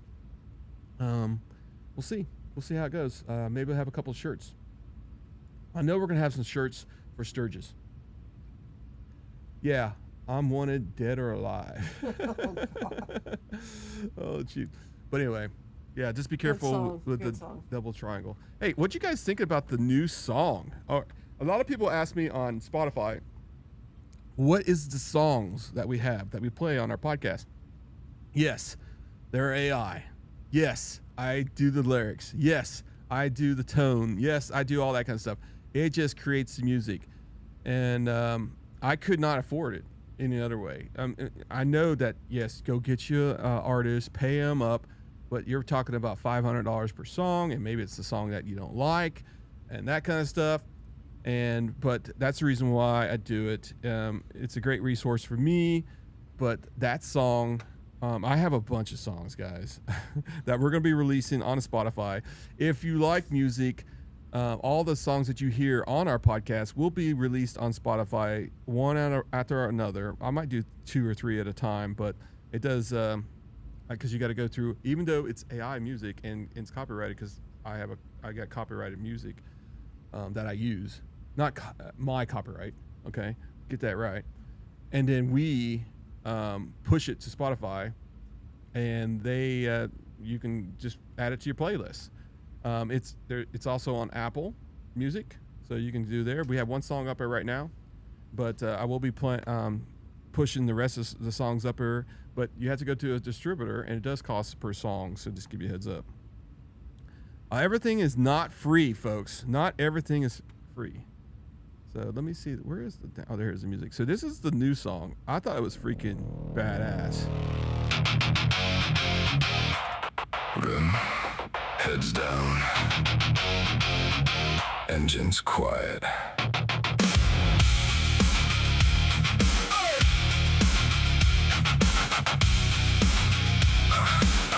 Let's see if you guys get the theme.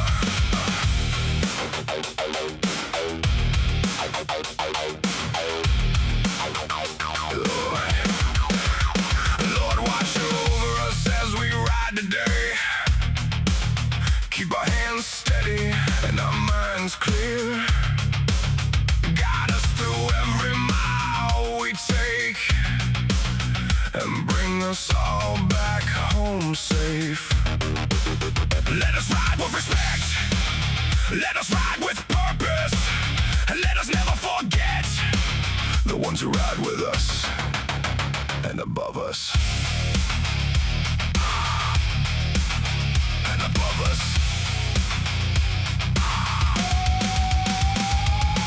Engines fire, cold steel sound. Morning breaking over the ground. Same road, different name. Same fire running through our veins. Grip tight, eyes ahead. Every move, every thread. No wasted line, no drift, no lie. Just the road and the reason why. I will have to do Apple. Not Apple. I will have to do Amazon. I got an account for Amazon too. I need to start posting the podcast there and the music. Right. Don't lose control.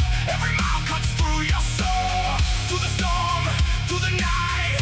Hold the line and ride it right. Ride true, don't fade away. Every choice you make today goes out. I I can listen to this damn thing every night.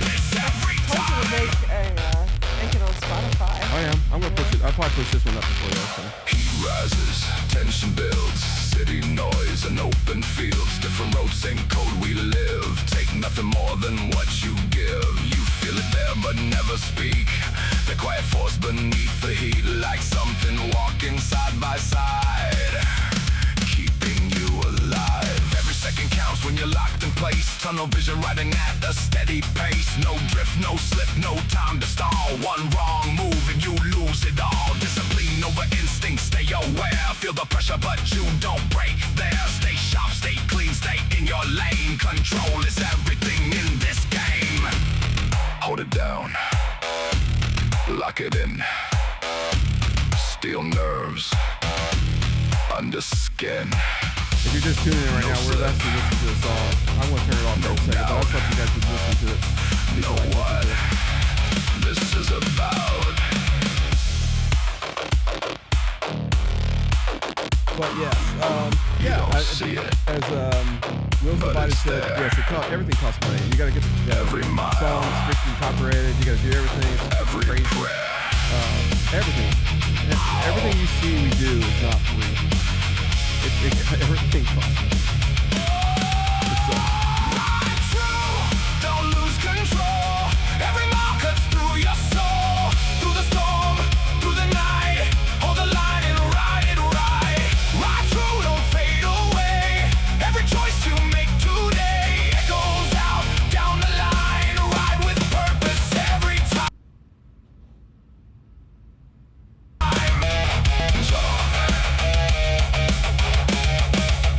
Stay sharp. Ride true.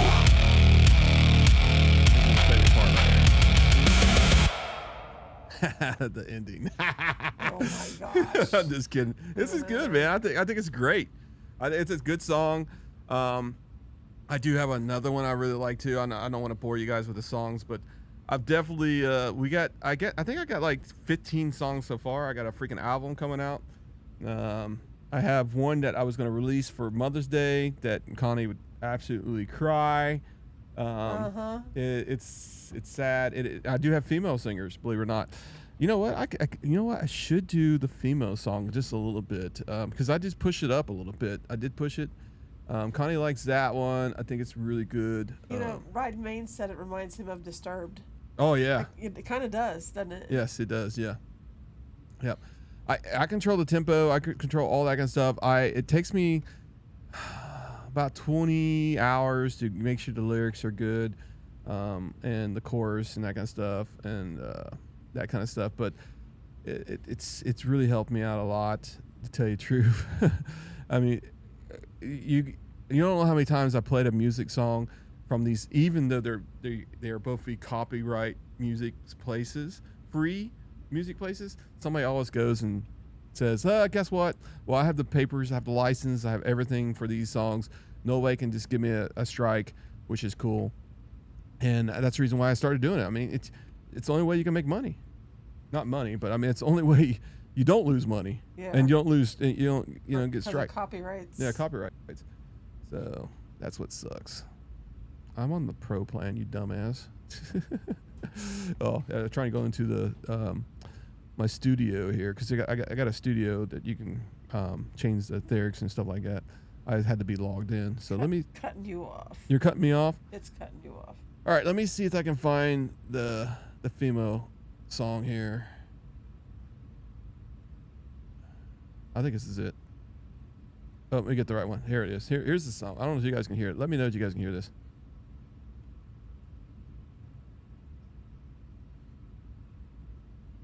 No, that's not it. All right. This is it. I believe.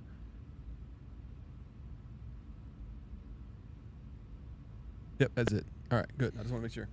Check this out. So let me know if you guys can hear it. This is actually a pretty good song. Interesting childhood fact. Rob Zombie was my neighbor. Hey, awesome. That's cool. I have a license to ride.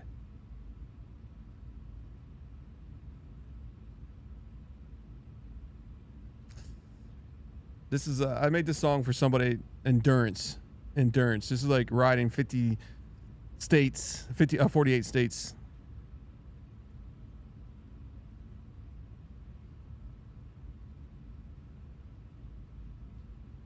And can you imagine riding your bike on the Trail of the Dragon, listening to our music? It'd be the only thing you listen to, right? It's all about motorcycles. And that's what, this is kind of the inside information that I'm showing you guys. It's freaking cool. I know Wheels Divided does, he makes his own music and stuff like that. So check out his channel. I should have mentioned it earlier. He's a YouTuber. He's on TikTok, everything. So check out Wheels Divided. Kevin said he can't hear it. Oh, you can't hear it? Oh, okay. Well, you guys should have told me a little early. All right. So let me see if I can get this. Let me download it real quick and get you guys a taste of this thing. All right. I can't believe it didn't show. Let me download it real quick. Tony said, what is the title of the last song you have on Apple Music? He loves it, he said. That one is not up yet. I will. I'll do that first thing tomorrow. It takes about a week, Tony, and I will send that link to you. So you're gonna have to wait one entire week. I'm sorry. Oh, Drop Bear Moto's on here. Good Awesome. day, Hey, buddy. we met him. Great, yeah. great person. How was the Rome to the races? That's what I want to know. How was the Rome to the races? Yeah, because they live in Florida, I think. They live in Florida? Okay. Yeah. All right, so let me, the road inside me. Let's get this. This is where it's at. Let's go here. Oh, why did this do that? Let me click on here so you guys can listen to this. And I think this is it. Let's do it. So here we go. This is the a freaking cool ass song. You guys will love this one, I think.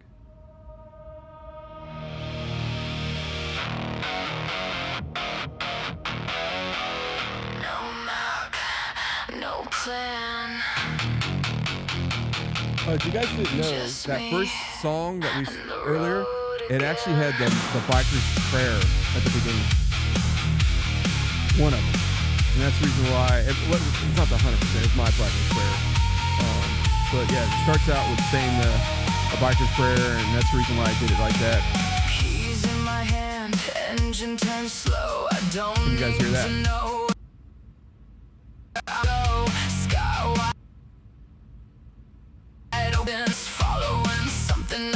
Yeah, you want to use the app and record your rides also.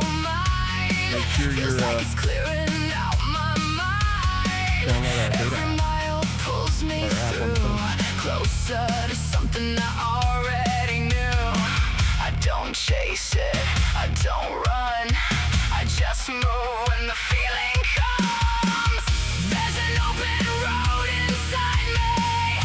I don't need you to define. But yeah, can you imagine just going down though?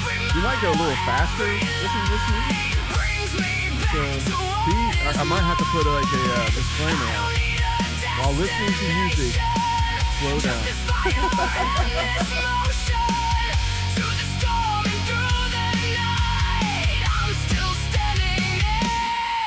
So, we interview lots of people. Right now, summer, it's a little crazy because a lot of people are doing events and stuff like that. Hopefully you guys can hear me pretty loud, so I'll talk to you. But you have that. We have the app. We have music now. We have the podcast. We got Black Night on Saturday night.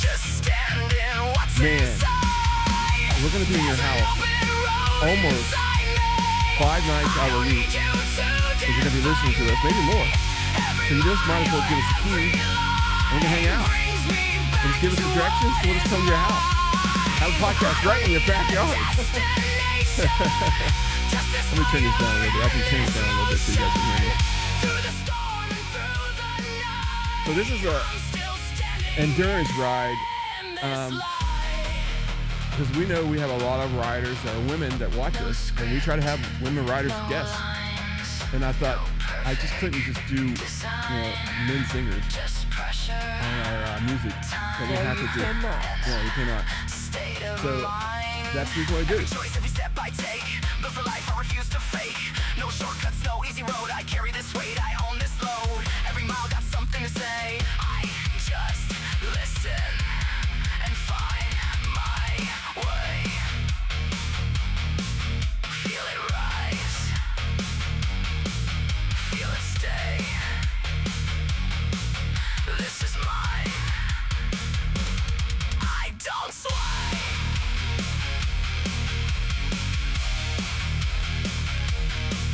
Yeah, it is a good song. I like it. I love I put so many instruments in this stuff. It's crazy. There's an open road inside me. I don't need you to define me. I've been on you. We'll make like an album for motorcycle riding. So. Well, I wanted to get enough songs that it made it interesting for people. Like right now, I'm at 20 minutes of songs. Maybe more now. I think about maybe 40 minutes. And I'm doing all different kinds because I also got a country music one. I got a couple of different vibes from riding country music, not like slow love songs or anything. But yeah. But yeah, this is a good song. Yeah, there we go. Very, very freaking cool song. So yeah, we do a lot of things, man. I'm telling you. So we got a podcast, like I said. We got music. We got on Spotify. We're on Apple. We're on Facebook. We're on YouTube. And we just keep hitting on every single cylinder. That we do cyber because we have started this podcast on safety. We had a lot of podcasts at the beginning. We just talked about safety. We didn't have guests. We were talking about our experiences, what would happen if if you was in this situation, what would you do, and that kind of stuff. And a lot of people, they found us because of that. And then we went to the guest route because I know a lot of people love to understand, and it's good for manufacturers to actually come on this podcast and talk about their stuff, so the actual rider feels more comfortable buying that than they do. Because I talk about Tab Performance all the time. Tab Performance is a freaking awesome company. They've treated me right. He's hopefully Casey will be on here sooner or later on the podcast, but I've had their stuff on all the time. And then when I literally asked him a couple things, he said, let's talk. And so I called him and he explained what the difference between the two exhausts are and that kind of stuff. I mean, who does that? That's crazy. I just emailed him and said, listen, I'm thinking about this. I'm doing a cat delete, or I want to do the muffler. He said there's not very much difference in both of them. You'll have to get a tune. The difference is the price. Explain, the technology and and that kind of stuff. Because I wanted to. The reason I asked is I sent him an email about they had a cat delete that went to a 2 and a fake 1. So I guess you can say it's a 2 and a 2, but 1 was fake. So you can put your other muffler on the saddlebag, but it was fake, and it went straight out like that. And that's what I was really interested. I didn't even know they had a 2 and a 1 muffler. And then he explained that to me, and I was like, you know what? It's only a couple $100 more. I mean, $100 more. I think it's $100 more. And I said, I don't have to worry about all that weight of the cat delete, and I don't have to have the weight of the 17-pound muffler on the left side. And that's the reason I went that route. And I think it's great. It's freaking great. So let's see. What do we have in the comments, Connie? I see Kevin just said something. 90% of our roads are flat and stay. Yeah. But we're found the curvy ones, and we do it all around here. Awesome. Where is that at? Where's he said? Coastal beaches? Oh, he's down there. Gotcha, in Florida. He's in Florida. Yeah, that's right. Yeah. Yep. Now, riding Maine, he was saying that the best time to come up there is early September. Mm-hmm. He says is the time to come here. By the way, less tourists. Yep. So I'd love to see Maine. Yes. And Donna said that's on her bucket list, I think. Yeah, Maine is on my bucket list, Donna. Who is Mr. DBM? I don't know if I've seen him. Drop Bear Moto. Yeah. He has his own channel too. Please check him out. I don't have his link for that. I did subscribe to him. He's great content. I think he does drive a Harley though. I'm just kidding. No, I'm kidding. I'm joking. But we have Harley friends. We have Indian friends. We're all about riding here. awesome. But man, I think I went over my limit. You did go over your Yes. limit. But you know what? If nobody was on here, I probably would have left a long time ago. I appreciate you all watching. I just messed up my screen here. Hanging out with us on a Friday night. Yeah, hanging out. I didn't have nothing else to do. With nothing on TV. I'm on pain medicines. You haven't realized. Yeah, really. Yep. Sharing a little bit of the back end of Throttle Iron, which is pretty cool. Hope you guys liked it. Unless you guys want me to keep going, I will. If you guys are tuned out, ready to go, I can't wait to meet each and one of you. I know I met Donna and her husband, freaking awesome people, and I'm ready to meet more people. Indian fanboy, I met him. We had lunch. Do you want to have lunch? Let's have lunch. Let's do it. I can't wait to meet Will's Divided. We are planning a trip to go to Orlando, hopefully next year. And I had some exciting news. I can't say yet. You can't say I yet. know. Oh, geez. It's family news. Nothing about Indian or anything like that. I subscribe to your Wills. Hey, awesome. Check it out. See, that's what it's all about right there. Paying it forward. Our members subscribe to their channels. Hopefully you continue watching us. I know we're boring. One big community family. You know? He does have 4 Indians, he says. Yeah, but check out his. If you look at his you see that means that's his channel, Drop Bear Moto. Check it out on YouTube. I think he's I don't know if he's on I haven't looked at TikTok. I know he's on YouTube. But check his channel out. Great content. Did go Kings of Baggers. Did he I don't want to ask him again, and he's always answered. Did he love the King of the Baggers races or what? Did he get to meet Mike Kennedy? That's the question. Because I know he was going to do that. All right. So gonna crash soon. Getting my ride sleep. Hey, have a safe ride tomorrow. I don't know if you're part of the beta testers or on our app, but make sure you fill that out. Go to throttleiron.com, and it's beta testers there. It's there, and only for make sure you put in the comments or anything else what your ID or YouTube name is on the chat, so that way I can remember you a little bit easier. Because I really don't I don't want to get this stuff in the wrong hands and people start copying it before I can even get it out, and that would just not be fair to us.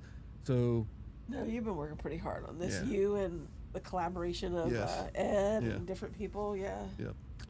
All right, and we'll see. Hopefully, we'll see you, and I'll look at the Tennessee Bike Week or whatever it's called, and I think that was what it's called, right? What is it called, Connie? The Bike Week? Which one? The Tennessee one? Is it called Tennessee? Oh. Met Mike in Daytona. The Smoky Mountain. But we always like to stay. Yeah, good. Smoky Mountain Bike Week. Yep. Mm-hmm. Yeah. Yep. In Maryville, Tennessee. Oh, this described to DBM and Wheels too. Awesome. Oh, nice. Drop. Okay, that's what it is. Drop. Somebody's doing the acronym. I guess you could say the abbreviation, and that's what got me cut off. Wheels told you way up here. That's what it was. Yep. Hope you guys like tonight. I'll do a couple more of these where we can just get the community together. We can chit chat. This is what's cool about our community. We just get and we have a conversation, and that's what it's all about. I know I'm kind of repeating myself over and over. Appreciate you guys tuning in tonight. Make sure you share and like. Go to YouTube. Make some comments. Don't. I mean, these comments right here are very important. Don't get me wrong, but go into YouTube and make some comments. And I think it has to be. You won't believe this. I found this out the other day. It's crazy, but it has to be 17 words long to really affect the algorithm. Okay, the longer the words. If you say "great podcast," it doesn't work. All right, it's got to be a long sentence, or the algorithm doesn't recognize it. It's kind of weird. I guess maybe because the processes of actually going to every YouTube, filtering comments out, it has a length that is most likely not going to be looked at because it would cost more money, right? So if there's a long comment and there's a bunch of long comments, that means people are very active are very interested or involved in that. You get what I'm saying? So the shorter the comments, the worse it is. If you got longer comments, the better it is. So I hate telling people to do that, but that's how it is. That's how it is. I mean, so if you thought you was helping us, you was helping us. It did count as a comment, but the more that there's in there, that means there's a conversation in that thread, and then YouTube actually promotes the video even more and more because it believes that people are very interested in that video. I hope that makes sense. All right, that is it. Say goodnight, Gracie. Say night. Come, we'll sing my own music now. Oh dear God, you are like which one you guys want to end with, the male or the female song? Let's go with the male. I think they like that one. Tony, high five. Thanks for watching. UK, love Indians, but I only got a little info. Hey, we saw them over here. Great bikes. Engines love it. quiet. Hopefully we'll be in England one of these days. Make sure you subscribe and look us up all the time. Just 68. Hey, Max is 68, right? He's one of my co-hosts. Yeah, awesome. Doesn't matter your age. Thank you for watching, Tony. I love the hi-fi music. Name, if you got a channel, I'll look you up. And everybody else, have a good night. Hey, good night. Stay safe. Everybody out this weekend, enjoy your ride. Hope you have good weather and good conditions. Let us ride with and everybody have a good night. Let us never forget I think the ones who ride with us and above us. Max fell asleep, drank too much. Yep. Next week, the first fire pit bike night. Saturday night. Let's do it. Engines, fire, cold steel sound. Morning.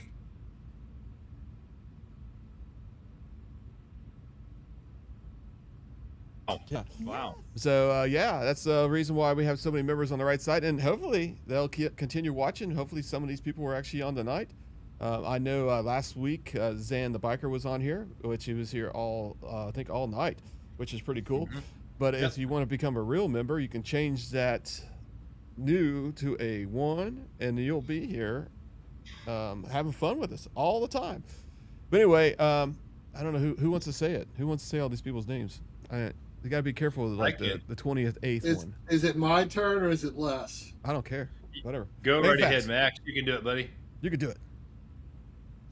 Of course I can do it. Wind therapy added. Looks like it's taking Tim a while. Arnold, Iron Indian Adventures, Mixed Boy 420, Mr. Bob Cole, BC Customs, Gator Mike and the Swamp Sauce, our good friend Riding Fish, Wheels Divided, William Blaze, Donna, Iowa, Tony Peoria, Kevin Tatum, Joshua Pfeiffer, Mike Sampaio, Doug Hampton, Jerry Conant, 2 Rolling Stones, Bag and Legion, Tony G, Rumble and Growl, Rune Seeker Moto, Ed Body Snatcher Seidel, Kev Indian 116 RM. Come back. Then we have our new people, Leland Smith, the Bent Rim Podcast, Christopher 0587, Zan Biker, Cedar Key, Zarly, Zeus, Mike, Chris Wheel Rock,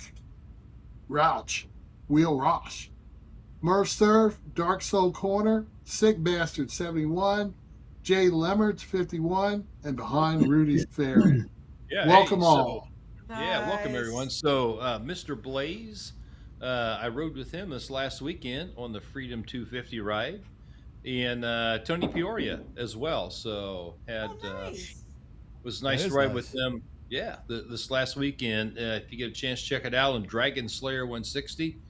Mr. Blaze actually made the highlights for I believe it was Sunday when he rode in an American Eagle costume and a 3-foot by 5-foot American flag behind his bike. It was a great time. Sounds great. Got any pictures of it? Hey, Mixed Boys on the screen. Hey, welcome. All right, so as you guys know, we have tons of merchandise. So go to the official T&I merch. You go to let me get gotta get rid of this. Well, it'll disappear in a second. But anyway, it's shop.throttleiron.com. So check out our shirts, and I do have a unpackaging I'm going to do here in a second. So yeah, check them out, and we'll see how it goes. All right. Somebody just texted me, so let's go on. That was me. I sent you pictures because you asked. You sent me pictures? Okay, finally. All right. Our friends right here. We got Riding Fish, Pikes Peak, Ladies First, Ride Culture, Tab Performance. We got Our Indian Adventures, which signed up to be an ambassador too. So I'm really slacking. I'm on vacation today, starting today. So I'm going to work on the ambassador program, hopefully get that thing finalized on Friday, and then we'll get it going. And it is Gloria's birthday today. She's 101. 101. The female Indian Holy moly. rider. Oh, remember? sweet. Okay. Yeah. Cool. She started it all. Happy birthday to her. Yeah, Absolutely. happy birthday. Nice. BC Customs, Gator Mike. I got a package from Gator Mike. So we're going to be doing a video of his stuff. He's got a new ceramic finish. So we'll check that stuff out. Indian Motorcycles Riders Group. Brave Wolf. We got Lawless Garage. Got Forever Rad. Moto Primo and Finesse the Challenger. Davison Audio and C Marty 911 and TNA and BFP Garage. Man, awesome people. Check them out. All right, so we are in the house. All right, so I got my package here today, and we got a special guest tonight. We'll get ready to talk to him in a second. I'll introduce you, but I just wanted to open this up real quick. So it might be the terrible stuff. We don't know. What? Who got a red shirt? Did you get a red shirt? I believe that's mine. Okay. We all have red shirts. Oh no. What the Connie's heck got a are red you shirt. unwrapping? Yeah. What are you unwrapping, man? Where this package come from? This is Connie. She bought one of the shirts. I want to see what the red looks like. I actually bought 2 shirts. She bought 2 shirts. I bought him a shirt, actually. Yeah, she bought me a Folks, shirt. Folks, that's how tight things are around here. Connie has to buy her own merch. I do. Yeah, really, for Kinda sure. sad. And then look at the back of it. That looks pretty freaking bad. That is cool, man. I love it. Yeah, that's a nice looking freaking shirt. Awesome. Sweet. I'll show you guys the black one later. But anyway, let's get to the guest. He's the most important thing here tonight anyway. Absolutely. Because this guy took the time and said, yes, let's do it. Anyway, Bob, welcome to the podcast, man. Thank you. Introduce yourself a little bit. To be Bob Eckstein. I'm the owner of Keystone Harley Davidson, Keystone Indian, Keystone Triumph here in basically Allentown, Pennsylvania, which is on the east side of the state, and been doing this for 15 years. And I'm wondering why I haven't been doing it for 40. I've been having so much fun doing it. The challenges are just phenomenal, and challenge every day. Every day is a swirl at the store, customers and staff and bikes, and it's just a high energy life to live and career. So I'm really happy to be here and talk about the past and the future. Sure. Yeah. So Bob, you must get a variety of rider types in your store, because you're with Harley, Indian, Triumph, you get a variety of different customers and riding styles and and what they're looking for. So that has to be an exciting time. Something different every day. Mm-hmm. It's something different every day. And when I talk about the challenge, being a Harley dealer for the full 15 years, we've just been at an Indian store and a Triumph store in the last year.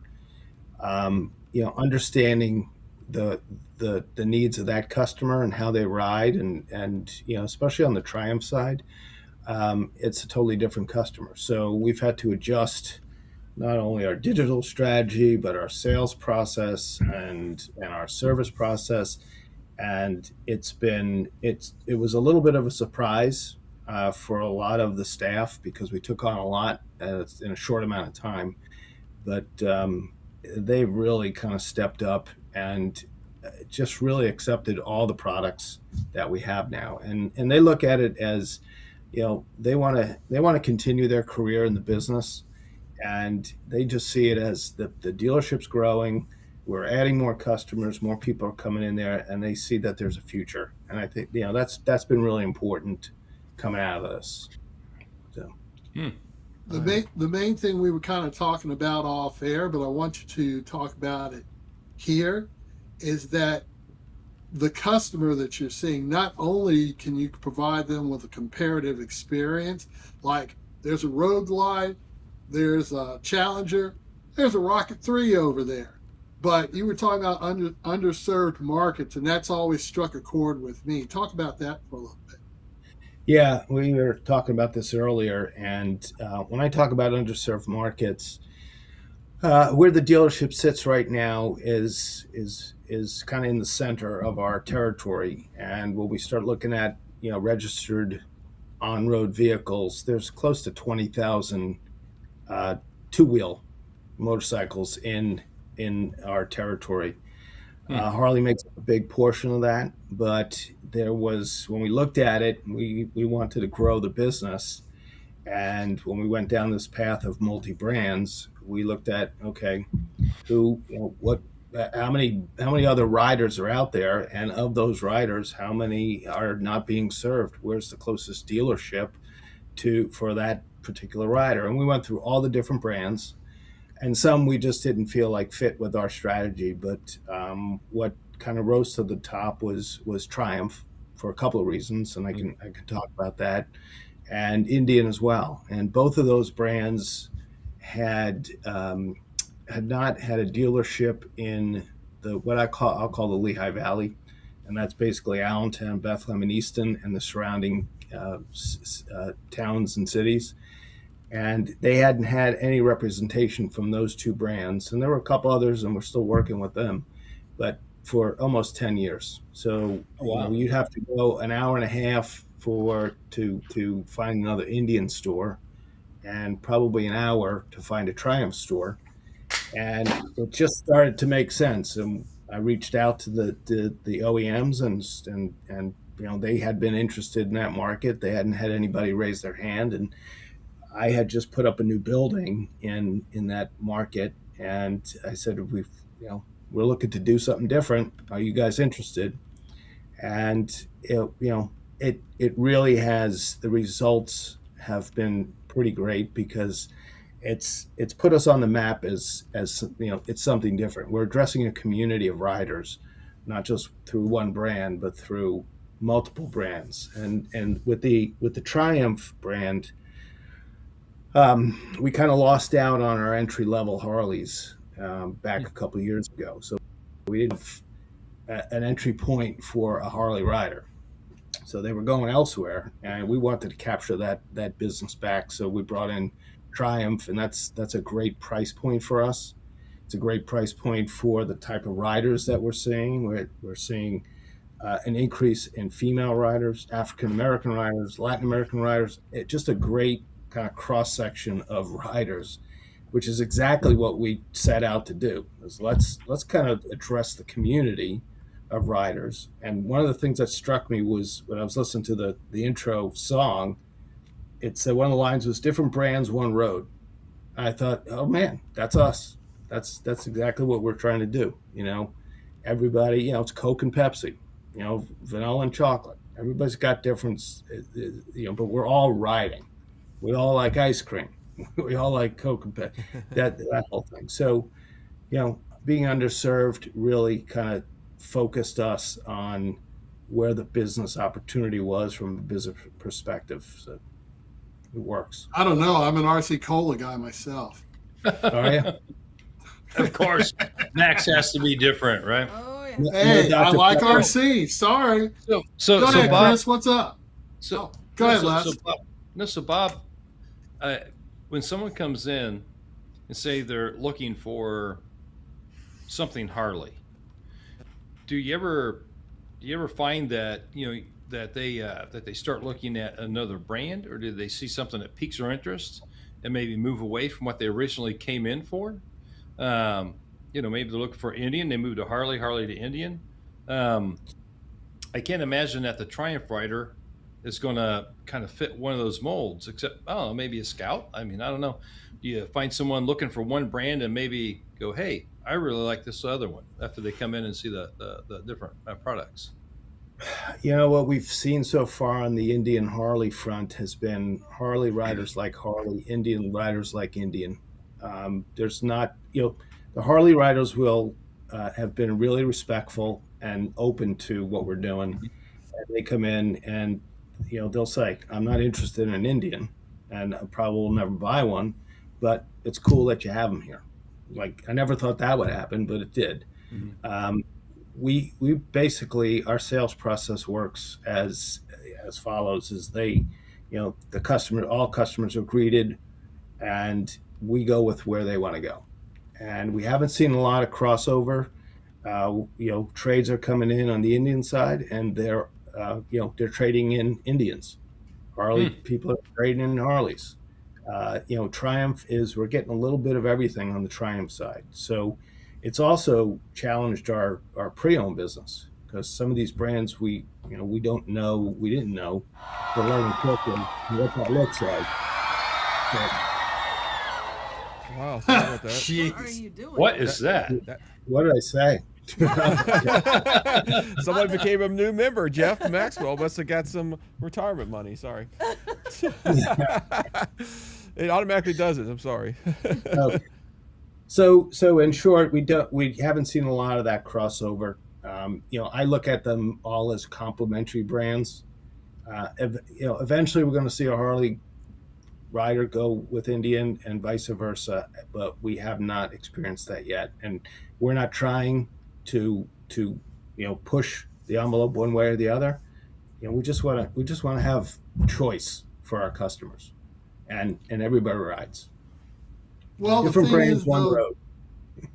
do you see that the customer is a lot more educated these days? Our last program, we had a multi-line dealer and a Harley dealer on, and they both basically said that customers are much more well-informed than they used to be due to the online presence and YouTube and Facebook and Instagram and all the rest of the social media. There's a lot of content out there that if you're doing research in the brands and stuff, heck, you could go down a rabbit hole. You could spend a whole week looking at videos comparing Harley, Indian, Triumph, Honda, Kawasaki, Suzuki, you name it, you can find it.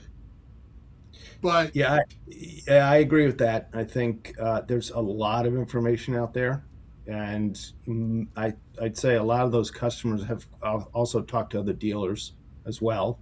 So they're coming in very educated, very well prepared. So I think the difference, we try to push with our salespeople is that it's the experience that we can give them. You can go anywhere in the country and buy a Harley Davidson. You can go anywhere in the country and buy an Indian, a Triumph. They all look the same. We all have the same product. The real differentiator is going to be that salesperson and that experience that we try to give them. So they know all about the bikes right off the bat.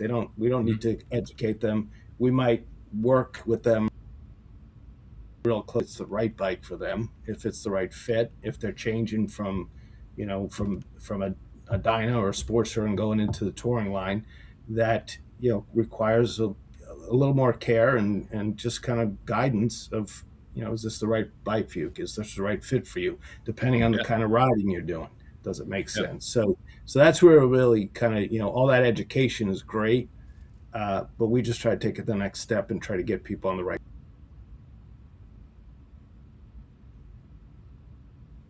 bike. So But Max, when I bought my first bike, it was, what bike looks cool? That was, that was the extent of my my decision making, right? What looks cool? And so now, when I go to look at a bike, I'm online, I'm looking at specs, I'm looking at torque, I'm looking at horsepower, storage capacity, those kinds of things. So to that point, I think the customer today has an opportunity to be more informed if they choose to be. Yeah, absolutely. And there's tons of information out there. So yeah, got a couple things for you. All right, since these guys won't shut up, just kidding. All right, so this one guy keeps on chatting in the comments. I just purchased a T-shirt. I don't know. I think it might be. I don't know. It says I come across. He wants to know, does your dealership do military discounts? I don't. Yes. Yes. Yep. Okay. There you go. So yes, some of them do there, and that's cool. Some dealerships don't. So, but I think most of them, majority probably do. It's probably maybe 5 or 10%. Probably. I don't know. Yeah. I think we're 10, and we also do first responders. Active active first responders and so on. Yeah. All right. So a couple people, hey, if you got questions, go to Throttle Iron /live. Make sure you are actually doing that. And there's where the questions are going to be answered. We'll have a period here. It says audience Q&A. It'll be about 12 minutes long. So we will get to most of them as we possibly can. Casey Joe has one too. Casey Joe, that's how you do it. What's Casey Joe's question? So we can get that one out of the way. And because he's a good friend of our podcast, so I'll give you a little time here. What is it? He's asking, given differences in bikes, how does your service team align? Oh, there you go. Yeah. Nice, Casey. That's a good question. So that was actually a big challenge for us in the beginning. We've had most of our technicians are what we call A-level techs, so they've been doing it for a long time. They aligned really well with Indian because there are similarities in the bikes and the engines and so on. And the challenge for us was we had to learn Triumph. But Triumph has some really good training programs, and we have we do it in our store. We do a train the trainer. So we had one guy go down to Atlanta, spend a couple of days, intense days of learning the product, and he came back, and his job was to train everybody else. Same with Indian. We did the same with those guys as well, but it was a little the learning curve wasn't as steep with Indian. So we were kind of talking before is that was one of our biggest concerns is how our techs going to manage this, and it's actually been pretty good for us because they've really taken to all brands because they kind of see it as, hey, it's good for the dealership, it's good for us. And so I'm not sure that answered the question directly, but well, I think it's a pretty good answer.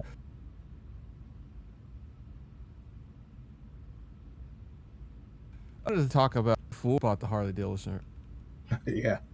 So I came into the business a little through a back door. So I spent 25 years in commercial banking, working out of New York City and internationally. I had a 25-year career with a bunch of the larger banks like Citibank and Chase, and Wells Fargo was my last bank before I left. And I always kind of wanted to do something on my own.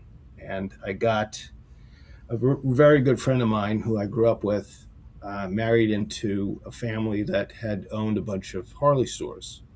And, I was a rider, so I would always, talk with my buddy's father-in-law about business and riding and so on and so forth. And we got to just talk, and he decided he wanted to be up in New Jersey. He was in Florida, and he said, there's opportunity in New Jersey. We're interested. Would you be interested in running one of the stores for us? And I was not prepared for that at all, but I thought, okay, let's do it. So we went in together, and the deal eventually fell through. And but through that whole process, I met a lot of Harley corporate people, a lot of other dealers. So I kind of networked with a lot of those folks. Unfortunately, this gentleman was killed in a motorcycle accident, and kind of, I had to take it from there. So, with that network that I had built through his help and his introductions, I was able to find a store in kind of northeast Pennsylvania. It was the town was Lehighton, Pennsylvania. It's about 25 miles north of our current store, and was able to purchase that store. It was two brothers that owned it, and they wanted to retire. And it was a timing thing. I don't think if I tried to do that today. I'm sorry about that. I don't know why I did that twice. I apologize. Can you shut that thing off? That's annoying really. as heck. Interrupting our conversation. I know. I'm trying to. Yeah. I'm trying to. Go ahead. Sorry about that. Yeah, that's okay. I thought they were clapping for me, so I got a little distracted. Yeah, they were clapping for you. Of course they were, Bob. Exactly. Always clapping for you. So yeah, and then we took over the store, and then 10 years into it, I wanted to be in the Lehigh Valley because there had not been any Harley stores there either. And one thing led to another. I petitioned Harley to let me look for land and build a new building, and that's kind of where we are now. In 2021, we moved into a brand new store. It was ground up, and it's been it's been great so far. But this whole new world of different brands is really been exciting, challenging, and it's really just kind of helped the store in general. So that's kind of the quick and dirty way of how I got here. So That's an awesome story. Wow. Yeah. That's exciting though that you have so many different brands to cater Yeah. to so many different people. You know what I mean? I think he's going to be my best friend since he knows a That's lot about awesome though. I love it. this financial stuff. Yeah. There we go. I've always wanted to ride a Rocket 3. I really have. It's the one thing I really haven't gotten to straddle. So, tell us about your dealership philosophy, because we all just got finished doing the Legends Never Die Route 66 tour, which stops at various dealerships across Route 66. Some of them were really good and very welcoming. Some of them were okay. There were a couple of them that couldn't even care less if we were there or not. So tell us about a little bit about your dealership philosophy. Yeah, so I kind of touched on it before, and this has been my philosophy since day one. Is we're fortunate to be in this business, and that customers come to see us, and I kind of liken it to if somebody's going to take the time and come to your store and walk in and maybe even buy something. How would you treat somebody if they came to your house? Would you ignore them? Would you just let them sit on the couch and wouldn't offer them a beer or anything? So that philosophy has kind of been my mantra going, throughout our career here, is that it's about that experience, and that's the differentiator. I talked about we all have the same bikes. You could get the same T-shirts with different logos on them, but how we deliver the product to that customer, whether it's Harley, whether it's Indian, whether it's Triumph, whether it's our pre-owned, that's the differentiator. And I think everybody is we hold our salespeople's feet to the fire, that everybody is to be greeted, and not like treat somebody as a friend. So that kind of takes a lot of that kind of experience that you guys were talking about out of the picture. It's you're coming in here for a reason. We're going to say hello. We're going to see what's going on. Why'd you come in? Do you have the day off? What's going on? I'm just here for a T-shirt. We'll send you back to the clothing department. I'm here for pick up a part. Can I walk you over and introduce you? So that's really, my general manager is really strong on that and that process. And it's a lot. It's a game changer. I mean, it really is a difference. So that's really the philosophy. And it's kind of simple, and it's not anything we didn't learn in kindergarten, Rune Seeker here says, "Hey Bob," he said, "This is I want to go ahead and post this one because this is actually a good question. Since you have all three, I don't know if Triumph has a riding group, but do you have a IMRG at your dealership?" Yeah, we just actually started up with our local IRMG. Yeah, I know. Yeah. Which that was kind of also orphaned. That group was kind of they did have some relationships with other Indian stores around us, but they had to drive and an hour and a half to go to an event and that kind of stuff. So those people who lived in the Lehigh Valley or close to it, now that we're like our hog chapter, we've embraced the riding group for Indian just the same way, and they've kind of been fantastic. Next weekend we're doing an Indian demo. The Indian demo truck is coming in for Friday and Saturday, and they were all about helping us out. They wanted to lead rides, they wanted to take bikes off trucks, they wanted to do whatever they could. So that's just part of that community that I talk about. It's like they want to help. So we're more than happy to have them help, and it just makes the whole thing work. See, that's pretty interesting because you have both, and Yeah. you know, and you have a chance to actually. I mean, a lot of people say if you have IMRG, you know, you get 40% or 10%, whatever it is, sales increase because word of mouth and trying to get people in the group and stuff like that, and then you got a hog just around the corner. That makes an interesting environment. I mean, if you use that to your advantage, that's going to be a great asset. Yeah, I keep talking about community. It's built in that community, and those are kind of the underpinnings of the community. They like to ride, and they just want to be treated, like riders. And the Triumph group is more. We haven't found a riding group, but what they do on an annual basis is the Distinguished Gentleman's Ride. So Yes. I think it was in May of this year, we had an event, our Bike Fest event, and there was probably about 40 people who came through, Triumph riders, all dressed up like distinguished gentlemen, and distinguished gentleladies, and they all came through and they hung around. They were all walking around with their vests on and their tweed hats, and and everybody else was walking around with Harley hats and leathers and stuff, and everybody just kind of got along and hung out and listened to music. And I didn't expect them to stay, and there's probably a group of 20 of them that just kept hanging out. So it proved out the model that if it's like going to a big event like Laconia or Daytona. All riders are kind of in the same boat, so why not do it on a different scale? So it's been good. How many square feet is your dealership? Yeah, it's 25,000 square feet. And it's pretty new, right? Since 2020 or Yeah, something, only 2021? about 4 years old, 4 or 5 years old. Yeah. That's freaking awesome. Yeah.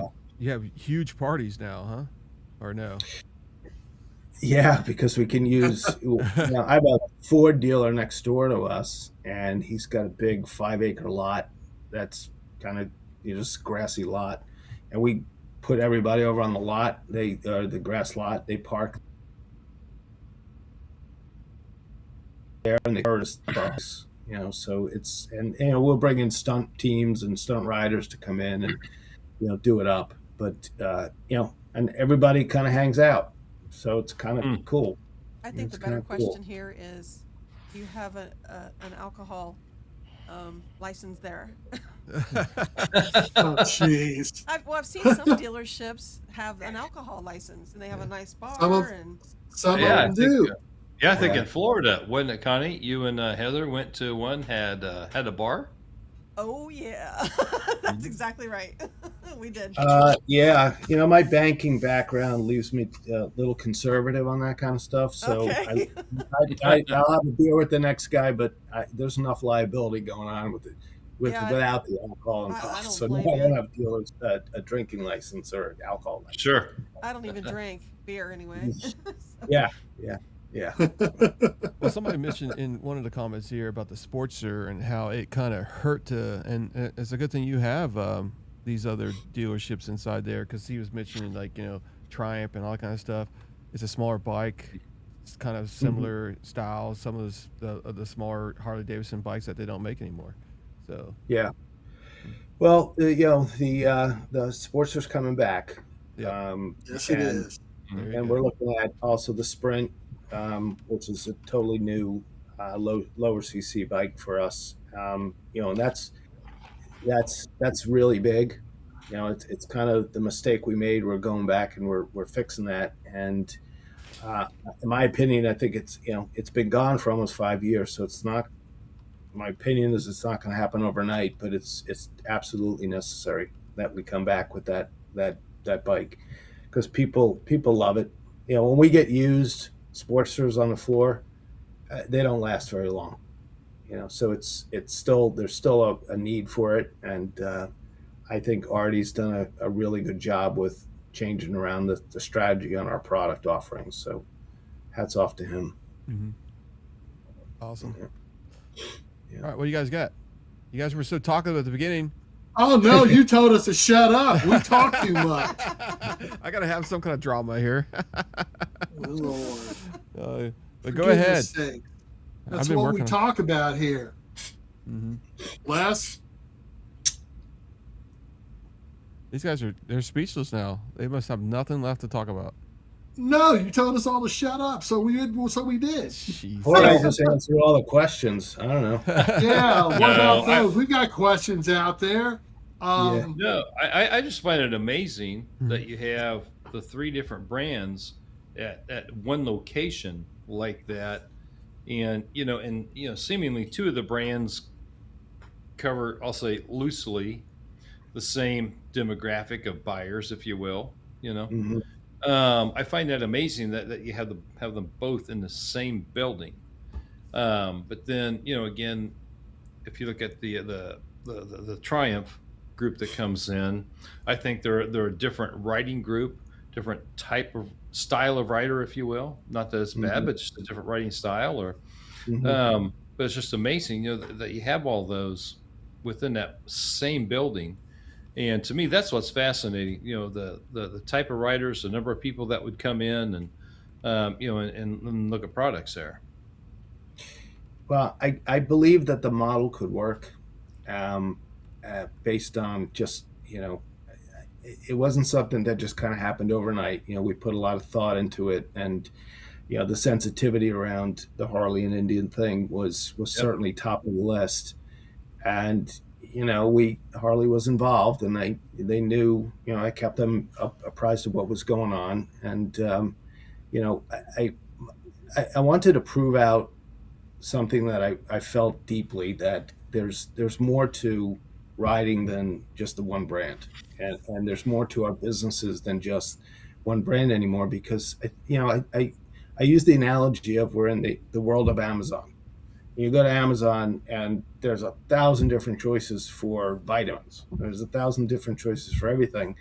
And I could just go there and I can pick what I want and it gets delivered to me. So that I think our new buyer, our new customer, our new rider is kind of almost, conditioned to expect choice and choice under one roof. And that's been my philosophy on the business side of it, that I want to prove it out in this model, that it's not cannibalization, it's cohabitation. We can all live under one roof and still address customers and still grow the business. That's a great way of putting it. Good. So it must be interesting around your dealership when the King of the Baggers race is happening, because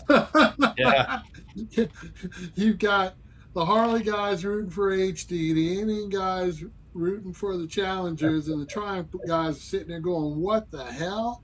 Rocket 3 could probably beat both of them. Yeah, that's my weakness, is that I don't understand enough of that whole part of the business that that detects. We've got one guy who's been with me a long time, and he's a drag racer. He's a formula, whatever they call them, but he's so into that stuff, and he just lives and breathes it. So they're always ribbing each other in the back of who likes what, but like I said before, they're all kind of embraced all the brands for what they all the brands offer. It's they love the Indian touring line. They love the Harley touring line. They like specific Harleys. They like they love performance, and they're really pushing us to consider getting into the performance business now that we've got all the 2 brands, Indian and Harley, which customers like to modify performance wise. So it's everybody likes what's going on, and it's given them a whole new thing. People like to learn, people like new things, and they've just they're just eating it up. So it's been good. Bob, talking about the performance piece, do you do any of the remote tunes, things like that? Cam installations, what kind of mods, performance mods? Like Yeah, Indians? we don't do as much as we want to. We don't have a dyno, but we're planning on doing one for this winter. So that's going to also take our business in a different direction as well. So we want to be more performance oriented as well as just stock bikes with slip-ons. So we believe that market is probably went away for a little while, but is starting to come back. And we really don't even know what the Indian market looks like for that. We know where Harley is. We know what's going on in that market because we lived in it for so long. We don't know about Indian. We're assuming that there's performance. People who want performance out of their bikes more than just what's out of the box. And Triumph, we don't know. So we don't know. Well, I wasn't kidding when I said that you've got your CVOs, your CVO STs, your CVO RRs. On the Indian side, you've got your elites, you've got your Power Pluses, the 108, the 112, and the bump up to the even up to 116. And like I said, the king of the baggers is the biggest thing that's going to drive that performance bagger. But when you really come down to it, stock on stock, that Triumph Rocket 3 will blow both of them off the road. It's crazy. So, I mean, if you're in a pure performance, you're going to be hard pressed to just beat that Triumph, that 3. I wish Indian would bring back the Indian 4. That would be something. That'd be cool. Yeah, the first Triumph Rocket that we sold, that customer was performance oriented, and this winter he wants to turbocharge it, which is just crazy. So, but hey, we'll do it. We'll do it for you. But he wants the fastest thing, that he can find and he can build. So I know Connie. I think the Rocket, whatever it is, that Connie sat on at one of them dealerships when we were on Route 66, and and she, I mean, the Triumph is a good looking bike. I mean, I think it looks more modern than. I mean, I know that you got the history of Triumph, but I think the bikes look a little bit more modern, even though they kind of look like the past a little bit with the dual headlights and stuff like that, as some of them have. But I just think it's a beautiful bike. I think Indian is maybe in the middle of that. They still got a little bit of classic look, and they got some modern thing. And I think now Harley Davidson is really into the modern look. It still has the classic lines of the Road Glide and the Street Glide, but it is definitely in the modern with tech and that kind of stuff. I think Indian has to catch up a little bit there, and hopefully they do, and eventually. But I mean, having these 3 dealerships under one kind of roof is like one, it's a destination. It's a destination Dealership. And I think somebody else said that in the chat. I think you said there's very few in the United States, and I think where is this located? It's on the far right side of Pennsylvania, right? Yeah, far right side. We're about an hour 15 north of Philadelphia, Allentown area. So it's we're maybe 20 minutes, half hour from the Pocono Mountains. So there's really great riding around us. And the one thing we haven't really talked about with certainly with Triumph and with Harley to an extent is their adventure touring lines. Oh yeah. The Tigers, the Tiger 900, on the Triumph side are really fantastic bikes, and that's kind of where my riding has gone to is less of the street stuff to I had a Pan Am for a couple of years. I just kind of traded in the last year, and now I'm thinking about getting a Tiger just to fool around with. So that whole line is something that that we want to do more in for those type of riders. And again, there's another rider. It's not a street rider, but it's, it could be an adventure touring off-road rider, and that's becoming more of a rider type that we need to address. The products out there. It's just introducing customers to that whole product line has been interesting. I didn't realize they had so many different types of motorcycles. Yeah. I mean, it's really quite fascinating. I think I like the Rocket 3, wasn't it, Chris? Yes. Mm-hmm. Yeah. It's huge. I mean, the motor looks huge. I mean, it looks like a. Oh, it is. It's big. It's a big bike. Yeah. Big bike. And I'll be putting his link here in a second, so you guys can go to the dealership and check it out. I mean, you don't have one of the Evil Knievel Triumphs there, do you? That was one of the first ones that sold. Yeah. When we first got Triumph on, it sold right away. Yep. They have that one and the Elvis Presley one, don't they? Yeah, so the Elvis Presley one is still on the floor. We got it a couple months ago, and I'm kind of tempted to buy it myself because it's just a classic Bonneville, just a really nice bike, and it's it's got kind of the Elvis look and feel to it, so it's kind of got nostalgia, and it's to me it's a great bike. I love the Bonnevilles. That's kind of what turned me on to Triumph a long time ago. So.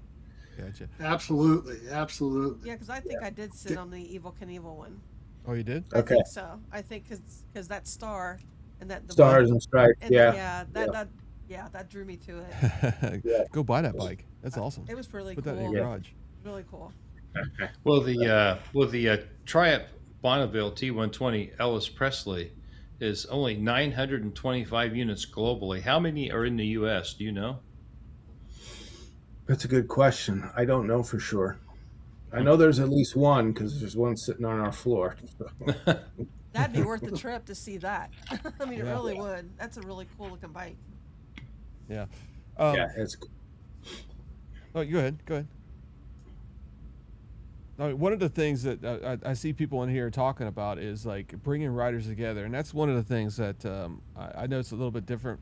I've been trying to balance the guests here, and we have some Harley Davidson here, we have some Indian here. Now we got a Triumph owner here, and it's all about getting people riding. I mean, really, it is. Have you seen an uptick? The last 4 years. What do you think? Is it getting better or worse with the economy and stuff like that? And riders getting out there, new riders coming in, that kind of stuff. Yeah, I think. I don't have any data to prove it, but we can kind of feel like the post COVID was crazy and it was weird, and we kind of knew something was was going to crash after that. And that's kind of what happened. And then some data are going to kind of changed a lot, but we're starting to see a lot more new riders because we also have a rider training class that we do, and we're seeing a lot. Those classes are filled, and they're not everybody goes from the rider training class to buying a motorcycle. Some kind of just fall off, but those that stick with it, we're starting to see a lot more of that happening, and that's the other reason why we brought in Triumph, because somebody coming out of that training class it could go somewhere else. Mm-hmm. Well, we want them to come to us and buy their first bike with us, whether it was a pre-owned Harley, Sportster, or a brand new 400cc Scrambler. That's what we wanted to do. So we are seeing a lot more of that, and I mentioned earlier, a lot more female riders, a lot more African Americans, a lot, all coming to our store. A big Latino community. We have the llama groups that are in our region. So that's all starting. People are starting to come back out again, and I don't know where they were, but it's a good thing. And I think it's going to be great for the industry. I think competition is great for the industry.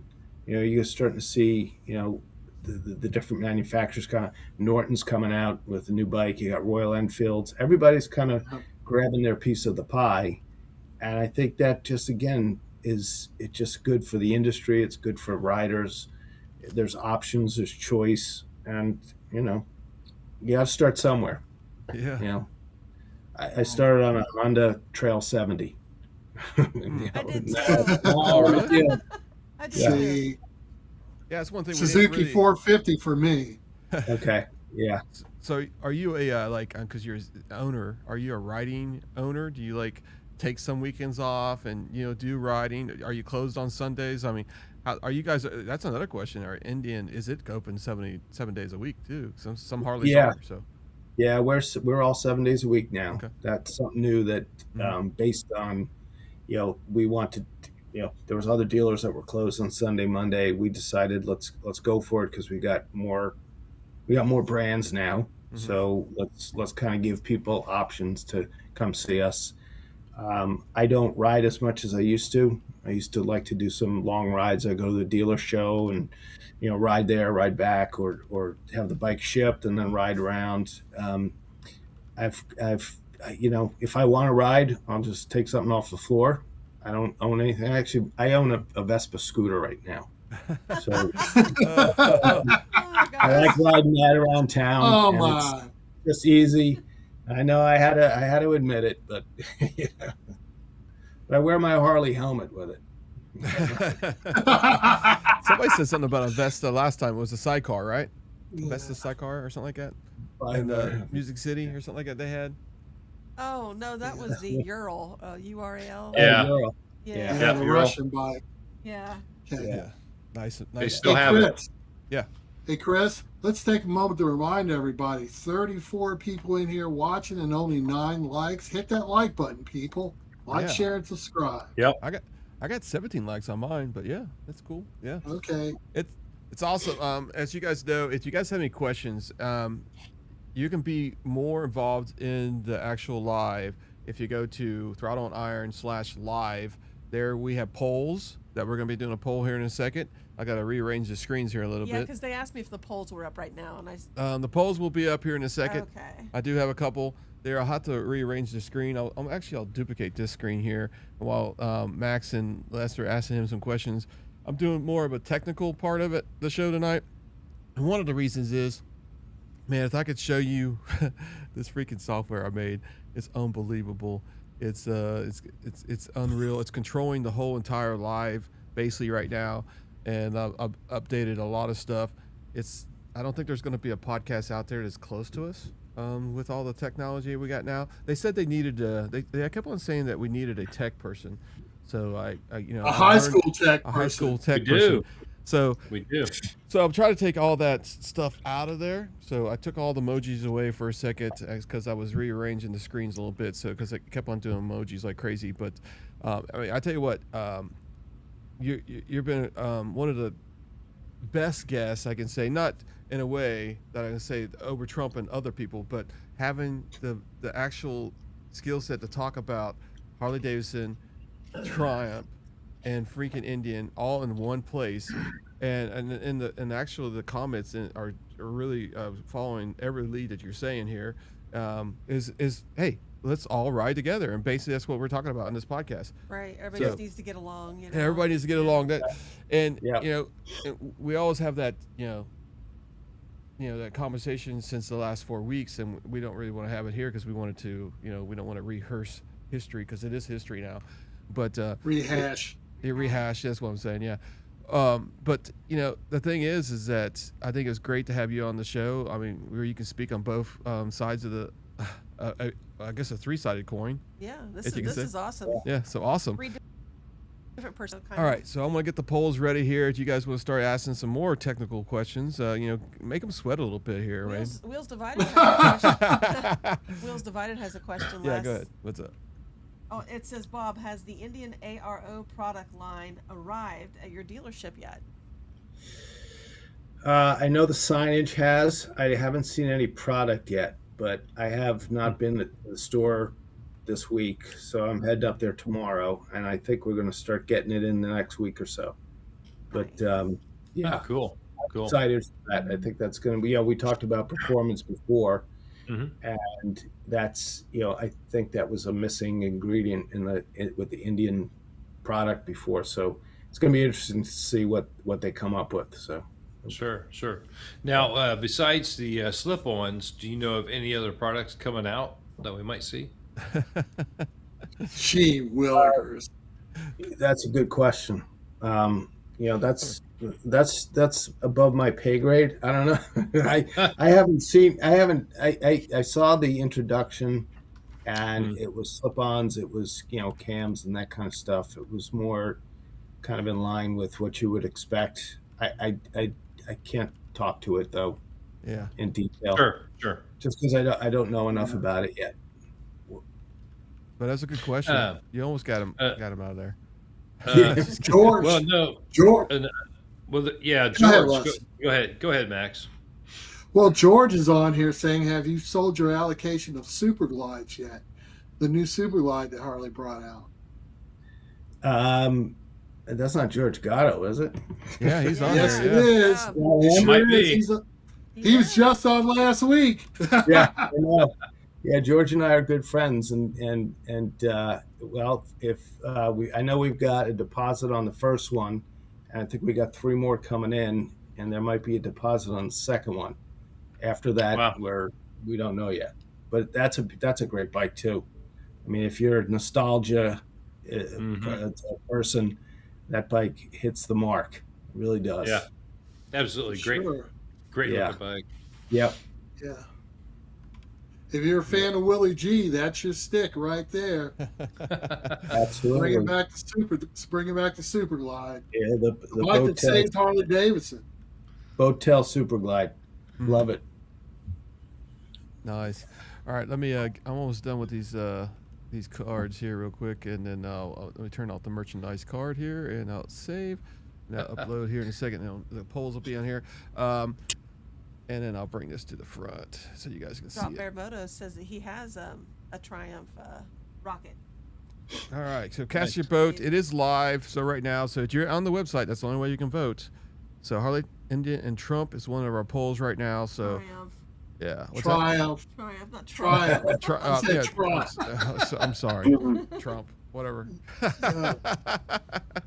But anyway. Yeah.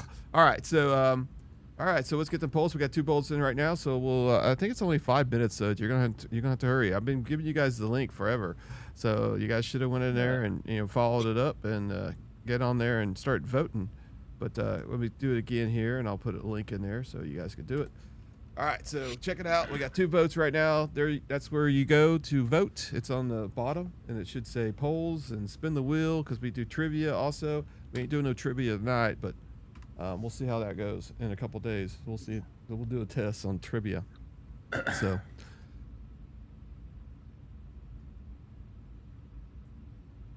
All right, I know you've that. Let's not. I know. It's just like, I was like, man. So, is it? I guess you. No, I'm not gonna say anything. Forget it. Behave. I'm behaving. I am. Yeah. So I mean, it's great. I do want to say one thing. Go ahead. All right, George. I know you're out there listening, man. The reason why Bob is on here tonight is because George texted him. All right, and then we shared contact information, and next thing you know, Bob is on the podcast. So George is out there. So check out his dealership also. I really appreciate all the hard work he's been doing for us. He's a big fan of the show, and he knows that we're going to get more riders out there on the road, and that's the way it works. So I appreciate him, and he's at Harley Davidson in Pittsburgh. So check it out. Yeah, and George, just a little commercial for George. He and I have known each other for a long time. He's been a great proponent for the industry. He's a strong Harley person, but also for the industry. We're both on the board of the National Power Sports Dealer Association. So when you talk about community and you talk about building the industry and ridership, I think we both have the same kind of thinking around that. And he's been really, one day I want to grow up to be him with the way he, his passion for the industry is just unmatched. So he's a great guy. He does have passion. Absolutely. I'll tell you that much.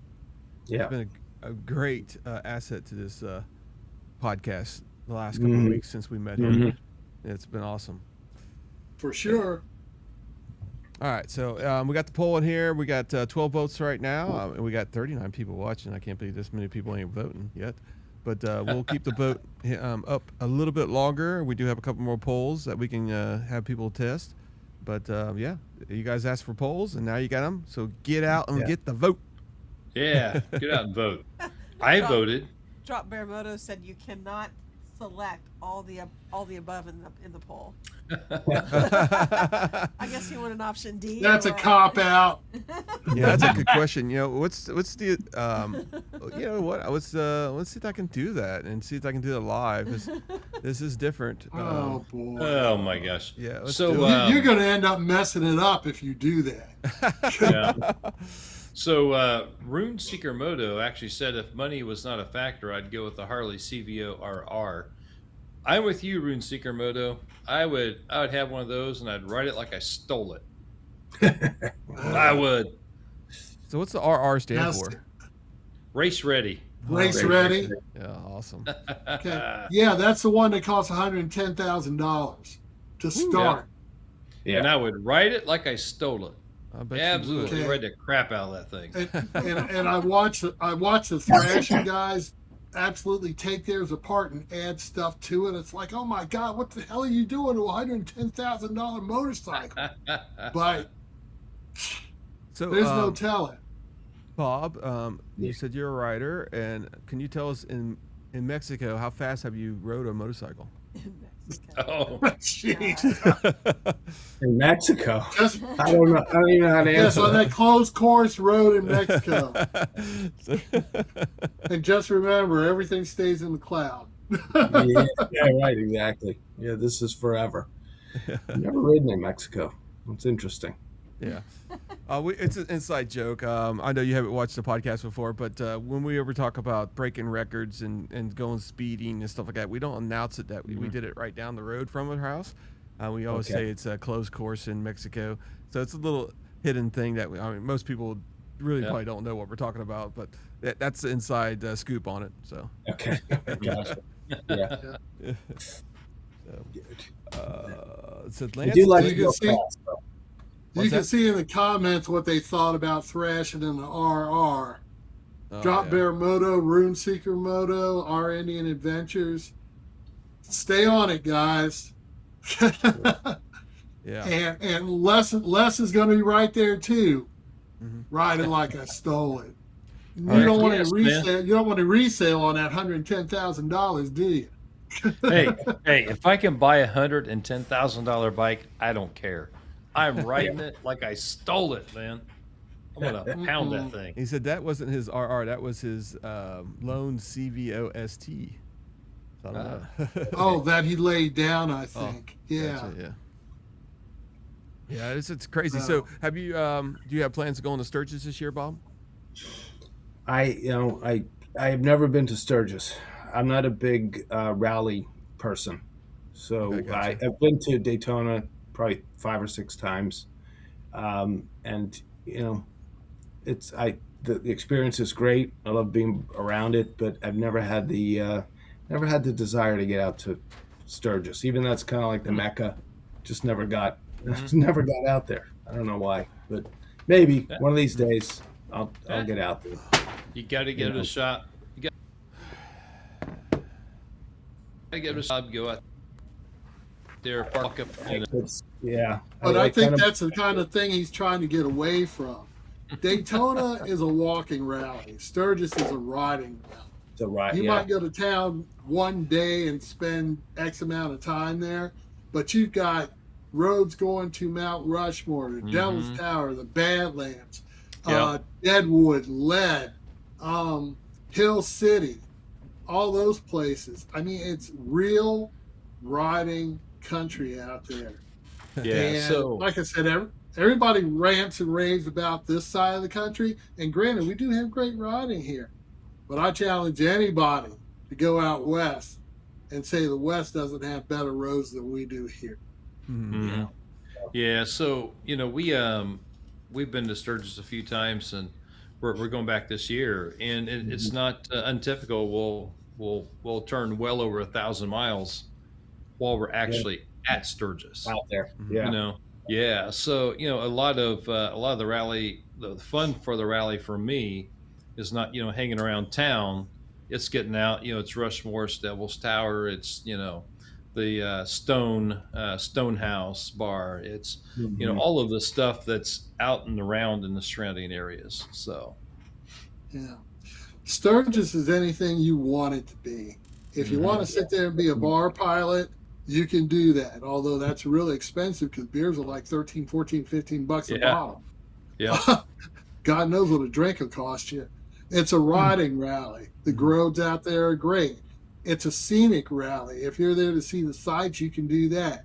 You really ought to give it a try once, Bob. It's something. Well, I will say I had an And I've been opportunity there. to go last I've been year. there twice. Yeah, I had an opportunity to go last year. A customer friend of mine was riding out.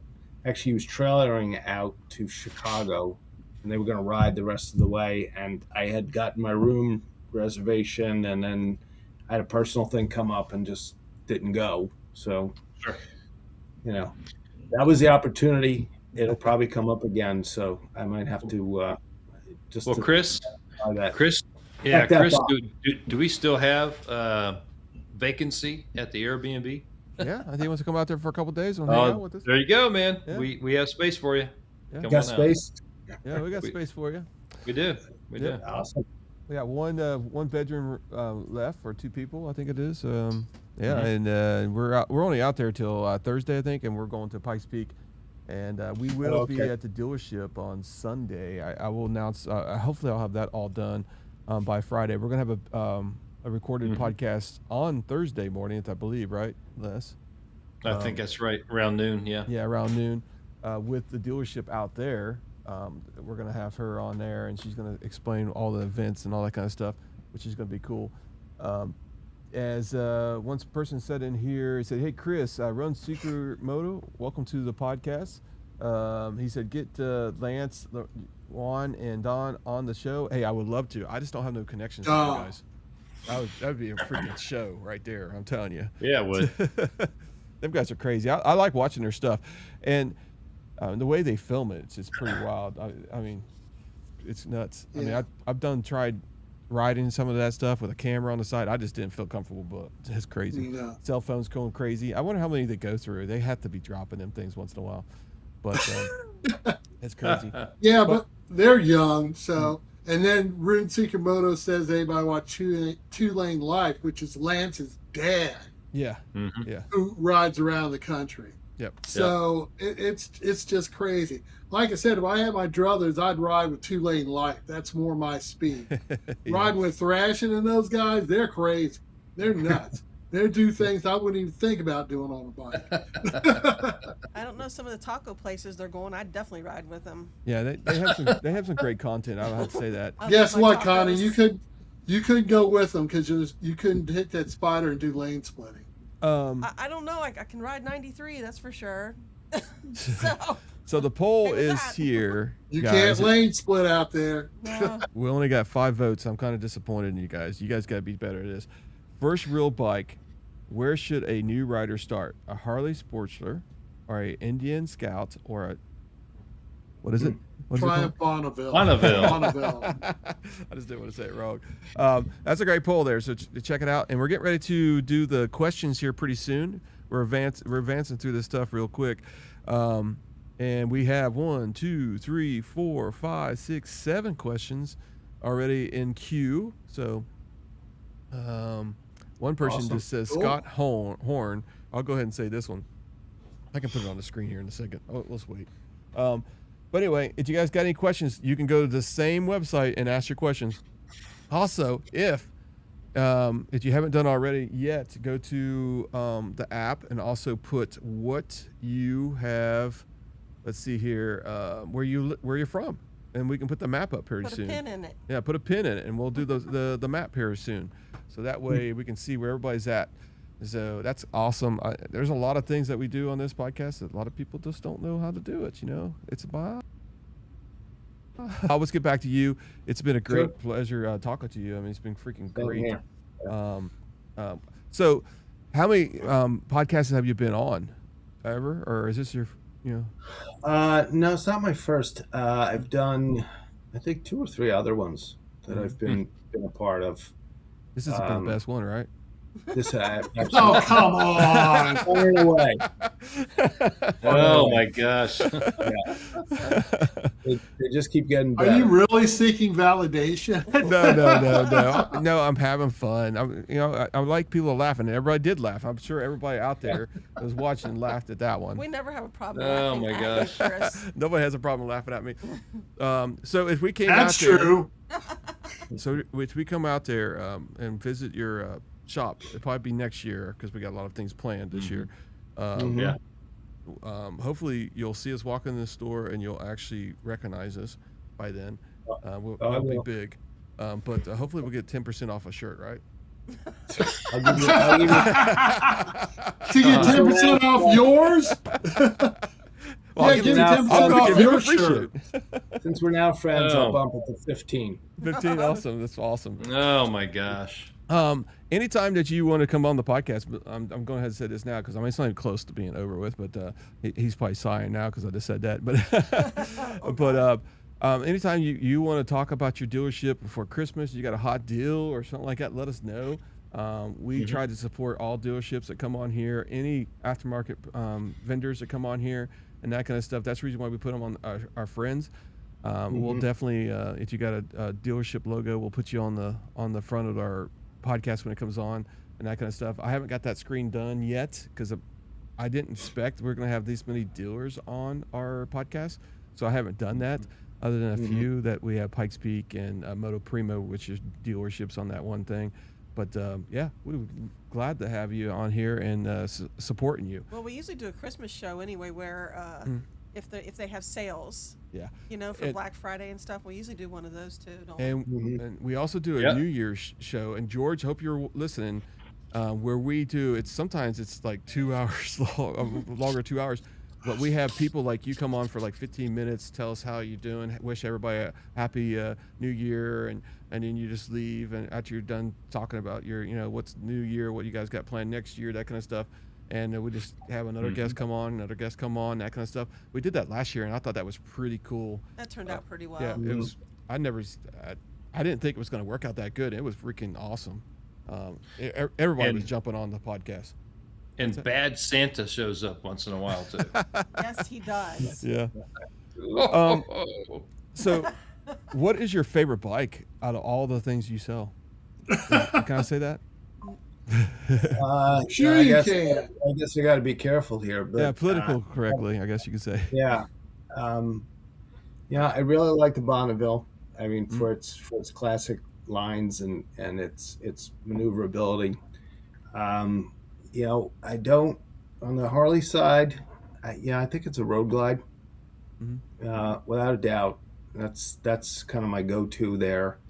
And then with Indian, it's probably a Scout. I would say. I want to just be equal opportunity here. So, I have favorites in each of those categories. But, I still like the Dyno line. I wish that some of that stuff would come back. But, I always like a Deuce.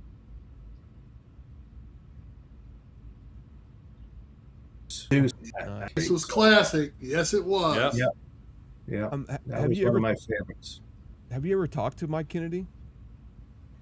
I saw Mike Kennedy in January at the Indian Dealer Show, and I don't know him to pick up the phone and call him. That way. But it was kind of funny. It was the dealer show. It was the party that night, and after the full day, he didn't know I was there, and I kind of was talking to some other people, and he was walking by me, and we caught eyes, and he was like, What's going on here? And I said, Yeah.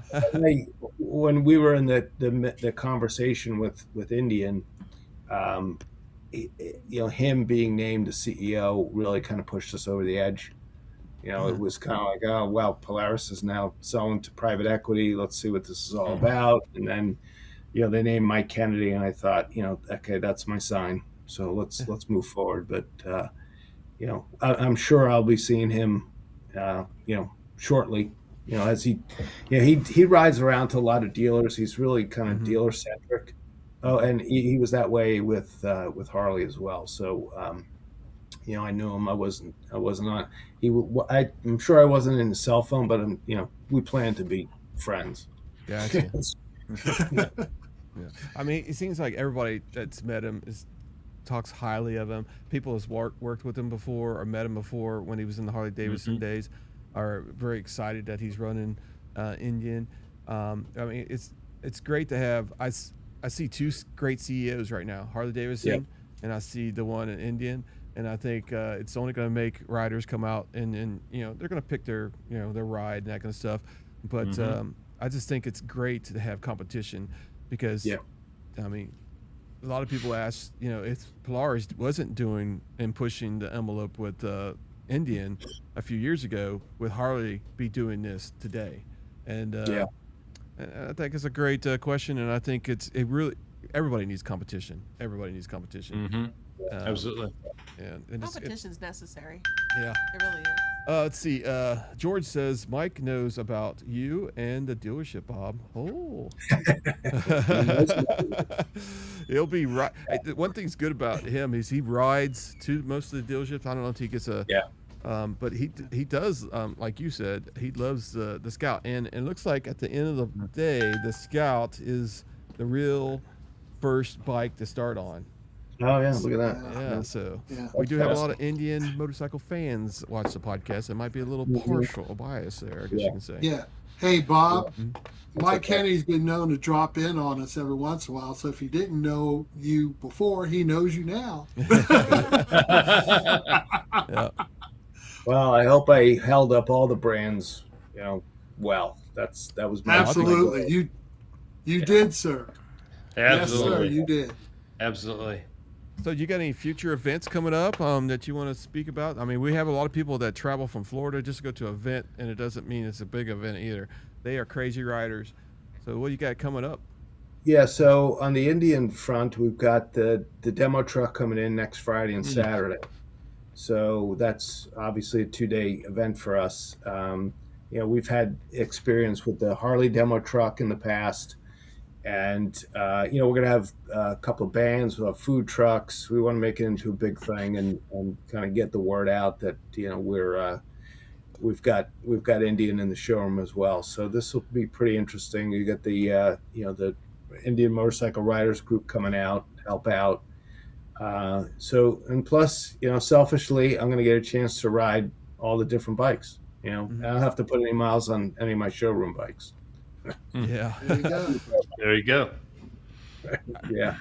That's our big event now. So we have an event manager who's putting together all sorts of events. So they're typically on our websites. All the different brands have kind of separate websites. Hopefully one day we could put all under one, but we still have separate websites for the brands. I see Triumph has something coming up, Thrill and Grill. Yeah. Is that so that's one of our go-tos for we're really going to be pushing a lot of Triumph this month. There's a lot of promotions going on for Triumph, so that's a big push for us, and we're just trying to go at it every day. Yeah, speaking of what you just said, is that I know a lot of people have been using the app. We have an app, Bob, and I don't know if you've ever seen it. It's pretty cool. It does a lot of things that a lot of people. I wish I could tell you. If you was a beta tester, you know what I'm talking about.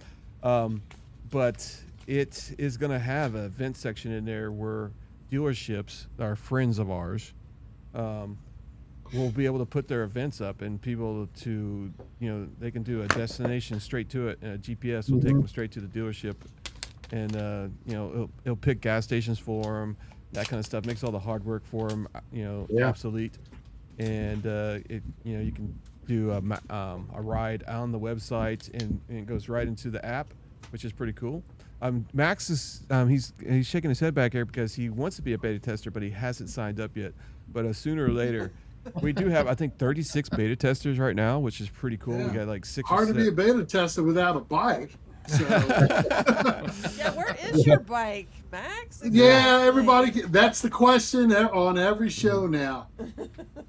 At the end of the Route 66 tour, my wife and I made a deal. I flew back and had haul bikes back to Kentucky, where I'm at.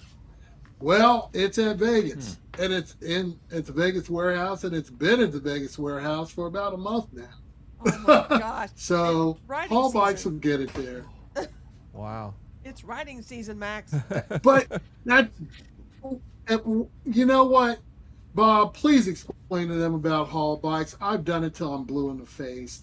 You know, they're not going to make a trip just for me. They have to wait till a route gets here. Yeah. Yeah. Well, I mean, yeah. well, I guess get you went it. to cheap. Yeah. Go ahead, Bob. Go ahead, Bob. I'm sorry, I was interrupting you. I didn't hear a question. Oh, he was I saying just that, agreed with you know, about haul bikes, you know, have people haul a bike. You know what, Max, when I get my trailer, you know, in a couple of weeks, I can go pick up your bike for you, okay?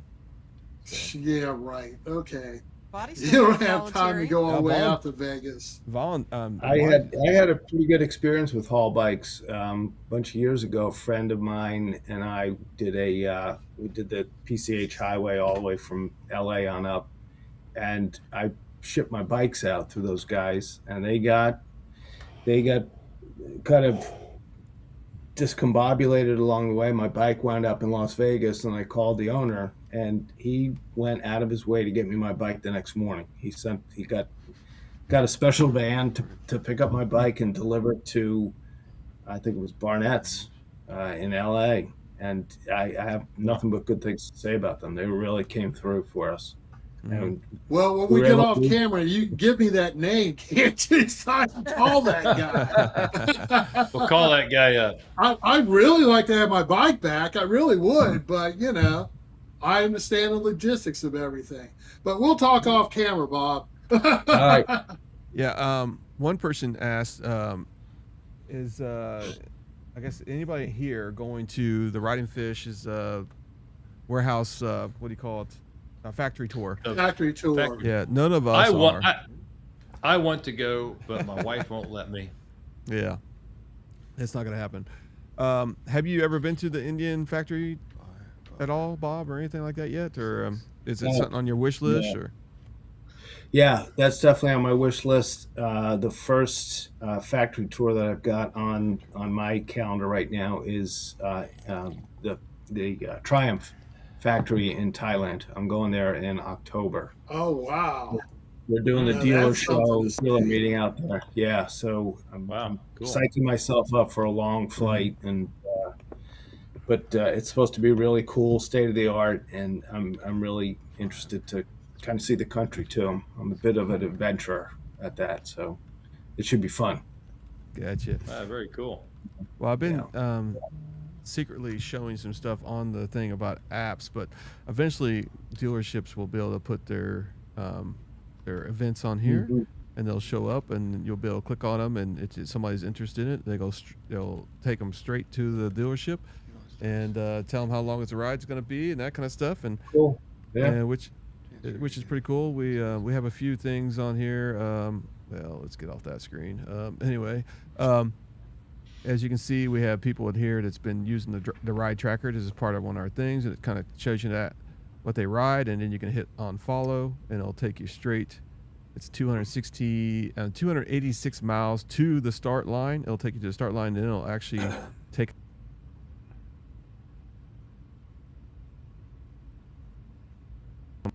right. I mean, it's a lot different than what people will think it is. I'm sure there's some beta testers out there right now. They can tell me if they like it or not, but they might hate it. I don't know. But we've been working on it. It's kind of tied to our show. It shows all our shows and all that kind of stuff, our shop and everything else, which is going to be. It's a whole total package. You watch the podcast, you're friends with us, you use our apps, you everything. This Mac so it's as ecosystem, I guess you could say. correct? Cool. All right. Hey, what about these questions that are All out right, there? let's do the questions here, okay? We did have some polls. I think I closed it. I think this is the last one, and we'll do that This is going to be, let me see if I can get this poll to come up. There it goes. All right. So, which brand has the most loyalty, repeat buyers? I mean, how many people out there has bought the same bike over and over? Now, I have. I'm not going to be part of the person, but I'm sure that there's a lot of Which Harley people brand? watching the podcast. It'd be way 100% probably Harley Davidson because they have loyal freaking customers like nobody's business. Okay. But that's be the last poll, and then we'll get ready for these questions. Let me move the segment thing over till we get to the buying advice. Oh, that's the question there. So, since you're actually a financial person and a selling person, what advice can you give to people out there about buying motorcycles and stuff like that? And should you get a Harley Davidson loan or a Trump loan, Triumph loan, that kind of stuff? I guess he's in the banking business too. But I'm just actually, so when I read that stuff, if I don't normally have it in my vocabulary, I'd say it wrong. So that's what the problem is. But anyway, that kind of stuff. I'm looking at it, and it says buying advice. Seems like first motorcycle or something like that. Yeah, let me move it to. If I can address that. Is the first thing I always tell friends and kids and all that is, first off, take a safety class. Do it the right way. Learn how to ride the bike. Learn what your capabilities are and what they're not, and be honest with yourself. Once you have that under your belt and you're a little confident with that, you pass the class and you get your endorsement. We always try to get those first time customers in for like a demo and get them on the right bike. It's just being honest. Everyone wants to come in and get the biggest Harley or the fastest, Indian or Triumph, but you gotta fit. You got to get fit properly. Don't ride above your skill level, and that I think that's the piece that keeps people in the sport. If they get a bad experience in the first bike, I have seen it happen where it's too much bike for them, and it's just the experience doesn't last that long for them. So I think it's more about doing all that research, like we talked about earlier. Go out there, find out what these bikes do. Don't overcommit to something that's too big. And a lot of times what we see is somebody who comes in on a Sportster or a smaller bike, that they bought pre-owned. They're in 6 months to a year, and they're trading up, but they've increased their skills as they've been riding. So, get a good class, get a good training class, pass your test, get your endorsement, and use the salespeople, use the staff to figure out what the right bike is, and do demo rides. I think most dealerships will do demo rides and are more than happy to take a ride out with you and get you comfortable on it. So, and again, that's just part of the experience. When you have a good experience, you stick with it. If it's a poor experience, winds up sitting in the garage collecting dust. So, oh, that's good advice. Yeah, Sweet. first timer. Yeah. I know one thing that kind of hits a person. When I was the first buyer, I got my motorcycle and I said, "Hey, I want service." And then when I go to the service counter and they say, "Okay, that's $675," I was kind of sticker shock there. I mean, I was like, "What? Holy cow! I thought oil changes were like $40, on a car." But there's so much that they have to do. They have to check the brakes. I mean, it's more about safety than anything. So you do get a sticker shock on that, but it's for a real reason. They want to make sure the belt's not, they make sure it's lined. They want to make sure the wheels are aligned, the brakes are good, all that good stuff. I mean, it does cost money, but I think a lot of people get kind of like, I can do it myself, but there's a lot of important things that you need to do at the dealership. Yeah, I mean, these bikes have gotten a lot more sophisticated than they've ever been. You're plugging them in, and you're doing a lot of stuff that you might not have the right tools to do a proper oil change or state inspection and that kind of stuff. So, it is expensive, but I mean, you have to consider the fact that it's really expensive. Yes, it And is. I think keeping the bike safe. I think Chris, that your point is well taken. And that's what these guys are trained to do. Make sure that bike is safe, and we as a dealership are responsible for making sure that you're on a safe bike. So there's money that's involved in that and cost. So yeah, it becomes well worth it when the time comes. All right, here we go. We got some questions on here. Some of them are just not. We'll do this one. Some of them are not actually questions, but we'll put them up on the screen. I know some people said, "Hey, I will be at Spirit Lake on the 25th. Legends never die." So awesome. That's great. I wish Les is crying. Before we got on the show today, he was like begging us to call his wife and let him go because he really wants to go. True story. True story. Yeah. But it's not going to happen. He's going to stay here. He's going to have fun. I'm not giving up yet. All right. You got 3 days, dude. This one's a comment from a actual these are all. So this is from Drop Bear. He said, "Which one is the easiest to work on warranty claims? I guess since you have all three dealerships." Good question. Manufacturers, yeah.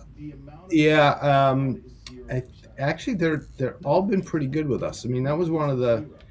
Obviously, Harley is good at it, but we looked at Indian and we looked at Triumph. That was one of our decision points: is how good are they? Because we're the face of the dealership's the face of the product. So if there's not a good warranty claim process behind the scenes, it just makes us look bad as a dealer, because customers sees us and they think it's because of us. So that's important to us as a dealership, to make sure we're working with manufacturers that stand behind their warranty. And we haven't had any issue. We always have an issue here or there, but for the most part, they all stand behind their warranty stuff. It's to the extent that some of them will send some of their service people out to work with a customer. They have the field people that do that. So I don't have any complaints about that warranty, the warranty work for any of them. Gotcha. All right. So the next question is, I think it's for Max. Well, I answered that already. Oh, really? Yeah. What a terrible question. No, I'm kidding, Ed. I'm kidding. All right. So Ed's a good viewer also, too. He's here every freaking week. Awesome guy. Body Snatcher. Go check out his website, and not website, but his YouTube channel, and he's also on Instagram and Facebook, I believe. So all right, so this one next is let me make sure I got this right. I'm trying to make sure these are politically correct, so before I push them in here. All right, here we go on screen. Let's go. A few years ago, you could buy an Indian Challenger race replica for $129,000. That would be the bike I would get. So that's more of a comment there. But Scott Holm, you're exactly right. I think Les would get that bike too. Mm-hmm. That's right. Yeah, there was actually one for sale on Cycle Trader here a while back, just as info. Yeah, I believe they're going to have something come out here, probably with the new Aero direction. I think that's going to be a pretty cool thing. All right, see, this one here is from Scott also. Sporty being gone for 5 years sold a lot of Scouts. Yes, I believe that's probably what happened, but it's coming back. All right. It's coming back. Competition's coming back. Yep. Yeah. All right. Probably sold a lot of Bonneville, Bonnevilles and Americas too. Yeah, I would say Yamaha, Kawasaki, a lot of those other brands got picked up some sales from us. That's actually a good question. Yeah, go ahead and read it. That's actually a good question you have up there. Go ahead and read it. Les?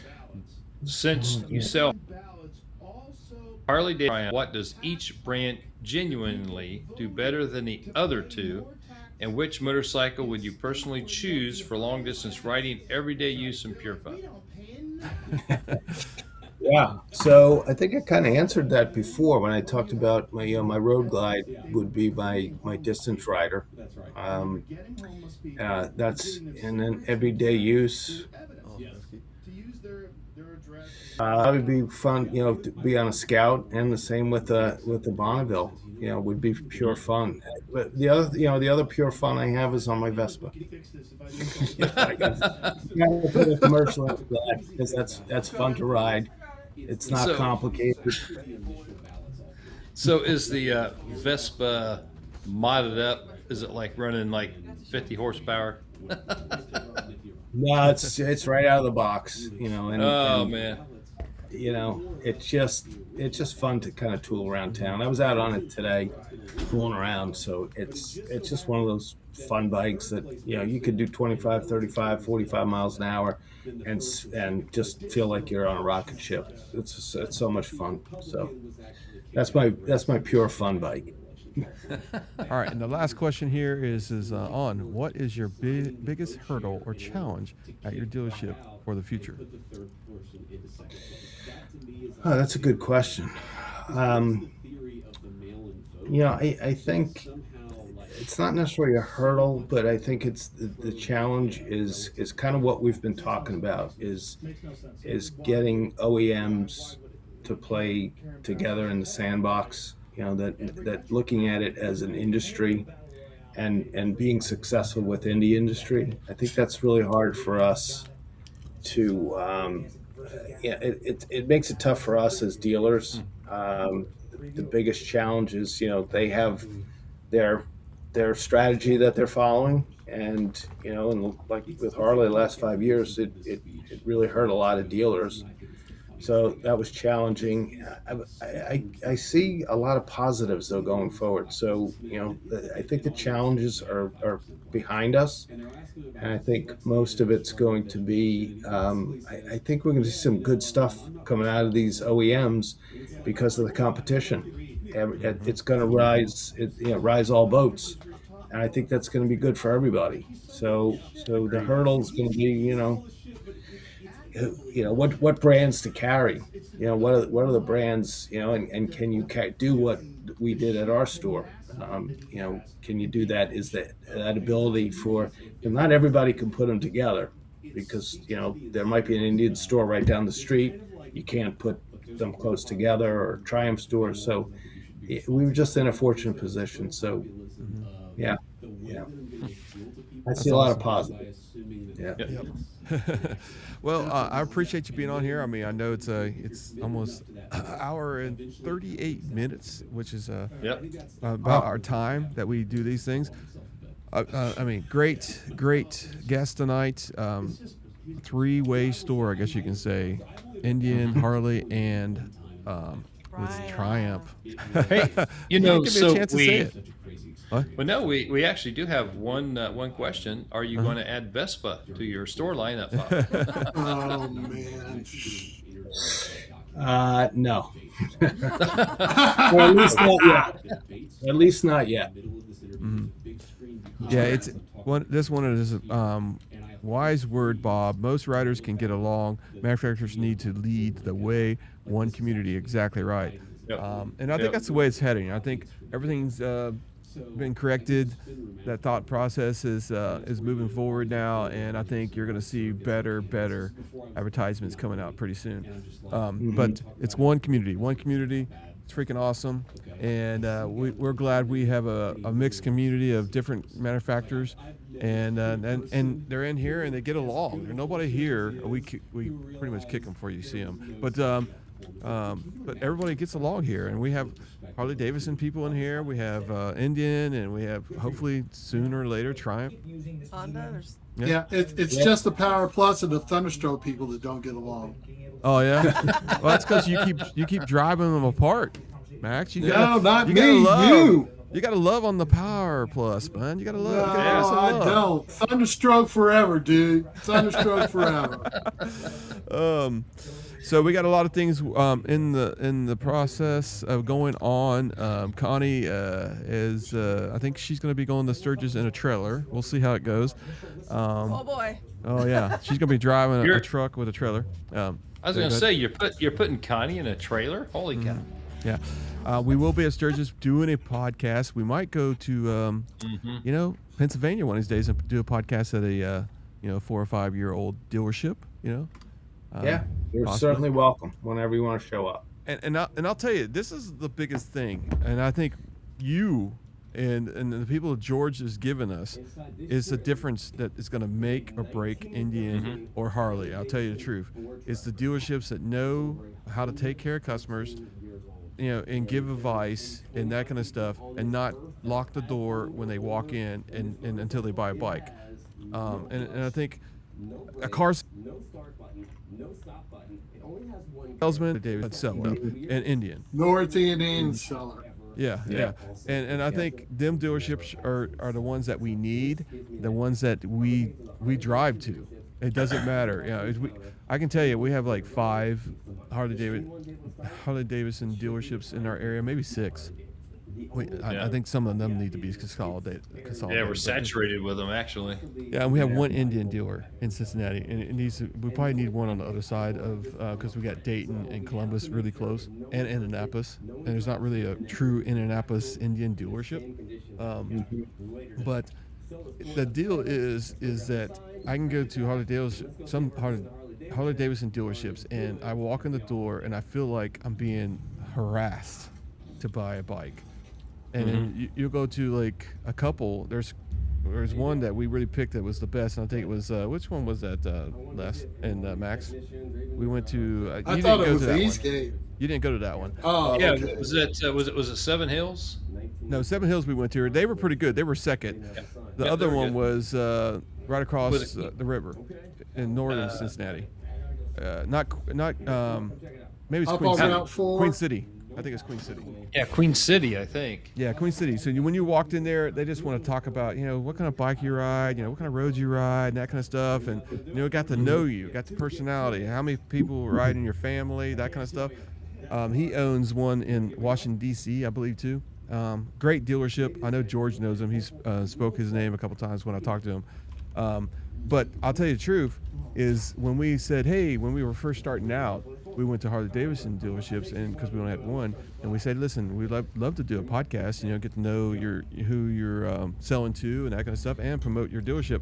Not a single one of them jumped. They were like, unless you're buying a bike, have a nice day. And it was like crazy. And I think cold reception. Yeah. So I think when people they see this video, and if they live somewhere around your dealership, they're going to be coming to see it, and I think that's what these dealerships need to open up to is it's not just about selling the bike. I know they got to pay rent on them bikes, but I think if they get a customer that is loyal, and every 4 or 5 years they come back and buy another bike, I think that's a win-win for everybody. So yeah, the formula is pretty easy. Yeah. It's harder to execute. Yep. Yeah. All right, so let's go get these credits here. I'm gonna turn the thing on here. Let's see.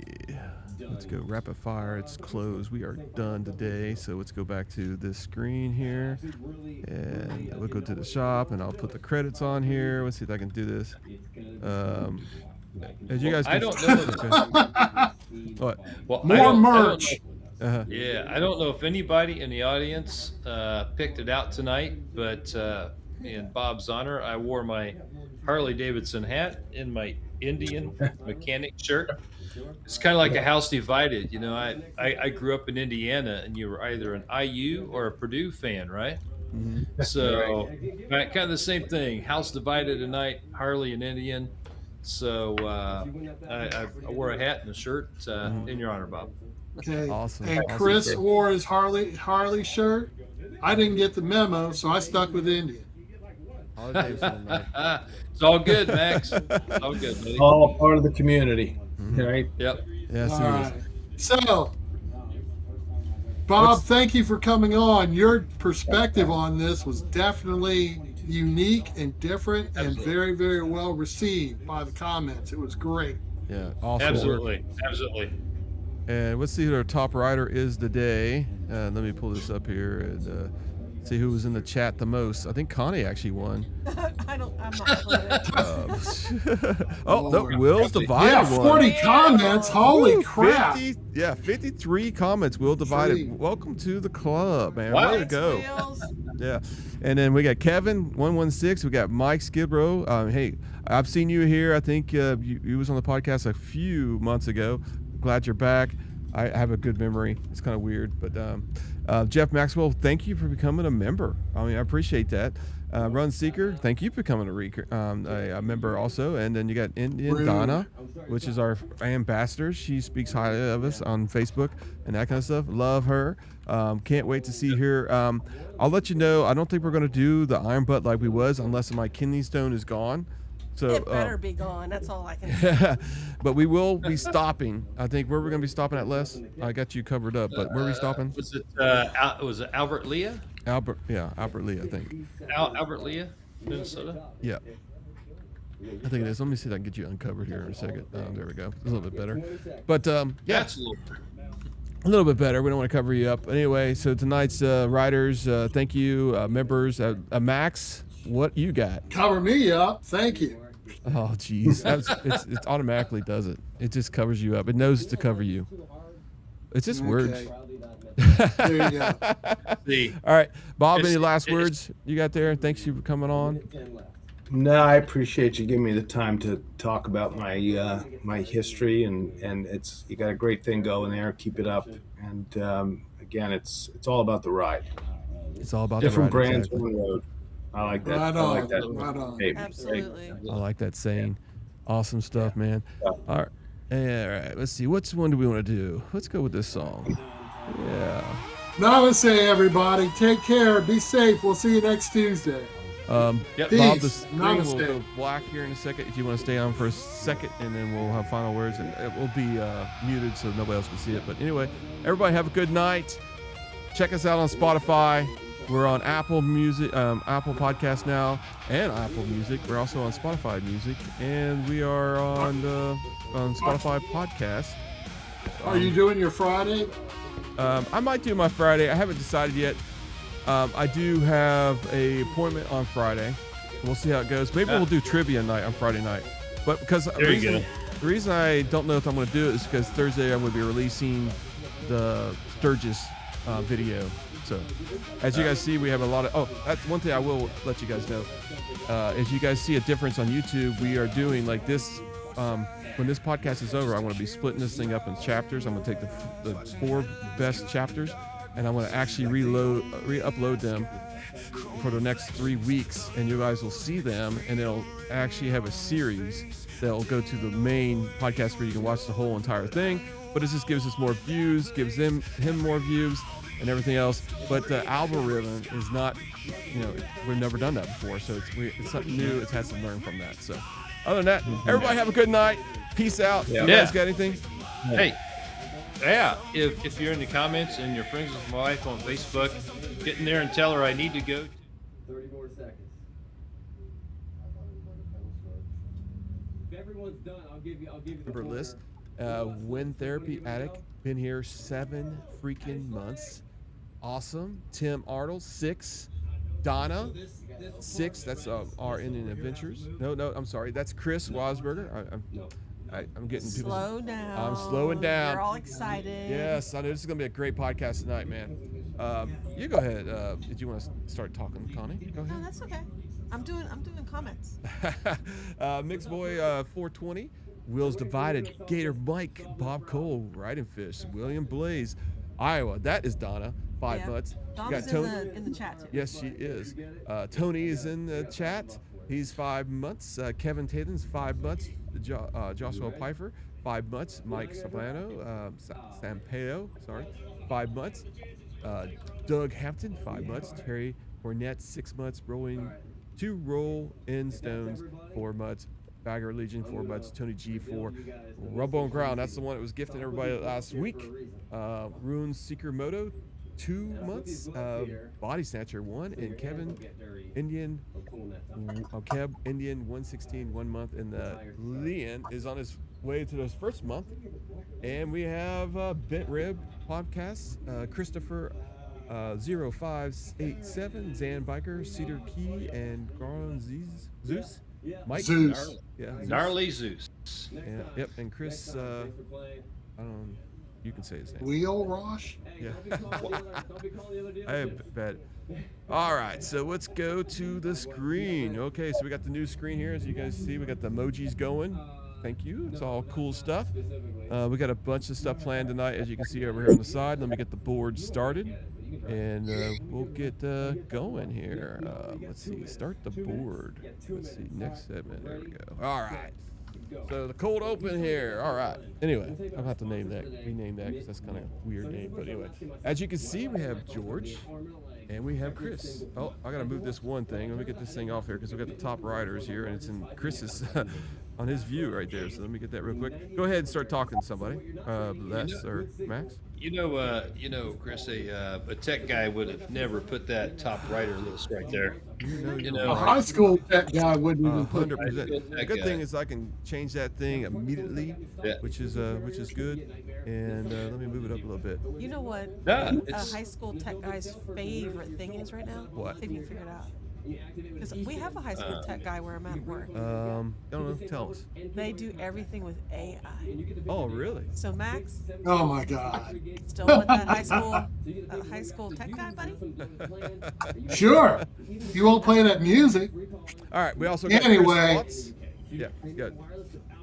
All right. Well, anyway, welcome everybody. It's going to be an excellent, fun show tonight because everybody's going to participate in the great ongoing debate.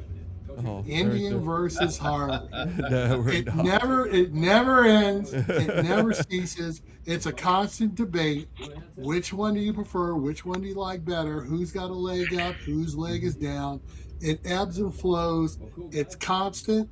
And even though you've got 3 guys here with Indian shirts on and an Indian owner here, we love HD because me personally, if I had the wherewithal, Lowrider ST, buddy, I'd have one in my garage because I love that bike. That bike is awesome. Oh, you know I would because I was looking for that bike. The Fast Johnny. The Fast Johnny? Oh yeah, you love that bike. I love that bike. Yeah, it's a nice bike. What was the new Harley they came out with a few weeks ago? A new Super Glide. I think it was a throwback to Super. Yeah. It's a nice Super Glide. Yeah, that's we a have great 4 of them looking coming in. bike. They're all sold already. I carry every brand under the moon except for Harley and a couple of the European brands, but that was a really great looking bike, I thought. So. Yeah. So George, you said you had what? 4 of them come in or sold already? Nice. Yeah, we have 1 that came in and went out the door, and we have deposits on the other 3, and more people want them, and there aren't any more. I think they're only making like I forget the numbers, 1,500. It's a small number. Yeah, it was a limited edition run. That's like us. We're at 12. But that's like us with the new Chief Vintage. I mean, you can't, you get one to come in, and especially if it's the red. I mean, we have to order it, and if it shows up, it's gone within a day or 2 because of people to call. So it's good to see a new product like that. Yeah, I Isn't think it one funny? of those Colors sell. Yeah, I think that Chief Vintage with a sidecar and a Springer front end, I think would be quite the setup. I would love to see one done like that. I'd buy that in a heartbeat. Heck yes. Would. Well, if anybody's looking for something with a sidecar, I have a really nice Ural in stock right now. Go to MusicCityIndian.com, and if you just can't live without a 2-wheel drive Russian-made motorcycle with a sidecar, I've got one for you. So. Yeah, Chris, I actually saw that. I think a week or so ago. I was down. Oh, you did? Yeah. Yeah, I was having some work done, and I think it's brand new or so. It's only got like 9 miles or something on it. Crazy low miles. Yes, it's like brand new. So. Yeah, it is literally like brand new. It's got no compression. It's got very low Yeah, compression. it's crazy indeed. George has a special guest on. What is it? I have seen that cat many a times in Zoom meetings with George from our There he is. NPDA days or our 20 group days, and there's the cat just ruling the roost right there with George. He craves attention. Very cool.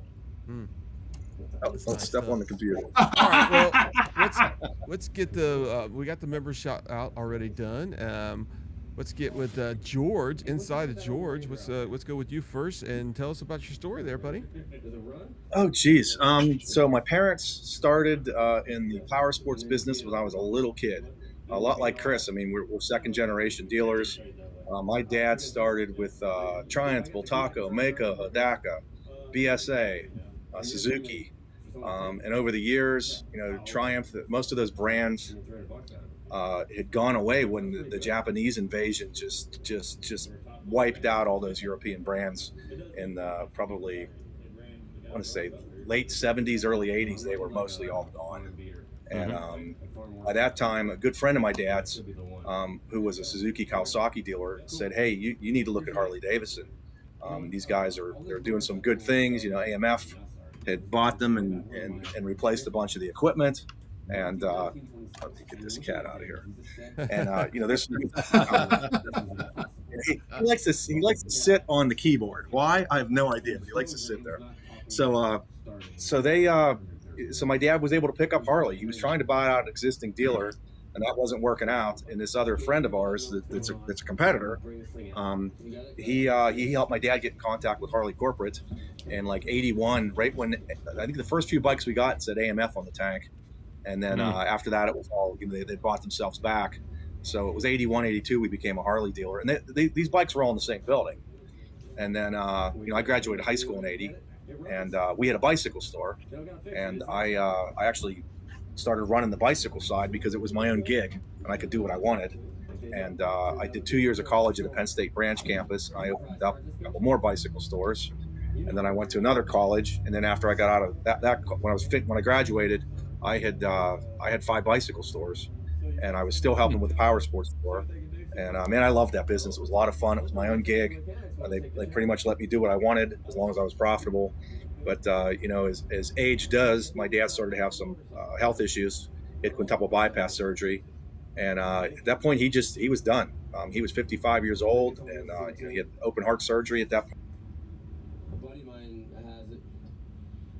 It was also back out. So I helped my mom run the power sports store, and I figured out after a few years in bicycles that we were doing $4 million a year in bicycles. I couldn't really make a lot of money with it, and I saw the ground crumbling beneath my feet, and that the brands were all going bankrupt. The channels of distribution were changing. Brands that used to sell just through an independent dealer started to sell through like Walmart's. And then there were all the mail order catalogs back then, and that's when the online business hit. And as soon as I saw that, I'm like, oh, this is the end of bicycles. I had friends that had 6, 8, 10, 12 stores, and they were just getting pummeled. None of them made it through that period. I decided, the place we made the most money was the Harley side, and I thought we need to invest more in the Harley side. So I closed one bicycle store at a time. We kept one, and we still have one small bicycle store.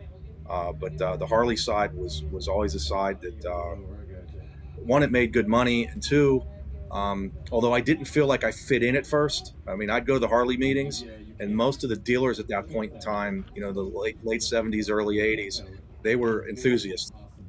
And I was this college boy, and I didn't feel like I fit in at all.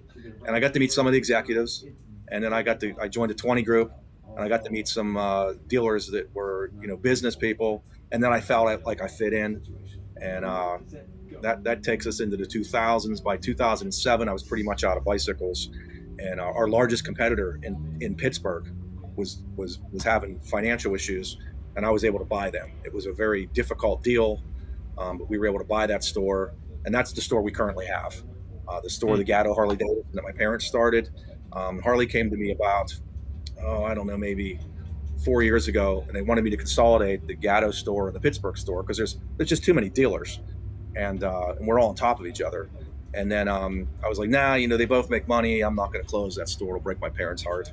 So they came back and said, hey, your closest competitor, Hot Metal Harley, is underperforming, and we want you to buy it, close it, and consolidate 3 stores into one. And I'm like, well, that's going to cost a lot of money. Let's talk some more. And basically, the brands will give you a territory, and it goes by zip codes.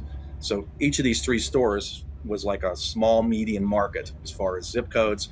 And these companies, the data they have on people that live in these zip codes is absolutely amazing. Chris will tell you, we see this data from a lot of the vendors.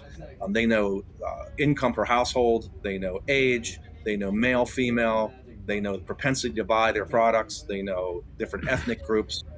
It's amazing the data they have. So they showed me these numbers. Like, you're going to have this gigantic territory. The propensity to buy is humongous. They also measure, Harley measures Harley's in operation. They go back, Harley's in operation for 5 years, Harley is in operation for 10 years. The number just blew me away. There's a ton of Harleys in operation. There was a lot of potential, and trying to run 3 stores that are mid-size is not an easy thing, especially since COVID, when you can't hire any help. So basically, I took the deal, and I actually worked with 2 other competitors that are friends. The store Pokey Weiss has Steel City Harley Davidson, and Dax Dillman has Z&M Harley, and those guys each got 20% of the territory, and I got 60%, and we paid accordingly. And we bought this dealership, everything: building, trucks, office equipment, parts, tools, everything, and we had to sell it all off. And by the time we sold it all off, the deal was a pretty good deal. And that was about 4 years ago. And thank God I did that, because, when we had this horrible CEO for 5 years, and he cut the Sportster line, Sportsters were 20 to 25% of our business. He just freaking cut it. I mean, that was a big chunk of our business, not just the vehicles, but the other departments. That all adds up. People often ask, where do you make all your money? You make a little bit of money in everywhere. There's not one department you make all your money. Everything has to contribute. And so we did that consolidation. So I still run a power sports store in Trenton, Gatto Cycle Shop, and I run the one Harley store now. And I love running one store instead of 2 or 3. It's so much easier. I was able to take the best staff from all 3 stores, put them at one store. It's been a really good thing for us. It did trigger a remodel. Originally, Yoke and Zeitz wanted me to spend $5 to $6 million on a remodel, which would have bankrupted me. And we just pushed back. And the thing I like about Harley Davidson is the relationship I have. Like I told you guys before this started, I talked to Mike Kennedy this morning for 20-30 minutes. Mike worked at Harley for 20 some years. We got to be great friends. We're still great friends. The relationship I have with these guys is amazing. Artie Starr is the CEO. I mean, there are weeks I'll talk to him 6, 7, 8 times, and he'll just call or text. And he asks a ton of questions. What's going on with this? Or I'm having a meeting about used motorcycles. You guys are killing it. How are you doing so well with used? What can I do to help you sell more used? And we have these discussions, and you talk to the CEO and you talk to his team, and things happen. And that's what I like about Harley. Now, we didn't have that for 5 years with Yoke and Zeitz. That guy didn't listen to anybody. He was the smartest guy in the room. But Artie Stars, he's a great guy. He listens. We talked about used bikes, and I said one of the things that's really hurt me in used bikes is you guys are discontinuing parts. 15, 18, even 20-year-old bikes. In 2006, Harley made 350,000 motorcycles and sold them. And, last year it was about 120, 130,000 motorcycles. So, it's the volume's down. And so, we rely a lot more on used. I'll sell about, I don't know, between 300 and 400 used a year. And we sell a little over 200 new a year. We should sell a lot more, but the market's just not real strong right now. COVID, and Chris, I'm sure can talk about it too. COVID, those 2 years of COVID were godsend. We did great during those 2 years if you were smart and if you had a lot of inventory. If you didn't have a lot of inventory, you had problems. That's pretty much the story. I mean, I have a great relationship with those guys. I love being a dealer for them. They are just wonderful to work with. Like Kawasaki, I know the rep that I might have for a year, then he's gone. I don't know anybody else at Kawasaki. Honda, I know the rep that I might have for 6 months to a year, and he's gone. Royal Enfield, same thing. We're up for a year, he's gone. George, your experience with Kawasaki specifically there is complete opposite of mine.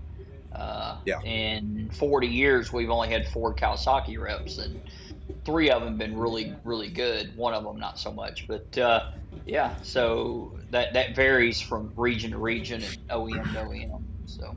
But it's not often you got the CEO's phone number, the cell phone number, and you can call him at 10 o'clock at night and he picks up the phone and says, "Hey George, what's going on? What can I help you with?" Or, "I got this problem. What do we got to do to fix it?" And I mean, I know dozens of people at the motor company I can call if I need something, and I don't have that at the other vendors. Now, Chris, you've been in the power sports side, longer than I have. Maybe you can get into that more. But Chris and I have similar stories, so let's let Chris talk. I talked enough. All right, Chris, tell us your story. Oh man, just like George, second generation. My family got in the business with a single line Honda dealership in 1982. I was 11. My dad had worked in manufacturing, and I won't go into any of that, but he had a whole other reason to get into the motorcycle business, and that was to sell another product that was a winter product, and he was a motorcycle guy, and we rode, and I had I'd bought my own little dirt bike, a little Honda XL75 when I was 9 from a kid down the street with my own money. And if you're asking me today what my favorite motorcycle is, I probably have to go back to that XL75 because it was my first one, and I thought that was a Ferrari to me, and had a lot of great memories on that, as I think most people have with their first bikes. But started out there. I grew up on that side of the business, being the SOB, call it son of boss, and going in every weekend and summers with my dad, and working around the shop, or I thought I was working anyway, and picked it up a lot. Did that all through middle school, high school, went off to college, University of Tennessee, come home, work summers. And, I knew that's what I wanted to do. And I graduated May of 94. And the day after I graduated, I was in the shop, and I have not clocked out since, as I like to say. So I've been full-time 32 years. At that point, we had 2 small metric stores carrying Honda and Yamaha, Kawasaki, Sea-Doo. Watercraft was a big thing back in those days. Suzuki, I guess. So we were a metric dealer. Two locations here in Nashville, and we've just grown our footprint kind of organically over the years as opportunities have come up. We've bought the guy down the street, closed him down, had a couple franchises here, bought a couple underperforming dealers, outside the market, and combined them. And that's kind of how our growth has come, come from buying underperforming dealerships, bring in processes and some procedures and some capital and grow them up. And, now here in 2026, I have 5 metric stores. One of them has a non-family partner member that I've had for about 2 years. All the other stores are still family owned. My parents are retired and out of it. They're in their 80s, but my dad sure likes to know what's going on every day. I get a lot of phone calls and a lot of questions, which is, it's great. I mean, he's my mentor, my hero, and he's 84. And as I like to, a lot of times I'll refer to him as he's my supreme advisor, and he'll just say advisor. He doesn't want the supreme title, but he does a pretty good job. He's wise for sure. And and then here just recently, last fall, Cam Amstutz, who you guys interviewed 2 or 3 months ago for the same podcast, his Indian store is directly across the street from one of my stores downtown. Of course, Cam and I knew each other, had known each other for a number of years, had a great relationship. You're not competing. Indian store is not competing with a metric store across the street. As I have a really good relationship with most of the dealers in the market, you know, from Ricky Kelly to Bubba, you know, Boswell and the Sloan family when, you know, they were still in business. And so, you know, we're all, you know, been a pretty good network here in the market. And Cam's like, you know, he had some reasons and he's like, you're the, you know, Damn, I got that one perfect. Is it two pumps a minute, one pump a minute, or something like that? It was, you have units, they speed. You pump it a couple times, rise a little bit, pump it a couple of times. Oh, really? You would just keep on pumping it. You had the 4-speed motor. And then it would just drop off. Yeah, it's total loss system. It's going to grip on the ground. Okay, so this is I've never really messed with a total loss. I've heard of it. There's no return to put oil back in here, so when you fill it up with gas, you top the oil off. Got it. Make sure it's got oil in it. It does start. And this is the gas pump you're saying? This is just a fuel valve, so when we open, that just allows gas to flow through that program. When you shut it back off, that goes in right there. Got it. So we would pump this by just... Yeah, that one's just open it up and allows oil to go out, close it and allows oil to stay in. No, this should spin. Counterclockwise. It is? Yeah. That allows oil to come in. Oh, there we go. Okay, so you don't pump this one anymore. You just open up the valve. That was a later thing where it allowed it, where you actually pumped how much is in there. Oh, got it. Down in Lynchburg, look at that bike, you'll see you got that oil opening like that, and there's also a little hand pump right next to it. Oh, so for this, I could just give it a couple cranks, let it soak in there, you shut it off. But my guess is, especially when they're running full tilt, when they're running, that thing's open the whole time. And when he just goes in, you just top the fuel full tank back off. Oh, God, okay. That is just too cool. I was coming back from lunch and I saw you guys walking across the parking lot with us. I said, whoop, time out, I got to go this way. My buddy Mickey was walking with me. I said, I'll see you inside in a minute. I got to go see this. Awesome. No one could figure out the turn at the places we went to. They just, their minds were blown. They couldn't think about it. Wait a minute, you got to unbolt that or something so we can do this? Yeah. But no, that's how they do it with board track racers. Well, you got it. You got a good team. Thanks for coming out. Yeah, no problem. It's way fun. That's a highlight of the day, and I did not expect something like this. Having a 13 Harley in your parking lot today was not on my radar. Yeah, it's a pretty bike. You've had old bikes like this. What was the oldest one you've ever had? We've got an 11 and a 13 still, not set up as board tracker, but as street version, full long tires. Did you have them here? At our Memphis store. Well, we'll get out of your hair. Cool, I know you guys are busy. Thank you so much. Yep. Thanks for letting us pop in. How fun is that? We mess with everything a little bit here. You know, asked me, he's like, have you ever done it? And I'm like, no, I've never actually started it. And he's like, well, how about we bet you $100? He's gonna mess with all the settings. He can bet me $100 and I can't do it in a minute. And I'm gonna take that. I'm gonna take that bet. Take that. I'm gonna take that bet. All right, $100. $100. And you got 1 minute to do it. I got 1 minute. You got the timer marked out? As soon as he touches it, it's the same rules that I got. I'm gonna get you to sit on that thing whenever I'm ready. I didn't expect, my friend to call me out like this, but I can rise up to the challenge. I'll start the bike. It's like that moment from Bambi, at the end, and Bambi's parents die, and that big deer's like, I'll raise the boy. This is that exact moment. I'll start the bike. Touch it. Okay. Hit throttle. I'm gonna do choke.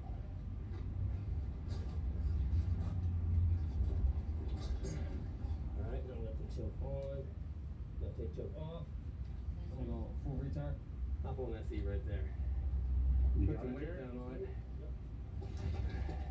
Give it a little more throttle. How much throttle we got? And if it's ever off, give it more.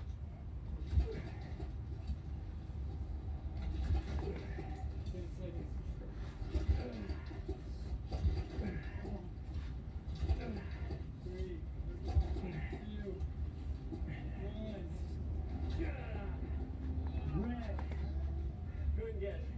I couldn't get it. I feel like I was close. I feel like I cheated you a little bit. Did you? What, you pull the spark plug off? No. What'd you do? I turned the gas off. Ah, you did? You told me I could check it. Hey. Okay, hold on a second. Let's just... I could check it. He was over here talking. $100. I mean, he didn't say. He said I could mess with it. It's true. Here, hop back on it real quick. everything else right. Oh, let's start it with no gas.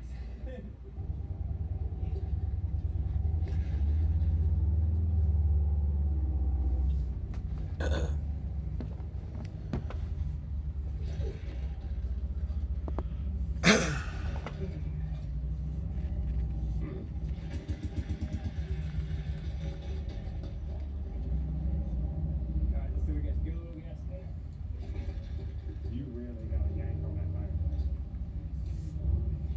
The last 2 times I did it, I pulled with everything.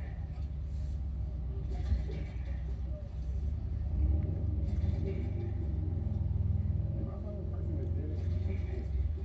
Don't pass out on me, son. I was cheering for you. I was cheering for you. Hey, $100. Pleasure doing business, Reed. Let me grab your money. I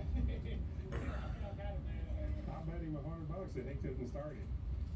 And he couldn't. He got me. He's good. He's good. He's a good one. I actually started it twice. He did. He started twice. He started more times than I have. Thank you very much, sir. Good doing business with Get you some water. Get you some water. I'll get Don't some pass water. out. He's breathing his stuck in wind over there. You want to go with water? Yeah, I sure will. Thank you, sir. Well, it's not easy if I can start, but a real man can do it. We'll see you guys next time. What was that reward? Just the engine? Yeah. 35 to 40,000 dollars.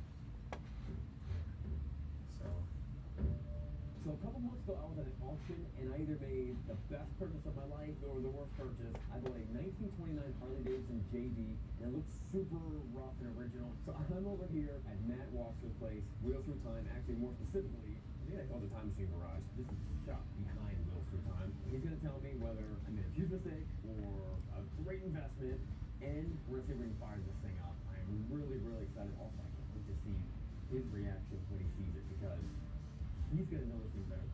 Let's go see how Matt's going. Yo, man. What's up, Matt? What's happening, brother? How you doing, man? Nice to see you. You looking good, dude. It's been too long. Yes. Yeah, it has been too. Chris, what's up, man? Hey, good to see you. Who's been wrenching, man? I've got a motorcycle that you guys got to see. Come check it out. It's a Honda. It's a Honda. It's a Yamaha. You're gonna love it. I'm gonna go in there. I'm gonna pop that door open. You're gonna tell me whether I made the worst decision of my life buying it or the best financial decision. We're gonna tell my wife the best one. It works every time. 50% of the time. We wouldn't have called it if it wasn't old. Oh, it is old. Dang. I don't know what to think. What year is it? 29. A 29. I'm told it's a 29. I bought it at a Moto auction. I don't know if anything that they tell me is true. Okay. It's kind of rough, but I guess it depends on what you paid for it. I paid $13,300 for it. $13,300. My first glance is that there's more money than that in parts on the bike, and we haven't looked at it long and inspected it much. But you know, you couldn't piece something like this together at retail prices for 13. Let's roll it out. Yeah. So this is great news. I feel like everything's coming up Millhouse. I thought I made a huge mistake on this. But let's get this thing out of the trailer. We'll find out exactly how good of a decision I actually made. We'll put it on the rear stand and get it off of that sucker. Logo works. Logo seat works. So up until now, I've just bought the oldest looking thing I can find for whatever price I can pay for it, and it's worked out pretty well for me. Maybe my luck has Maybe your run luck out. is run out. Well, we'll determine that. The fenders are crusty. I mean, it's solid enough metal, but you'd need a hell of a body guy. But it'd be really neat to be able to get a bike like this running without having to cosmetically do a thing to really want to. All right. Tires just need a little bit of air. I like how they have a new valve stem on it. Yeah. Like they were like, oh, maybe it's just a valve stem. These bolts don't look original anymore. Those are new. That's from Home Depot. So you got a 29 JX. I've never heard of a JX. So let's look here. Is it possible this is a super rare one? Well, if we went just by a VIN number, the answer would be yes. But the VIN number is just part of it. It's all about the parts. So I've been getting beginner's luck for buying motorcycles for the past 8 years. And I'm really hoping that at first glance, this looks like maybe not the best deal, but we find out, once we get a little deeper into it, we find out that this might be the holy grail of Harley Davidson JDs, or it's something else, maybe it's like a JDA.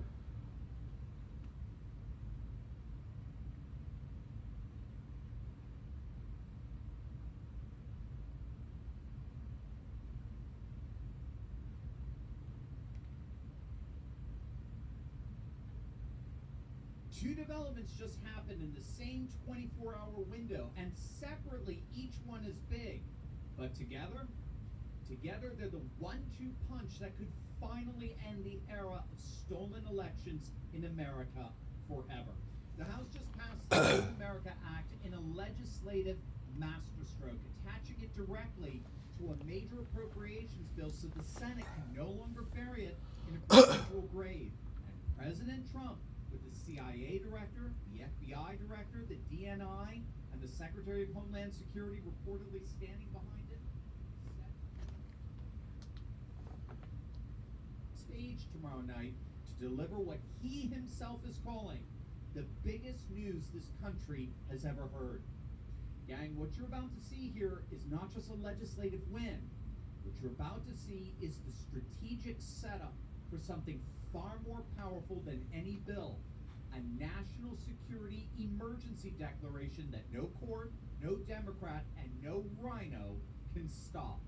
Hey gang, it's me, Dr. Steve, your patron professor, here to help you make sense of the madness with breaking news and analysis you're not going to get anywhere else, so you know what to do. Make sure to smack that bell and subscribe button. So the next 24 hours are going to be, without question, the most pivotal moment for election integrity in our nation's history. So let's start with what the House just did, because this is smarter than it looks. Yesterday, July 14th, Speaker Mike Johnson attached the Save America Act directly to a major State Department and national security appropriations bill.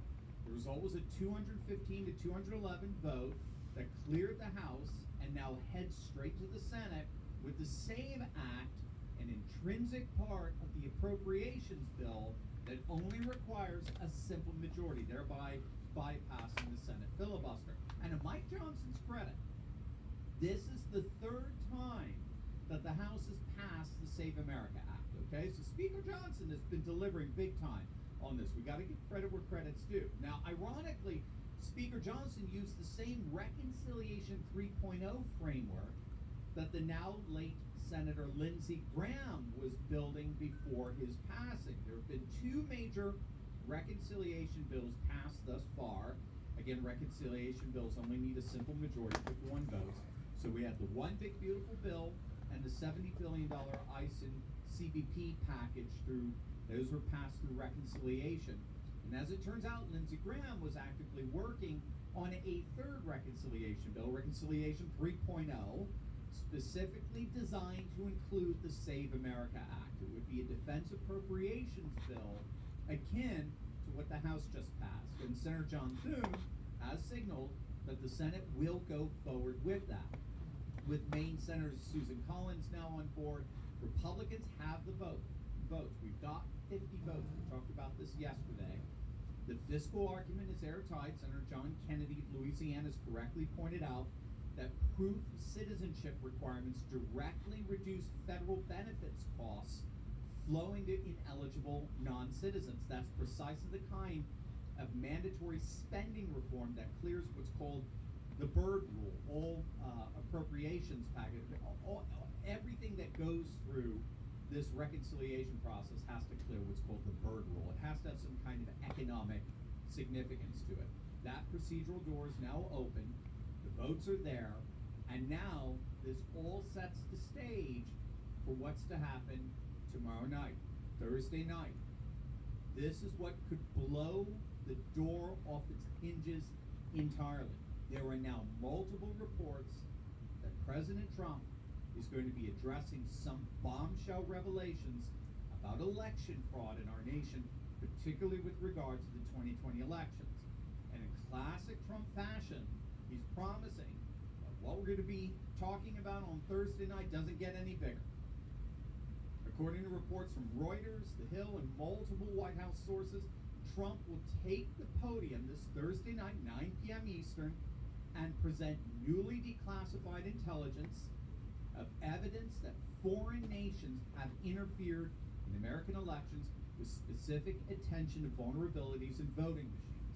And he will reportedly be flanked by CIA Director John Ratcliffe, Acting DNI Bill Pulte, DHS Secretary Mark Wayne Mullen, and FBI Director Kash Patel. Now again, I do have to reiterate here, these are reports of what Trump will talk about. Trump himself has confirmed it will be about election security, and that's going to blow to bits the narrative that our elections are completely pristine and fair and free, but he's not given any specific details as of yet. What many analysts are doing right now is they're simply piecing together what just happened in the House and what's before the Senate, the attachment of the Save America Act to that national security bill, and they're arguing that Trump is going to drive that home. They don't see those as separate events. They see the passage from the House going to the Senate and then Trump's speech Thursday night as all one great act, as it were. So what Trump will do, at least, is provide intelligence with the CIA, DNI, DHS, FBI backing before the entire nation that completely justifies the attachment of the Save America Act to a national security bill. In other words, the SAVE Act is no longer about election security, it's now officially about national security, officially. So what does that mean? And what does that entitle Trump to do? This is where things become absolutely explosive. But first, let me ask you something. Have you noticed that no matter how hard you work, it feels like your money just doesn't go as far as it used to? We keep hearing politicians in Washington argue over spending, but the truth is the national debt is quietly acting like a hidden tax on every single paycheck you earn. Every time the elites print more money to fund their agendas, the dollars in your wallet and your retirement account lose their power. For years, the establishment told us to trust the system, right? Work hard, save your money, and everything will be fine. But what happens when the very people running the system are the ones inflating your wealth away? Well, that's how they keep you dependent. They control the currency, so they control your future. But what if you didn't have to stay trapped in their system? What if you were just one trade plan away from a more independent financial future? That's the message inside the name Backpack Trader. It's not about Wall Street. It's not about staring at screens all day.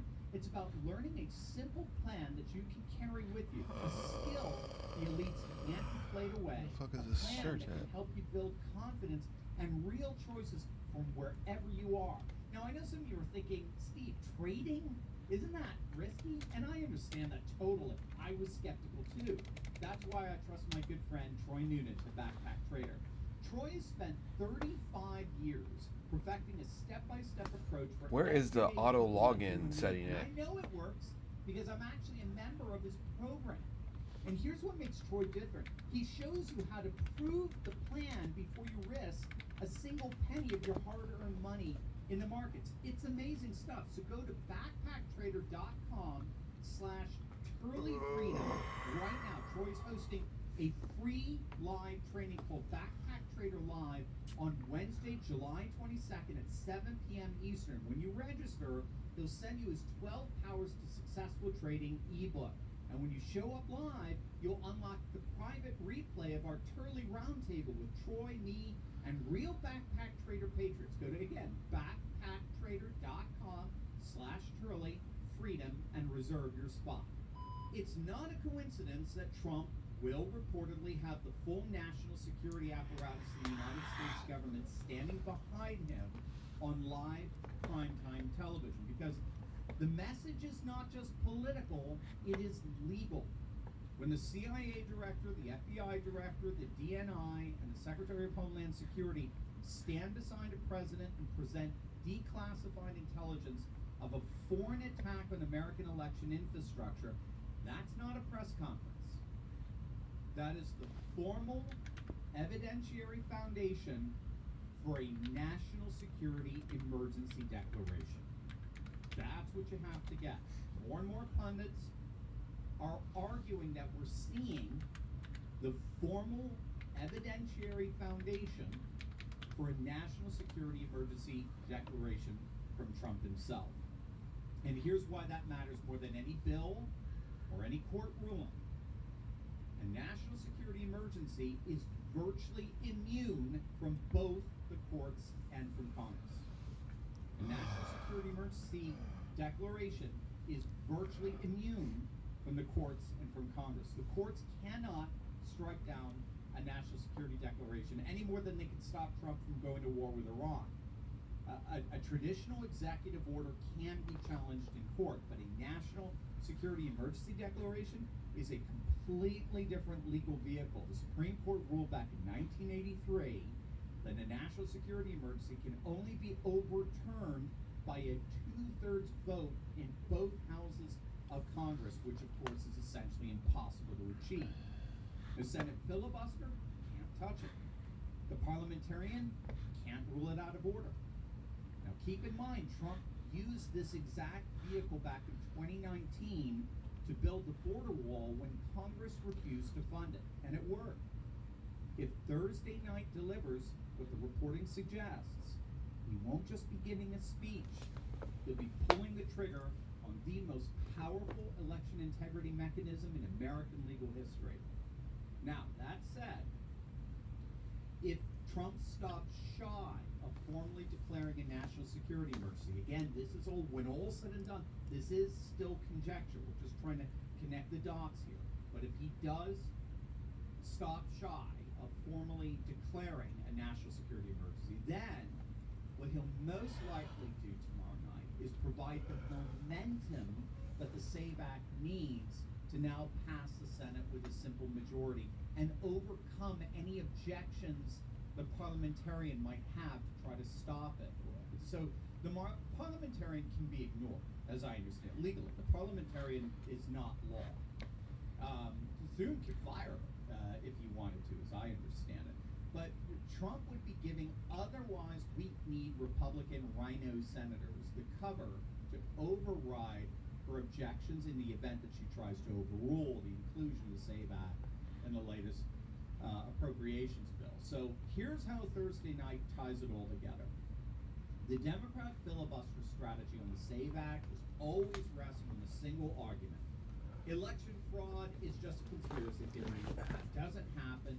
This is a solution in search of a problem. Move on, right?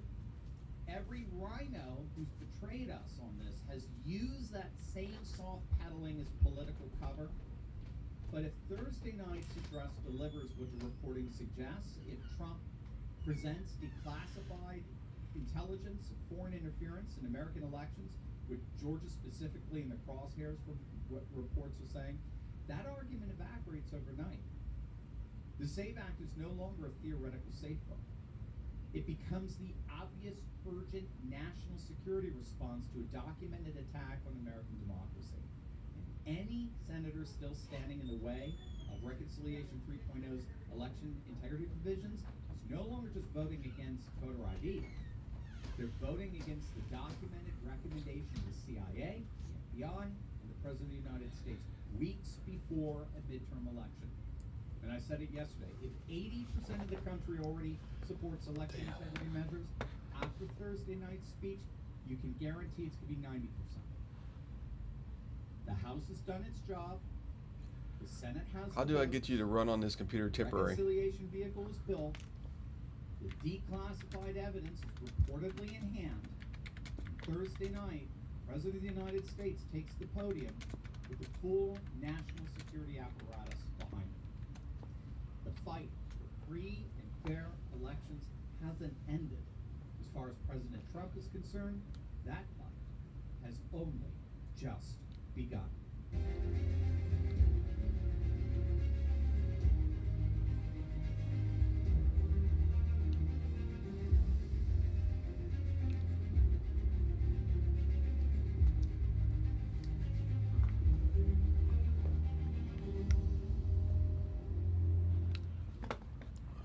advice do you give for the average person that's looking to invest their salary or their wages? Don't own US stock. That's a simple strategy that you can act on. What about S&P 500? No, really?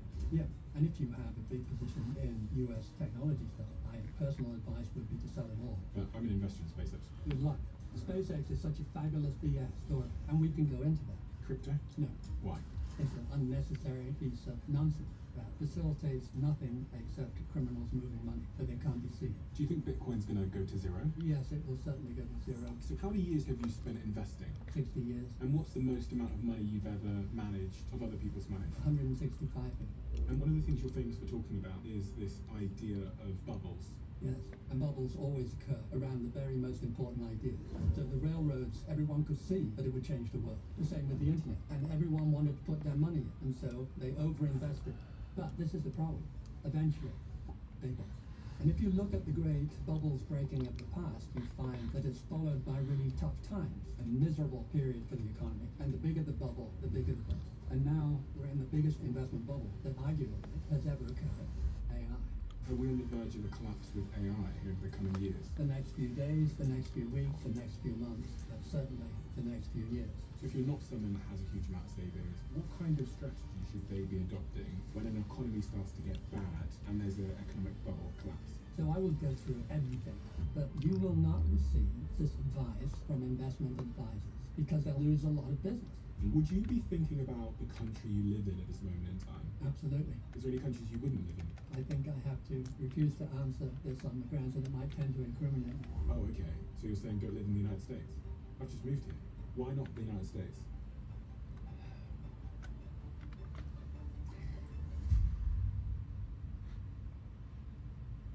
This is super interesting to me. My team gave me this report to show me how many of you that watch the show subscribe, and some of you have told us, according to this, that you are unsubscribed from the channel randomly. So, favour to ask all of you, please could you check right now if you've hit the subscribe button, if you are a regular viewer of the show. It was good. Oh, it goes over here. Quite a significant landmark on this show in terms of a subscriber number. That's So fucking if there was crazy, one dude. Simple, free thing that you could do to help us, my team, everyone here, to keep this show free, to keep it improving year over year and week over week, it is just to hit that subscribe button and to double check if you've hit it. Only thing I'll ever ask of you. Do we have a deal? If you do it, I'll tell you what I'll do. I'll make sure every single week, every single month, we fight harder and harder and harder and harder to bring you the guests and conversations that you want to hear. I've stayed true to that promise since the very beginning of the Diary of a CEO, and I will not let you down. Please help us. Really appreciate it. Let's go on with the show.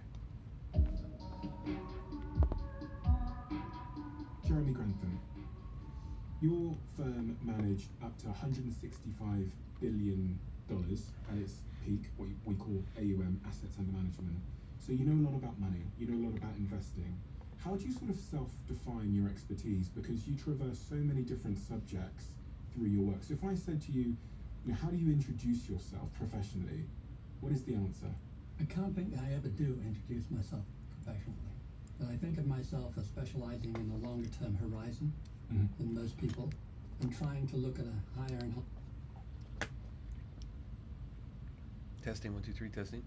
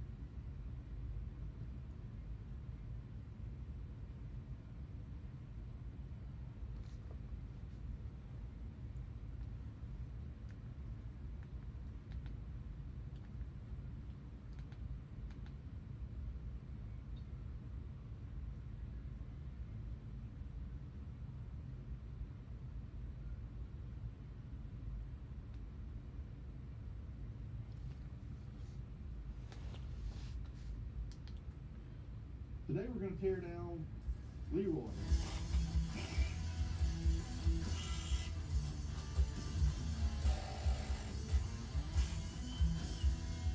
Alright, real good stuff doers, unsubscribers. Welcome back to another impossibly exciting episode of Real Good at Doing Stuff. We're here in our new facility. Now you're thinking, how can you possibly do anything any better? But now I think we may have to change the channel name to Extremely Real Good at Doing Stuff. Now that we're in our new spot here. But anyhow, for the time being, it's still Real Good at Doing Stuff. And today we're going to tear down Leroy. Leroy was supposed to be here many moons ago to get torn down and freshened up, but got postponed a time or two. But anyhow, it's here. Today's the day. We're going to tear it apart and see what shape it's in, and then get ready for the freshening process, which we'll also go through, not today, but in upcoming videos we'll talk about that. Leroy has an aluminum rodded motor. If you're newer to this type of thing, aluminum rodded motors require replacement at a much higher rate. They handle tons of power. You make big power, you pretty much have to have an aluminum rod. But they require the rods being changed out much more often. So that's the main reason. And any motor like this, generally speaking, you're just pushing it so hard that that it's not designed to run for 10 years between freshenings. It's got to be maintained. So that's what we're going to do today, and we'll take a look at things. I'll go ahead and make some predictions. This thing has run quite a while now with no incidents. So I think what we'll see in here, everything's going to look pretty good. The bearings will look maybe a little sketchy because this is a wet sump, and we're asking a lot out of a quarter-mile wet sump, 2,000 plus horsepower deal. Keeping the pump covered up in a real oil supply is pretty much impossible. So the bearings kind of show that a lot of times, which is why engine builders a lot of times will prefer a dry sump system. This does not have that. It's wet sump. So the bearings may look a little sketchy, but okay. The cylinder walls are probably going to look like garbage. That's part of when you have a methanol deal. Methanol pulls in water, especially in their environment down in Florida. There's a lot of moisture in the air. The methanol pulls it in, and it kind of works on the cylinders a good bit. You can get around that by really hyper maintaining the car and whatnot, but I bet Cletus and the boys have probably not done that. So this will probably tell them a little bit. We'll see that in the cylinders, and I bet everything else is pretty much just normal wear and tear. But we'll see if I'm right or not. Maybe there's something that we didn't foresee. This is the engine that was repaired when they had a insufficient fuel pump that torched, I think maybe right here, and we repaired it quite a while ago. Obviously the repair held fine. It worked perfectly. I'll link in the description to that video so you can see that process. But we'll check out a repair, and obviously it's still working, but we'll check on the condition of it. Anyhow, let's rip this thing apart.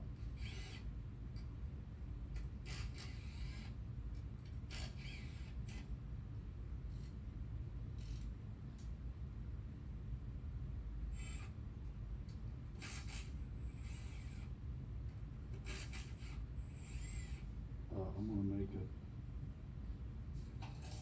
tape graphic Leroy teardown. The people want it.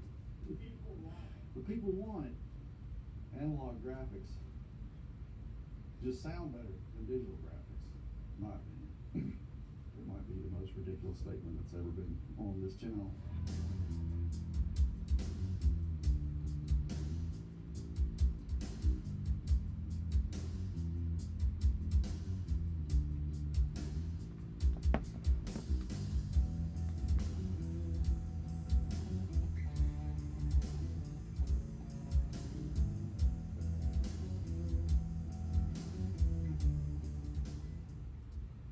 So these LSs have a little itty bitty helper stud, the 6-bolt blocks. This is the 6-volt.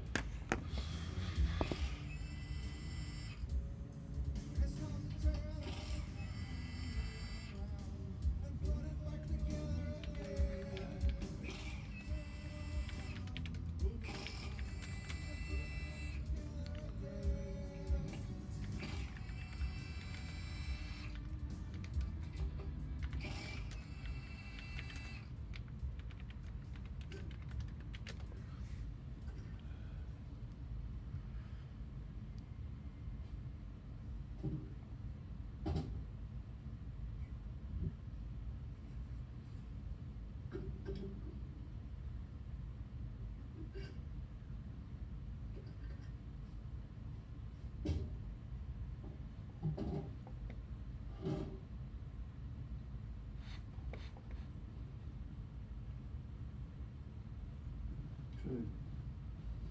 As predicted, cylinders look a little rough. But everything's in one piece. Got some bugs in here. What octane those bugs are.